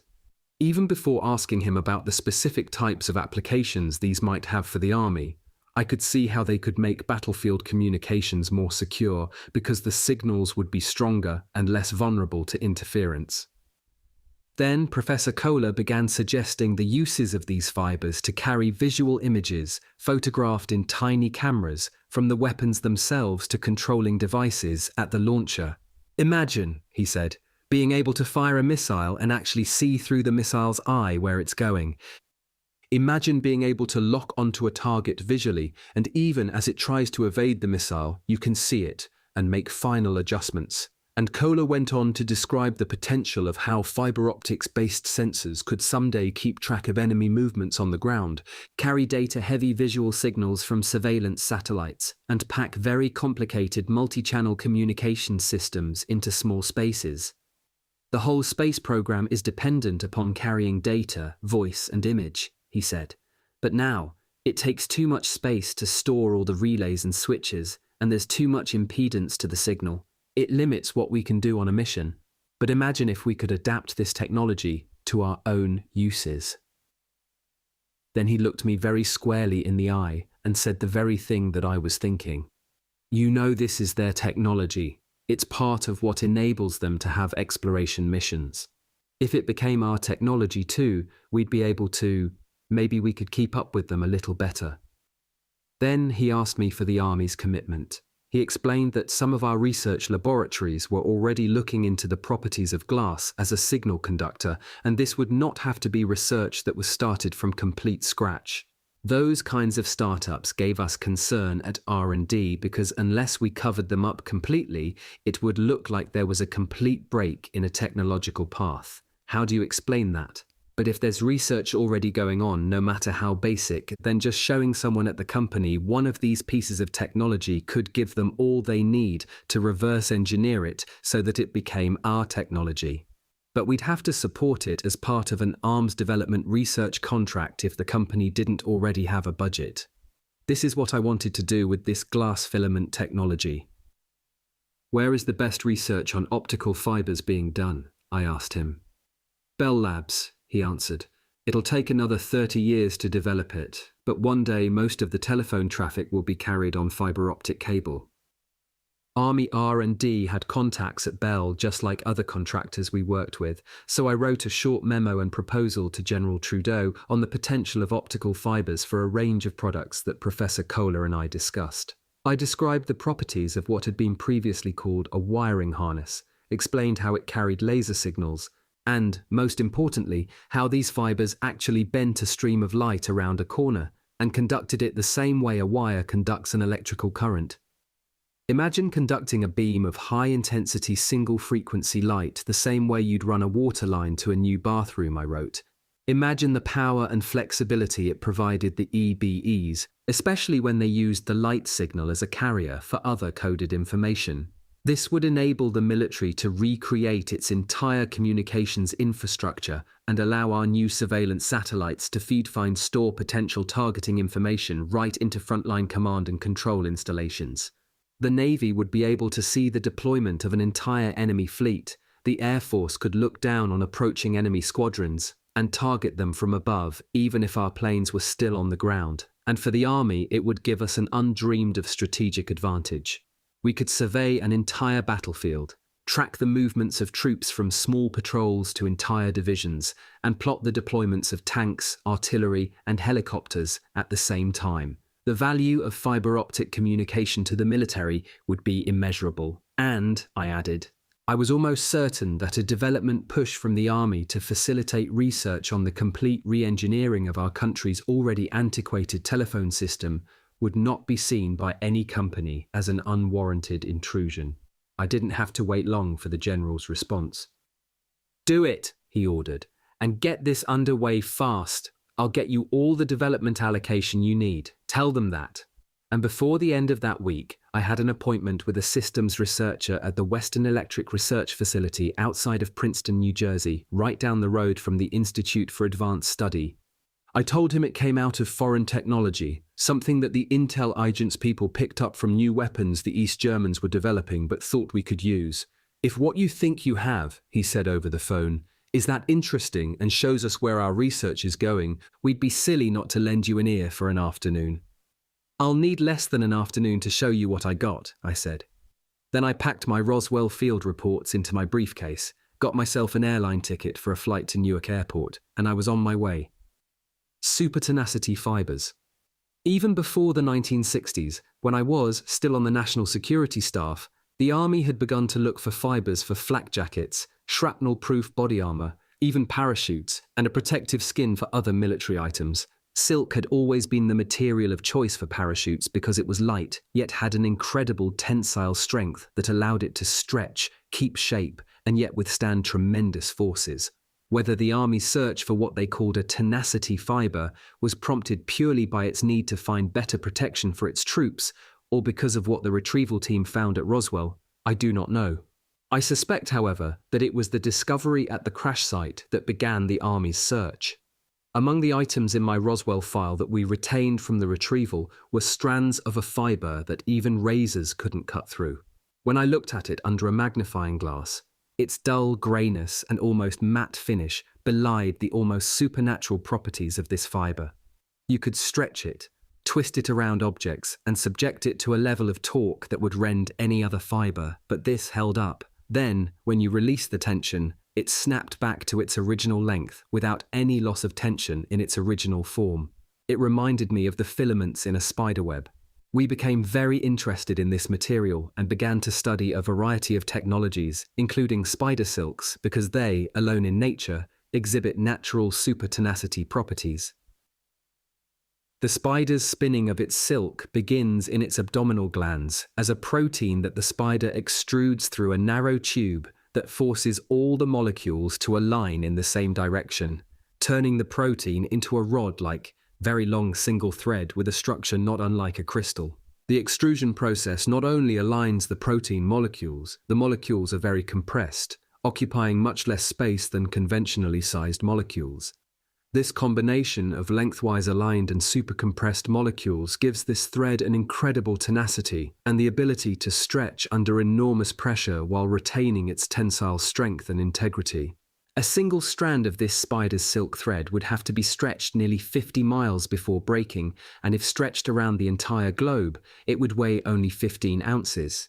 Clearly, when the scientists at Roswell saw how this fiber, not cloth, not silk, but something like a ceramic, had encased the ship and formed the outer skin layer of the EBEs, they realized it was a very promising avenue for research. When I examined the material and recognized its similarity to spider thread, I realized that a key to producing this commercially would be to synthesize the protein and find a way to simulate the extrusion process. General Trudeau encouraged me to start contacting plastics and ceramics manufacturers, especially Monsanto and Dow, to find out who was doing research on supertenacity materials, especially at university laboratories. My quick poll paid off. I not only discovered that Monsanto was looking for a way to develop a mass production process for a simulated spider silk, I also learned that they were already working with the Army. Army researchers from the Medical Corps were trying to replicate the chemistry of the spider gene to produce the silk manufacturing protein. Years later, after I'd left the Army, researchers at the University of Wyoming and Dow Corning also began experiments on cloning the silk manufacturing gene and developing a process to extrude the silk fibers into a usable substance that could be fabricated into a cloth. Our research and development liaison in the Medical Corps told me that the replication of a supertenacity fiber was still years away back in 1962, but that any help from foreign technology that we could give the Medical Corps would find its way to the companies they were working with and probably wouldn't require a separate R&D budget. The development funding through United States government medical and biological research grants was more than adequate, the Medical Corps officer told me, to finance the research unless we needed to develop an emergency crash program. But I still remained fascinated by the prospect that something similar to a web spinner had spun the strands of supertenacity fabric around the spaceship. I knew that whatever that secret was, amalgamating a skin out of some sort of fabric or ceramic around our aircraft would give them the protection that the Roswell craft had and still be relatively lightweight. Again, I didn't find out about it until much later, but research into that very type of fabrication was already underway by a scientist who would, years later, win a Nobel Prize. At a meeting of the American Physical Society 3 years before, Dr. Richard Feynman gave a theoretical speculative assessment of the possibilities of creating substances whose molecular structure was so condensed that the resulting material might have radically different properties from the non-compressed version of the same material. For example, Feynman suggested if scientists could create material in which the molecular structures were not only compressed but arranged differently from conventional molecular structures, the scientists might be able to alter the physical properties of the substance to suit specific applications. This seemed like brand new stuff to the American Physical Society. In reality, though, compressed molecular structures were one of the discoveries that had been made by some of the original scientific analytical groups, both at Alamogordo right after the Roswell crash and at the Air Materiel Command at Wright Field, which took delivery of the material.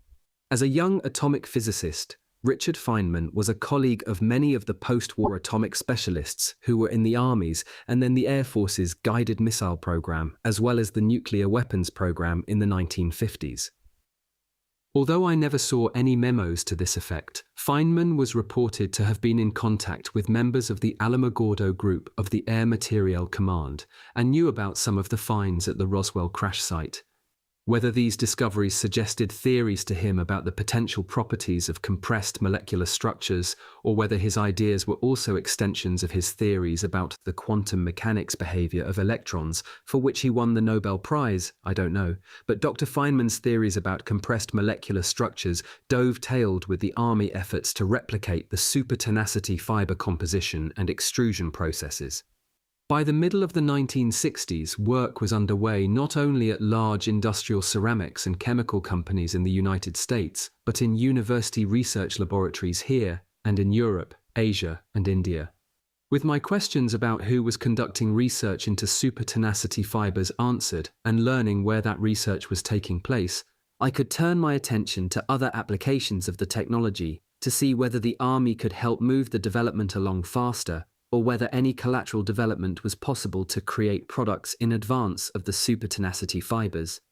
Our scientists told us that one way to simulate the effect of supertenacity was in the cross-alignment of composite layers of fabric.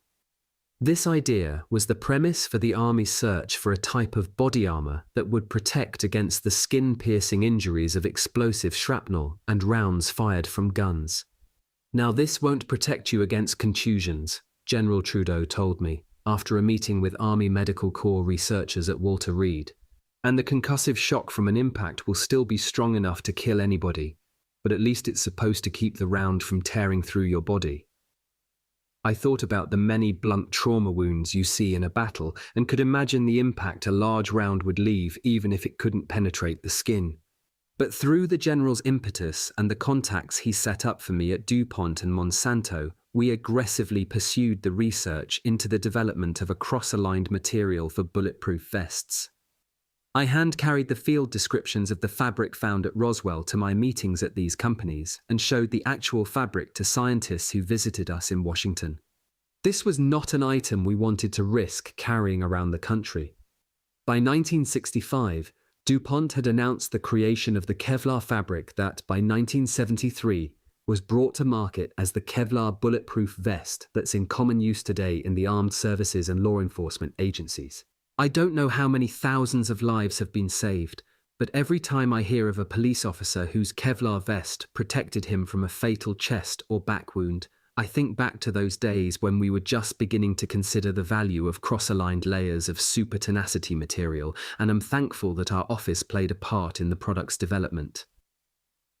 Our search for supertenacity materials also resulted in the development of composite plastics and ceramics that withstood heat and the pressures of high-speed air maneuvers and were also invisible to radar.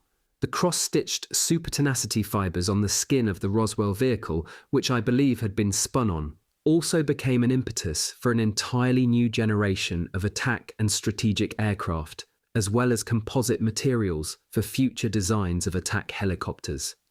One of the great rumors that floated around for years after the Roswell story became public, with the testimony of retired Army Air Force Major Jesse Marcel before he died, was that stealth technology aircraft were the result of what we learned at Roswell. That is true, but it was not a direct transfer of technology. Army intelligence knew that under certain conditions the EBE spacecraft had the ability to hide their radar signature, but we didn't know how they did it. We also had pieces of the Roswell spacecraft's skin, which was a composite of supertenacity molecular aligned fibers. As far as I know, we've still not managed to recreate the exact process to manufacture this composite, just like we've not been able to duplicate the electromagnetic drive and navigation system that enabled the Roswell vehicle to fly, even though we have that vehicle and others at either Norton, Edwards, and Nellis Air Force bases.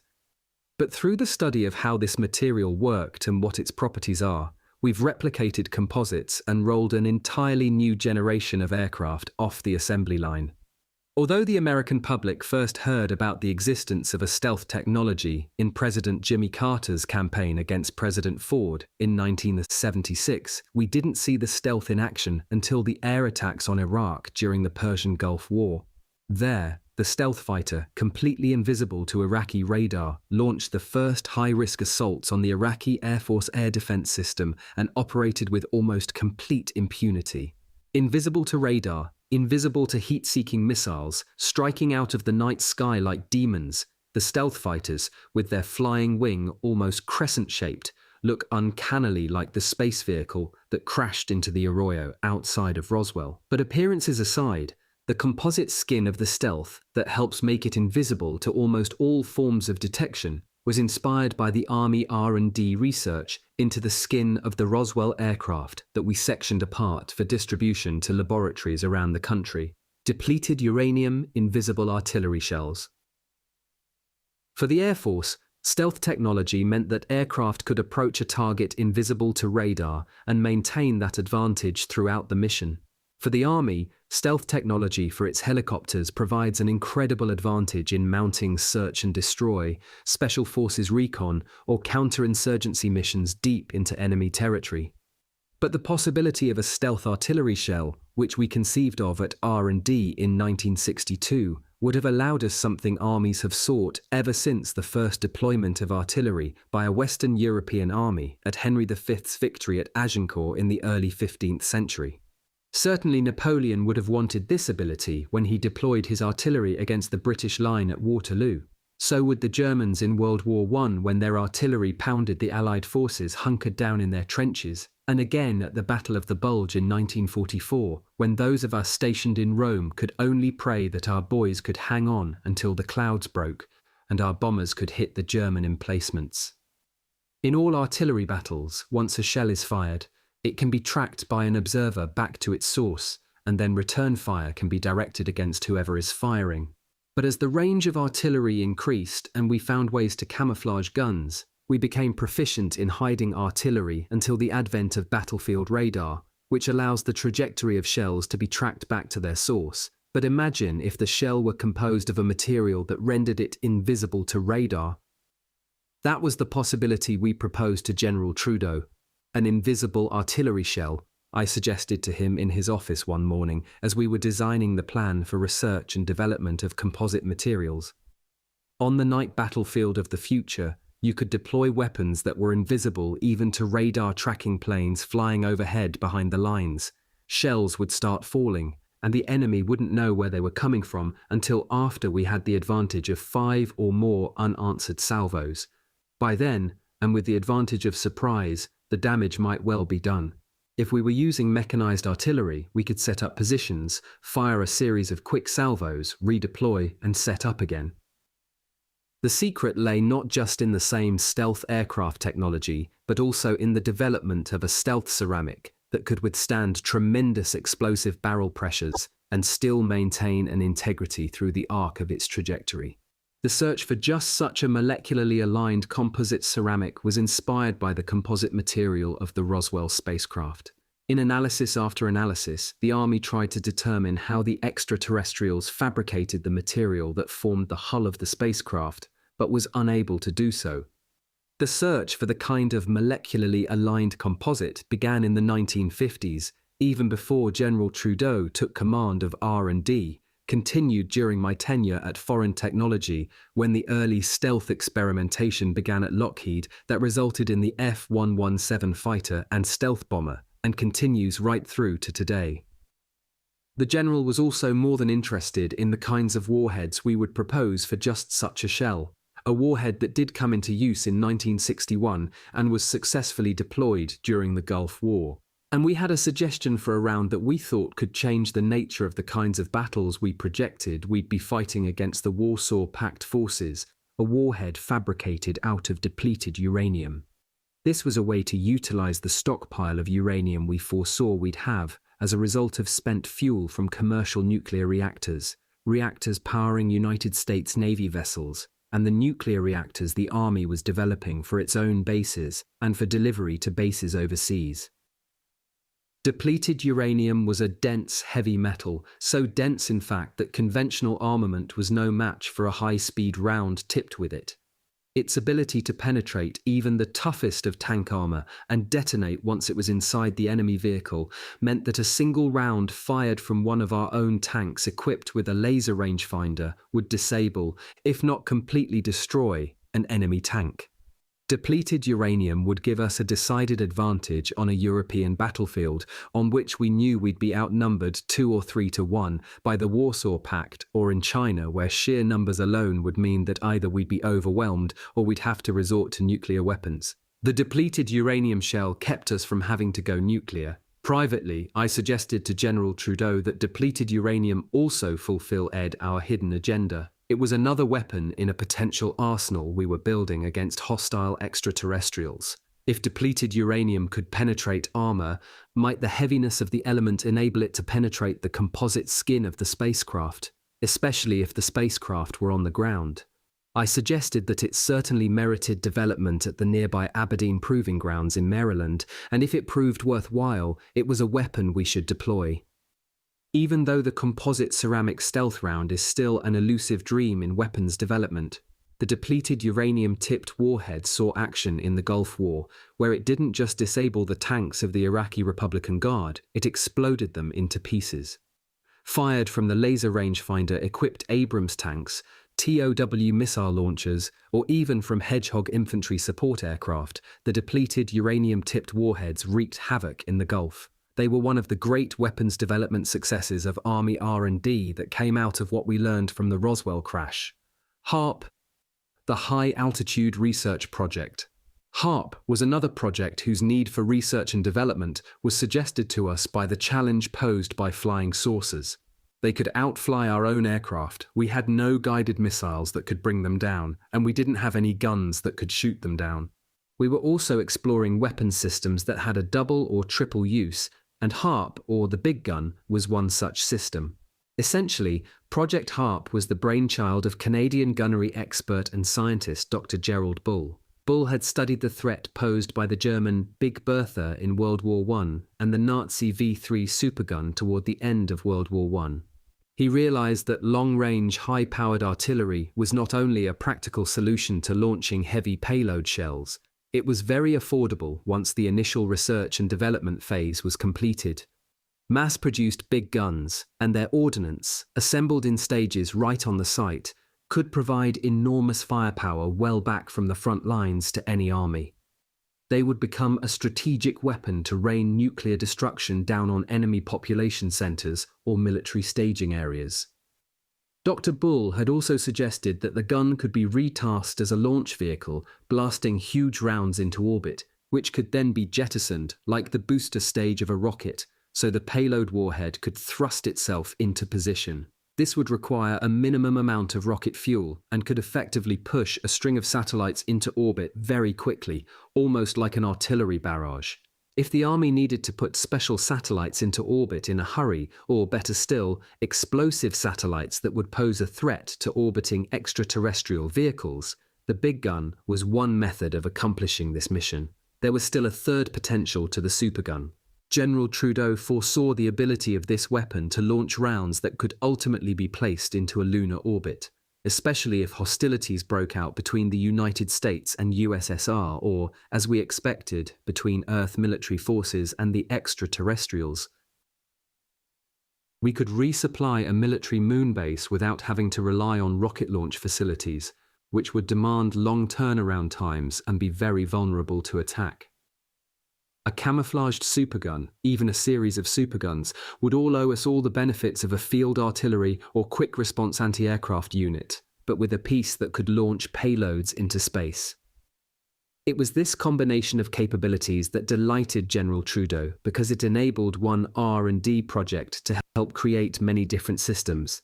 The United States, Canada, and the British military combined their joint expertise to find ways to develop Dr. Bull's supergun, with General Trudeau, I believe, becoming one of Bull's staunchest supporters. But by the time military budget decisions had to be made to fund the weapon, all of the government's military establishments had become committed to the guided missile and rocket-launched space vehicle rather than a supergun. While the weapon had some potential, the United States, UK, and Canada were too far along with their own missile programs to start up a completely new type of weapon. And in the end, they decided to end the research while still keeping close tabs on Bull's efforts to sell his technology to other powers, especially governments in the Middle East. Through the 1980s, Gerald Bull, whom I had met at a reception honouring General Trudeau in 1986, entered into negotiations with the Israelis, as well as with the Iraqis, and perhaps even the Iranians. The decade-long war between Saddam Hussein and Iran proved a fertile sales territory for weapons merchants in general, and particularly for Gerald Bull, who was courted by both sides. In the end, he cut his deal with the Iranians, testing experimental versions of a supergun and planning to build the monster weapon before the British intervened and seized shipments of gun barrel units before they were shipped out of the country. By this time, Dr. Bull may have become a liability to the Iraqis, as well as to the Israelis and to the United States as well, and was shot to death outside his apartment in Belgium before the outbreak of the Gulf War. Like Jules Verne's character Barbican in From the Earth to the Moon, Bull had a vision of the potential of a long-range artillery piece. Unlike Barbican, he came very close to proving it a practical way of launching vehicles into space. The murder of Gerald Bull has never been solved, and whatever secrets he still possessed about the assembly of a gun to launch vehicles into space probably died with him in the hallway outside his apartment. List of omissions. As I worked through the stack of projects on my desk during the spring months of 1962, I found I was devoting more of my time to the Roswell file and less to some of the other projects under development. It was apparent to me that the treasure trove we'd retrieved from Roswell was beginning to pay off in ways that not even I thought would happen. There were so many Army research projects underway, I told my boss, that were not foundering, but sputtering along that could benefit from something similar found in the Roswell wreckage. We could find the match between the two. Night vision, lasers, and fiber optic communication were obvious, I said to him. But I was sure there were other areas we could find just by looking at the problems posed by what we discovered from Roswell, not just retrieved from the wreckage. Make it specific, Phil, the general asked. What do you mean? If you just look at what we didn't find at the crash site, I said. That goes a long way to explaining the differences between what we are and what they are. It also shows us what we need to develop if we're going to prepare for long periods of travel in space. Can you make me a list? The general asked. There are a lot of ongoing research contracts out there that could benefit from a list of things we'd have to concern ourselves with if we're going to be planning for space travel in the next 50 years. By the time our conversation was finished, General Trudeau had asked me to prepare not only a list of what were called the omissions at Roswell, but a very brief report detailing the areas where I thought development needed to take place.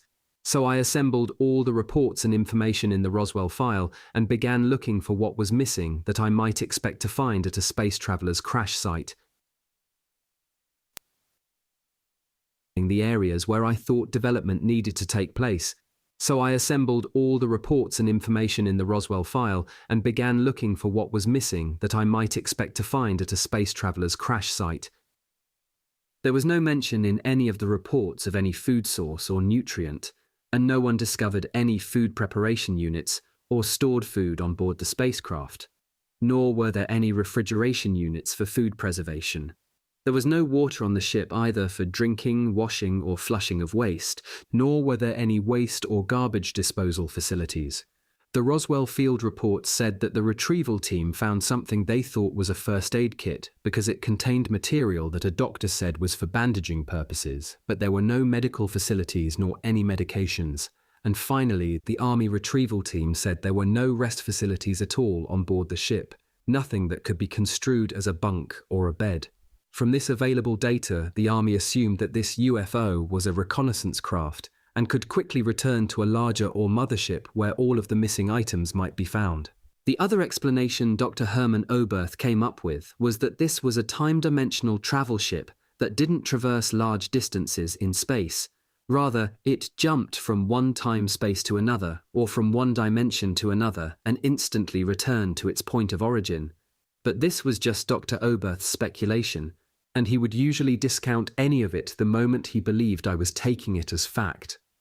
I believed, however, that the EBEs didn't require food or facilities for waste disposal because they were fabricated beings just like robots or androids who had been created specifically for space travel and the performance of specific tasks on the planets they visited.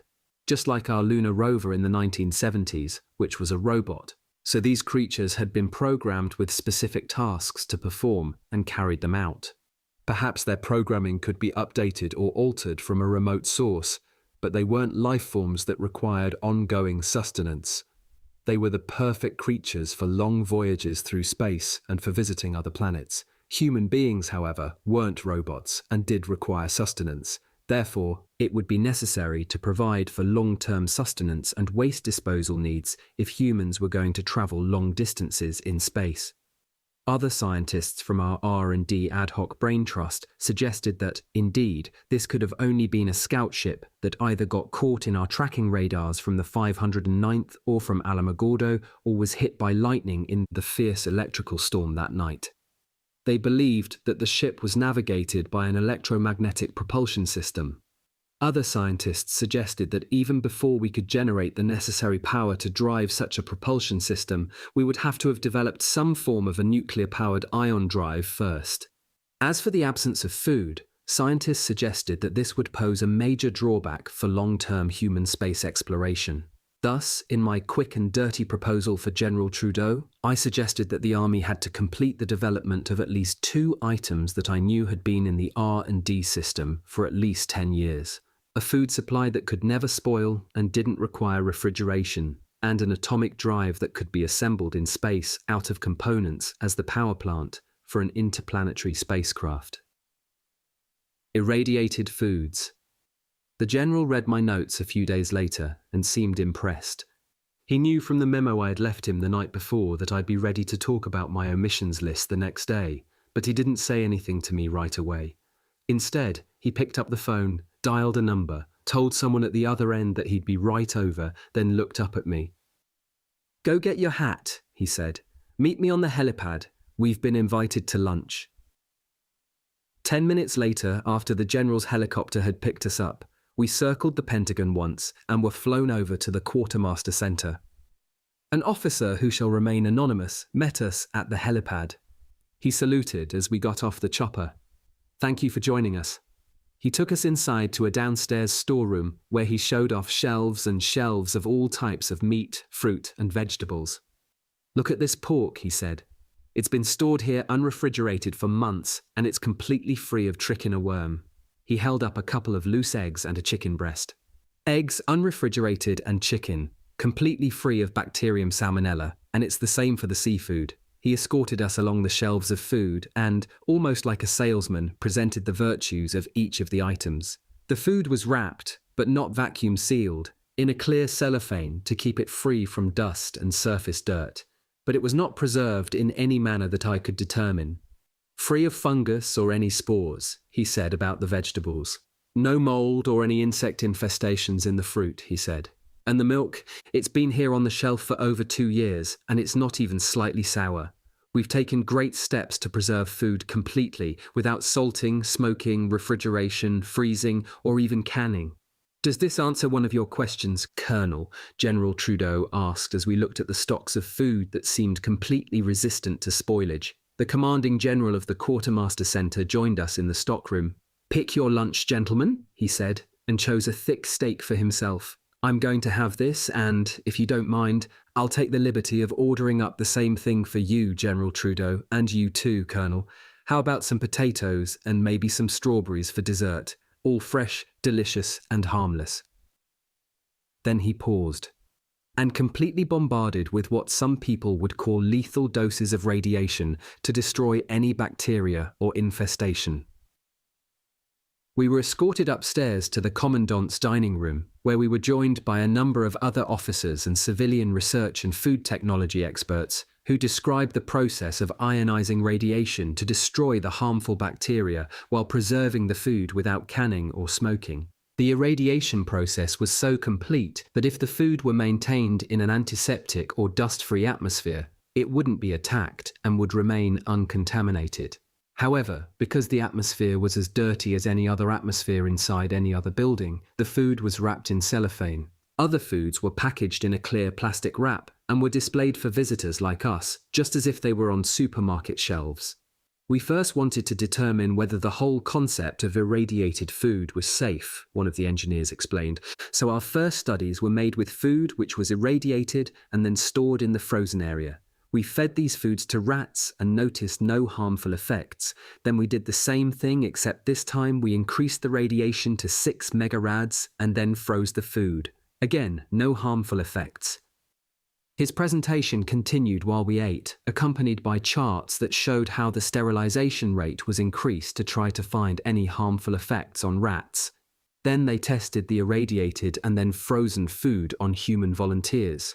But wait, I asked, I still don't understand why you irradiated the food and then froze it. The engineer was waiting for this question because he had his answer already prepared. He acted like he'd been asked it many times before. Because, he said, we were testing only for harmful effects from the radiation, not for spoilage, not for taste, not even for harmful effects from the food itself, even though we knew it had been sterilized and was tested completely free from bacteria when it was defrosted. What we needed to prove in field trials was the harmlessness to animals and humans of the irradiation process. Then he described the field trials to prove that irradiation preserved food stored at room temperature. We selected high spoilage foods, he said, like the meats, chicken, and especially the seafood. We also made composite foods like stews, which we fed to rats and dogs along with straight meat and then straight tuna. We first irradiated a sample at 3 megarads, then another sample at 6 megarads, and tested the animals over a period of 6 months to see whether radiation became concentrated in any of their organs or bones. He paused, letting the dramatic effect of what he was going to say sink in while we were sinking our teeth into the irradiated foods that resulted from the years of experimentation throughout the 1950s. No toxicological effects whatsoever, and we were very thorough before we tested these foods on human volunteers. What's next? I asked. We're setting taste trials of favorite foods at Fort Lee, Virginia, to see how troops in the field respond to this. We think that before the end of the decade, we'll have a variety of meals ready to eat for troops in the field who have no benefit of cooking facilities or refrigeration. General Trudeau looked across the table at me, and I nodded. This was perfectly good food that was right up to any quality you'd care to measure. Gentlemen, General Trudeau said as he stood. As a 3-star general, he was the highest-ranking officer in the room, and when he spoke, everyone was silent. My assistant believes that your work is of utmost importance to the United States Army, our nation, and the world, and will contribute to our travel in space. I am of the very same opinion. We are most impressed with your test results and want to help you expand your operation and speed up the testing process. The Army needs what you've developed.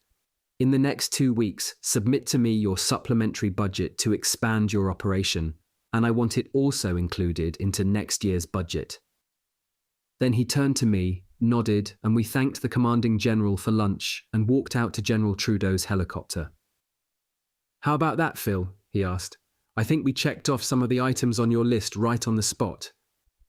The pilot helped the general into his seat, and I got around on the other side. So, what do you think? He asked again. I think if we move any faster, we'll have the EBEs down here asking for some of our irradiated food, I said. General Trudeau laughed as we whisked off the helipad and headed back for the short jump to the Pentagon. Now you have to get to work on finding out what you can about your atomic propulsion system. If NASA ever gets it into its mind to push ahead with building its space station, I'd like the military to have a power source that can keep us up there for a while. If we can get a surveillance window on our visitors, I want it sooner rather than later. And before the week was out, I was at Fort Belvoir, Virginia, again looking at the developments the Army had made in the development of portable nuclear reactors. Portable atomics, a challenge posed to us directly by the Army's retrieval of the Roswell craft and our further discovery that the craft was not propelled by a conventional engine. Either propeller, jet, or rocket pressed upon us the critical realization that if we were to engage these extraterrestrial creatures in space, we would need a propulsion system that gave us a capability for long-distance travel similar to theirs. But we had no such system. The closest form of energy we had that did not rely on a constant supply of fuel was atomic power in a controlled, sustained reaction, and even that was far away from development. However, at the close of the war, the Army had operational control over atomic weapons because under General Leslie Groves, director of the Manhattan Project, the Army had established the bureaucracy that developed and deployed the atomic bomb. So for Army engineers, struggling to find out how the Roswell spacecraft was powered, atomic power was the easiest form of propulsion to seize upon, in part because it was the most immediate. However, by 1947, a struggle was already breaking out within the Truman administration over who would control nuclear power, a civilian commission or the military. As the nation was making the transition from wartime to peacetime, the specter of a General Groves secretly dictating how and in what manifestation atomic power would be used frightened Truman's advisors. So in the end, President Truman made the decision to turn control of the nation's nuclear program over to a civilian commission. Thus, by 1947, the Army was getting out of running the nuclear power business, but that didn't mean that research into the military applications of nuclear power plants stopped. We needed to develop nuclear reactors, not only to manufacture nuclear power propulsion systems for naval vessels and for on-site installation of power-generating stations, but to experiment with ways nuclear power could be made portable in space by assembling systems in orbit from component parts. This would enable us to maintain long-term outposts in space, and even to power interplanetary vessels that could serve as a defensive force against any extraterrestrial hostile forces. If this sounds like science fiction, remember, it was 1947, and the nation had barely gotten out of World War II before the Cold War had begun. War, not peace, was on the mind of the military officers who were in charge of the Roswell retrieval and analysis of the wreckage. The Army, I discovered from the Army Atomic Reactors reports at Fort Belvoir, not only had a very sophisticated portable reactor program underway, but had already built one in cooperation with the Air Force for installation at the Sundance Radar Station 6 miles out of Sundance, Wyoming, early in 1962. This was a highly sophisticated piece of power-generating apparatus that provided steam heat to the radar station, electrical power for the base, and a very precisely controlled separate power supply for the delicately calibrated radar equipment. But this wasn't the first portable power plant, as most people thought it was. The first portable nuclear reactor plant anywhere was for a research facility in Greenland, under the Arctic ice cap, designed for Camp Century, an Army Corps of Engineers project 900 miles from the North Pole. Ostensibly operated by the Army Polar Research and Development Center, conducting experiments in the Arctic winter, Camp Century was also a vital observation post in an early warning system, monitoring any Soviet activity at or near the North Pole and any activity related to UFO sightings or landings. During the years when I was at the White House, the UFO Working Group had consistently pushed President Eisenhower to establish a string of formal listening posts, electronic pickets, staffed by Army and Air Force observers at the most remote parts of the planet, to report on any UFO activity. General Twining's group had argued that if the EBEs had any plans to establish semi-permanent Earth bases, it wouldn't be in a populated area or an area where our military forces could monitor. It would be at the poles, in the middle of the most desolate surroundings they could find, or even underneath the ocean. The polar caps seemed like the most obvious choices because during the 1950s, we had no surveillance satellites that could spot alien activity from orbit, nor did we have a permanent presence at the two poles. It was thought that we wouldn't be able to put any sophisticated devices at the poles either, because doing so would require more power than we could transport. However, the Army's nuclear power program, developed in the 1950s at Fort Belvoir, provided us with the ability to install a nuclear-powered base anywhere on the planet. In 1958, work was started on the Camp Century power plant, which was to be constructed beneath the ice in Greenland. Initially, this was supposed to be top secret because we didn't want the Soviets to know what we were up to. Ultimately, however, the high security classification proved too unwieldy for the Army because too many outside contractors were involved, and the logistics, transportation to Thule, Greenland, then installation on skids beneath the ice pack created a cover story nightmare. So Army intelligence decided to drop the security classification entirely and treat the entire plan as a scientific information gathering expedition by its Polar Research Group. Just like the whole camouflage operation that had protected the existence of the working group, Camp Century provided the perfect cover for testing out a procedure for constructing a prefabricated, prepackaged nuclear reactor under arduous conditions and flying it to its site for final assembly. It also provided the Army with a means of testing the performance of the reactor and how it could be maintained at an utterly desolate location in the harshest climate on the planet. The plant was the first of its kind. It had a completely modular construction that had separately packaged components for air coolers, heat exchangers, switchgear, and the turbine generator. The power plant also had a mechanism that used the recycled steam to melt the ice cap surface to provide the camp's water supply. The entire construction was completed in only 77 days, and the camp remained in operation from October 1960 to August 1963. When the research mission completed its work. The entire operation was successfully taken apart and placed in storage in 1964, and the site of Camp Century was completely restored to its natural state. I received reports about the camp's operation during the later months of 1962, after General Trudeau had asked me about the feasibility of the Army's portable atomics program as a way to instigate research into a launchable atomics program for generating power in orbit. I was so enthusiastic about the success of our portable atomics and the way they provided the research platform for the subsequent development of mobile atomics that I urged the General to provide as much funding as R&D could to enable the Fort Belvoir Army nuclear power program to construct and test as many mobile and portable power plants as possible. Each power plant gave us a kind of a beachhead into remote areas of the world where the EBEs might have wanted to establish a presence because they believed they could go about it undetected. They were a kind of platform. Once we had demonstrated the ability to protect remote areas of the Earth, we'd be in a better position to establish a presence in space. The atomics program, which was in part a direct outgrowth of the challenge posed to us from our analysis of the Roswell craft, ultimately helped us develop portable atomic power plants, which are now used to power Earth satellites as well as naval vessels. It showed us that we could have portable atomic generators and gave the Army a longer reach than anybody might have thought. Ultimately, it allowed us to maintain surveillance and staff remote listening posts. It also provided the basis for research into launching nuclear power facilities into space to become the power plants of new generations of interplanetary vehicles. The portable atomics program allowed us to experiment with ways we would develop atomic drives for our own space exploration vehicles, which we believed would enable us to establish military bases on the Moon as well as on the planets near us in the solar system. And from our successes with atomics, we turned our attention to the development of the weapons we could mount on surveillance satellites in orbit, weapons we developed directly from what we found in the flying saucer at Roswell. Chapter 16.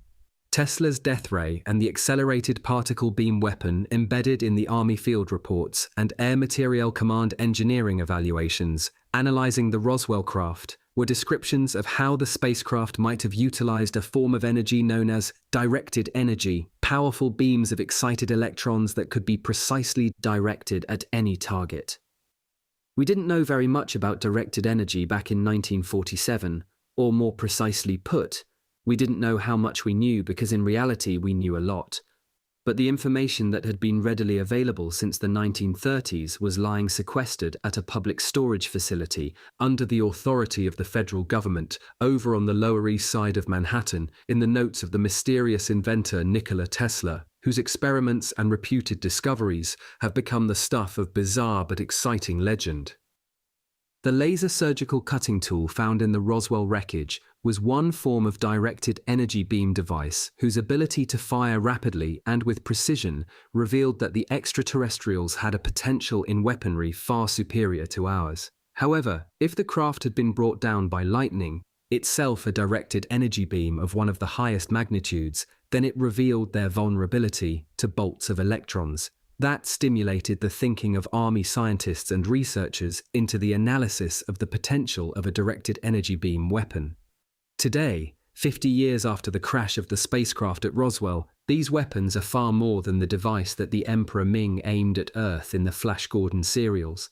They are a reality that can be launched on a guided missile, separated from a booster, aimed by an internal computer guidance system at any incoming device, whether an ICBM warhead or a space vehicle, and fired with devastating effect.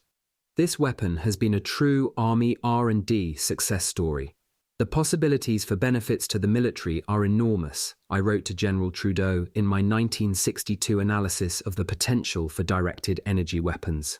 Although, as we have seen, even the most rudimentary of directed energy products, the microwave oven, has more than repaid the initial research and development overhead through consumer product sales. It is the military that will see the greatest benefits from directed energy and is already seeing the potential from it in the applications that are being projected for the laser, which is only 2 years old. The concept of a weapon that relied on a directed energy beam, whatever the nature of that beam was not a completely new concept to the military community, although its origins were totally shrouded in secrecy. The first test of a directed energy weapon, a particle beam accelerator code named Seesaw, whose beam was to be aimed at incoming guided missiles, was first conducted in 1958, 2 years before the successful demonstration of the laser by the Advanced Research Projects Agency. Although the test took place the year that I was in Red Canyon, New Mexico, I had known about the project first when I was on the National Security Council at the White House, and then again after the successful experiments against a simulated target. In theory, the particle beam weapon looked like it would work, assuming the technological development of power generators, electrical storage apparatus, and the computer software to aim and fire the weapon. We already had a rough model for the particle beam weapon in nature, the lightning bolt, a pure, intense beam of electrons firing between opposite poles and destroying or incapacitating anything it hit that was not grounded. Scientists from Benjamin Franklin to Nikola Tesla have tried to chain the force of lightning as a power source. Now the Advanced Research Projects Agency was experimenting with the theory to apply it to a new and deadly weapon. If they could build the hardware and write the software, the developers at ARPA decided they would be able to generate an intense beam of either electrons or neutral hydrogen atoms, aim it at an incoming target, and fire the particle beam impulses that would travel near the speed of light and excite the atoms in the target until they literally blew apart. Whatever didn't blow up would be destroyed electronically and rendered useless. Officially, the project would remain secret until funding could be acquired and the technological development of the components moved far enough along to allow us to build working prototypes. The great fear of the developers at ARPA was that the Soviets, realizing what we were trying to construct, would maximize their effort to build one before we did, rendering our newly developed Atlas ICBM obsolete before it even got to the launching pad. The Advanced Research Projects Agency was a highly secretive network of defense scientists, members of the industrial defense contractor R&D community, and university researchers operating either under the formula of a government grant or the tacit acknowledgement of the Defense Department that their research would come under government control at some point. ARPA was founded in 1958, in part, I believed, because up to then Army R&D had been a disorganized department barely able to manage the core research necessary to keep us technologically superior to our enemies. This created a gap in research that the Advanced Research Projects Agency was created to fill. Working on military defense-oriented research, many times far in advance of any concrete proposals for the development of a weapons system or a product, ARPA often acted as a forward skirmish line for the development of military weapons or simply facilitated the basic scholarship necessary for the more concrete items to be developed. However, too many times it was in conflict with the military because ARPA had its own separate agenda, especially after General Trudeau had reorganized the entire military R&D apparatus and refocused it so that it ran like a machine. In 1969, during the era of large mainframe computers, under a contract to develop a network of networks linking universities, defense contractors, and the military, the ARPANET was born. And in the 1970s, after the Advanced Research Projects Agency changed its name to the Defense Advanced Research Projects Agency, or DARPA, it instituted a project to create an interneting of all the existing computers on its system, instituting the software protocols that would link networks running on different operating systems. By 1974, the Transmitting Control Protocol and Internet Protocol was born, and the ARPANET became the Internet. In the late 1980s, the European Laboratory for Particle Physics launched a hypertext language, originally conceived of by Vannevar Bush as a search mechanism on the Internet, and by 1990 married it to a graphics user interface that combined hypertext and graphics. The World Wide Web was born. In 1958, when it was first developing the concepts behind the particle beam weapon, ARPA was only a year old. It was formed in 1957, when I was still at the White House, in response to the Soviet Union's successful launch of Sputnik, because the government realized that the United States needed an independent research organization to marshal the resources of the academic, scientific, and industrial communities. ARPA was formed to fund basic research, and even though it didn't have a military orientation at the outset, it quickly became associated with military projects because that was where the government saw the greatest need for basic research into scientific and technical areas. There was another reason for the formation of ARPA that, at least in theory, had a lot to do with the perceived threats facing the United States and the need for basic research to respond to them. ARPA, because it was a network deep inside the government and ultimately the Department of Defense, could engage in research ostensibly far afield from the immediate needs of the military services, whose research and development organizations were part of the command structure. ARPA wasn't. Although it reported to its own higher-ups in the Defense Department and at the White House, it was not part of a command structure and didn't have to confine itself to the agendas of the heads of the various special military corps. ARPA didn't just come into existence out of nowhere. Its ancestor, the National Research Council, had been formed under President Wilson to organize and marshal scientific research for defense purposes, and as a rival to the Naval Consulting Board, which was run by Thomas Edison, who had gone on record as saying that the country didn't need a Naval Consulting Board at all. He invited scientists he called Ed, a bunch of professors, down to his laboratory in New Jersey to walk around the scrap heap to see how real inventions were created. University researchers and corporate heads of research and development were naturally appalled at what Edison thought about government-sponsored research for the war effort and rallied around the NRC. If there were government grants to be handed out for basic defense research, the scientists who worked for corporations, who needed help in basic research no matter what its primary purpose was, were anxious to become associated with this new organization. University researchers argued, through the prestigious National Academy of Sciences, that the National Research Council should be an arsenal of science to protect the United States through the application of its great brain trust in academia and industrial contractors to issues of national defense through technology.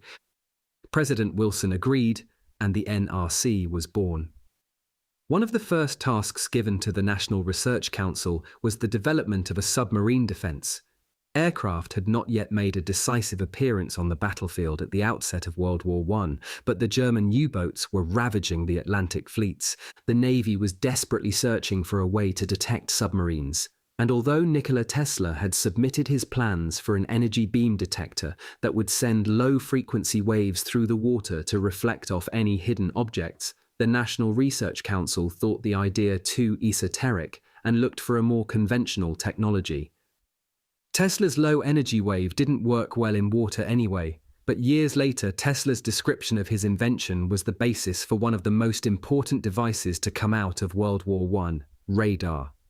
The National Research Council had established a pattern of government support for basic research when it had an aspect to it that could be developed for military purposes.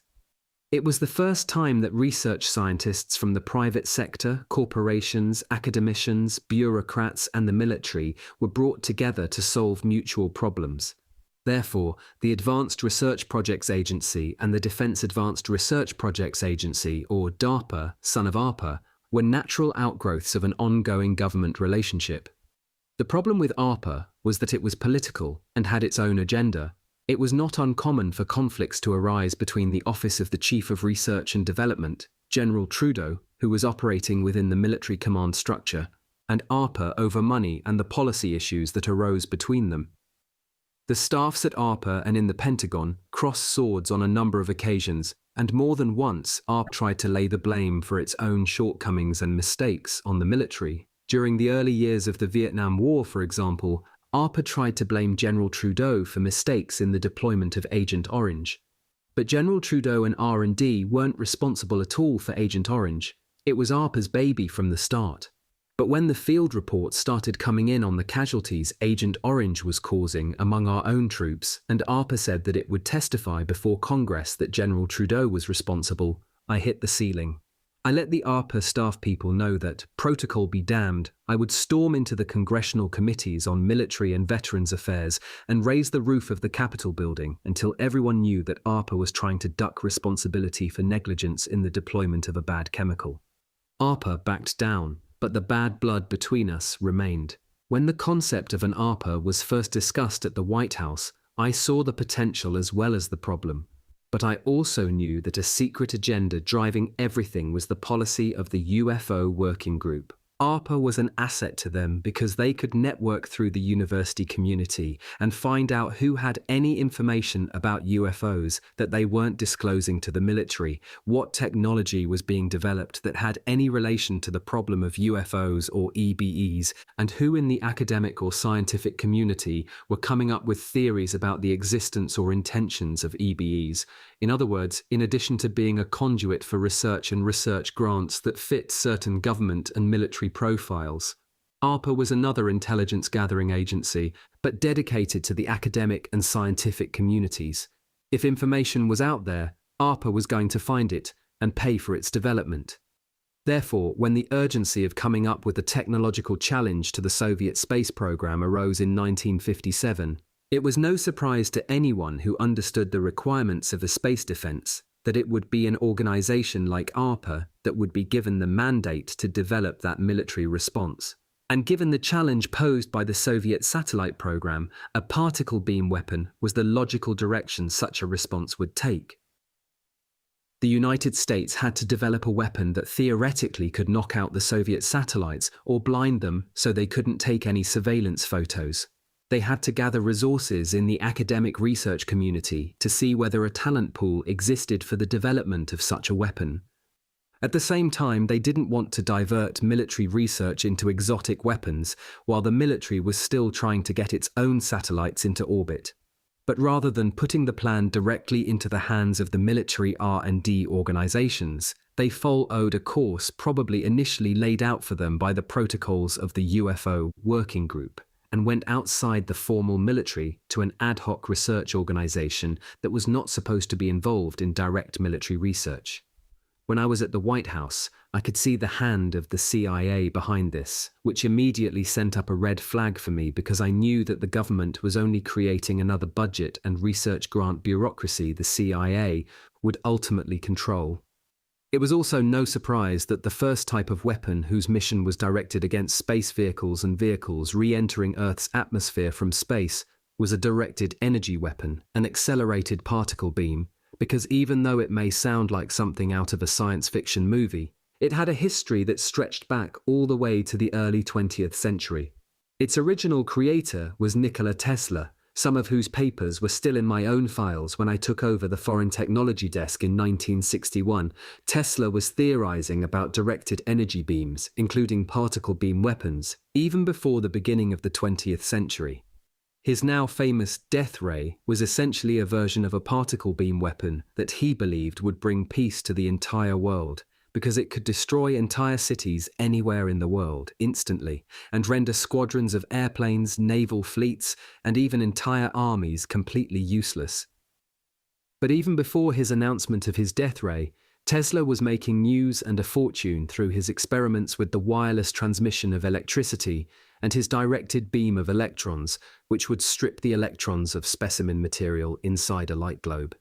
In the 1890s, Tesla was experimenting with a device that would become the 20th century cyclotron, another device that would become television, and he formulated the ideas for what today are the worldwide television and radio networks. Tesla, his background and his history, are important to any history of 20th century science and weapons because his thinking was well advanced beyond that of any scientist of his day, including Thomas Edison, and the political implications of what Tesla discovered mixed in with the furious attempts to manage the government cover-up about UFOs and their technological potential in the days and months after the Roswell crash. Nikola Tesla, the son of a Serbian Orthodox minister, came to the United States from Paris in 1884 to meet and work for the acknowledged genius of his day, Thomas Edison. Although the two men would eventually clash like titans over the advantages of alternating current over direct current, Tesla did manage to get a job at the Edison offices and laboratory on what is now West Broadway, south of West Houston Street in New York City. The two men were also very different in the way they approached their inventions. Edison was a tinkerer who would come up with an idea, experiment, build and rebuild, and experiment again until it worked. Often, as in the case of his incandescent bulb, he would go through thousands of experiments, discarding each one after it failed until he finally succeeded. This was Edison's example of initial inspiration and then lots of perspiration until the thing worked and he believed he'd gotten it right. Tesla, on the other hand, laid the entire project out in his brain, visualizing it in its completeness, and then assembled it from the vision in his mind. It was unnerving to Edison, who often commented to his former assistant Charles Batchelor that Tesla's ability to build something from what amounted to a set of schematics in his own mind was unnatural. Tesla was also a fastidious, formally trained academician who loved to discuss theory, while Edison was mostly a self-taught workbench inventor who often worked and slept in the same clothes for days. It is ironic that the rivalry between the two men who, by the time each of them died, had patented inventions upon which most of modern technological industry is built, spawned two great competing companies, General Electric and Westinghouse, whose own rivalries extend to the present day. The rivalry between Edison and Tesla helped define the nature of the electrical power industry in the United States, the electrical appliance and entertainment industries, and sustained itself from the 1890s through the 1930s when Edison finally died. Tesla himself died in New York in 1943. Tesla was an acknowledged genius, a prodigy whose predictions and patents marked him to be a man way ahead of his time. Even before Czech playwright Karel Čapek coined the word robot in his play R.U.R., an American science fiction writer Isaac Asimov invented the term robotics in his book of short stories, I, Robot. Nikola Tesla had created the first automaton, or mechanical soldier, and a robotically controlled model boat before the turn of the century. Yet Tesla, a tall, dark, brooding but well-educated and cultured Serbian, oftentimes turned out to be his own worst enemy. He became a millionaire when he was only 32, but ran through enormous sums of money put up by some of the great industrialists and financiers of his day, including George Westinghouse, J. Pierpont Morgan, A. Stanford White, and John Jacob Astor, only to die destitute and penniless in his room at the New Yorker Hotel. This was the man, however, whose ideas the scientists at ARPA turned to when faced not only with the threat of the first Soviet Sputnik orbiting the Earth, but the even worse threat that the EBEs, seeing and hearing the Russian satellite, would be convinced that if colonization of the Earth was their goal, it was the Russians who would help them accomplish it. What was Tesla's idea? Consistently, throughout the 1890s, Tesla wrote and lectured about his theory of the wireless transmission of electrical current.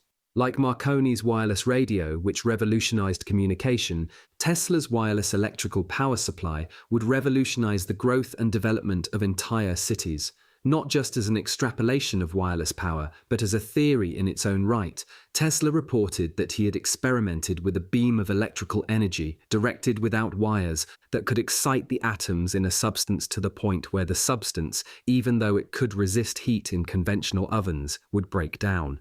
Such a beam weapon, Tesla said, would revolutionize warfare. In theory at least, it was a very similar device, the laser cutting tool, that the Army retrieval team picked out of the scrub at the Roswell crash site. One of the astounding aspects about the life and career of Nikola Tesla isn't just that he theorized about these projects. He actually experimented with them, many times succeeding in very intriguing ways, and then patented the important inventions that derived from his experiments. But his ideas were so radical for the time, so far ahead of anything his contemporaries were thinking, that they were dismissed as either the uncontrolled ravings of a mad scientist or so wildly impractical that they amounted to nothing. Yet, when you review the patents in his name, his descriptions of the systems he designed, and actual results of the public experiments or exhibitions he conducted, you find that even the most lunatic-sounding ideas like his turn-of-the-century plans for a vertical takeoff and landing bomber actually looked as though they should work. In some cases, like his atom smasher, they worked better and more efficiently than the modern equivalents of these machines when they first appeared. When I realized that at the turn of the century, Tesla had actually demonstrated a model of a remotely piloted boat that could be controlled by radio from a distance and deliver torpedoes right into the heart of an enemy fleet, I was amazed that the Navy hadn't jumped on the idea in advance of World War I, and even more amazed that we hadn't ordered the design from Tesla in World War II when we knew the Germans were already experimenting with one. Yet today we're spending hundreds of millions of dollars to develop remotely piloted vehicle similar in concept to the one Tesla had designed almost 100 years ago at less than 1,000th of today's cost. And in 1915, Tesla had written the United States War Department that in addition to his remotely piloted boat, they should urgently consider his remotely piloted aerial machines devoid of sustaining planes, wings, ailerons, propellers, and other eternal attachments, which will be capable of immense speeds and are very likely to furnish powerful arguments for peace in the near future. Such a machine, sustained and propelled entirely by reaction, thrust rocket engines, can be controlled either mechanically or by wireless energy, radio-controlled. Tesla's description of the remote-control ED rocket-powered guided missile, which was even more advanced than the German V-2, is the forerunner of today's modern ICBMs, whose targeting information can be relayed to them after they're in flight. As a tactical weapon, Tesla had described over half a century earlier the Army's remotely piloted Tau anti-tank missile that destroyed Saddam's armored divisions in the Persian Gulf. Tesla's experiments with particle beam generation and direction were well underway during the 1890s when he was invited to set up an experimental station that would prove that he could transmit electrical power using the Earth's atmosphere as the medium instead of a heavy cable. If power could be so directed, Tesla's backers, who included industrialist George Westinghouse and financier J.P. Morgan, agreed it would revolutionize the infant electrical power industry and make whoever controlled the source of power rich beyond anyone's imagination. Tesla believed he could control that power and, with about $60,000 from his backers, traveled to Colorado Springs, not coincidentally today's home of the Air Force North American Air Defense Command, NORAD, and the United States Army's Space Command to build and demonstrate his power transmission station. Tesla described his experiments in an article he wrote for the 30th anniversary edition of the Electrical World and Engineer in 1904. He said, "Not only was it practicable to send telegraphic messages any distances without wires, as I recognized long ago, but also able to impress upon the entire globe the faint modulations of the human voice. Far more still, to transmit power in unlimited amounts to any terrestrial distance and almost without any loss." In Tesla's vision, electrical transmission stations would circle the planet, storing and relaying power from station to station so as to provide electrical power to the entire planet, without the use of above or below the ground power lines, feeder cables, and transmission lines. He also saw that a network of relay stations could receive and retransmit the world's breaking news stories instantly around the globe to pocket receivers, a cheap and simple device which might be carried in one's pocket, which would record special messages sent to it. Tesla had described a modern microwave cellular telephone and remote pager system. He also said that with relay stations like this, the entire Earth will be converted into a huge brain, as it were capable of response in every one of its parts, in other words, an internet. During his time, Tesla truly made history by showing that energy could be directed as a beam without wires. In 1899, it was rumored that Tesla was experimenting with a death ray in Colorado Springs, but Tesla never owned up to it, and in fact remained uncommunicative about any experiments he had conducted with rays, even when English, German, Russian, and American scientists in the 1920s were applying for patents on the invention. In the 1930s, however, Tesla wrote in his monograph that he had made a new discovery that would make war obsolete because every nation would have the same power to destroy each other's military weapons. It would require a large facility to generate the power, but such a facility would be able to stop entire armies and their machines as far away as 200 miles in all directions. It will, he wrote, provide a wall of power offering an insuperable obstacle against any effective aggression. But it was not at all a death ray, he said, because as scientists working as recently as the 1970s realized, rays tend to diffuse over distance, and something is necessary to maintain the intensity of the focus. Rather, he said, my apparatus projects particles which may be relatively large or of microscopic dimensions, enabling us to convey to a small area at a great distance trillions of times more energy than is possible with rays of any kind.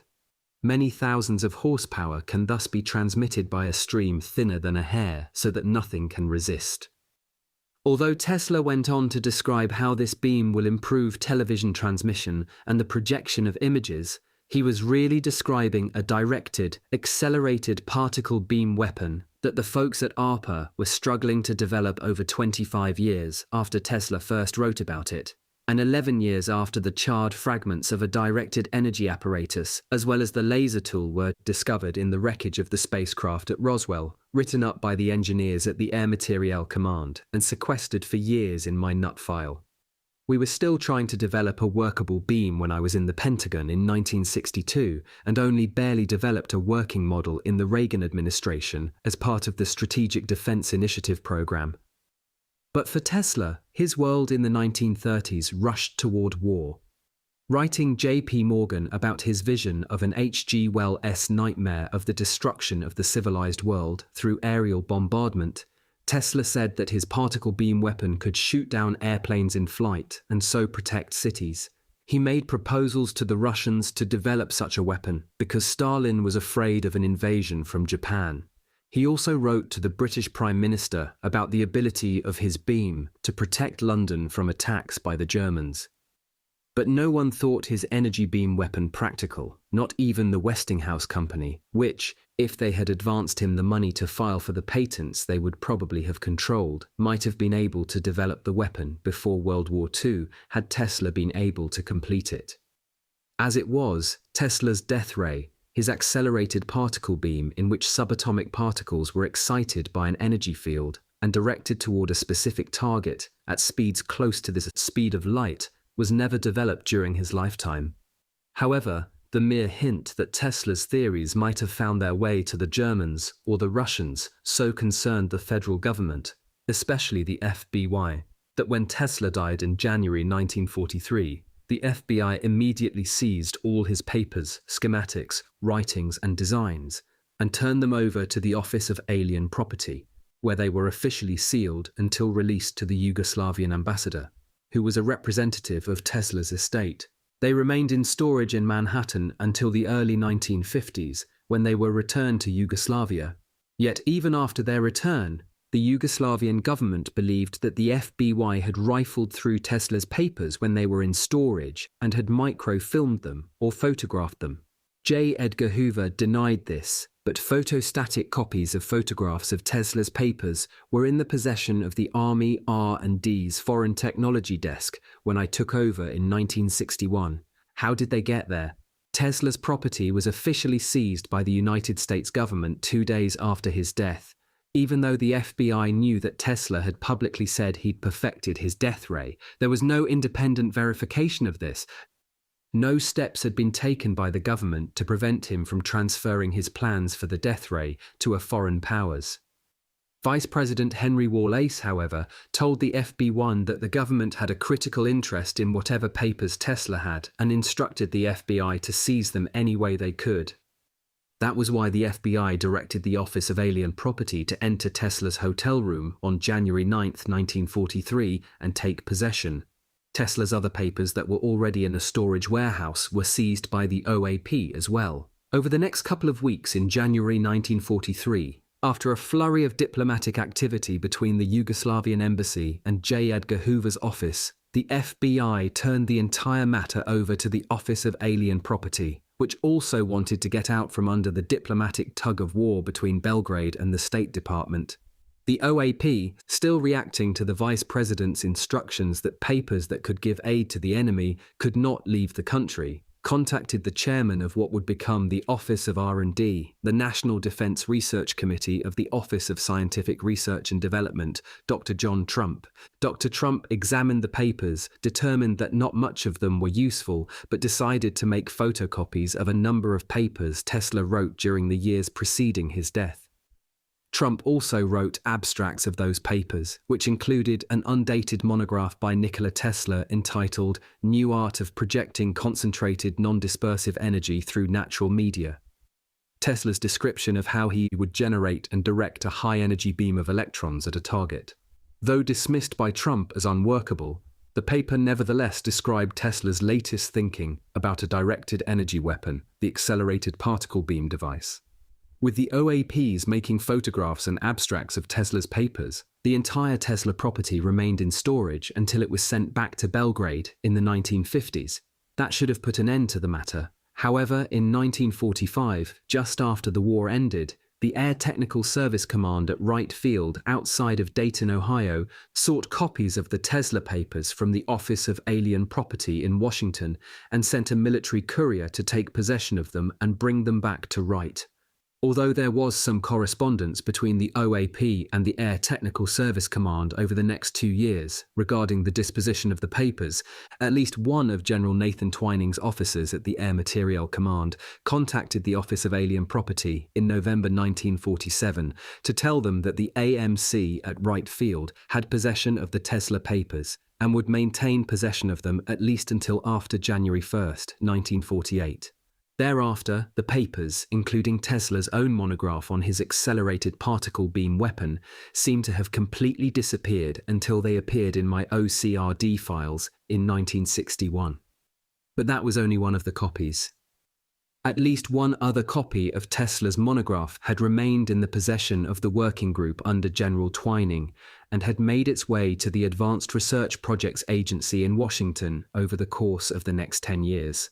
It was pulled out when the working group realized that upon the launch of Sputnik, the United States had absolutely no defense against war in space being initiated by the Russians, nor against the EBAs. We had one vital clue, however, about the only possible process that could interfere with the electromagnetic field drive we suspected the aliens were using. A directed particle energy beam weapon that could disrupt the electromagnetic wave formation around the spacecraft and penetrate the anti-gravity field. And we didn't even have to microwave the spacecraft by exciting the molecules in the composite material. Because the accelerated particle weapon carried with it a powerful electromagnetic pulse, the effect of this EMP, the same effect that EMPs have on any electrical equipment, was to disrupt the anti-gravity gravity field by destroying the integrity of the electromagnetic wave of the spacecraft. In this way, without exploding the spacecraft, the particle beam could force it to crash by destroying its ability to counter gravity. In its role as a more conventional weapon against incoming warheads or enemy satellites, besides destroying any electronics within the weapon through its electromagnetic pulse, the particle beam excites the atoms in the target, causes them to disperse, and the target explodes. In this way, the particle beam has a dual destructive capability. Tesla understood that the particle beam weapon was just like a bolt of lightning, with very much the same destructive power, only much more controlled. A lightning bolt is a massive beam of electrons. Scientists have theorized that you can achieve the same destructive force with a beam of protons. Still, other scientists have argued that because electrons carry a negative charge and protons a positive charge, they are vulnerable to distortion within the Earth's magnetic field because the beam will either be attracted to the opposite charge or repelled by the same charge. In addition, a beam of like particles will contain a natural dispersive force because the like charges in the beam will repel each other. Entire hydrogen atoms are electrically neutral, however, and make a workable beam for any weapon designed to be used outside of the Earth's atmosphere, because neutral beams can be directed over the very long distances that the beam from a space weapon will have to travel. Also, a neutral beam doesn't require the energy overhead to control dispersion, because within a neutral beam, the particles are not charged and will not repel each other. Research and experiments on prototype models of a particle beam weapon conducted after 1980 defined two basic types of weapons: those that would be used exclusively in space, or exoatmospheric weapons, and those that would be deployed on Earth against targets like incoming missile warheads. These are called endo-atmospheric weapons. Each has enough different characteristics to make them separate weapons, but the similarities of a particle beam weapon are common to both types. For example, as I began work on the development of basic research into particle beam weapons, my scientist told me that the weapon has to have 6 basic characteristics that allow it to kill the target. First, the beam must travel at such a high velocity near the speed of light that targets cannot evade it. Even UFOs travel slower than the speed of light, so that in a chase, the particle beam will always win. At the same time, the faster the beam travels, the shorter the burst you have to have in order for it to disrupt the target. Second, the beam has to stay on the target long enough for it to do its damage. We estimated that if we were bringing down an incoming enemy warhead, a powerful beam would disrupt the warhead's ability to detonate almost immediately and destroy it within a few seconds. In space, where distances are greater, the beam would have to stay on the target for a longer period of time, but it too would disrupt the wave propagation of the spacecraft after a very short interval. Even if it didn't destroy the spacecraft, it would certainly render it incapable of carrying out any offensive mission. Third, you have to be able to aim the beam immediately for it to have any effectiveness, especially if you're targeting an incoming multiple re-entry warhead vehicle, such as the type deployed by the Russians and us. Unless you took out the bus, the vehicle that carries and aims the separate warheads while still in orbit, you'd have to fire the beam at each of the separate vehicles very quickly in succession after they've split up in orbit and begun their separate re-entry trajectories. Thus, you'd have to aim and fire, aim and fire, aim and fire, all within a matter of seconds and making sure each target was destroyed. A single 50-kiloton detonation over New York City, for example, would paralyze the entire American financial industry and immediately change life as we know it for a considerable period of time. A multiple re-entry vehicle, launching 4 60-kiloton warheads from orbit on separate trajectories for detonation over Boston, New York, Washington, and Miami, would cripple the United States for the ensuing 5 to 7 years. And the Russians wouldn't have to launch such a missile. It could easily come from China, North Korea, or even one of the Middle East fanatic terrorist countries like Libya with lots of oil money to spend. A particle beam weapon that could rapidly aim and fire to take out all 4 warheads, either before or immediately upon re-entry, would effectively protect the United States and deter any country or terrorist group. Fourth, the beam must penetrate the surface of the target in order for it to cause any real damage to the mechanism inside the warhead. Therefore, once the beam lands on the skin of the target, its excitation of the target's molecules must take place not just on the outer hull or skin, but deep inside the vehicle's electronics. Therefore, even if it doesn't explode, it may either break apart into larger pieces or simply seize up and fall to Earth as a dud. Fifth, the particle beam must also be able to kill through its electromagnetic pulse, which will render the target's electronics inoperable by either throwing off its navigation or destroying its detonation program and turning it into a dud. Used as a space weapon, The electromagnetic pulse will have a similar effect on enemy satellites, killing their control programs and rendering their computer guidance and orientation programs inoperable and blinding them completely. Upon enemy spaceships, the pulse would act as a purely defensive weapon that forces the ship to withdraw because its wave propagation device is rendered inoperable. And sixth, a particle beam, unlike a laser, can operate in any weather and under any atmospheric conditions. Lasers bounce off clouds and fog and are weakened by anything less than perfectly clear weather. Particle beams penetrate and can operate under all conditions.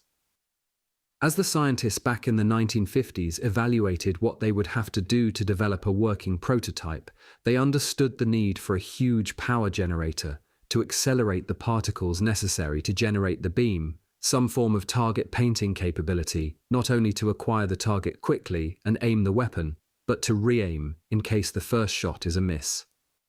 After I left the Pentagon, work continued on the theory underlying this type of weapon, but not much was done to assemble the very expensive supporting technologies such as the atomic particle accelerators, targeting computers, high-energy lasers, and a way to make the whole thing portable.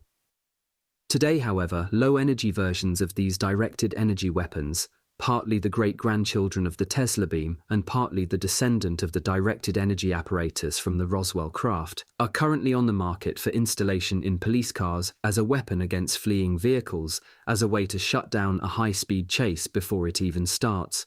The police officer in the pursuing vehicle aims his directed energy particle beam at the fleeing vehicle and turns it on. The electromagnetic pulse from the stream of electrons interferes with the target's ignition system in the engine, and the car, deprived of a flow of electrical power to fire the cylinders, rolls to a stop.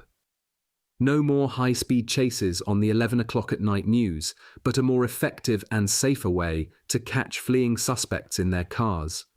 This was a device developed by the military initially, and now deployed out of the Army's Space Command as a missile-mounted kinetic energy beam for destroying enemy satellites, turned over to the law enforcement community. But its roots go back to the vision of Nikola Tesla and to what scientists believe to be actual pieces of directed energy technology that we pulled out of the crashed space vehicle at Roswell, reports about which turned up in the nut file carted into my office in the Pentagon in 1961 from the Pentagon basement. For me, the irony has always been in the confluence between the historic work and discoveries of Nikola Tesla and the technology we ascertained the extraterrestrials had developed from our evaluation of the Roswell wreckage. Tesla had experimented with wireless transmission of energy, and the extraterrestrials seem to have employed a type of wireless transmission of energy for navigational and defensive purposes. Tesla wrote about the theories behind the distortion or manipulation of a gravitational field through the propagation of electromagnetic waves, and the extraterrestrials seem to have employed just that kind of technology for a propulsion system. And Tesla's descriptions of the theories behind the death ray he claimed to have perfected ultimately became the basis for the defensive weapons we deployed to challenge the hostile intrusions of our airspace by the extraterrestrials. What posed a threat to us at Roswell, and what we eventually learned from Tesla's writings, became two confluent streams of scientific theory that eventually became the basis of the Strategic Defense Initiative, an anti-ballistic missile and space vehicle weapon.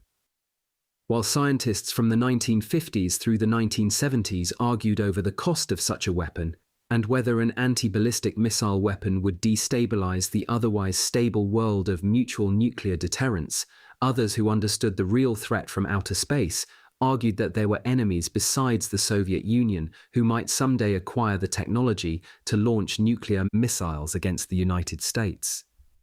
No one would dare say that we had to defend ourselves against flying saucers.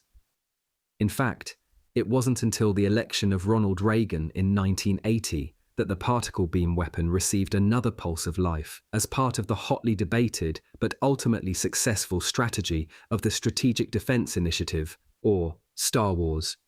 Amid the guffaws from some political quarters and the hand-wringing from people who thought the thing simply cost too much money, President Reagan managed to prevail. Just the strategy of Star Wars itself and the limited deployment and testing of some of the components were enough to put the United States on a wartime footing with the EBEs and show the Soviets that we finally had a real nuclear deterrent. The full story behind the SD-1 and the way it changed the Cold War and forced the extraterrestrials to change the strategies for this planet is a story that's never been told. But as spectacular and fantastic as it may sound, the story behind the limited deployment of the SD-1 is the story of how humanity won its first victory against a more powerful and technologically superior enemy who discovered, to whatever version of shock it experiences, that there was real trouble down on its farm. Chapter 17: Star Wars. Toward the spring of 1962, General Trudeau told me of his intention to retire. He was not going to be the commander of United States forces in Vietnam, he'd been told. The old man had charged up too many hills during his years in the army, rifle in hand, and fired back in the face of the enemy. Whatever he felt inside him, and General Trudeau was only human and nothing more, he never showed fear. He was unrelenting in the execution of his orders, unyielding when people opposed him, and he never ducked away from a fight. Those who knew him either respected or feared him, but they never discounted him.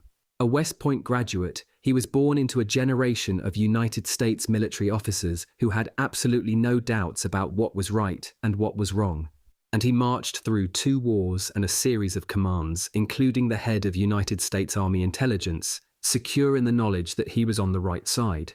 These were great qualities in a wartime commander, but, as both General Trudeau and I found out, they could be the very things that make you vulnerable in a Cold War army of politicians angling for power as they fought an enemy who could not be seen and whose presence was only indirectly felt.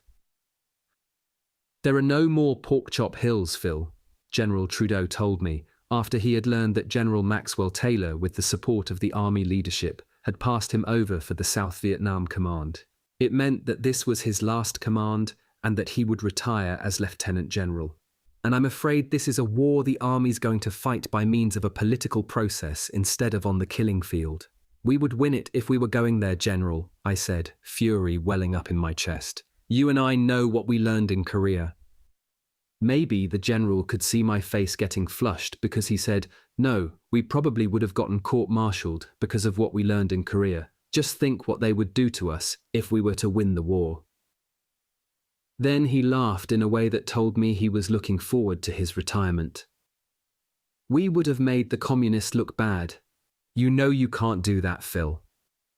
Even as we were speaking that afternoon toward the end of the summer, another Soviet trawler was heaving to at the entrance to the port of Havana, awaiting instructions for the offloading of its cargo, while another one of our surveillance planes was circling high overhead, snapping away its photos of the tarpaulins coming off the ICBMs laid out on the ship's afterdeck. I didn't know it yet, but a sequence of events was unfolding that would swirl me into one of the biggest controversies of my life, just as the chilling truth about the attempts to colonize our planet and the harvesting of human beings and animals that were still going on made itself all too clear. A showdown was coming. It was just over the horizon. No one could see it, but a handful of us knew that something was stirring the waters just below the surface. General Trudeau was saying his goodbyes and started counting the days until he would change his uniform for civilian clothes and his office in the Pentagon for a corporate executive suite that befitted his experience as the commanding officer of some of our military's most important divisions.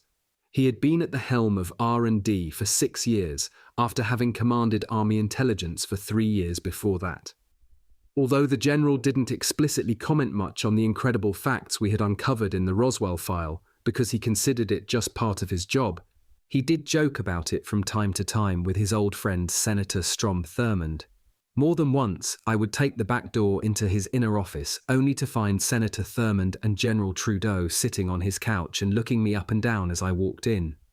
"Art," Senator Thurmond would drawl, barely hiding his Cheshire cat smile. "What spooky things you think old Phil's been into?" "You been inside your junk file, Phil?" the General would ask. "I would guess that you're able to tell the future, Phil," Senator Thurmond said. "With what you're reading, you can predict anything." Just acting like a good intelligence officer, Senator, I said, being as correct and non-committal as possible in the presence of my commanding officer. My job is to read intelligence and make analyses.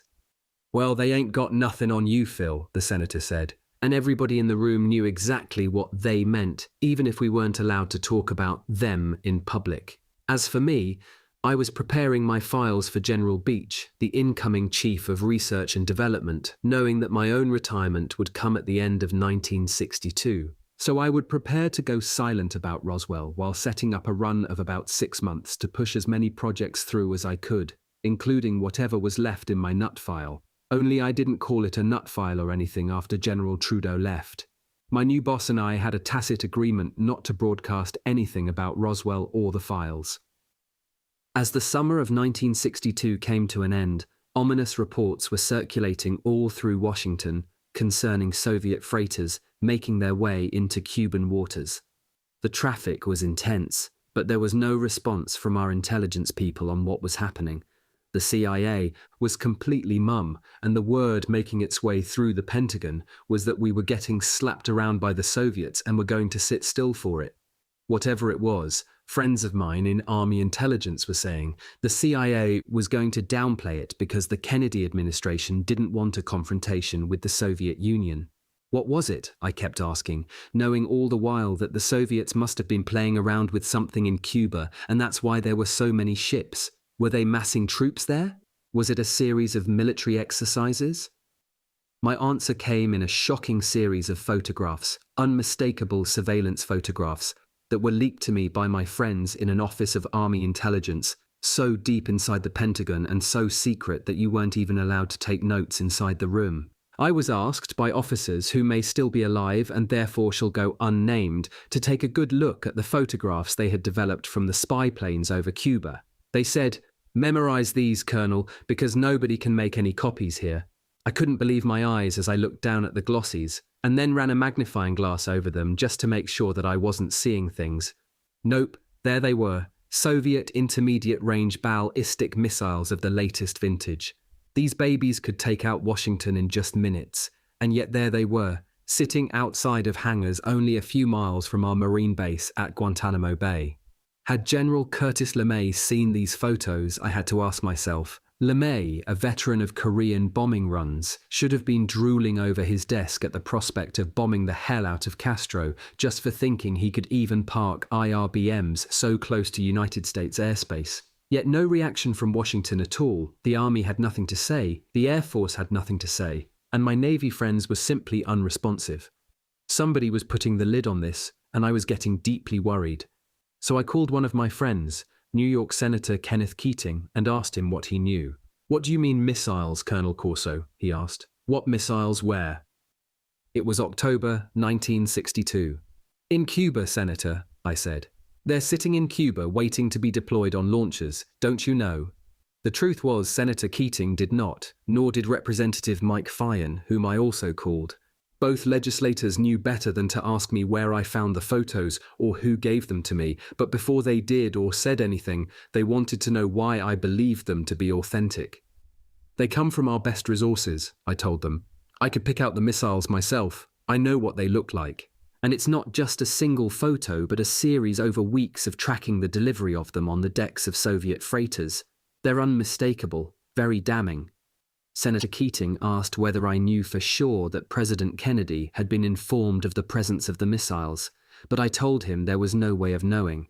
Privately, I would have been shocked if intelligence sources had kept this information away from the president, because there were so many intelligence pathways to the Oval Office the president would have found out, no matter who tried to keep the information away. So it was pretty clear to me that the administration was trying to keep the news from the American people so that neither the Russians nor the Cubans would be embarrassed and have their backs against the wall. I also knew that by going to Senator Keating and Representative Fyan, I was taking a huge risk. I was leaking information outside the military and executive chains of command to the legislative branch. But that same April, I had already testified to Senator Dirksen's committee on the administration of the Internal Security Act, that it was my belief, and I had proof to back it up, that our intelligence services, particularly the Board of Estimate, had been penetrated by the KGB. and as a result, we lost a war in Korea that we should have won. The testimony was regarded as classified and was never released, but it made its way to Attorney General Robert Kennedy, who promised me, in a private interview at the Justice Department, that he would personally make sure his brother, the president, read it. Now here it was, a little more than 6 months later, and whatever intelligence information the president was getting about a serious Soviet threat to United States security, it was clear that unless somebody stopped them, the Russians were going to get away with it. Not on my watch. President Kennedy had gone up to Hyannisport, and the vice president, Lyndon Johnson, a friend of Ken Keating's from his days as Senate Majority Leader, was completely out of the decision-making loop within the White House. The rumors were that because of his association with Bobby Baker, there was going to be an investigation of the vice president, and he might return as a member of the ticket in 1964. So Senator Keating didn't recommend going to Lyndon Johnson with this information. Besides, we had to get it right in front of the public so it couldn't be swept away, leaving the White House free to ignore it until it was too late to force the Soviets' hand. This was a gamble, of course, because the whole world could explode in our faces, but I knew that the only way to deal with the Russians was put their noses in it and teach them a lesson. Had we done that in Korea the way MacArthur wanted to, there probably wouldn't have been a Vietnam War. One of my old friends in the Washington press corps was Paul Scott, the syndicated political columnist whose pieces appeared in the Boston Globe and the Washington Post. If we gave him the story, it would find its way into the Globe and the Post at the same time, right in the president's face and forcing him to act. I didn't enjoy this, but there was no other way. So Senator Keating, Mike Feigin and I coordinated strategy. I called Scott and told him I had seen some photos and had an interpretation he needed to hear. We met, not at the Pentagon, and I described to him the copies of the photos that I had seen and explained, in very general terms and without revealing anything classified about our surveillance apparatus, how they were taken, why they were authentic, and what they meant. You understand that when I saw these cylinders, I said to him, drawing on a notepad the tiny barrels in the photos on the deck of a ship, these are intermediate-range ballistic missiles that can hit Washington, New York, or Boston within 15 minutes after launch. We don't even detect these babies until they're just below orbit and coming down. That gives us maybe 5 minutes to get under our desks. But with nuclear warheads on them, anybody sitting anywhere near where they detonate is not going to be protected. What's the point? He asked. Why would the Cubans want to get into a war with the United States? It's not the Cubans, I explained. It's Soviet blackmail. They're not going to turn a bunch of missiles over to Fidel Castro and put the trigger for a nuclear war in someone else's hand. The Soviets will have complete control. They'll have their own troops on the island, and they'll threaten to launch them if we or anybody tries to throw Castro out. Why are you telling me this? He asked. Because, I said, hoping for a sense of outrageous indignation in him that would motivate him to action. The president already knows and won't do anything about it. I was right. The newspaper man was in shock. He half suspected that Kennedy wanted to avoid any and all confrontation until he made it to his second term, but this was outright capitulation, he said. He can't get away with it. Oh, yes, he can, I warned him. If we don't get the story out, it goes away. The president's sticking his head in the sand and hoping nobody pulls it out. You have to run this in the Globe right when he's in Massachusetts and force him to confront it. He flies back to Washington and it's in the Post. Then the Soviets know that he knows, and it's all a complete mess. But what if this sets off a war? Scott said. Over Cuba? Listen, not even Khrushchev's own people are willing to sacrifice Moscow for Havana, I told him. It's a Russian gambit because the RGB told Khrushchev he could get away with it. He's punishing us for the U-2 and the Bay of Pigs. We have to stand up to the Russians right here and now, because if we don't, the Cold War's over and we lost. It's all about territory, and if we don't defend our own hemisphere, we lose. If we make them back down, humiliate them, we win. The story ran in the Boston Globe and the Washington Post within days, forcing the president back to Washington to confront a crisis that would go down in history as one of the defining moments of the Kennedy administration.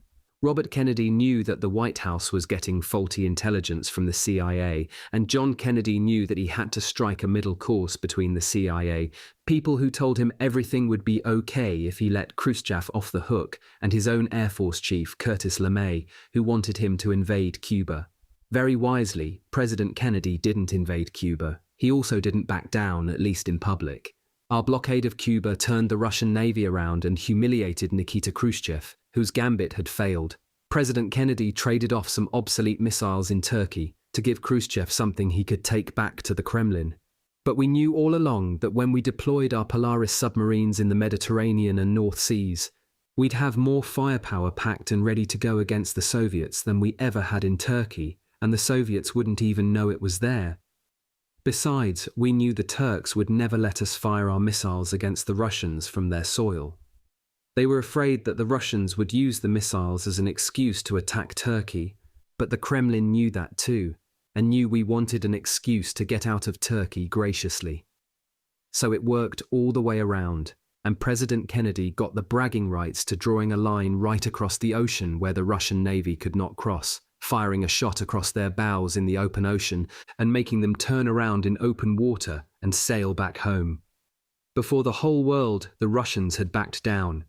President Kennedy was a hero, but I had made some powerful new enemies and could see the end of my own career in the army, like the distant sign on an empty expressway coming up at 80 miles an hour that reads, "Freeway ends." I now devoted myself to packing away the Roswell files for those whom they would go to after me and writing my own notes for the work that I might find myself in after I left the army. Who could have realized that within months I'd be sitting in an office on Capitol Hill looking across the desk at one of my own successors who was there as the scientific advisor to the Secretary of Defense. I may have stepped on the toes of some of the most powerful people in Washington, but it was still the good fight, and I was, above all, still a soldier in the Cold War and still fighting the stealth war against the strategies of the EBEs, who were becoming more aggressive in their appearances over defense installations, cities, and our manned and unmanned space probes. Even the Russian intelligence services had begun to complain about the mysterious goings-on with their space probes. But they couldn't come right out and tell us the reasons why. We had to figure those out for ourselves. If the Cold War sounded complex and chaotic in the early 1960s as Kennedy juggled the strategies of Truman and Eisenhower while recognizing that he couldn't trust his own intelligence services, imagine what it was like when you factored in the other Cold War, or, as some have called it, the real Cold War against the extraterrestrials. It was becoming like the elephant in a room that everybody knows is there but keeps denying it. Its presence is so massive that you have to walk around it. Its trunk swings with such a force that you have to duck when it sweeps over your head. Watch out that the big elephant feet don't crush your toes when he plants them. And you don't want to step too close to the elephant's backside lest you get buried in what comes out. In other words, dealing with the Soviets was just a big mess that we had to accommodate while we all sat down at the same dinner table. The Soviets and the Americans pretending to break bread while not blowing up the world. Yet each of us looking for the advantage while we watched one another's hands the entire time. You watch your enemy's hands, he watches your hands, and whatever you can do with your feet, you do. Meanwhile, your enemy's doing the same thing. The army's hands were tied by the cover-up, the refusal of the government to let us take on the alien threat with our full resources because we had to pussyfoot around the truth. But more than a few congressmen knew about the cover-up. Were as concerned as we were about the intrusions of the EBEs, the human abductions, and the cattle mutilations, and supported the military's agenda for a program of speeded weapons development in space. We were convinced that whoever the UFO extraterrestrials were, they were tampering with our planet, operating with impudence, and manipulating us constantly and secretly. But it was a secret that had our full compliance because we were unwilling to admit the truth and fight the war. Those of us in the military who knew what was happening also felt that we could be experiencing an invasion that was more of an infiltration. They were compromising our very systems of defense and government, I suggested. And then, by the time the conflict opened up, we would already be open and vulnerable. If the EBEs had been around long enough, I once suggested to General Trudeau, might they have seen the Trojans stowing that huge wooden horse the Greeks left for them right through the open gates of their city? For his part, General Trudeau, in the months before he retired, made a number of appearances before Congress. He argued consistently that the Army did have a real place in space, and we had a capability in missile defense that he had proven at Los Alamos and at the Guided Missile and Redstone Command at Huntsville, Alabama. Moreover, the Army had been able to use German scientists in the months immediately after the fighting in Europe had ended. It wasn't just a matter of who could get the biggest budget, General Trudeau testified. In fact, he offered in a briefing before the Congressional Committee on Science and Astronautics, if the space effort was to be completely taken away from the Army, then it should be given lock, stock, and barrel to the Air Force. At least, he said, the Air Force was a military service and had officers and enlisted personnel who knew how to fight. But, at least in the early years, Congress and the President decided that NASA should control the space program. By the end of the 1960s, however, they had reversed that decision and realized that there was a serious military aspect to space exploration. General Trudeau also had his allies among the major defense contractors we worked with. Not only scientists, but members of the boards of directors suspected that the Army had an urgency in developing weapons for use in space. Some of them even realized that we must have had a hidden agenda because each of the projects we proposed, like Horizon and the energy weapons, seemed designed for a war with enemies far more powerful and elusive than the Soviets. When he would address industrial groups on matters of technical intelligence and applied engineering, General Trudeau received what I could only call a knowing response. He himself once wrote in his unpublished memoirs that when he was invited to give an address to one of the companies we worked with, the people who showed up were the decision makers. He said, "I think on every occasion that I went out, the chairman of the board was there, the chief executive officer who was usually the president, and an impressive cross-section of their senior corporate officers or directors. I might say even when I went to Sperry Rand, no less a person than General MacArthur honoured me by his presence at dinner, and he didn't turn out for many." General Trudeau was the father of the ballistic missile and the person who, from the 1950s through the 1960s, made sure that our armed forces adapted the ballistic missile for our own use. His presence at Sperry Rand with MacArthur, his boss in Korea, was all the more important because General MacArthur knew the truth about UFOs and commented that the Army was girding itself to fight in space. And he didn't mean fighting the Russians in space, he meant the extraterrestrials. But we were fighting so deeply immersed in the darkness of our own official denial that the fantastic nature of the truth, the ongoing effects of the truth, and the capitulation of the civilian intelligence services to some crazed blueprint they had for world order based upon an international government sometimes made us doubt our own senses.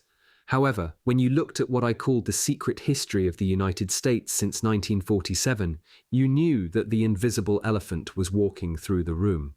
A better analogy is the concept of the black hole. Black holes, the ultra-dense remains of stars that have collapsed upon themselves, swallow up light and gravity and compressing them in like a galactic compactor into something that only subatomic particle physicists can describe and that can't actually be seen. Only their effects can be determined from the way light and gravity seem to behave around them. So you guess that a black hole might be present in a specific region of space when light and gravity around it bend, almost like the way water circulates around the drain at the bottom of your sink. That's what the truth looked like in the region around our Cold War strategy and the development of any ultra-high-tech or exotic weapons. It might have made sense in 1947, but by 1962, the refusal of the government to admit the war it was fighting was getting in the way of actually fighting the war. Since 1947 and the formation of the working group, each new layer of bureaucracy operating within the black hole of UFO strategy and intelligence gathering found itself more enmeshed in the confusion of what was true and what was false than the previous layer. Like legions of blind soldiers, they bumped into one another in the night, upset one another's plans, and thought that friends were foes and vice versa. In the absence of a clear policy that could be maintained from generation to generation, the strategy for dealing with the EBEs became tangled up in its own web. After December 1947, when General Hoyt Vandenberg, the Air Force Chief of Staff, directed the Air Force to evaluate and track UFO sightings, This in response to the working group Project Sign began at the Air Technical Intelligence Center. Sign was so critical that even J. Edgar Hoover in 1947 issued Bureau Bulletin 59 ordering that all future reports of UFOs should not be investigated by FB-1 agents but sent instead to the Air Force. Although officially not looking for UFOs, the Air Force Project Sign examined 243 sightings and submitted its report in February 1949. But at the same time Sign was doing its evaluation, the Air Technical Intelligence Center issued its own document called an Estimate of the Situation. Basically, but naively, the document came to the conclusion that we were dealing with extraterrestrial interlopers who were observing us from UFOs. But General Vandenberg, in the words of one of the officers I later ran into at the Pentagon, had a cow and not a mutilated one. "Colonel," this officer said, "steam was coming out of the old man's ears, he was so furious. Just be glad you weren't there." So I asked this officer why General Vandenberg was so steamed. After all, he ordered the report in the first place. Why didn't he just agree with General Twining and Admiral Hillenkoetter to ask the president to begin releasing the information? "Are you crazy?" this officer said. The year was 1956, and I had been sent over from the White House for a briefing at the Pentagon. Don't you remember what happened when that Orson Welles' War of the Worlds broadcast was on the radio? We had near riots in the cities because they thought that thing was real. Can you imagine what would happen if it really happened? If our own government said that flying saucers had landed just like on the radio, only this time we caught one and they're still coming back. Think about it. Riots, looting, people going insane because they thought aliens were destroying the planet. He was right. And what was worse, the aliens were setting up for some sort of hostile act, whatever it was. When General Vandenberg read the estimate of the situation, he fumed and ordered the whole report burned to ashes before anyone else could read it. It was one of the last official government assessments of the UFO situation ever to get even close to being distributed before the real cover-up clamped down. But the grumblings about the absence of government policy concerning UFO reports continued. Project Grudge listed and evaluated 244 UFO sightings. Then in 1949, a memo that came out of the CIA's Office of Scientific Investigation was very apprehensive about unexplained sightings of flying objects. Then in 1952, another CIA memo came to light from the head of the Office of Scientific Investigation's Weapons and Equipment Division. It also complained about our lack of knowledge and police in the area of UFO sightings. Now, even the CIA, it seemed, was at odds with itself at its various levels of bureaucracy over what to do about UFOs. Generals Twining and Vandenberg had had enough. In 1952, the Air Force formally initiated Project Blue Book. At least if we weren't going to do anything about UFOs publicly, we had to have a way to salve the public's fear about UFO sightings. Blue Book was that salve. Whatever the working group was supposed to be doing in 1952, it wasn't satisfying the National Security Council, which ordered the CIA to determine whether the existence of UFOs would create a danger for the United States. Of course, the CIA already knew, because two of its intelligence directors had been members of the working group, that UFOs were displaying hostile intentions, not only to the United States, but to the Soviets, the Italians, and the Scandinavians as well. All of NATO was trying to figure out a response to the UFO threat without triggering a reaction from the Soviets.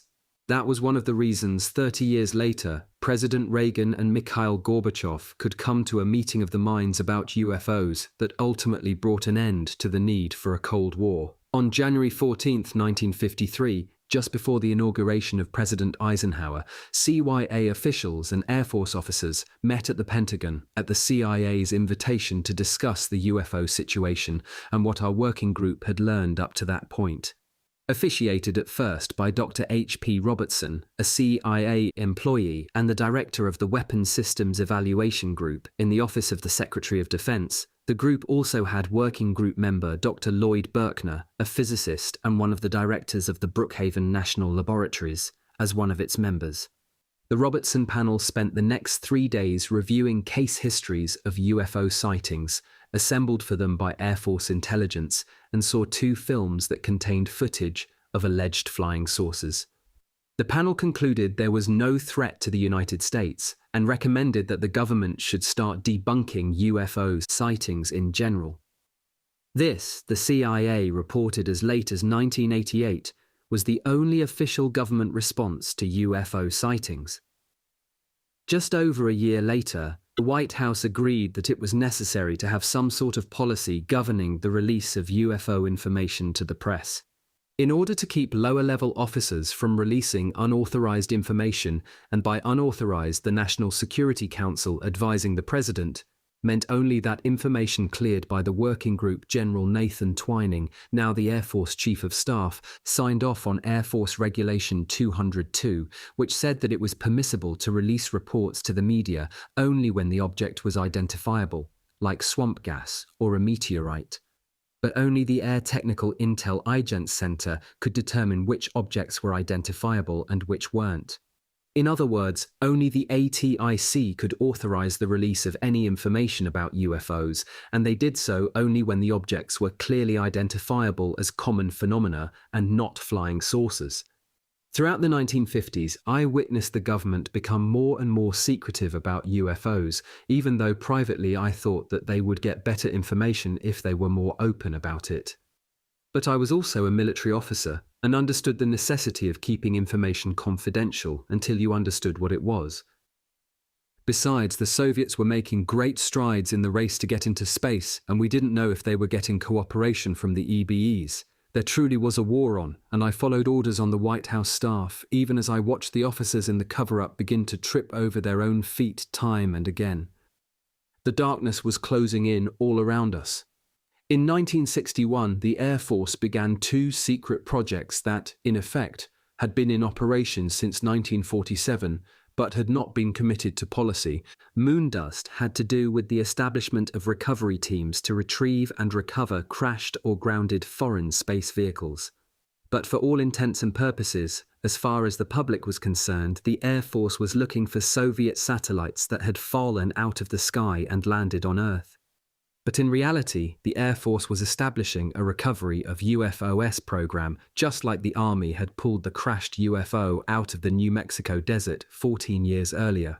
Then, in Project Blue Fly, the Air Force authorized the immediate delivery of foreign crashed space vehicles and any other item of technical intelligence interest to Wright-Patterson Air Force Base in Dayton, Ohio, for evaluation.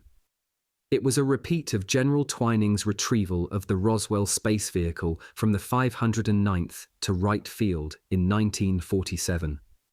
In 1962, one of the assistants to the Secretary of Defense, Arthur Sylvester, told the press at a briefing that if the government deemed it necessary for reasons of national security, it would not even furnish information about UFOs to Congress, let alone the American public. Now I was at the Pentagon and I fully understood how the Air Force was moving to take control of the entire UFO situation. NASA had the mandate from the president to manage space exploration, but the military still had to defend against the UFO threat, even though we were being hampered at every turn. Air Force Project Saint and Blue Gemini years later were outgrowths of USAF 7795, a code number for the USAF's first anti-satellite program, an aggressive operation designed to locate, track, and destroy enemy surveillance satellites, or, and more importantly, orbiting UFOs. Using the technology we had developed at R&D, the Air Force, and then the Army, was taking the initial steps to defend the United States missile system against Soviet attacks from space and defend the planet against UFO intrusions. Saint was an orbital UFO inspector satellite, a version of a standard Agenda B satellite that the CIA had been using, that had an onboard TV camera and tracking and targeting radar system. Its job was surveillance. Find a potential enemy satellite or UFO lurking in orbit and lock onto it with a TV camera and with radar. Once the lock was in place, Blue Gemini, the Kill-R satellite, would move in. One of the projects developed by Hughes Aircraft, a prime air defense contractor and satellite builder, Blue Gemini was the military version of NASA's manned Gemini capsule. Its mission, purely and simply, was to swoop in from a higher orbit and kill or disable an enemy satellite or a UFO. If possible, the Blue Gemini would try to capture a UFO in orbit by rendering it immobile and waiting for a manned military astronaut mission to spacewalk over and retrieve whatever we could. Both of these weapons, under the cover of other missions, of course, were eventually deployed, and today they form one of the lines of defense in an anti-missile and anti-UFO surveillance system.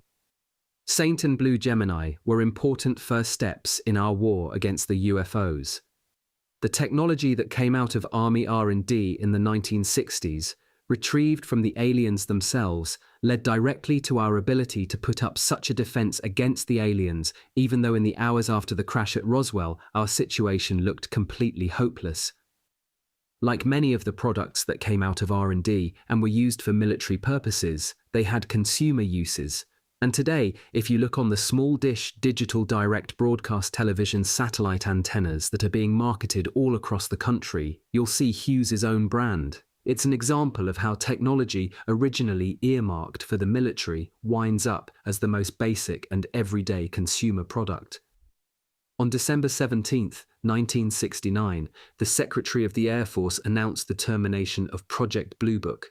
He said that Blue Book's review of more than 13,000 cases had yielded no information that there was a threat to national security in any way, and that, in effect, since every sighting processed by Blue Book had been identified as something earthly and not extraterrestrial, there were, by definition, no such things as unidentified flying objects. Blue Book had done its job and now could report that our skies were safe. But Blue Book had been pure public relations from the start, and the military's evaluation of UFOs continued uninterrupted. In 1975 and early 1976, Air Force nuclear weapons repositories at Loring AFB in Maine, the all-important and sensitive Strategic Air Command facility at Minot, North Dakota, and other facilities in Montana, Michigan, and even the Royal Canadian Air Force Base at Falcon Bridge in Ontario had been seriously encroached upon by UFOs. These weren't just random sightings. UFOs actually conducted surveillance and scanning operations at the bases that resulted in security alerts and classified reports to Washington about the intrusions. Then NASA finally got a project up and running to scan for radio transmissions from any advanced civilizations whose signals we could pick up. Called the Search for Extraterrestrial Intelligence and endorsed by the late Carl Sagan, SETI, which has since been discontinued, was not only a set of receivers around the world, but a set of international protocols governing what would happen if contact was made with an extraterrestrial civilization.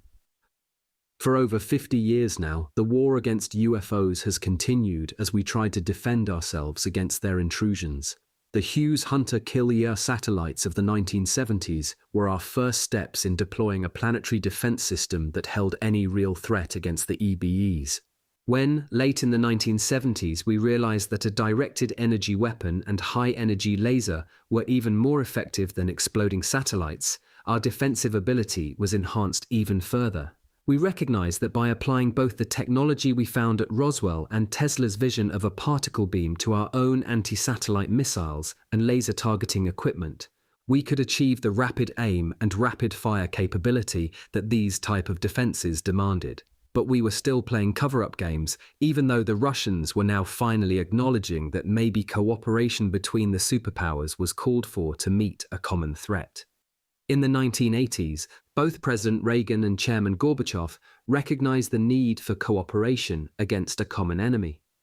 While neither officially owned up to the threat of EBEs and alien hostilities, both acknowledged that if the United States and the Soviet Union could lay aside their differences and participate in a shared policy to defend the space around the Earth, then both superpowers would benefit.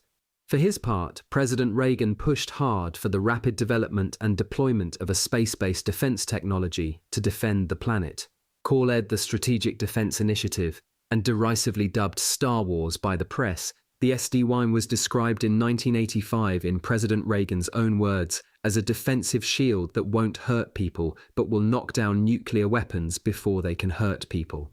Briefly, the Strategic Defense Initiative was described by the White House and the military as a space-based defense system to protect the United States from an all-out nuclear attack by the Soviet Union.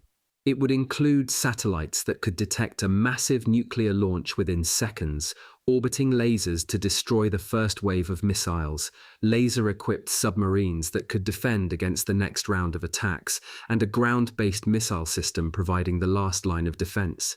In addition, the SDY also included what I thought was the best of its weapons, a missile-launched kinetic energy beam weapon that locked onto incoming warheads or low-orbiting space vehicles and knocked out their electronics with a particle beam. The elegant aspect to the kinetic energy beam weapon was that you couldn't really defend against it. Lasers, even high-energy lasers, had their shortcomings in that once a laser beam bounced off a surface, the surrounding energy envelope protected the surface from subsequent pulses.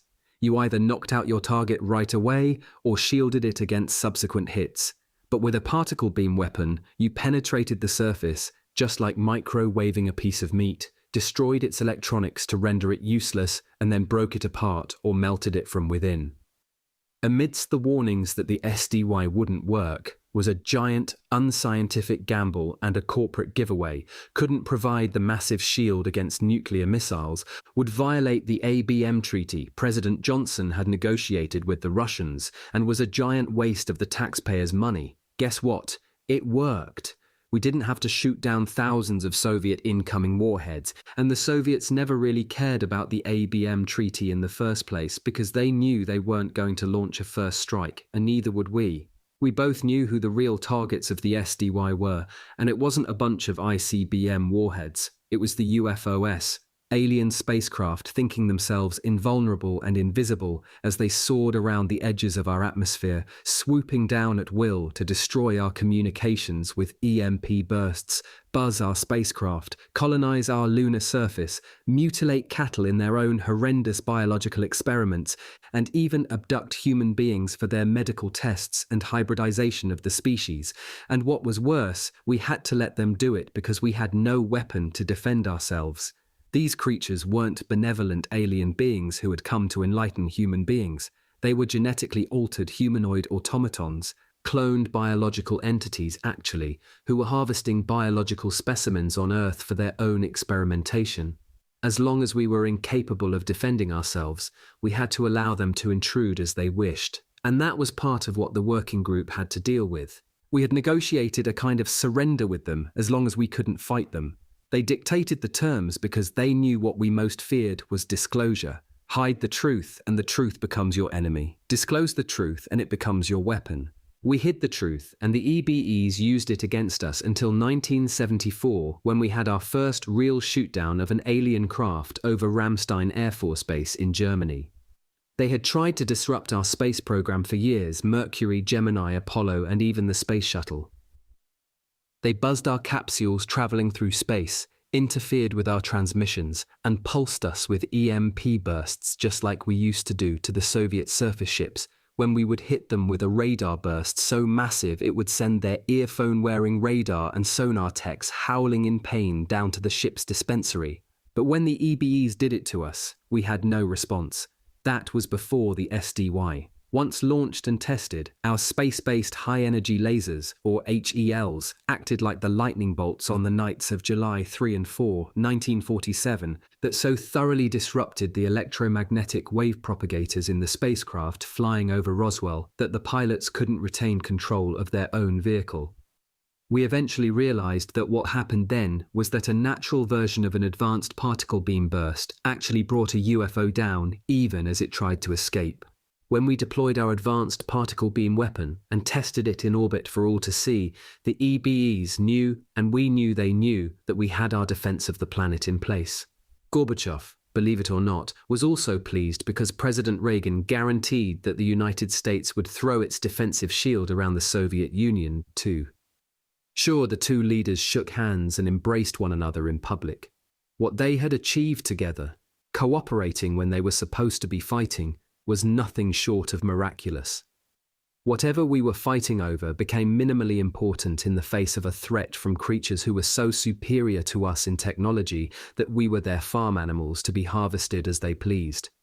But when the United States and USSR agreed, in the early 1980s, not to fight each other over this territory or that territory, to cooperate so as to defeat the common foe, we were unbeatable. Now, as the space shuttle docks with the Mir and the astronauts and cosmonauts share a toast of vodka from their plastic squeeze tubes and look out into the darkest reaches of space, they know that there is an electronic shield around them. Now that the war is just about over and we defend our beachhead, the truth will ultimately be revealed. The real truth behind a 50-year history of a war that looked like the ultimate defeat for humankind amidst a Cold War that threatened us with nuclear annihilation can now finally be told because we prevailed. It was because in the dark hours just before dawn in July of 1947, the Army, only dimly recognizing that we were on the edge of a potential cataclysmic event, pulled the crashed space vehicle out of the desert and harvested its parts just like the inhabitants of that vehicle wanted to harvest us. In those moments, even though we might have fallen over ourselves in the darkness of the next 50 years, we set in motion the processes that brought us to an initial resolution with a military power greater than us. It helped us in our confrontation with the Russians, and, if we don't lose our way, will help us manage the threats to come. When that truth of alien intervention in our planet's affairs and our ongoing contact with an alien culture is finally revealed, it won't be frightening, even though it will be a shock. The night closes in around you in the desert, exposing your deepest terrors of childhood boogeymen to the desolation of the landscape and the blackness of the sky. So even inside your car you keep on chattering to keep the night away. And that's what I think about all of it, UFOs, the Cold War, all of it, I told my companion in the car sitting next to me as we drove south through the New Mexican desert toward the town of Roswell. I may be over 80 now, but that's what I think. The night was swallowing us up as our car twisted around the curves on the crowned road surface, still warm and wet on a summer night from passing thunderstorms, heading toward lights we knew were over the horizon, but still could not see. The Cold War, the missile crisis of 1962, the worldwide alert in 1973, all history now, don't you think? I asked. Maybe it was a good thing that the aliens forced us to defend the planet. At least it kept us in a Cold War even though we were using real bullets. And what makes you think the Cold War is over, Tovarish? My friend asked, as he carefully took out a cigarette, lit it, and blew the smoke out the window. American cigarettes, he said. Am I not the most bourgeois decadent person you've ever met? But what would the Amerikanskis have done without me? And I laughed to myself and counted the million stars across the desert sky as far as I could see. Cattle sleeping near the scrub and sand fences along the side of the lonely state route. A coyote now and then running through the beams of our headlights, and the sound of my friend's breath as he blew the column of smoke into the desert air. It was a night just like this. Lightning crackling off in the distance, and a thunderclap rolling across the desert floor. A night just like this.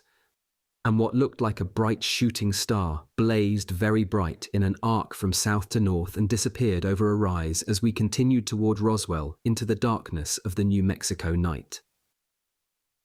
Afterward, back in the 1950s, I remember watching a television series called I Led 3 Lives about the exploits of Herbert A. Philbrick, who described the fantastic but true story of his life as a member of a Communist Party cell and an undercover operative for the FBI.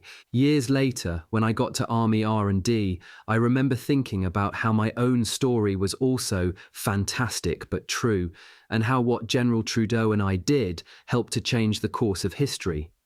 Very few people knew that what was coming out of foreign technology during the early 1960s had some basis in a crash of a UFO that officially never took place. Lives were distorted, careers destroyed, children frightened into submission by army counterintelligence bogeymen, businessmen in Roswell threatened with financial ruination, and even worse if anybody told the story of what happened. But they were all loyal Americans. And even though some might have had their doubts about hiding the truth, they went along with what the army wanted. Many people have criticized the army and the government for maintaining the Roswell cover-up, not only at the time but also through the years. For that, I need to say a word in defense of what the army did. It's easy to criticize if you weren't an adult back then, or someone who didn't understand the politics that governed our thinking at that point in American history. We had not yet fully made the transition from a nation at war to a nation at peace. And there was Harry Truman, still reeling from his sudden ascendancy to the presidency.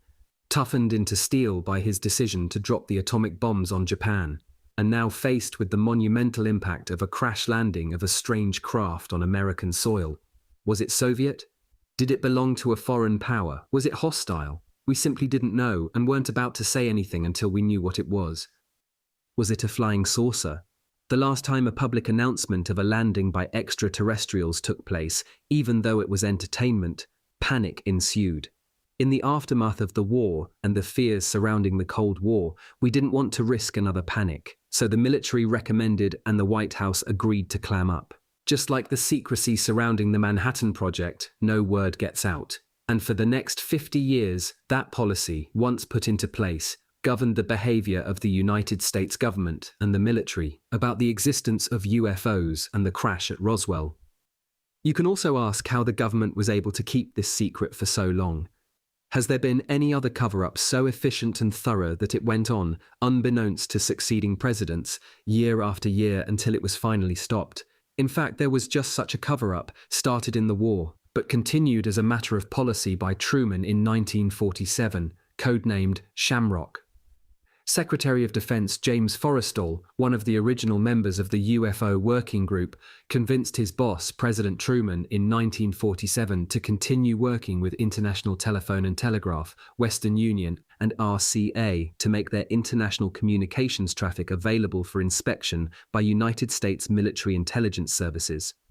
Even though its initial purpose was to monitor any communications of military significance, such as the transmission of military secrets, there were no controls on what was inspected and what was not.